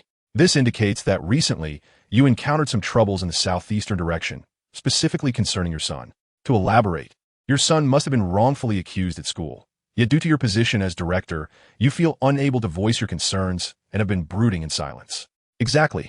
Director Liu nodded fervently. My son got into a fight at school and injured the other student. The school claims he was bullying the other boy and is threatening to expel him. However, I know my son is honest and would never do such a thing. Yet I lack evidence. There was supposed to be surveillance footage, but the school claims it is broken. I suspect they are doing this deliberately. As he spoke, Director Liu's anger was palpable. Indeed, Gao Yuan affirmed, this predicament has caused your heart to suffer, leading to sleepless nights and accelerated heartbeats during the day, along with occasional bouts of dizziness. Even now, you experience a sensation of blocked energy in your heart, leaving you feeling weak. Am I correct? Absolutely, Director Liu exclaimed, nodding excitedly. Mr. Gao, can this issue of blocked energy in my heart be resolved? Quite simply, Gao Yuan replied as he approached and grasped Director Liu's hand, channeling his vital energy into him. How does that feel? Unbelievable, Director Liu exclaimed, placing his other hand over his chest. My affliction has completely vanished. Is this truly the legendary art of fortune-telling? Almost, Gao Yuan released Director Liu's hand and continued. Moreover, the trouble you have encountered will soon undergo a transformation and resolve itself. No sooner had he spoken than Director Liu's phone rang. He smiled at Gao Yuan and quickly answered the call. After a brief conversation, he hung up, his face alight with joy. Mr. Gao, you are truly remarkable. The principal just called to inform me that the surveillance has been repaired. Upon reviewing the footage, it was revealed that the other student had bullied my son first, prompting my son to retaliate and injure him. Now, not only will my son avoid expulsion, but the other party has also received a warning from school. As he spoke, Director Liu set down his phone and clasped Gao Yuan's hands in gratitude. Mr. Gao, you are nothing short of miraculous. Gao Yuan chuckled modestly. During this period, he had indeed made some notable progress in the art of fortune-telling. However, it still falls significantly short of the miraculous.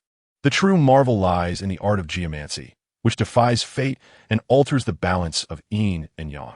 Regrettably, Gao Yuan has yet to reach such heights. Chapter 88, The Imperial Tomb. Indeed, it is truly wondrous. Even so, Director Liu was immensely invigorated upon witnessing the extraordinary divination technique of Gao Yuan. Yu Faden could not contain herself and approached him, saying, Master Gao, could you possibly read my fortune? With that, she proudly puffed out her chest. Gao Yuan scrutinized Yu Faden from head to toe and shook his head, replying, it would be better not to. Come on, I can pay you. She realized that Gao Yuan was a remarkable figure worth befriending and contemplated using her charm to entice him. Gao Yuan, however, smiled slightly and responded, Beauty, if you truly wish for me to read your fortune, I must be candid with you. My ability to divine not only reveals the causes and effects of the past 10 years, but also the impending 10 years. It has shattered countless families and led many virtuous men astray. Do you still wish for me to proceed? Oomph. Upon hearing this, Yu Faden stomped her foot in furious indignation and turned to leave. Meanwhile, Director Liu shook his head and declared, Master Gao, I have made up my mind. We shall proceed as you suggest, to the ravine over there. Good. Gao Yuan nodded in agreement. Hearing Director Liu's words, Yu Faden merely scoffed and turned her back on Gao Yuan. The ensuing events were straightforward. With a command from Director Liu, the entire archaeological team relocated to a hollow a kilometer away. After unloading all their equipment, a sense of confusion enveloped them. Why, you may ask? Although the scenery was pleasant, with mountains behind and water in front, marking it as a site of good feng shui, there were no signs of any ancient tombs, no raised ground, no archways, no gravestones, let alone any signs of tomb raiding. All that met their eyes were lush wild grasses. Faced with this scene, the group's confidence wavered, and they turned their gazes toward Gao Yuan. In truth, Gao Yuan himself felt a twinge of uncertainty. His conviction that there would be an ancient tomb here stemmed from the fact that, from a divination standpoint, this land was far superior to the site where Wan Shun had been buried. The two locations were merely 1 or 2 kilometers apart. There was no reason for the person who had guided Wan Shun in his burial to overlook this feng shui treasure. Yet, Wan Shun had been interred in a site of lesser feng shui, which could only imply one thing.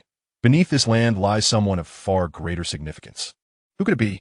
At that moment, Yu Faden approached Gao Yuan with a disdainful expression and remarked, in a place like this, it would be a miracle if there were an ancient tomb. Director Liu, ignoring Yu Faden, approached Gao Yuan and inquired, Mr. Gao, do you truly believe there is an ancient tomb here? There should be, Gao Yuan affirmed with a nod. Moreover, it is likely to belong to someone of princely stature or above. Very well, We shall heed your counsel. Director Liu commanded, and the excavation crew took their positions. As there were no landmarks, determining where to dig became a dilemma. All eyes turned to Gao Yuan, who then invoked his extraordinary ability to see through the veil of reality, commencing his divination. After taking only a few steps, he beheld a location where a swirling mist of violet emanated from beneath the ground, soaring skyward like a colossal dragon. This sight compelled him to instinctively retreat a step. What is it? Lu Qing, who had been closely following Gao Yuan, hurried over to offer his support. It's nothing, Gao Yuan replied, shaking his head, then pointed to the ground beneath him and addressed Director Liu, saying, "Right here." "Good." Director Liu gestured to his staff. Immediately, modern archaeological equipment was set in place, and a thunderous roar reverberated through the expansive valley. Before long, a hole with a diameter of 80 centimeters was drilled deep into the earth, accompanied by the upheaval of soil from below.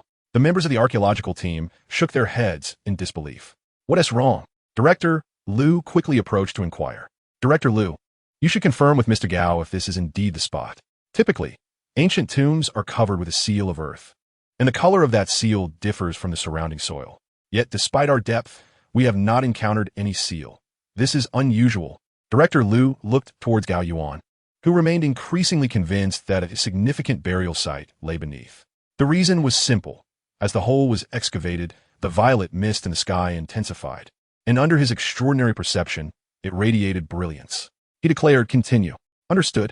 Director Liu issued the command, prompting the archaeological team to resume their digging. In the blink of an eye, they delved another 3 meters, yet still encountered no signs of anything. All the archaeologists exchanged glances, shaking their heads. Lu Qing cautiously approached Gao Yuan, her concern palpable. Meanwhile, Yu Faden began to mock him, saying, "What happened to the master of divination? Seems like he has been proven wrong. After digging such a deep hole, we've unearthed nothing, not even water. What a level of mastery." The surrounding archaeologists remained silent, their eyes directed towards Director Liu. Noticing that Gao Yuan had not called for a halt, Director Liu urged his team to continue excavating. They soon dug another 3 meters, at which point Yu Faden could no longer contain himself and approached Director Liu, saying, "I suggest we change locations. We shouldn't waste our time here." Director Liu appeared uncertain. He glanced at Gao Yuan and hesitated. However, just then, a worker operating the machinery suddenly exclaimed, "We've found the seal." "What?" Upon hearing this, Director Liu rushed over. When he arrived, the archaeologist shrieked again, "My goodness, we've hit the tomb's ceiling." From the structure of this ceiling, it appears to be from the Ming Dynasty. How is that possible? This revelation unsettled not only Director Liu, but also Lu Qing. The depth indicated that it was indeed an ancient tomb from the Ming Dynasty, a burial site reserved for emperors. Yet, how could an imperial tomb of the Ming Dynasty possibly exist here? It was utterly inconceivable. One thing was certain: a monumental discovery awaited beneath. Thus, without needing Gao Yuan's insistence, Director Liu personally ordered that they must, by all means, breach this ancient tomb. 20 minutes later, the apex of the ancient tomb has been breached. Following the descent of the first team of archaeologists, an astonishing revelation emerged, leaving everyone in utter disbelief. This burial site is indeed an imperial mausoleum, the long-lost tomb of the Ming Dynasty's Emperor Jianwen, Zhu Yunjun. In the annals of history, Zhu Yunjun, the second emperor of the Ming Dynasty, was the grandson of Zhu Yuanzhang and the son of the once-favored Prince Zhu Biao. The degree of affection that Zhu Yuanzhang held for his son Zhu Biao was extraordinary. It could be said he was the recipient of countless adulations. This is evidenced by Zhu Yuanzhang's decision to appoint Zhu Yunjun as the Duke of Chu immediately after Zhu Biao's untimely demise. Upon ascending the throne, Zhu Yunjun sought to implement sweeping reforms, with his foremost action being the reduction of the princely fiefdoms. However, this inadvertently antagonized his uncle, the renowned Yongle Emperor Zhu Di. At that time, Zhu Di was merely a princely ruler. In a bid to safeguard his interests, he rebelled against Zhu Yunjun. Remarkably, he emerged victorious, capturing the capital. Thereafter, the fate of Emperor Jianwen remains shrouded in mystery. There is even a theory suggesting that Zhu decommissioned the eunuch Zheng he to voyage westward in search of Zhu Yunjun. The speculation surrounding the burial site of Zhu Yunjun is as varied as it is bizarre. The archaeological team could scarcely have imagined they would unearth the tomb of Zhu Yunjun, an imperial mausoleum. If this revelation holds true, it would constitute a monumental archaeological discovery of national significance. Upon hearing this news, Director Liu was utterly astounded. He swiftly seized the archaeologist who had just emerged from the imperial tomb, demanding, "Is this true?" "Absolutely, without a doubt," replied the archaeologist, taking a sip of water. "It is 100% the tomb of Zhu Yunjun, and has not been plundered." "My goodness!" exclaimed Lu, as the surrounding archaeologists were equally overwhelmed by the announcement. For a moment, they appeared to lose their faculties of reason. After some time, Lu regained his composure and produced his phone. "This is the most significant archaeological discovery in Southeast City in years. I must report this to the higher authorities." He hung up, only to reconsider. "No, I must first ascend to take a look." With that, he approached Gao Yuan, grasping his hands with gratitude. "Thank you, Professor Gao. Without you, we would never have uncovered the tomb of Zhu Yunjun." "Thank you." The other archaeologists also expressed their thanks to Gao Yuan. Young Lu Qing gazed at Gao Yuan with sparkling eyes, her chest rising and falling gently, her cheeks flushed, lost in her thoughts. Ultimately, Director Lu conducted a thorough inspection of the ancient tomb and, upon confirming that it was indeed the burial site of Emperor Jiangwen, reported his findings to his superiors. Shortly thereafter, the head of the Cultural Relics Bureau arrived on site, instructing the team to ensure proper protective measures were implemented. After extensive deliberation, the authorities decided to halt further excavation and focus solely on consolidating the existing findings, leaving future plans to await further study from higher authorities. There's a prevailing notion that the municipal government of Southeast City intends to establish a modest museum in this location. Nevertheless, this development has ignited quite a stir. The news has radiated across the nation at an unprecedented pace. Additionally, industry experts have asserted that this discovery will undoubtedly secure the top spot on the list of the country's 10 most significant archaeological findings, not merely as one of them. Consequently, the archaeological team of the Southeast City Cultural Relics Bureau has garnered a measure of fame. On that day, Gao Yuan received an invitation to conduct a live broadcast at the archaeological excavation site. After all, it was under Gao Yuan's insistence that the imperial tomb of Zhu Yunjin was unearthed. The relevant authorities specifically designated this high-profile event for Gao Yuan to oversee. However, the live broadcast necessitated a duo, a male and a female partner. Yufei Dan, who had been silently observing, hurriedly approached. It turned out that she had prior experience with live streaming and had even gained a modest following. In her view, the role of the female host was rightfully hers. Unexpectedly, Gao Yuan did not spare her a glance, and instead took Lu Qing's hand, saying, "Director Lu, how about you join me for the live broadcast? Am I suitable?" Lu Qing hesitated. "Of course you are," Gao Yuan affirmed confidently. "Moreover, I believe this remarkable archaeological discovery owes much to you.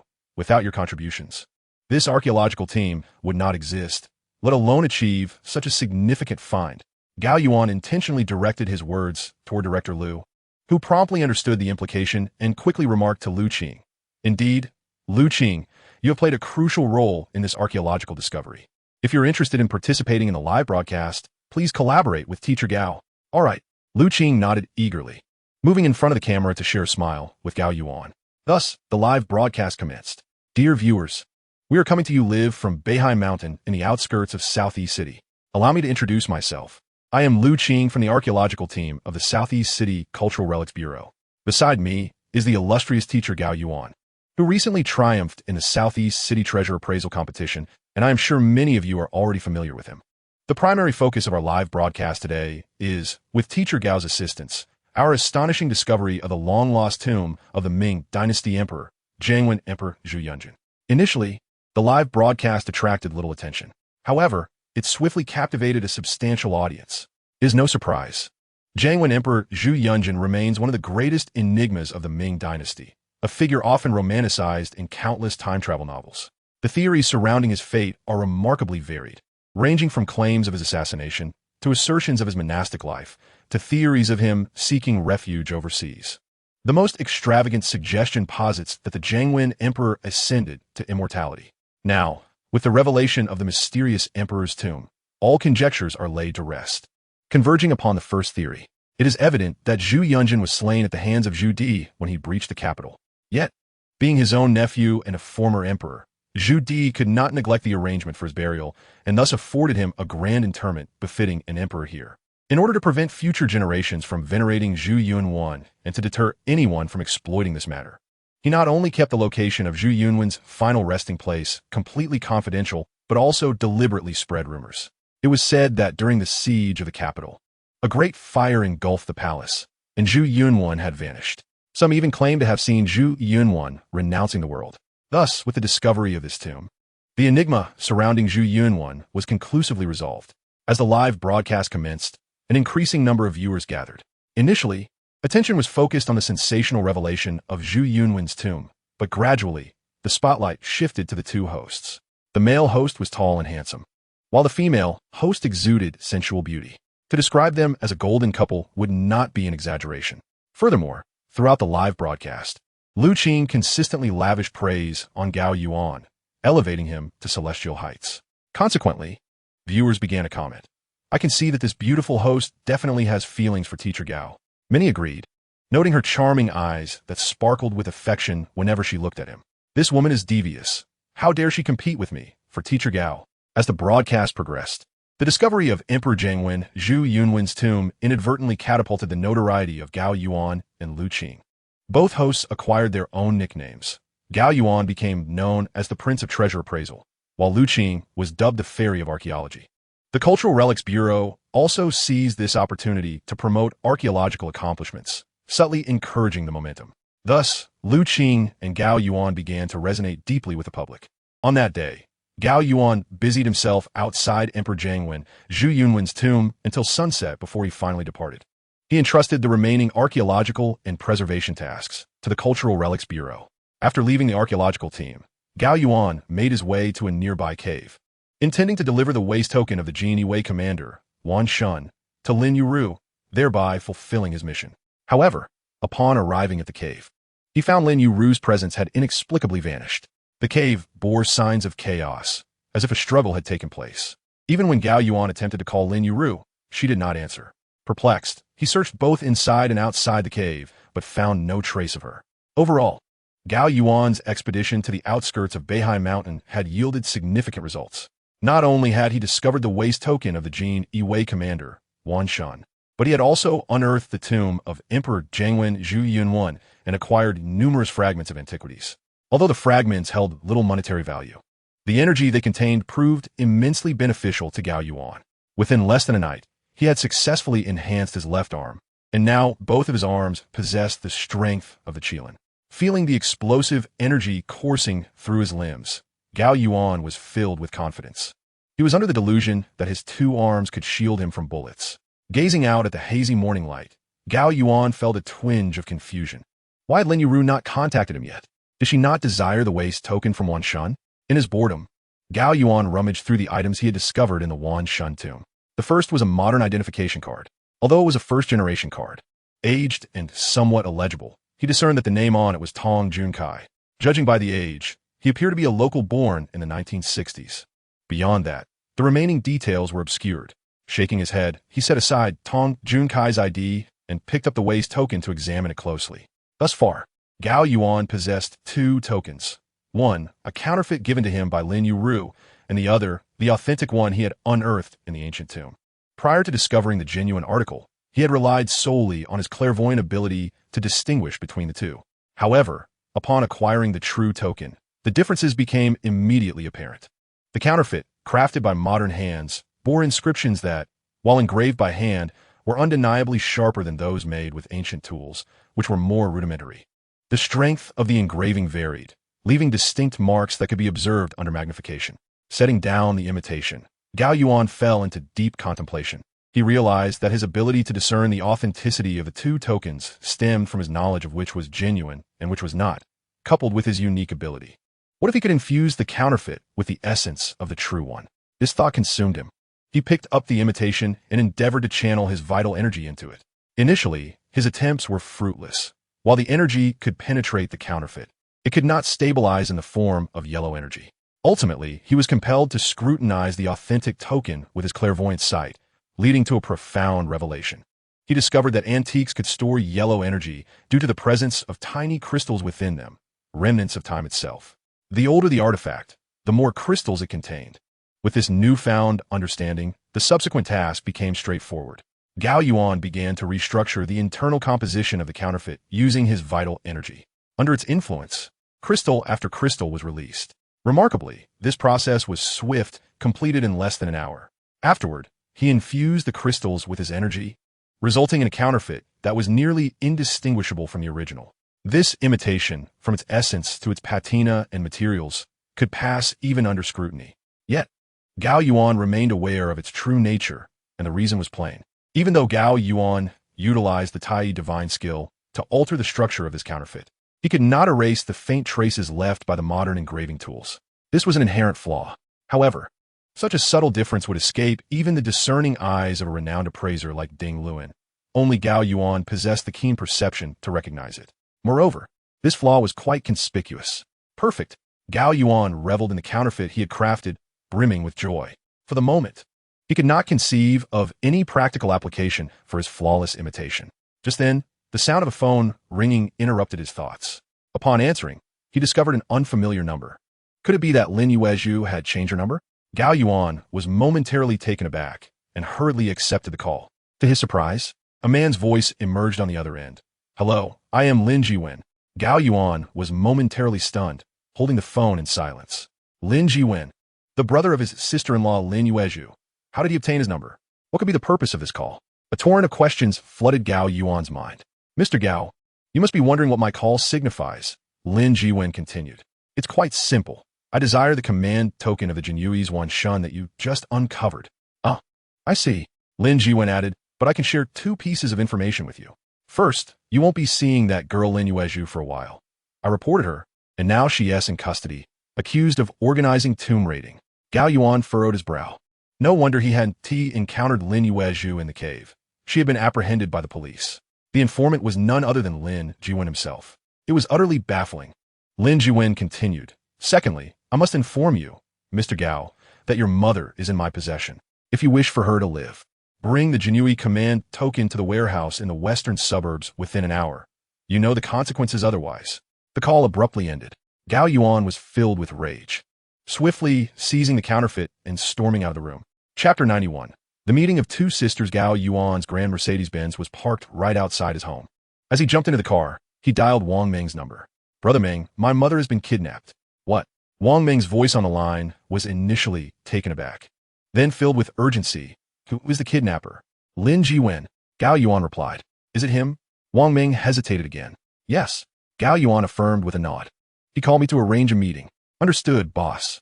You need to gather your men immediately. However, I assure you, this incident was not orchestrated by our Shuanghua Red Stick gang," Wang Meng stated. "All right." Gao Yuan ended the call, accelerating the Mercedes-Benz as he sped toward the outskirts. Meanwhile, his mind raced with thoughts. Wang Meng's assertion that this kidnapping was not the work of the Shuanghua Red Stick gang was something he believed wholeheartedly. "Regardless of the circumstances, I am still, in name, the leader of the Shuanghua Hongkuan gang." Lin Jiwen's abduction of his own mother is likely motivated by his desire to possess the command medallion of the Jinyui. This act signifies an internal conflict between him and Lin Yuru. The Shuanghua Hongkuan gang cannot publicly intervene. So who could it be? Additionally, regarding Lin Jiwen's recent phone call, he shockingly reported his sister Lin Yuru to the police. Yet, I did not witness Lin Yuru at the scene. Could it be that she has truly been apprehended by the authorities? Who could have captured Lin Yuru? Qin Wencheng? Qin Minghua? Or perhaps some unrelated officers? Gao Yuan instinctively reached for his phone, intending to call Qin Minghua. However, after a moment's contemplation, he set the phone back down. Thus far, Gao Yuan wished to keep this matter from Qin Minghua. Let's hope she remains oblivious. Sighing, Gao Yuan continued to ponder. Meanwhile, in a detention center at the Southeast City Public Security Bureau, Lin Yuru sat expressionless behind the bars opposite him. At this moment, she scrutinized Qin Wensheng with a piercing gaze, questioning, "Old man, on what grounds do you apprehend me? I have committed no crime." Her case had been classified as a top-secret matter within the Southeast City Public Security Bureau.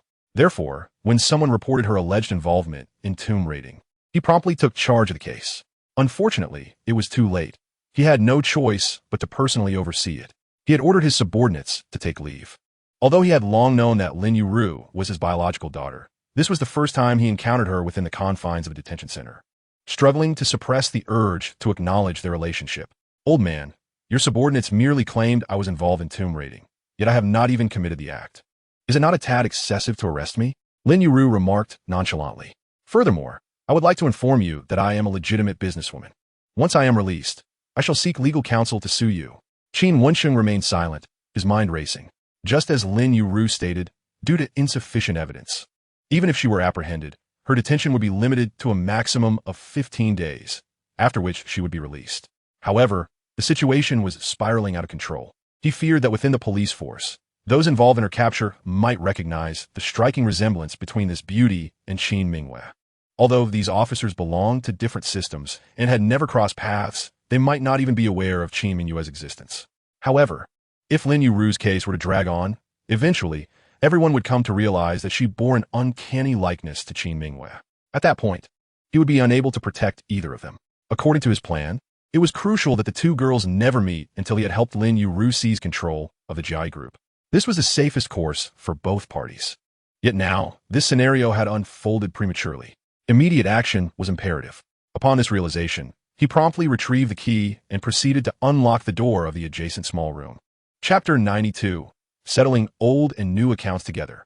As Gao Yuan arrived at the warehouse on the outskirts of the city, he was met with a distressing sight. His mother, Sun Xiaoa, was bound to a chair, her mouth gagged with cloth, her eyes filled with terror. Upon seeing Gao Yuan, Sun Xiaoa struggled momentarily, but the ropes binding her restricted her movement, compelling her to urgently signal with her eyes for Gao Yuan to escape. Relieved to see his mother unharmed, Gao Yuan's gaze swept around the vicinity. Standing before the chair were two burly men, each a formidable figure with pronounced muscles and broad frames. They fixed their menacing stares upon Gao Yuan, as if he were their prey. In front of these two stood a slender man in his 30s, adorned with gold-rimmed glasses and attired in a light beige suit. A condescending smile graced his lips. It was Lin Jiwen. "Are you Lin Jiwen?" Gao Yuan inquired, scrutinizing him from head to toe. "Indeed, it is I." Lin Jiwen reciprocated the examination. He had seen Gao Yuan in a live stream, yet encountering him in person evoked an entirely different sensation. As echoed online, Gao Yuan appeared even more handsome in reality. "What a pleasure," Lin Jiwen said with a disingenuous smile, bowing slightly. "Release my mother. If you have something to discuss, speak to me directly," Gao Yuan stated bluntly, unwilling to engage in idle chatter. "Certainly," Lin Jiwen replied with a smirk, sauntering over to Sun Xiao's side. "I have no interest in the old woman. Just bring me what I desire, and I shall release her immediately." "Lin Xiao," Gao Yuan frowned. "You know, I promised this to your sister, Lin Yueru. Furthermore, both you and your sister are members of the Lin family. What difference does it make whom I give it to?" Though the badge in his possession was a counterfeit, Gao Yuan chose to feign a symbolic struggle to convince his adversaries. "You know, it's the same for both me and my sister, so why waste words?" Lin Jiwen replied impatiently. "Moreover, your mother is in my custody. Now, hand over the item, and everything will proceed smoothly. Otherwise, I cannot guarantee what may transpire." With that, Lin Jiwen signaled to the burly man beside him, who produced a handgun. Lin Jiwen took the weapon, deftly disengaging the safety. Before the gun could be aimed at Sun Xiaoa, Gao Yuan hastily raised his hands. "Lin Xiao, I will give you the item. I hope you keep your word and release my mother. Had we begun this way, we would have avoided complications," Lin Jiwen remarked, placing the gun at the small of his back. "Why would I go back on my word? After all, you could be considered a dog of the Lin family." A flicker of murderous intent flashed in Gao Yuan's eyes. Simultaneously, he resolved that should the opportunity arise, he would eliminate Lin Jiwen for the abduction of his mother and for the insult of deeming him a mere dog. With resolve, Gao Yuan retrieved the recently crafted counterfeit badge from his pocket and hurled it toward Lin Jiwen. Lin Jiwen gracefully received the waist token, examining it briefly before gesturing to a figure not far behind him. Old Song, a venerable elder clad in a long robe, emerged from within. Lin Jiwen then handed the waist token to the elder, who took out a massive magnifying glass to scrutinize it meticulously. At that moment, Gao Yuan felt his heart leap to his throat. This was his inaugural attempt at crafting a counterfeit. Although he prided himself on his ability to create fakes indistinguishable from the genuine article, he was uncertain whether it would withstand the discerning gaze of the appraiser. His intuition warned him that an appraiser capable of collaborating with Lin Jiwen was no ordinary individual. If his deception were unmasked, the consequences would be dire. Gao Yuan found himself harboring a tinge of regret.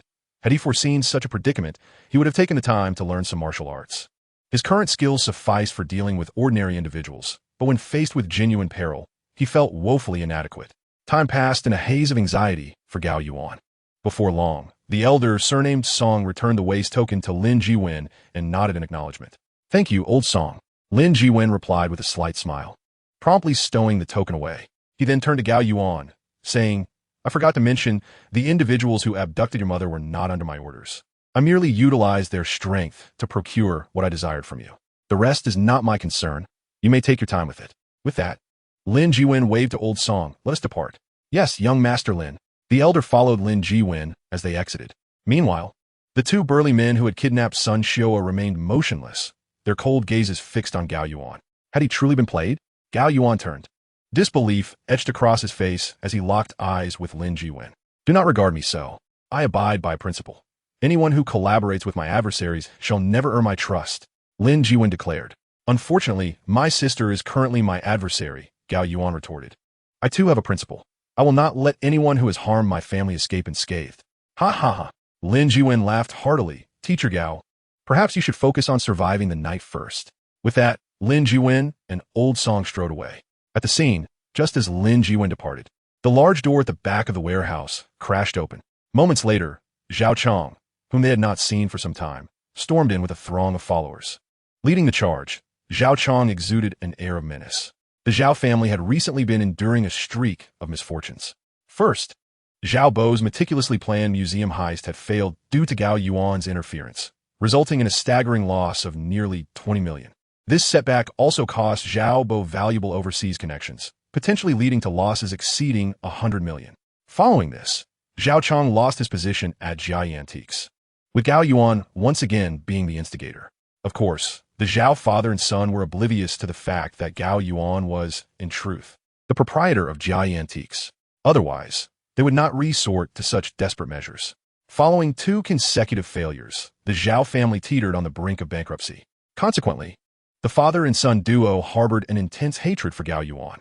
Recently, Lin Jiwen approached them with a plan to target Gao Yuan, to which the Zhaos readily acquiesced, albeit with a singular demand. They insisted that once the matter was resolved, Gao Yuan must be left to them.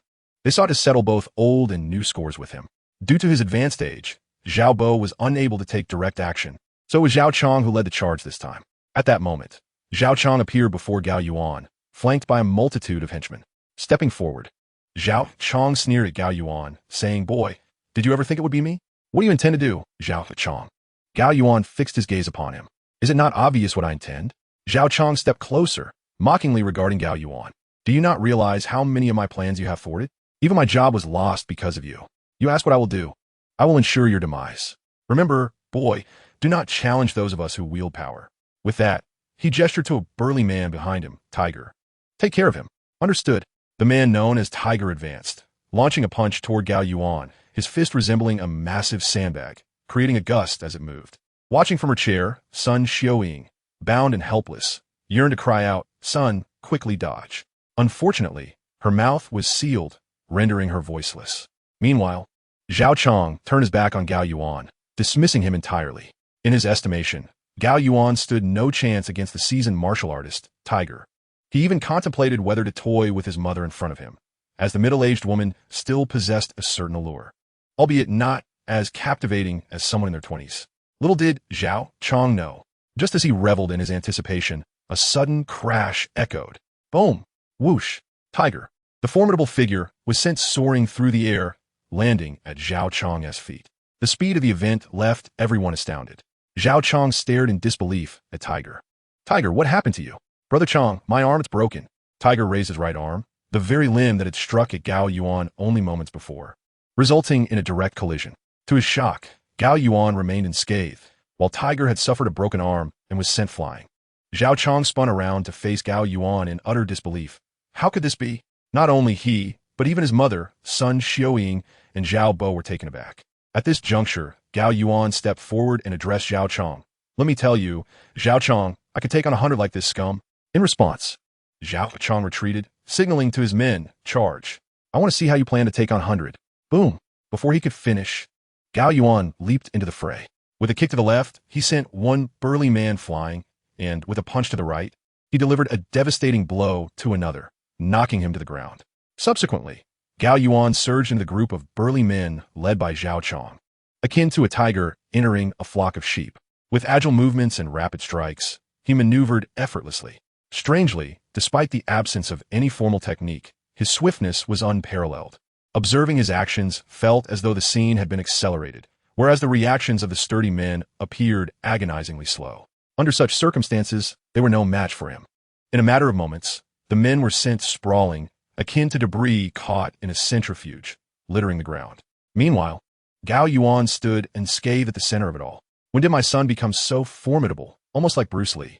Sun Xiao was utterly astonished, her eyes wide with disbelief. Zhao Chong, unable to contain himself, stepped back and scrutinized Gao Yuan once more. He had to admit that since their confrontation in the office, where he had relied on Li Mi to subdue Gao Yuan, he no longer recognized this young man. Initially, they had engaged in gambling with stones and appraising antiques. Now, he possessed such remarkable prowess. What was happening? As Zhao Chong took another step back, swallowing hard, he inquired, "Who on earth are you?" Boom! Gao Yuan's fist connected with Zhao Chong's nasal bridge, a sharp crack echoing through the air. Zhao Chong's nose collapsed under the impact. "I am Gao Yuan, and I will not change my name or surname," he declared. You're impressive." Zhao Chong cried out in pain, retreating while clutching his bleeding nose. Meanwhile, Gao Yuan approached his mother, but refrained from hastily unbinding her. Instead, he simply removed the cloth, gagging her. After all, the danger had not yet passed. "So, are you all right?" Sun Xiao asked anxiously. "Don't worry, Mom. I'm fine. The one in trouble is him," Gao Yuan replied, gesturing towards Zhao Chong, who, nursing his injured nose, was contemplating a hasty escape upon seeing his men strewn across the ground. At that moment, a large group of individuals clad in black suddenly entered from outside the warehouse, led by none other than Wang Ming. This time, the number of people he brought far exceeded the few Zhao Chong had. Upon learning that Gao Yuan's mother had been taken hostage, Wang Ming had summoned most of the members of the Shuanghua Hongkuan gang. Had it been a Fei leading the charge, Zhao Chong might not have dared to approach, recalling his previous defeat at the hotel. However, with Wang Ming at the helm, Zhao Chong, despite being dismissed from the Jian Tea Company, believed he maintained decent relations with the higher-ups, especially with Wang Ming, who had often flattered him during his tenure. Seeing Wang Ming arrive, Zhao Chong hurriedly concealed his injured nose and approached, bowing respectfully. "Brother Ming, what a surprise. I'm so glad you're here. I need your help." "Help?" Wang Ming, still unfamiliar with the dynamics of the situation, inquired. Zhao Chong turned and pointed at Gao Yuan, saying, "It's this guy. Not only has he taken down my brothers, but he also assaulted me. I implore you to assist me." "Oh." Wang Ming regarded Gao Yuan with incredulity. Though he was aware of his new boss's myriad talents and capabilities, he was taken aback by the unfolding scene. Unbeknownst to him, he was surprisingly formidable. After clarifying the relationship between friend and foe, Wang Ming could only admire Gao Yuan's prowess. However, unexpectedly, slap. A resounding slap echoed as Wang Ming pivoted and struck Zhao Chong across the face. "Brother Wang, what is the meaning of this?" Zhao Chong, stunned, covered his cheek in disbelief. "Gao Yuan is my comrade. How dare you lay a hand on him? Have you lost your mind?" Gao Yuan's identity was confidential. Thus Wang Ming could not divulge any information to Zhao Chong. What on earth? Zhao Chong was utterly bewildered. This fellow Gao Yuan was actually Wang Ming's ally. Wasn't he just a down-and-out loser? Although he had recently gained some notoriety, how could he possibly be connected to someone as formidable as Wang Ming? At this moment, Gao Yuan paid no heed to Zhao Chong. With Wang Ming present, Zhao Chong posed no threat. He approached his mother, assisting her in loosening the ropes binding her, and then helped her to leave. As for Zhao Chong, he would be dealt with by Wang Ming. This individual had targeted Gao Yuan repeatedly, igniting a murderous intent within him. Yet, in this society governed by law, Gao Yuan refrained from taking lethal action. In truth, Wang Ming was also disinclined to resort to such measures. However, who decreed that one must physically engage to exact vengeance?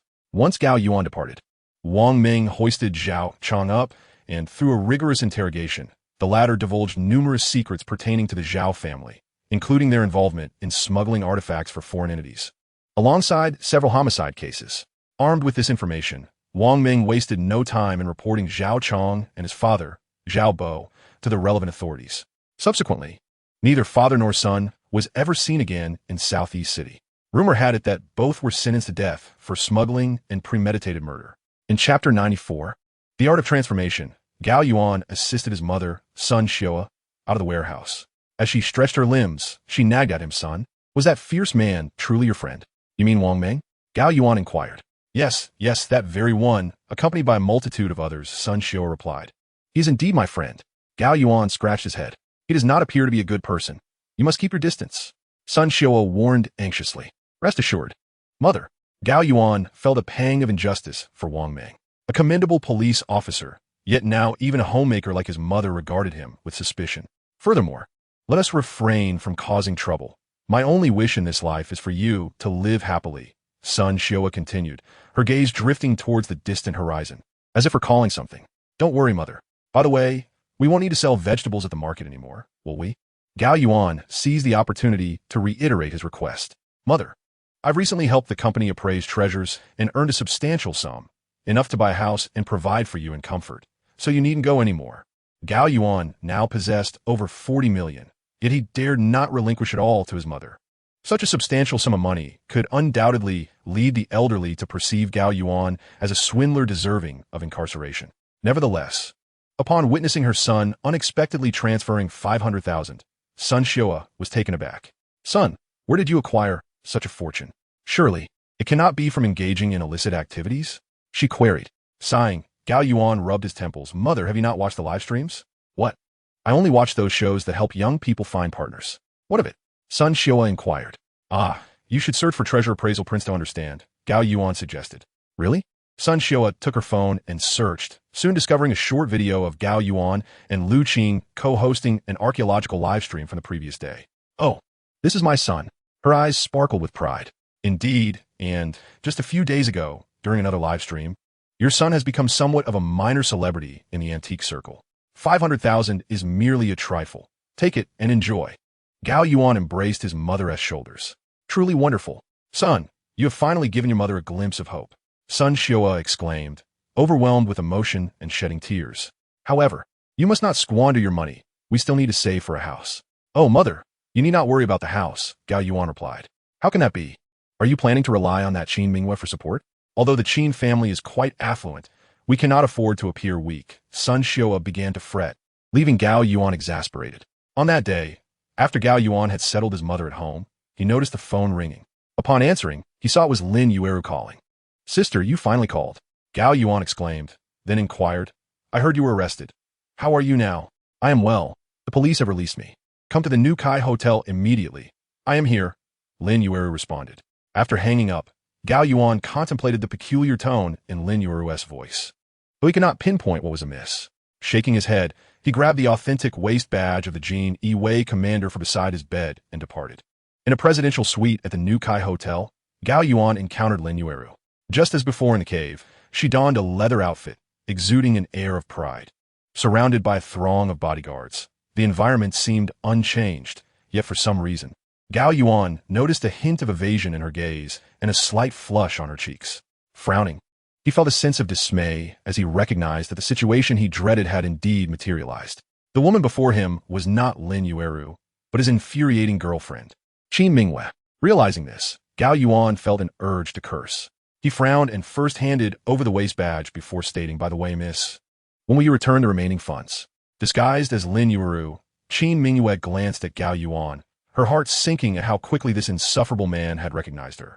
I had thought that at the very least, one could deceive others with a semblance of authenticity. What a disappointment. However, he truly knows himself well. Recognizing the truth so swiftly, after saying this, he chuckled quietly to himself. Gao Yuan was rendered speechless. He stepped forward and addressed Qin Mingwei. Miss, I have a matter of utmost importance that I wish to discuss with you alone. Very well. Qin Mingwei understood Gao Yuan's intention and waved her hand to dismiss her subordinates. You may leave for now. Do not enter without my command. Yes, miss. The subordinates turned and exited the opulent suite, closing the door behind them. At that moment, Gao Yuan leaped forward, seizing Qin Mingwei's arm. How dare you meddle in this? Qin Mingwei, how bold! Qin Mingwei found it rather amusing and turned to poke Gao Yuan's nose with her finger. I am your nominal superior, and you dare to be disrespectful to me? Do you believe I won't? She was abruptly pressed down onto the sofa by Gao Yuan, who raised his hand and struck at her backside. You impudent girl, who told you to interfere? Smack, smack, smack. As he delivered blows, Gao Yuan threatened her with words. Enough, Gao Yuan. You are going too far. If you strike me again, I shall be truly infuriated. At that moment, Qin Mingwei was no match for Gao Yuan. Once pinned down, she had no means to resist, only able to shield her back with her small hands. Yet, alas, Gao Yuan's formidable grip seized her. Smack, smack, smack. You won't admit it, will you? Gao Yuan was genuinely incensed, applying even more force. All right. I confess. Please just spare me. Qin Mingwe whimpered. Oomph. Gao Yuan released her. She sat on the sofa, covering her body, looking at Gao Yuan with a wronged expression. Had I known you would be this fierce, I would have refrained from being nice to you.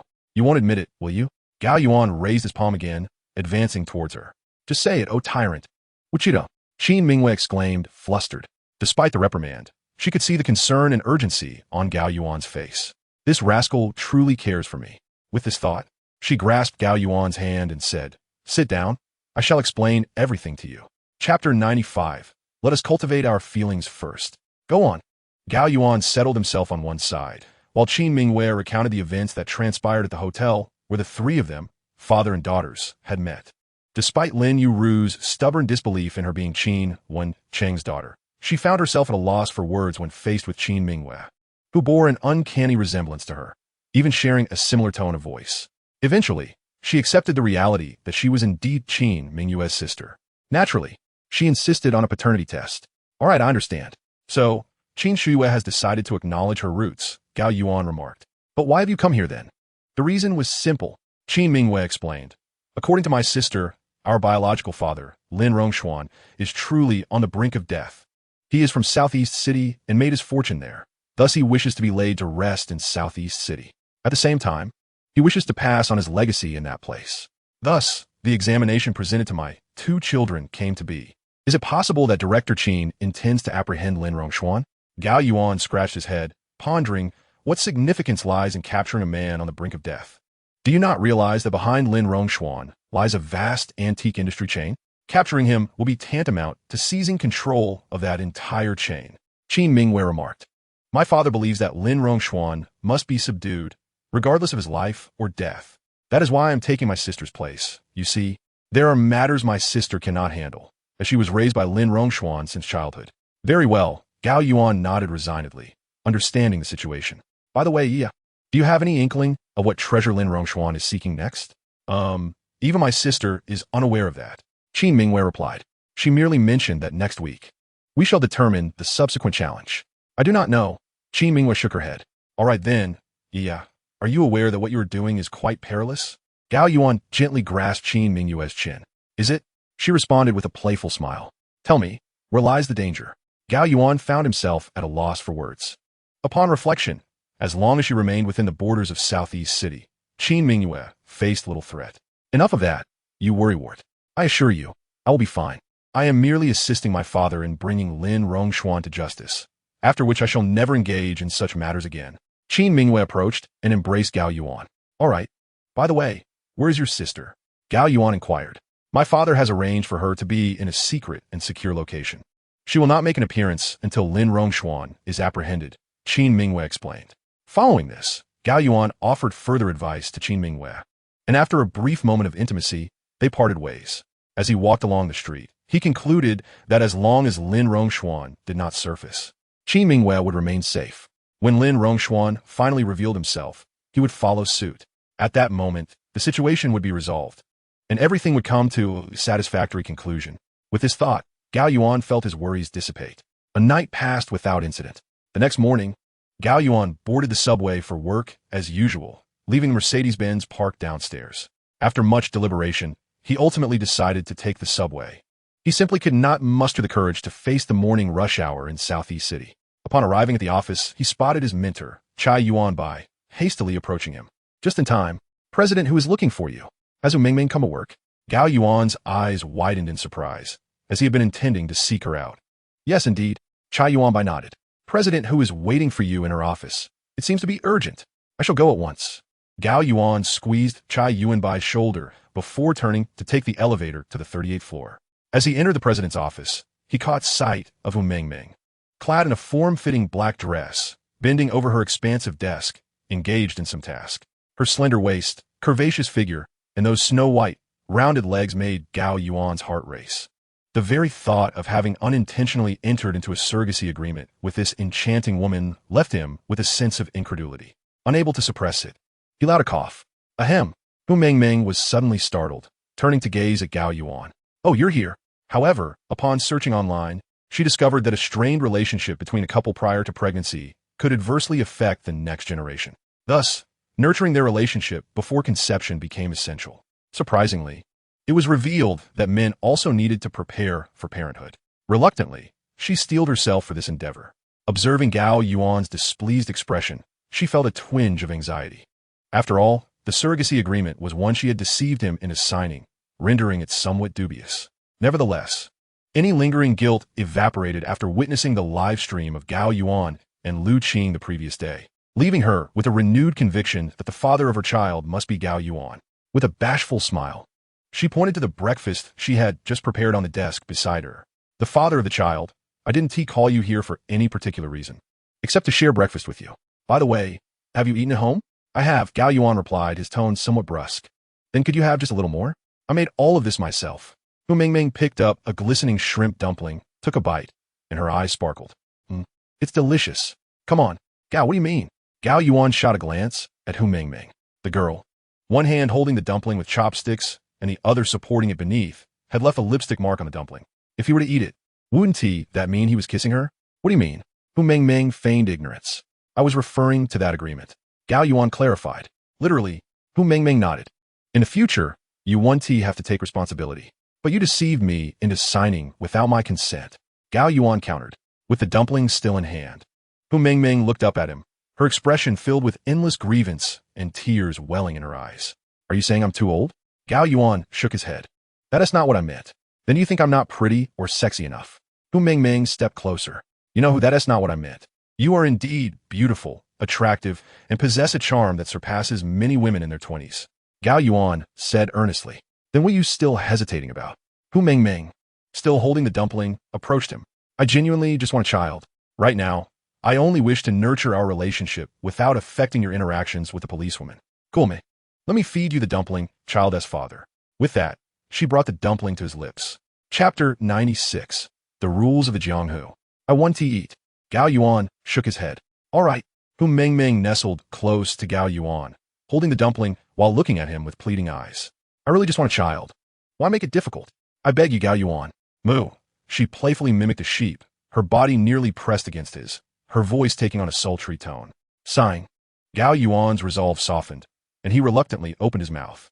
As Hu Mingming playfully fed him the half-eaten shrimp dumpling, her eyes sparkled with anticipation, long eyelashes fluttering. Is it delicious? She inquired, her face brimming with eagerness. It's acceptable, Gao Yuan replied, maintaining a serious demeanor. Well, I also have my homemade chicken tenders. Hu Mingming turned, picked up a chicken tender, took a bite, and then approached Gao Yuan, standing on tiptoe, to present it to him. She resembled a devoted and dutiful wife. I really can't eat anymore. I've already had breakfast, Gao Yuan said helplessly. No way. You must finish the breakfast I prepared, Hu Mingming insisted, gesturing toward the abundance of ingredients on her desk. Besides shrimp dumplings and chicken, there were even fish and 2 vitamin capsules. With so much food, how can I possibly finish it all? Gao Yuan exclaimed, his eyes wide with disbelief. You must consume all of it. Hu Mingming stuffed the chicken tender into Gao Yuan's mouth, declaring, I've researched it.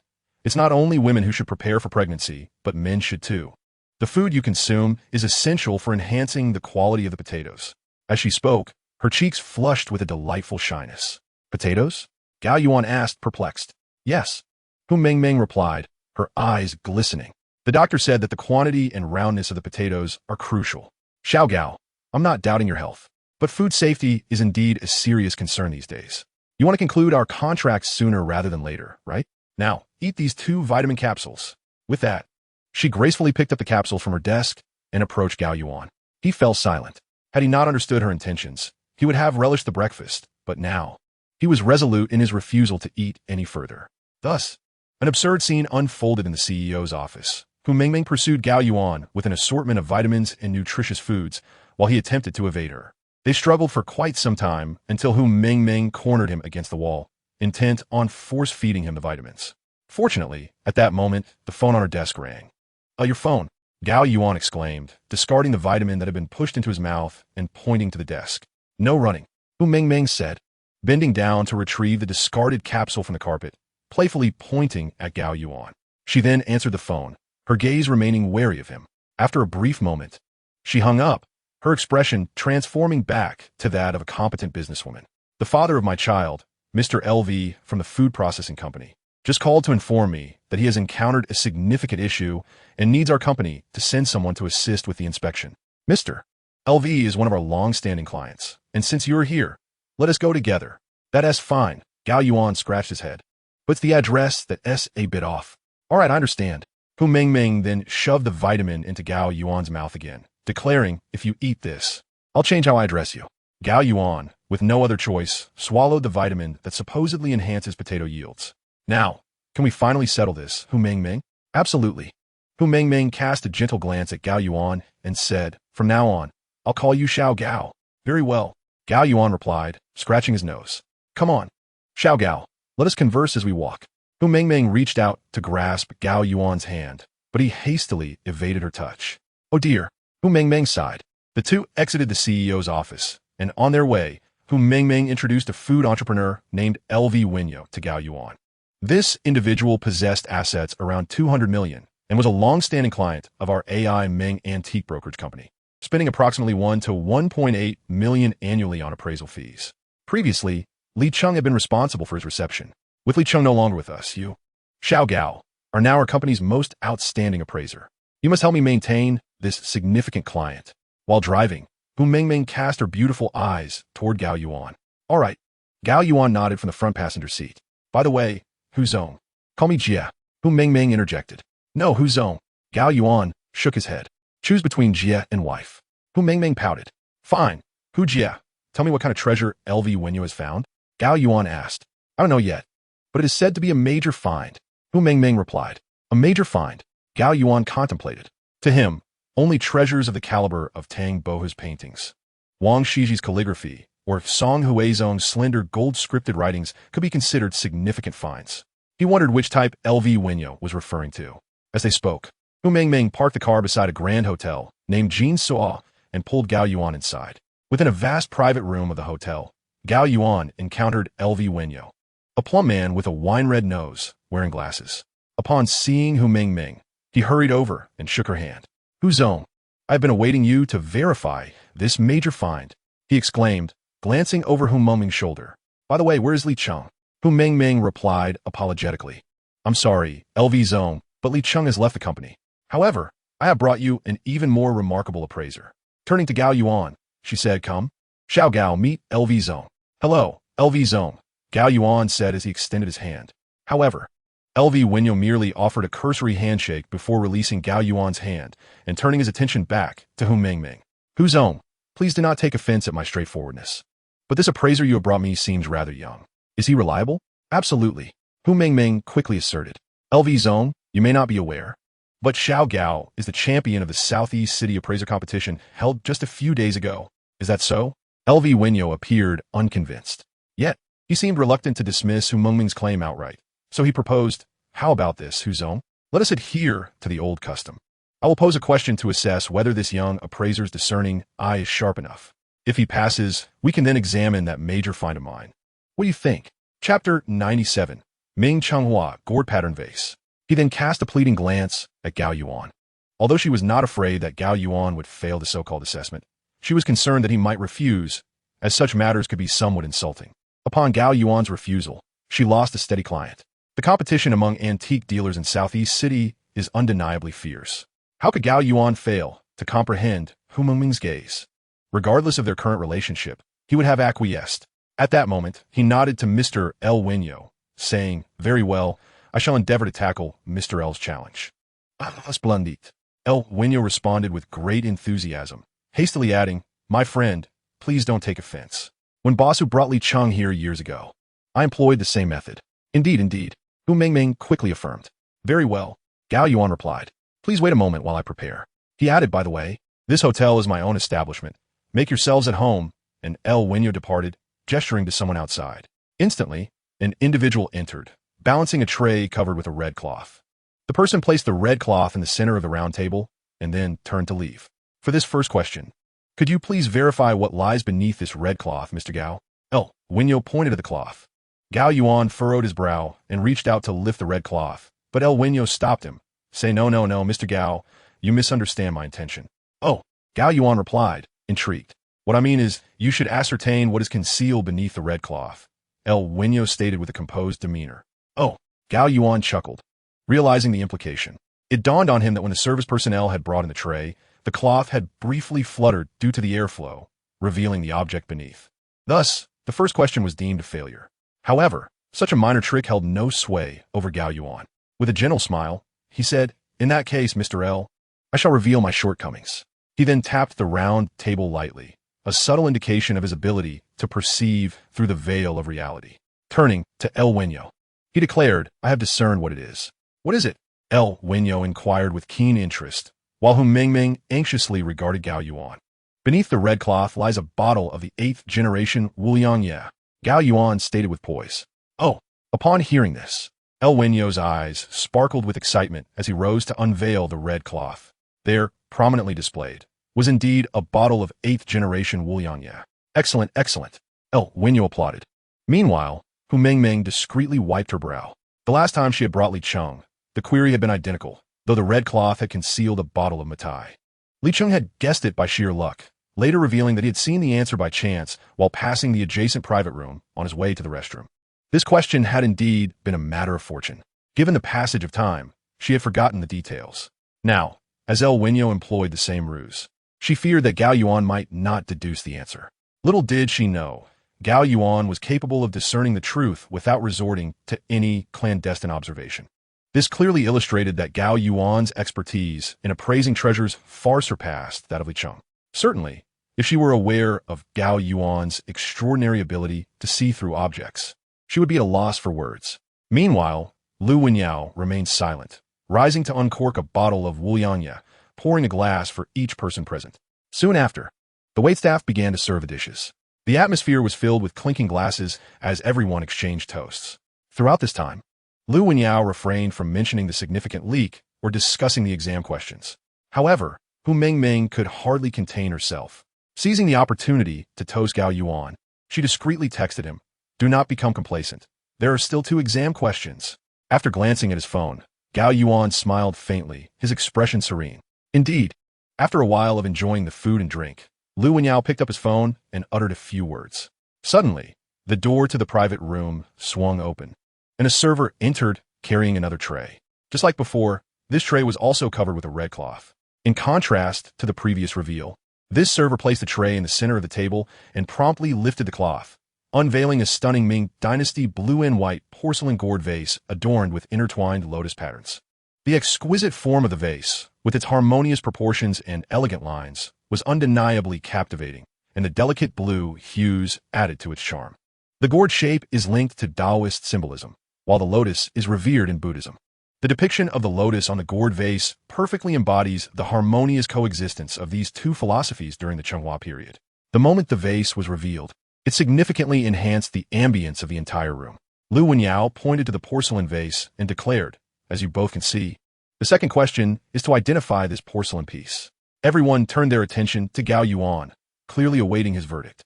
Gao Yuan hastily activated his ability, only to be taken aback by what he saw. Under his insight, the gourd vase emitted a kaleidoscope of yellow light.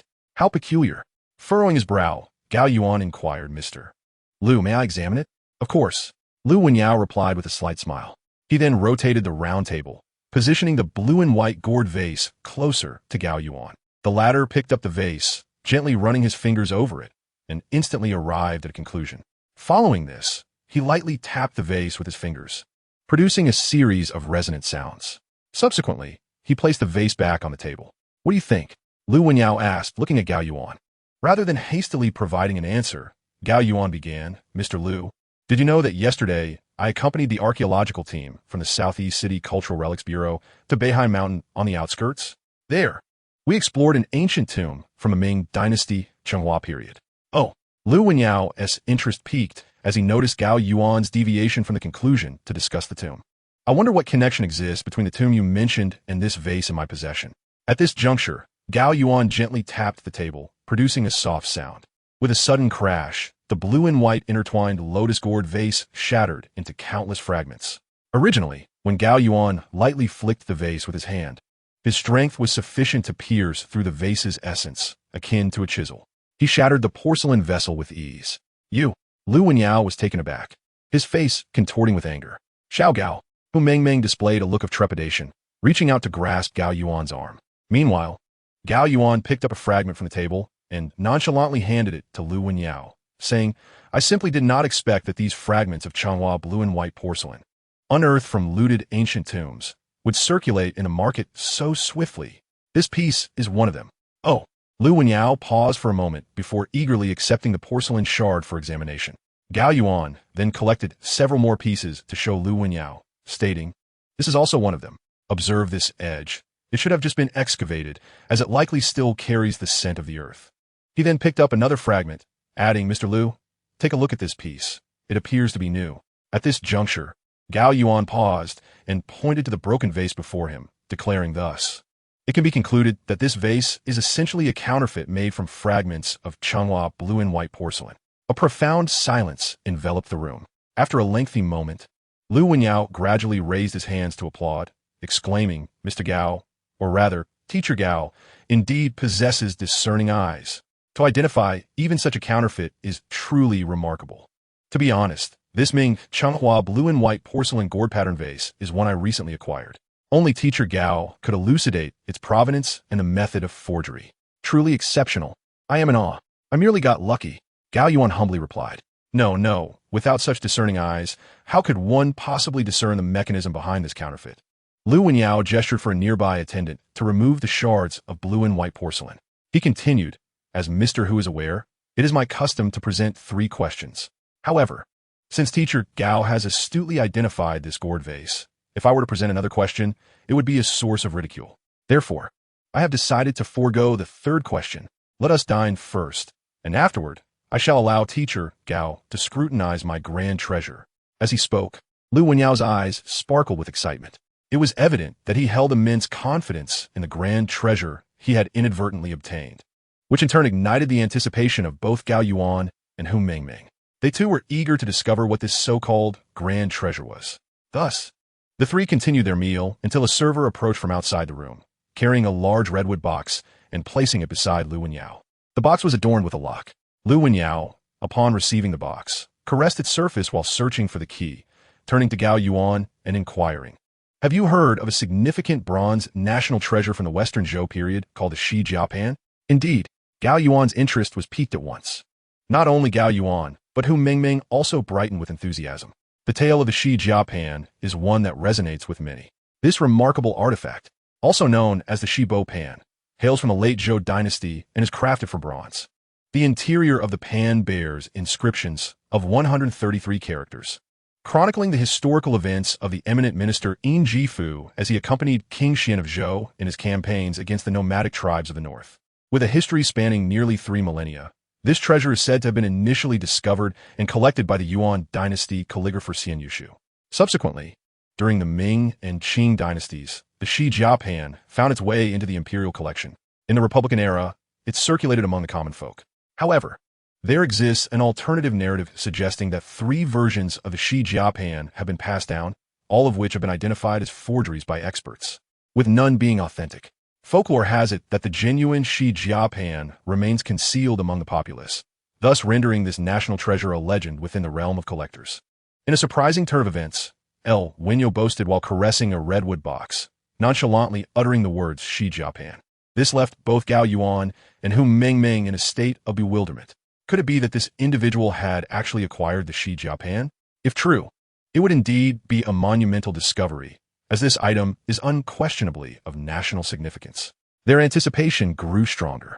Seemingly satisfied with his display, Wenyo produced a key and unlocked the clasp of the redwood box. Prior to unveiling its contents, he confidently stated to Gao Yuan and Hu Mengming, Since purchasing the Shi Jiapan, I have kept it securely locked away, with no one else handling it. Today, I present it for Mr. Gao to examine. In the next moment, he slowly lifted the lid of the redwood box and turned it to face Gao Yuan and Hu Mengming. What do you think? Wenyo exclaimed, brimming with excitement. The 2 exchanged glances, rendered speechless. The reason for their astonishment was that the contents of the redwood box were not a Zhou dynasty bronze artifact at all, but rather a large brass vessel, gleaming brightly, adorned with a red silk ribbon. It appeared that only days prior, it may have been used by elderly performers dancing in the streets. The absurdity of it being mistaken for a priceless relic was almost comical. To ensure he was not mistaken, Gao Yuan rubbed his eyes. An unusual action since he had acquired his extraordinary vision. Hu Mengmeng, too, followed suit. What do you think? El Wino, not even glancing at the box, boasted. This is your first encounter with such a national treasure, right? Mr. Gao, feel free to handle it. No. Gao Yuan scratched his head, perplexed. Mr. L, are you certain that the Shi Jia Pan resides within your redwood box? Absolutely. El Wino affirmed with a nod. Well, Hu Mengmeng took a deep breath and continued. Has this box not been handled by anyone else? I placed it directly in my antique room after purchasing it. My antique room is equipped with some of the most advanced security features in the city. It couldn't have been tampered with. Moreover, I have always kept the key with me. With that, Hu Mengmeng fell silent, turning her gaze towards Gao Yuan. The latter furrowed his brow and said to Lu Wenyao, Mr. Lu, there's no need for me to intervene. You may as well examine the contents of your mahogany box yourself. What's wrong? Lu Wenyao glanced incredulously at Gao Yuan and Hu Mengmeng, then hesitated briefly before turning the mahogany box over to inspect its contents, instantly rendered speechless. Where's the treasure? What blunder? Gao Yuan and Hu Mengmeng shrugged, somewhat perplexed. Nonetheless, they felt fortunate that neither of them had touched the so-called Shi Jia Pan from the very beginning. Otherwise, the situation could have been quite complicated. After all, in the world of the Jianghu, anything could happen. There are indeed masters who can swap items with just a touch. As for why the Shi Jia Pan had transformed into a copper trinket, only Lu Wenyao possessed that knowledge. Due to this unexpected turn of events, a heavy silence enveloped the private room, creating an atmosphere of palpable tension. After a lengthy pause, Gao Yuan finally spoke earnestly. Mr. Lu, where did you acquire this Shi Jia Pan? Yes, Hu Mengmeng exclaimed, realizing the implications. It seemed to them that Lu Wenyao had been deceived. The specifics of the deception warranted further analysis.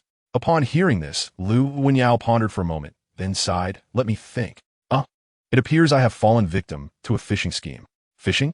Gao Yuan expressed incredulity. Indeed, Lu Wenyao nodded, then reached into the mahogany box to retrieve the copper trinket, a bitter smile gracing his lips.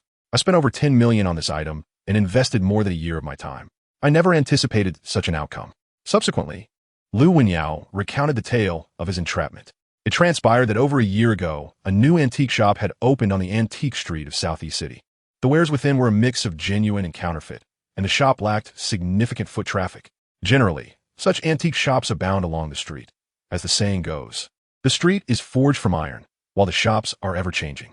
As a seasoned aficionado of antiques, Lu Wenyao enjoyed perusing these establishments, and he was particularly intrigued by the new shop. By chance, he discovered this antique store and wandered through it.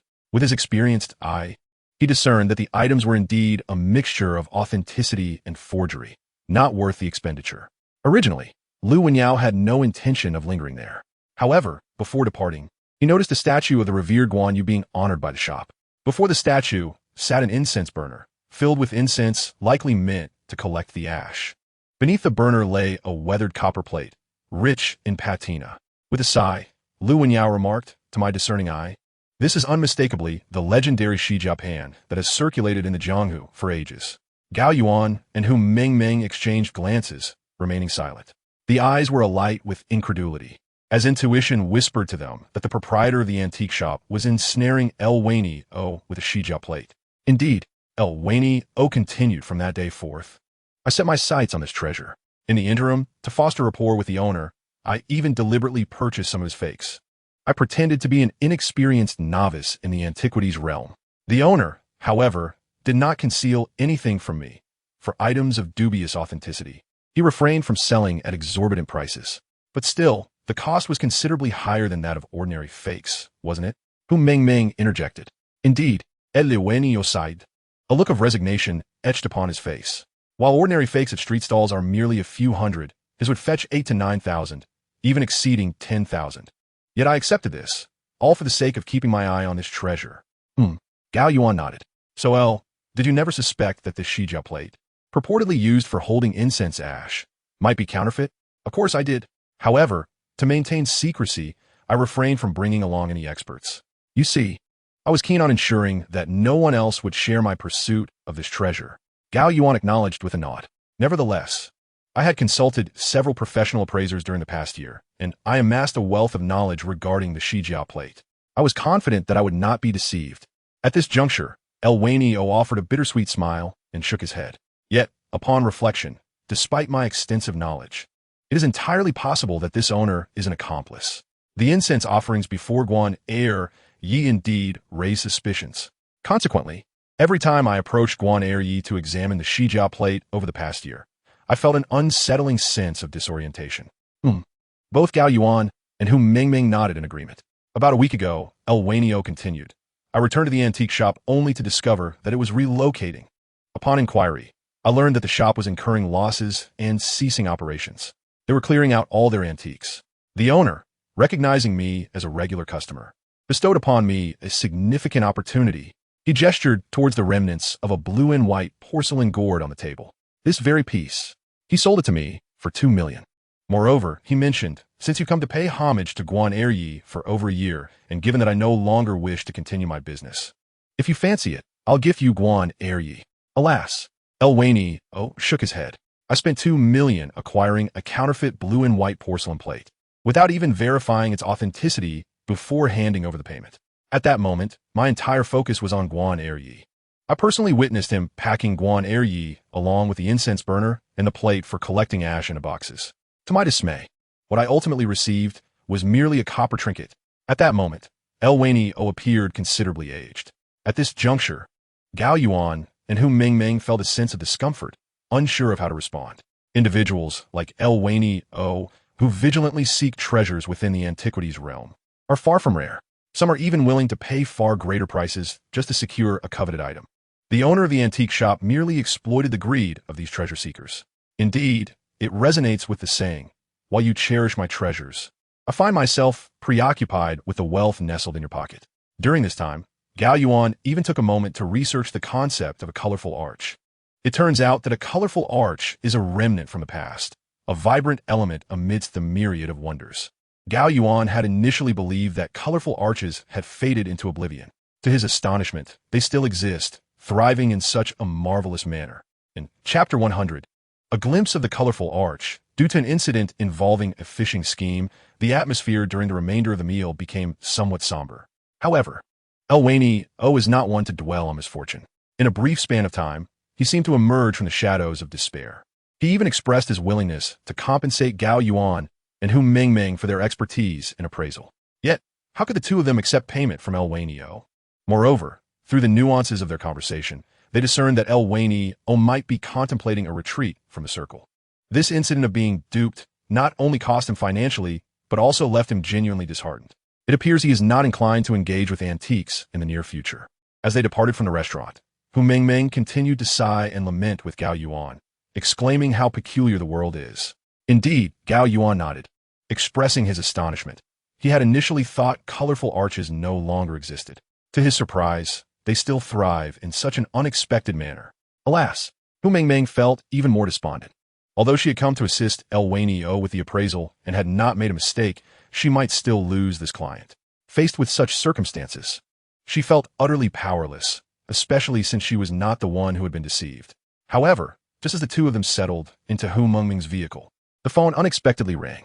It was Han Mingsheng. Hu Mingming glanced at the screen and announced, then promptly answered the call. Hello, General Manager Han.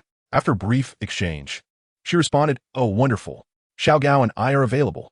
No problem at all. We'll head over right away. After hanging up, Hu Mingming turned to Gao Yuan, saying, General Manager Han wants us to assist with an appraisal. He mentioned he stumbled upon a remarkable find and needs our expertise. Another significant discovery. Gao Yuan rubbed his nose, feeling somewhat speechless. Meanwhile, an incredible sensation welled up within him. It seems that Han Mingsheng and Gao Yuan have become quite familiar with one another. The last time they met at Han Mingsheng's residence, their dispute over the painting hunting dogs by Lang Shining nearly escalated to legal action. Yet, miraculously, they transformed from adversaries to allies. Now, Han Mingsheng is one of the staunch clients of AI Meng Company, harboring immense trust in Gao Yuan. This was evident from the moment Gao Yuan entered the room, as Han Mingsheng warmly greeted him. Welcome, Teacher Xiao Gao. As he spoke, he approached and enveloped Gao Yuan in a hearty embrace. I watched the live broadcast of the appraisal competition recently. It was absolutely thrilling.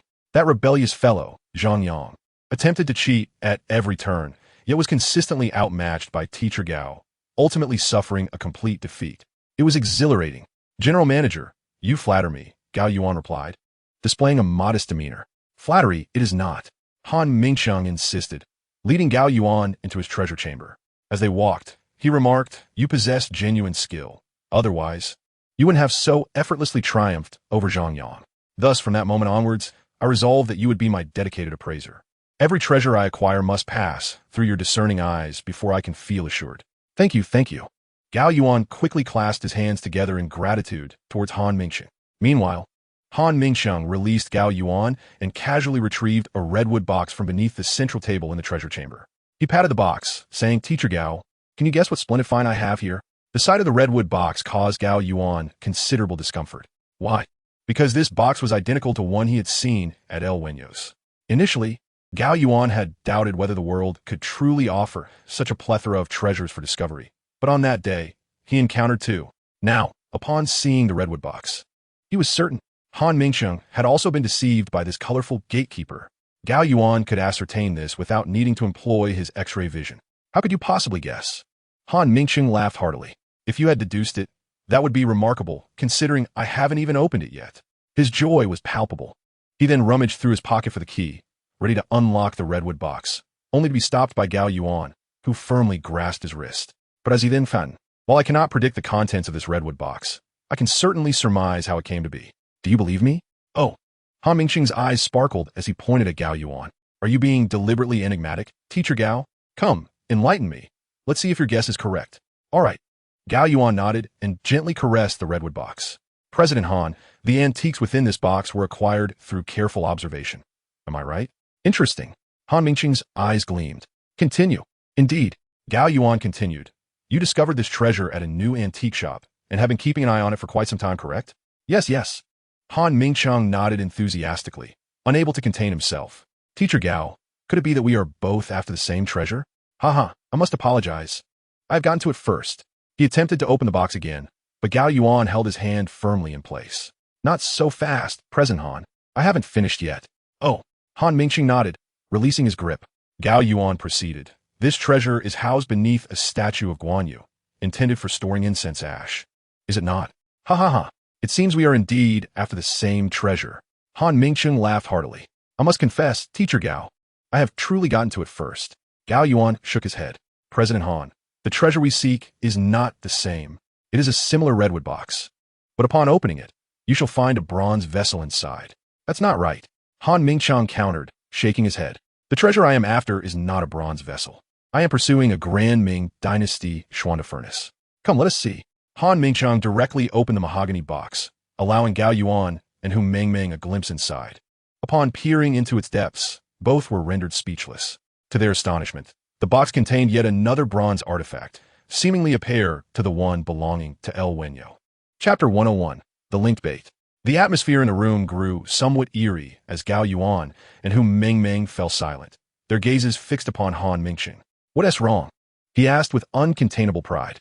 "Mr. Han, Teacher Gao, have you been astonished by my oversight?" "Not to worry. You may handle it."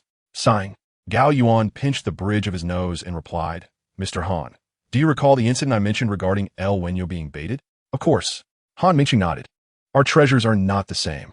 "Indeed, they are not." Gao Yuan shook his head. "His bronze artifact is tethered with a red thread, while yours is not." "What?" Han Mingqiang hastily turned the box over for inspection, then burst into laughter. "Ha ha ha. Goodness, antiques can be played with in such a manner. How amusing." In contrast to El Wenyo, Han Mingqiang exhibited a far more open-minded demeanor. Upon realizing he had been deceived, he showed no signs of anger, instead placing the bronze artifact into a nearby display case. "A lesson learned. In the future, I shall be more discerning when seeking treasures," he mused. Seeing Han Mingqiang's carefree attitude, Gao Yuan and Hu Mengmeng felt a sense of relief, no longer fearing the loss of a client. Subsequently, Han Mingqiang invited them to his tea house for a tasting. "This Dahong Pao has just arrived from Wui Mountain. I implore you, Teacher Gao, to offer your critique." As he poured tea, he proudly showcased his Dahong Pao and tea wares. "Well," Gao Yuan scratched his head, "to be frank, Mr. Han, when it comes to tea appreciation, you could certainly teach me." I adore Teacher Gao's straightforwardness," Han Mingqiang exclaimed, joyfully patting Gao Yuan on the shoulder. The trio engaged in casual conversation until Han Mingsheng suddenly recalled something. By the way, Teacher Gao, weren't you just inquiring whether I remembered that fisherman? I just remembered he had approached me for a photo when he was managing his shop. I nearly forgot about that. He approached you for a photo? Gao Yuan looked bewildered. Yes. Han Mingsheng clapped his thigh. Come, let me send you the photo. He retrieved his phone, scrolled through his gallery, and ultimately sent a picture to Gao Yuan via WeChat. The latter hurriedly examined the image, which depicted Han Mingsheng with a slender, white-bearded elder dressed in a red tang suit, his expression benevolent yet with shifty eyes. Beside them stood a statue of Guan Gong, with a rusted Xuanda furnace displayed beneath. With Gao Yuan's discerning eye, he recognized the authenticity of the artifact, realizing why Han Mingsheng had fallen victim. It became clear to him that the individual employed diverse baits tailored to different targets. For El Wenyo, he had placed a Su Jia pan beneath the Guan Gong statue. For the more rustic Han Mingsheng, it was the Xuanda furnace. Even so, Gao Yuan felt that this individual might have hastily arranged matters after sending off Lu Wenyo, awaiting Han Mingsheng. However, for reasons unbeknownst to him, Gao Yuan sensed something amiss. In a moment of contemplation, he could not quite grasp what was out of place. Subsequently, the three engaged in conversation for a while longer, after which two of them parted ways with Han Mingsheng. Hu Mengmeng drove the car to the vicinity of Aiming Company and turned to Gao Yuan, saying, "You can get out now, Xiao Gao. I'll stroll around the baby supplies store. Would you care to accompany me?" Her eyes sparkled with excitement. "Well, I have other matters to attend to," Gao Yuan replied, pushing the car door open and stepping out.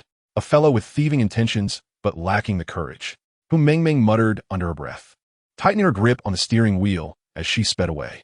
As for Gao Yuan, after parting from Hu Mengmeng, he could not shake the feeling that this fisherman was indeed peculiar. Yet, he could not pinpoint the source of his discomfort. At that moment, a voice nearby jolted him from his reverie. "Check," an elderly man declared. Gao Yuan instinctively glanced down and noticed two individuals engaged in a game of chess at the roadside. One of the elderly men, holding a cannon piece, had just placed it in a commanding position. However, that was not the main focus. What caught his eye was that this elderly gentleman was clad in a striking red tang suit, with a grizzled beard and eyes that shone brightly. Was this not the very fisherman depicted in the photograph Han Mingsheng had shown him? What was he doing here, playing chess? Intriguing indeed. Gao Yuan, maintaining his composure, edged closer and stood silently. Meanwhile, the fisherman proceeded to play at a leisurely pace against his opponent. Before long, he checkmated the other player. Afterward, the fisherman neatly stowed away the wooden chessboard, picked up a nearby teacup, and strolled away with his hands clasped behind his back, humming a tune. Quite captivating. Gao Yuan smiled slightly and decided to follow the fisherman. The two crossed the street, heading into a narrow alley. Shortly thereafter, Gao Yuan noticed that the fisherman seemed to enter a grocery store nestled within the alley, vanishing from sight. After pondering for a moment, Gao Yuan resolved to follow him. Upon reaching the store's entrance and peering inside, he was astonished to find no sign of the fisherman. It turned out that the grocery store spanned 2 blocks, with one entrance on the street before him and another leading to the opposite block. Could it be that the fisherman had slipped away through the other door? Gao Yuan ventured into the grocery store, only to be met with an unexpected turn of events. Suddenly, 2 attendants sprang forth from within the store. Each guarded one of the entrances, swiftly pulling down the metal shutters with a resounding clatter. Meanwhile, the fisherman, emerging from a concealed spot, appeared with a tube in his mouth, exhaling a cloud of smoke towards Gao Yuan. At that moment, everything clicked for Gao Yuan. He finally understood what was amiss: the photograph of Han Mingsheng. According to reason, the angler should have completed his fishing endeavor, vanishing without a trace, and certainly not leaving behind any photographs. Yet, he inexplicably chose to leave an image, which is precisely where the anomaly lies. Initially, Gao Yuan could not fathom the angler's motives for such behavior. At this moment, however, clarity dawned upon him. The photograph was in fact a bait. The true target of the angler was none other than himself. Upon this realization, Gao Yuan suddenly felt a disconcerting lightness beneath his feet, and his vision began to blur.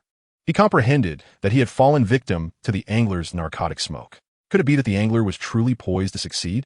Chapter 102. The Air Force. As Gao Yuan's body swayed, the angler chuckled, extending his hand to steady him. "Ah, young man, now you understand, don't you? But alas, is too late. Ha ha ha." With that, the angler beckoned to his 2 accomplices. "Come here quickly, adhere to the old rules. We of the only seek wealth, not lives." "Yes, master," the 2 henchmen responded, approaching to unfasten Gao Yuan's shirt buttons. their gazes fixated on the relic of the Buddha's bone hanging from Gao Yuan's neck. Originally, he had worn a piece of Song Dynasty white jade given to him by Zhao Chong, but since acquiring the Buddha's bone relic from the Taoxian Ball, he had discovered it emanated a subtle purple glow, seemingly altering his fortune for the better, far surpassing the jade pendant's influence. Thus, he had concealed the jade piece, opting instead for this relic. Clearly, the trio had been coveting this treasure since the appraisal competition. At that moment, as the angler's hand neared the relic around Gao Yuan's neck, something remarkable occurred. Gao Yuan's previously clouded eyes suddenly cleared. Just moments ago, he had channeled his internal energy to dispel the narcotic smoke entirely. He then lifted his head, smiling warmly at the angler. Is there a possibility that you might fail this time? Huh? The angler paused, gazing at Gao Yuan in disbelief. The next instant, Gao Yuan unleashed a powerful punch, striking the angler squarely in the abdomen. With a thunderous crash, the angler was propelled backward, crashing through the shelves of the general store. The force of Gao Yuan's blow was formidable enough to incapacitate an ordinary person for days. Yet, the angler sprang back with remarkable agility, shouting to his accomplices, "This is bad. We're in trouble. Immediately, pull the alarm." As his words faded, he activated some mechanism, and with a muffled sound, a bag filled with white powder burst open above them. A cloud of white mist enveloped the entire store, instantly surrounding Gao Yuan. To protect his eyes, he quickly shut them, seizing the opportunity. Three fishermen brazenly pried open the shutter of a grocery store and made their swift escape. By the time Gao Yuan emerged from the store, his hair dusted with debris, the silhouettes of the three fishermen had vanished from sight. However, Gao Yuan remained unfazed. The true identities of these fishermen had been revealed.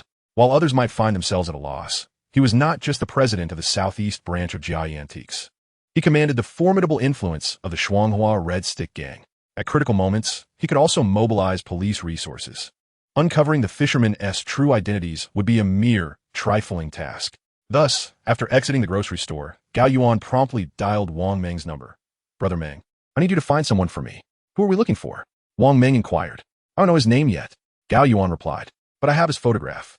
Also, tell the Fei and the others to be cautious. These individuals are from the Kaimen." "Kaimen? Those ruffians who use smoke bombs and sneak attacks? How did you get entangled with them?" Wang Meng asked, perplexed. "All right," Wang Meng agreed. Meanwhile, Gao Yuan turned and entered a nearby beverage shop, ordering a cold drink as he sat down to wait. He was confident that with Wang Meng's capabilities, even if the adversary attempted to mislead, it would not be long before their secrets were unearthed. Otherwise, he would have been wasting his time within the police ranks. Passers-by, noticing Gao Yuan covered in dust, yet opting for a refreshing drink, cast him curious glances. Indeed, Gao Yuan's expectations were not misplaced. Within 20 minutes, Wang Meng sent over the information about the opponent. It turned out this Kaimen fisherman was named Bian Shi, though it might be an alias. He had arrived in Southeast City a year prior, establishing 2 antique shops located within the city's antique markets. Recently, he had shuttered both shops in quick succession, the reasons remaining unclear.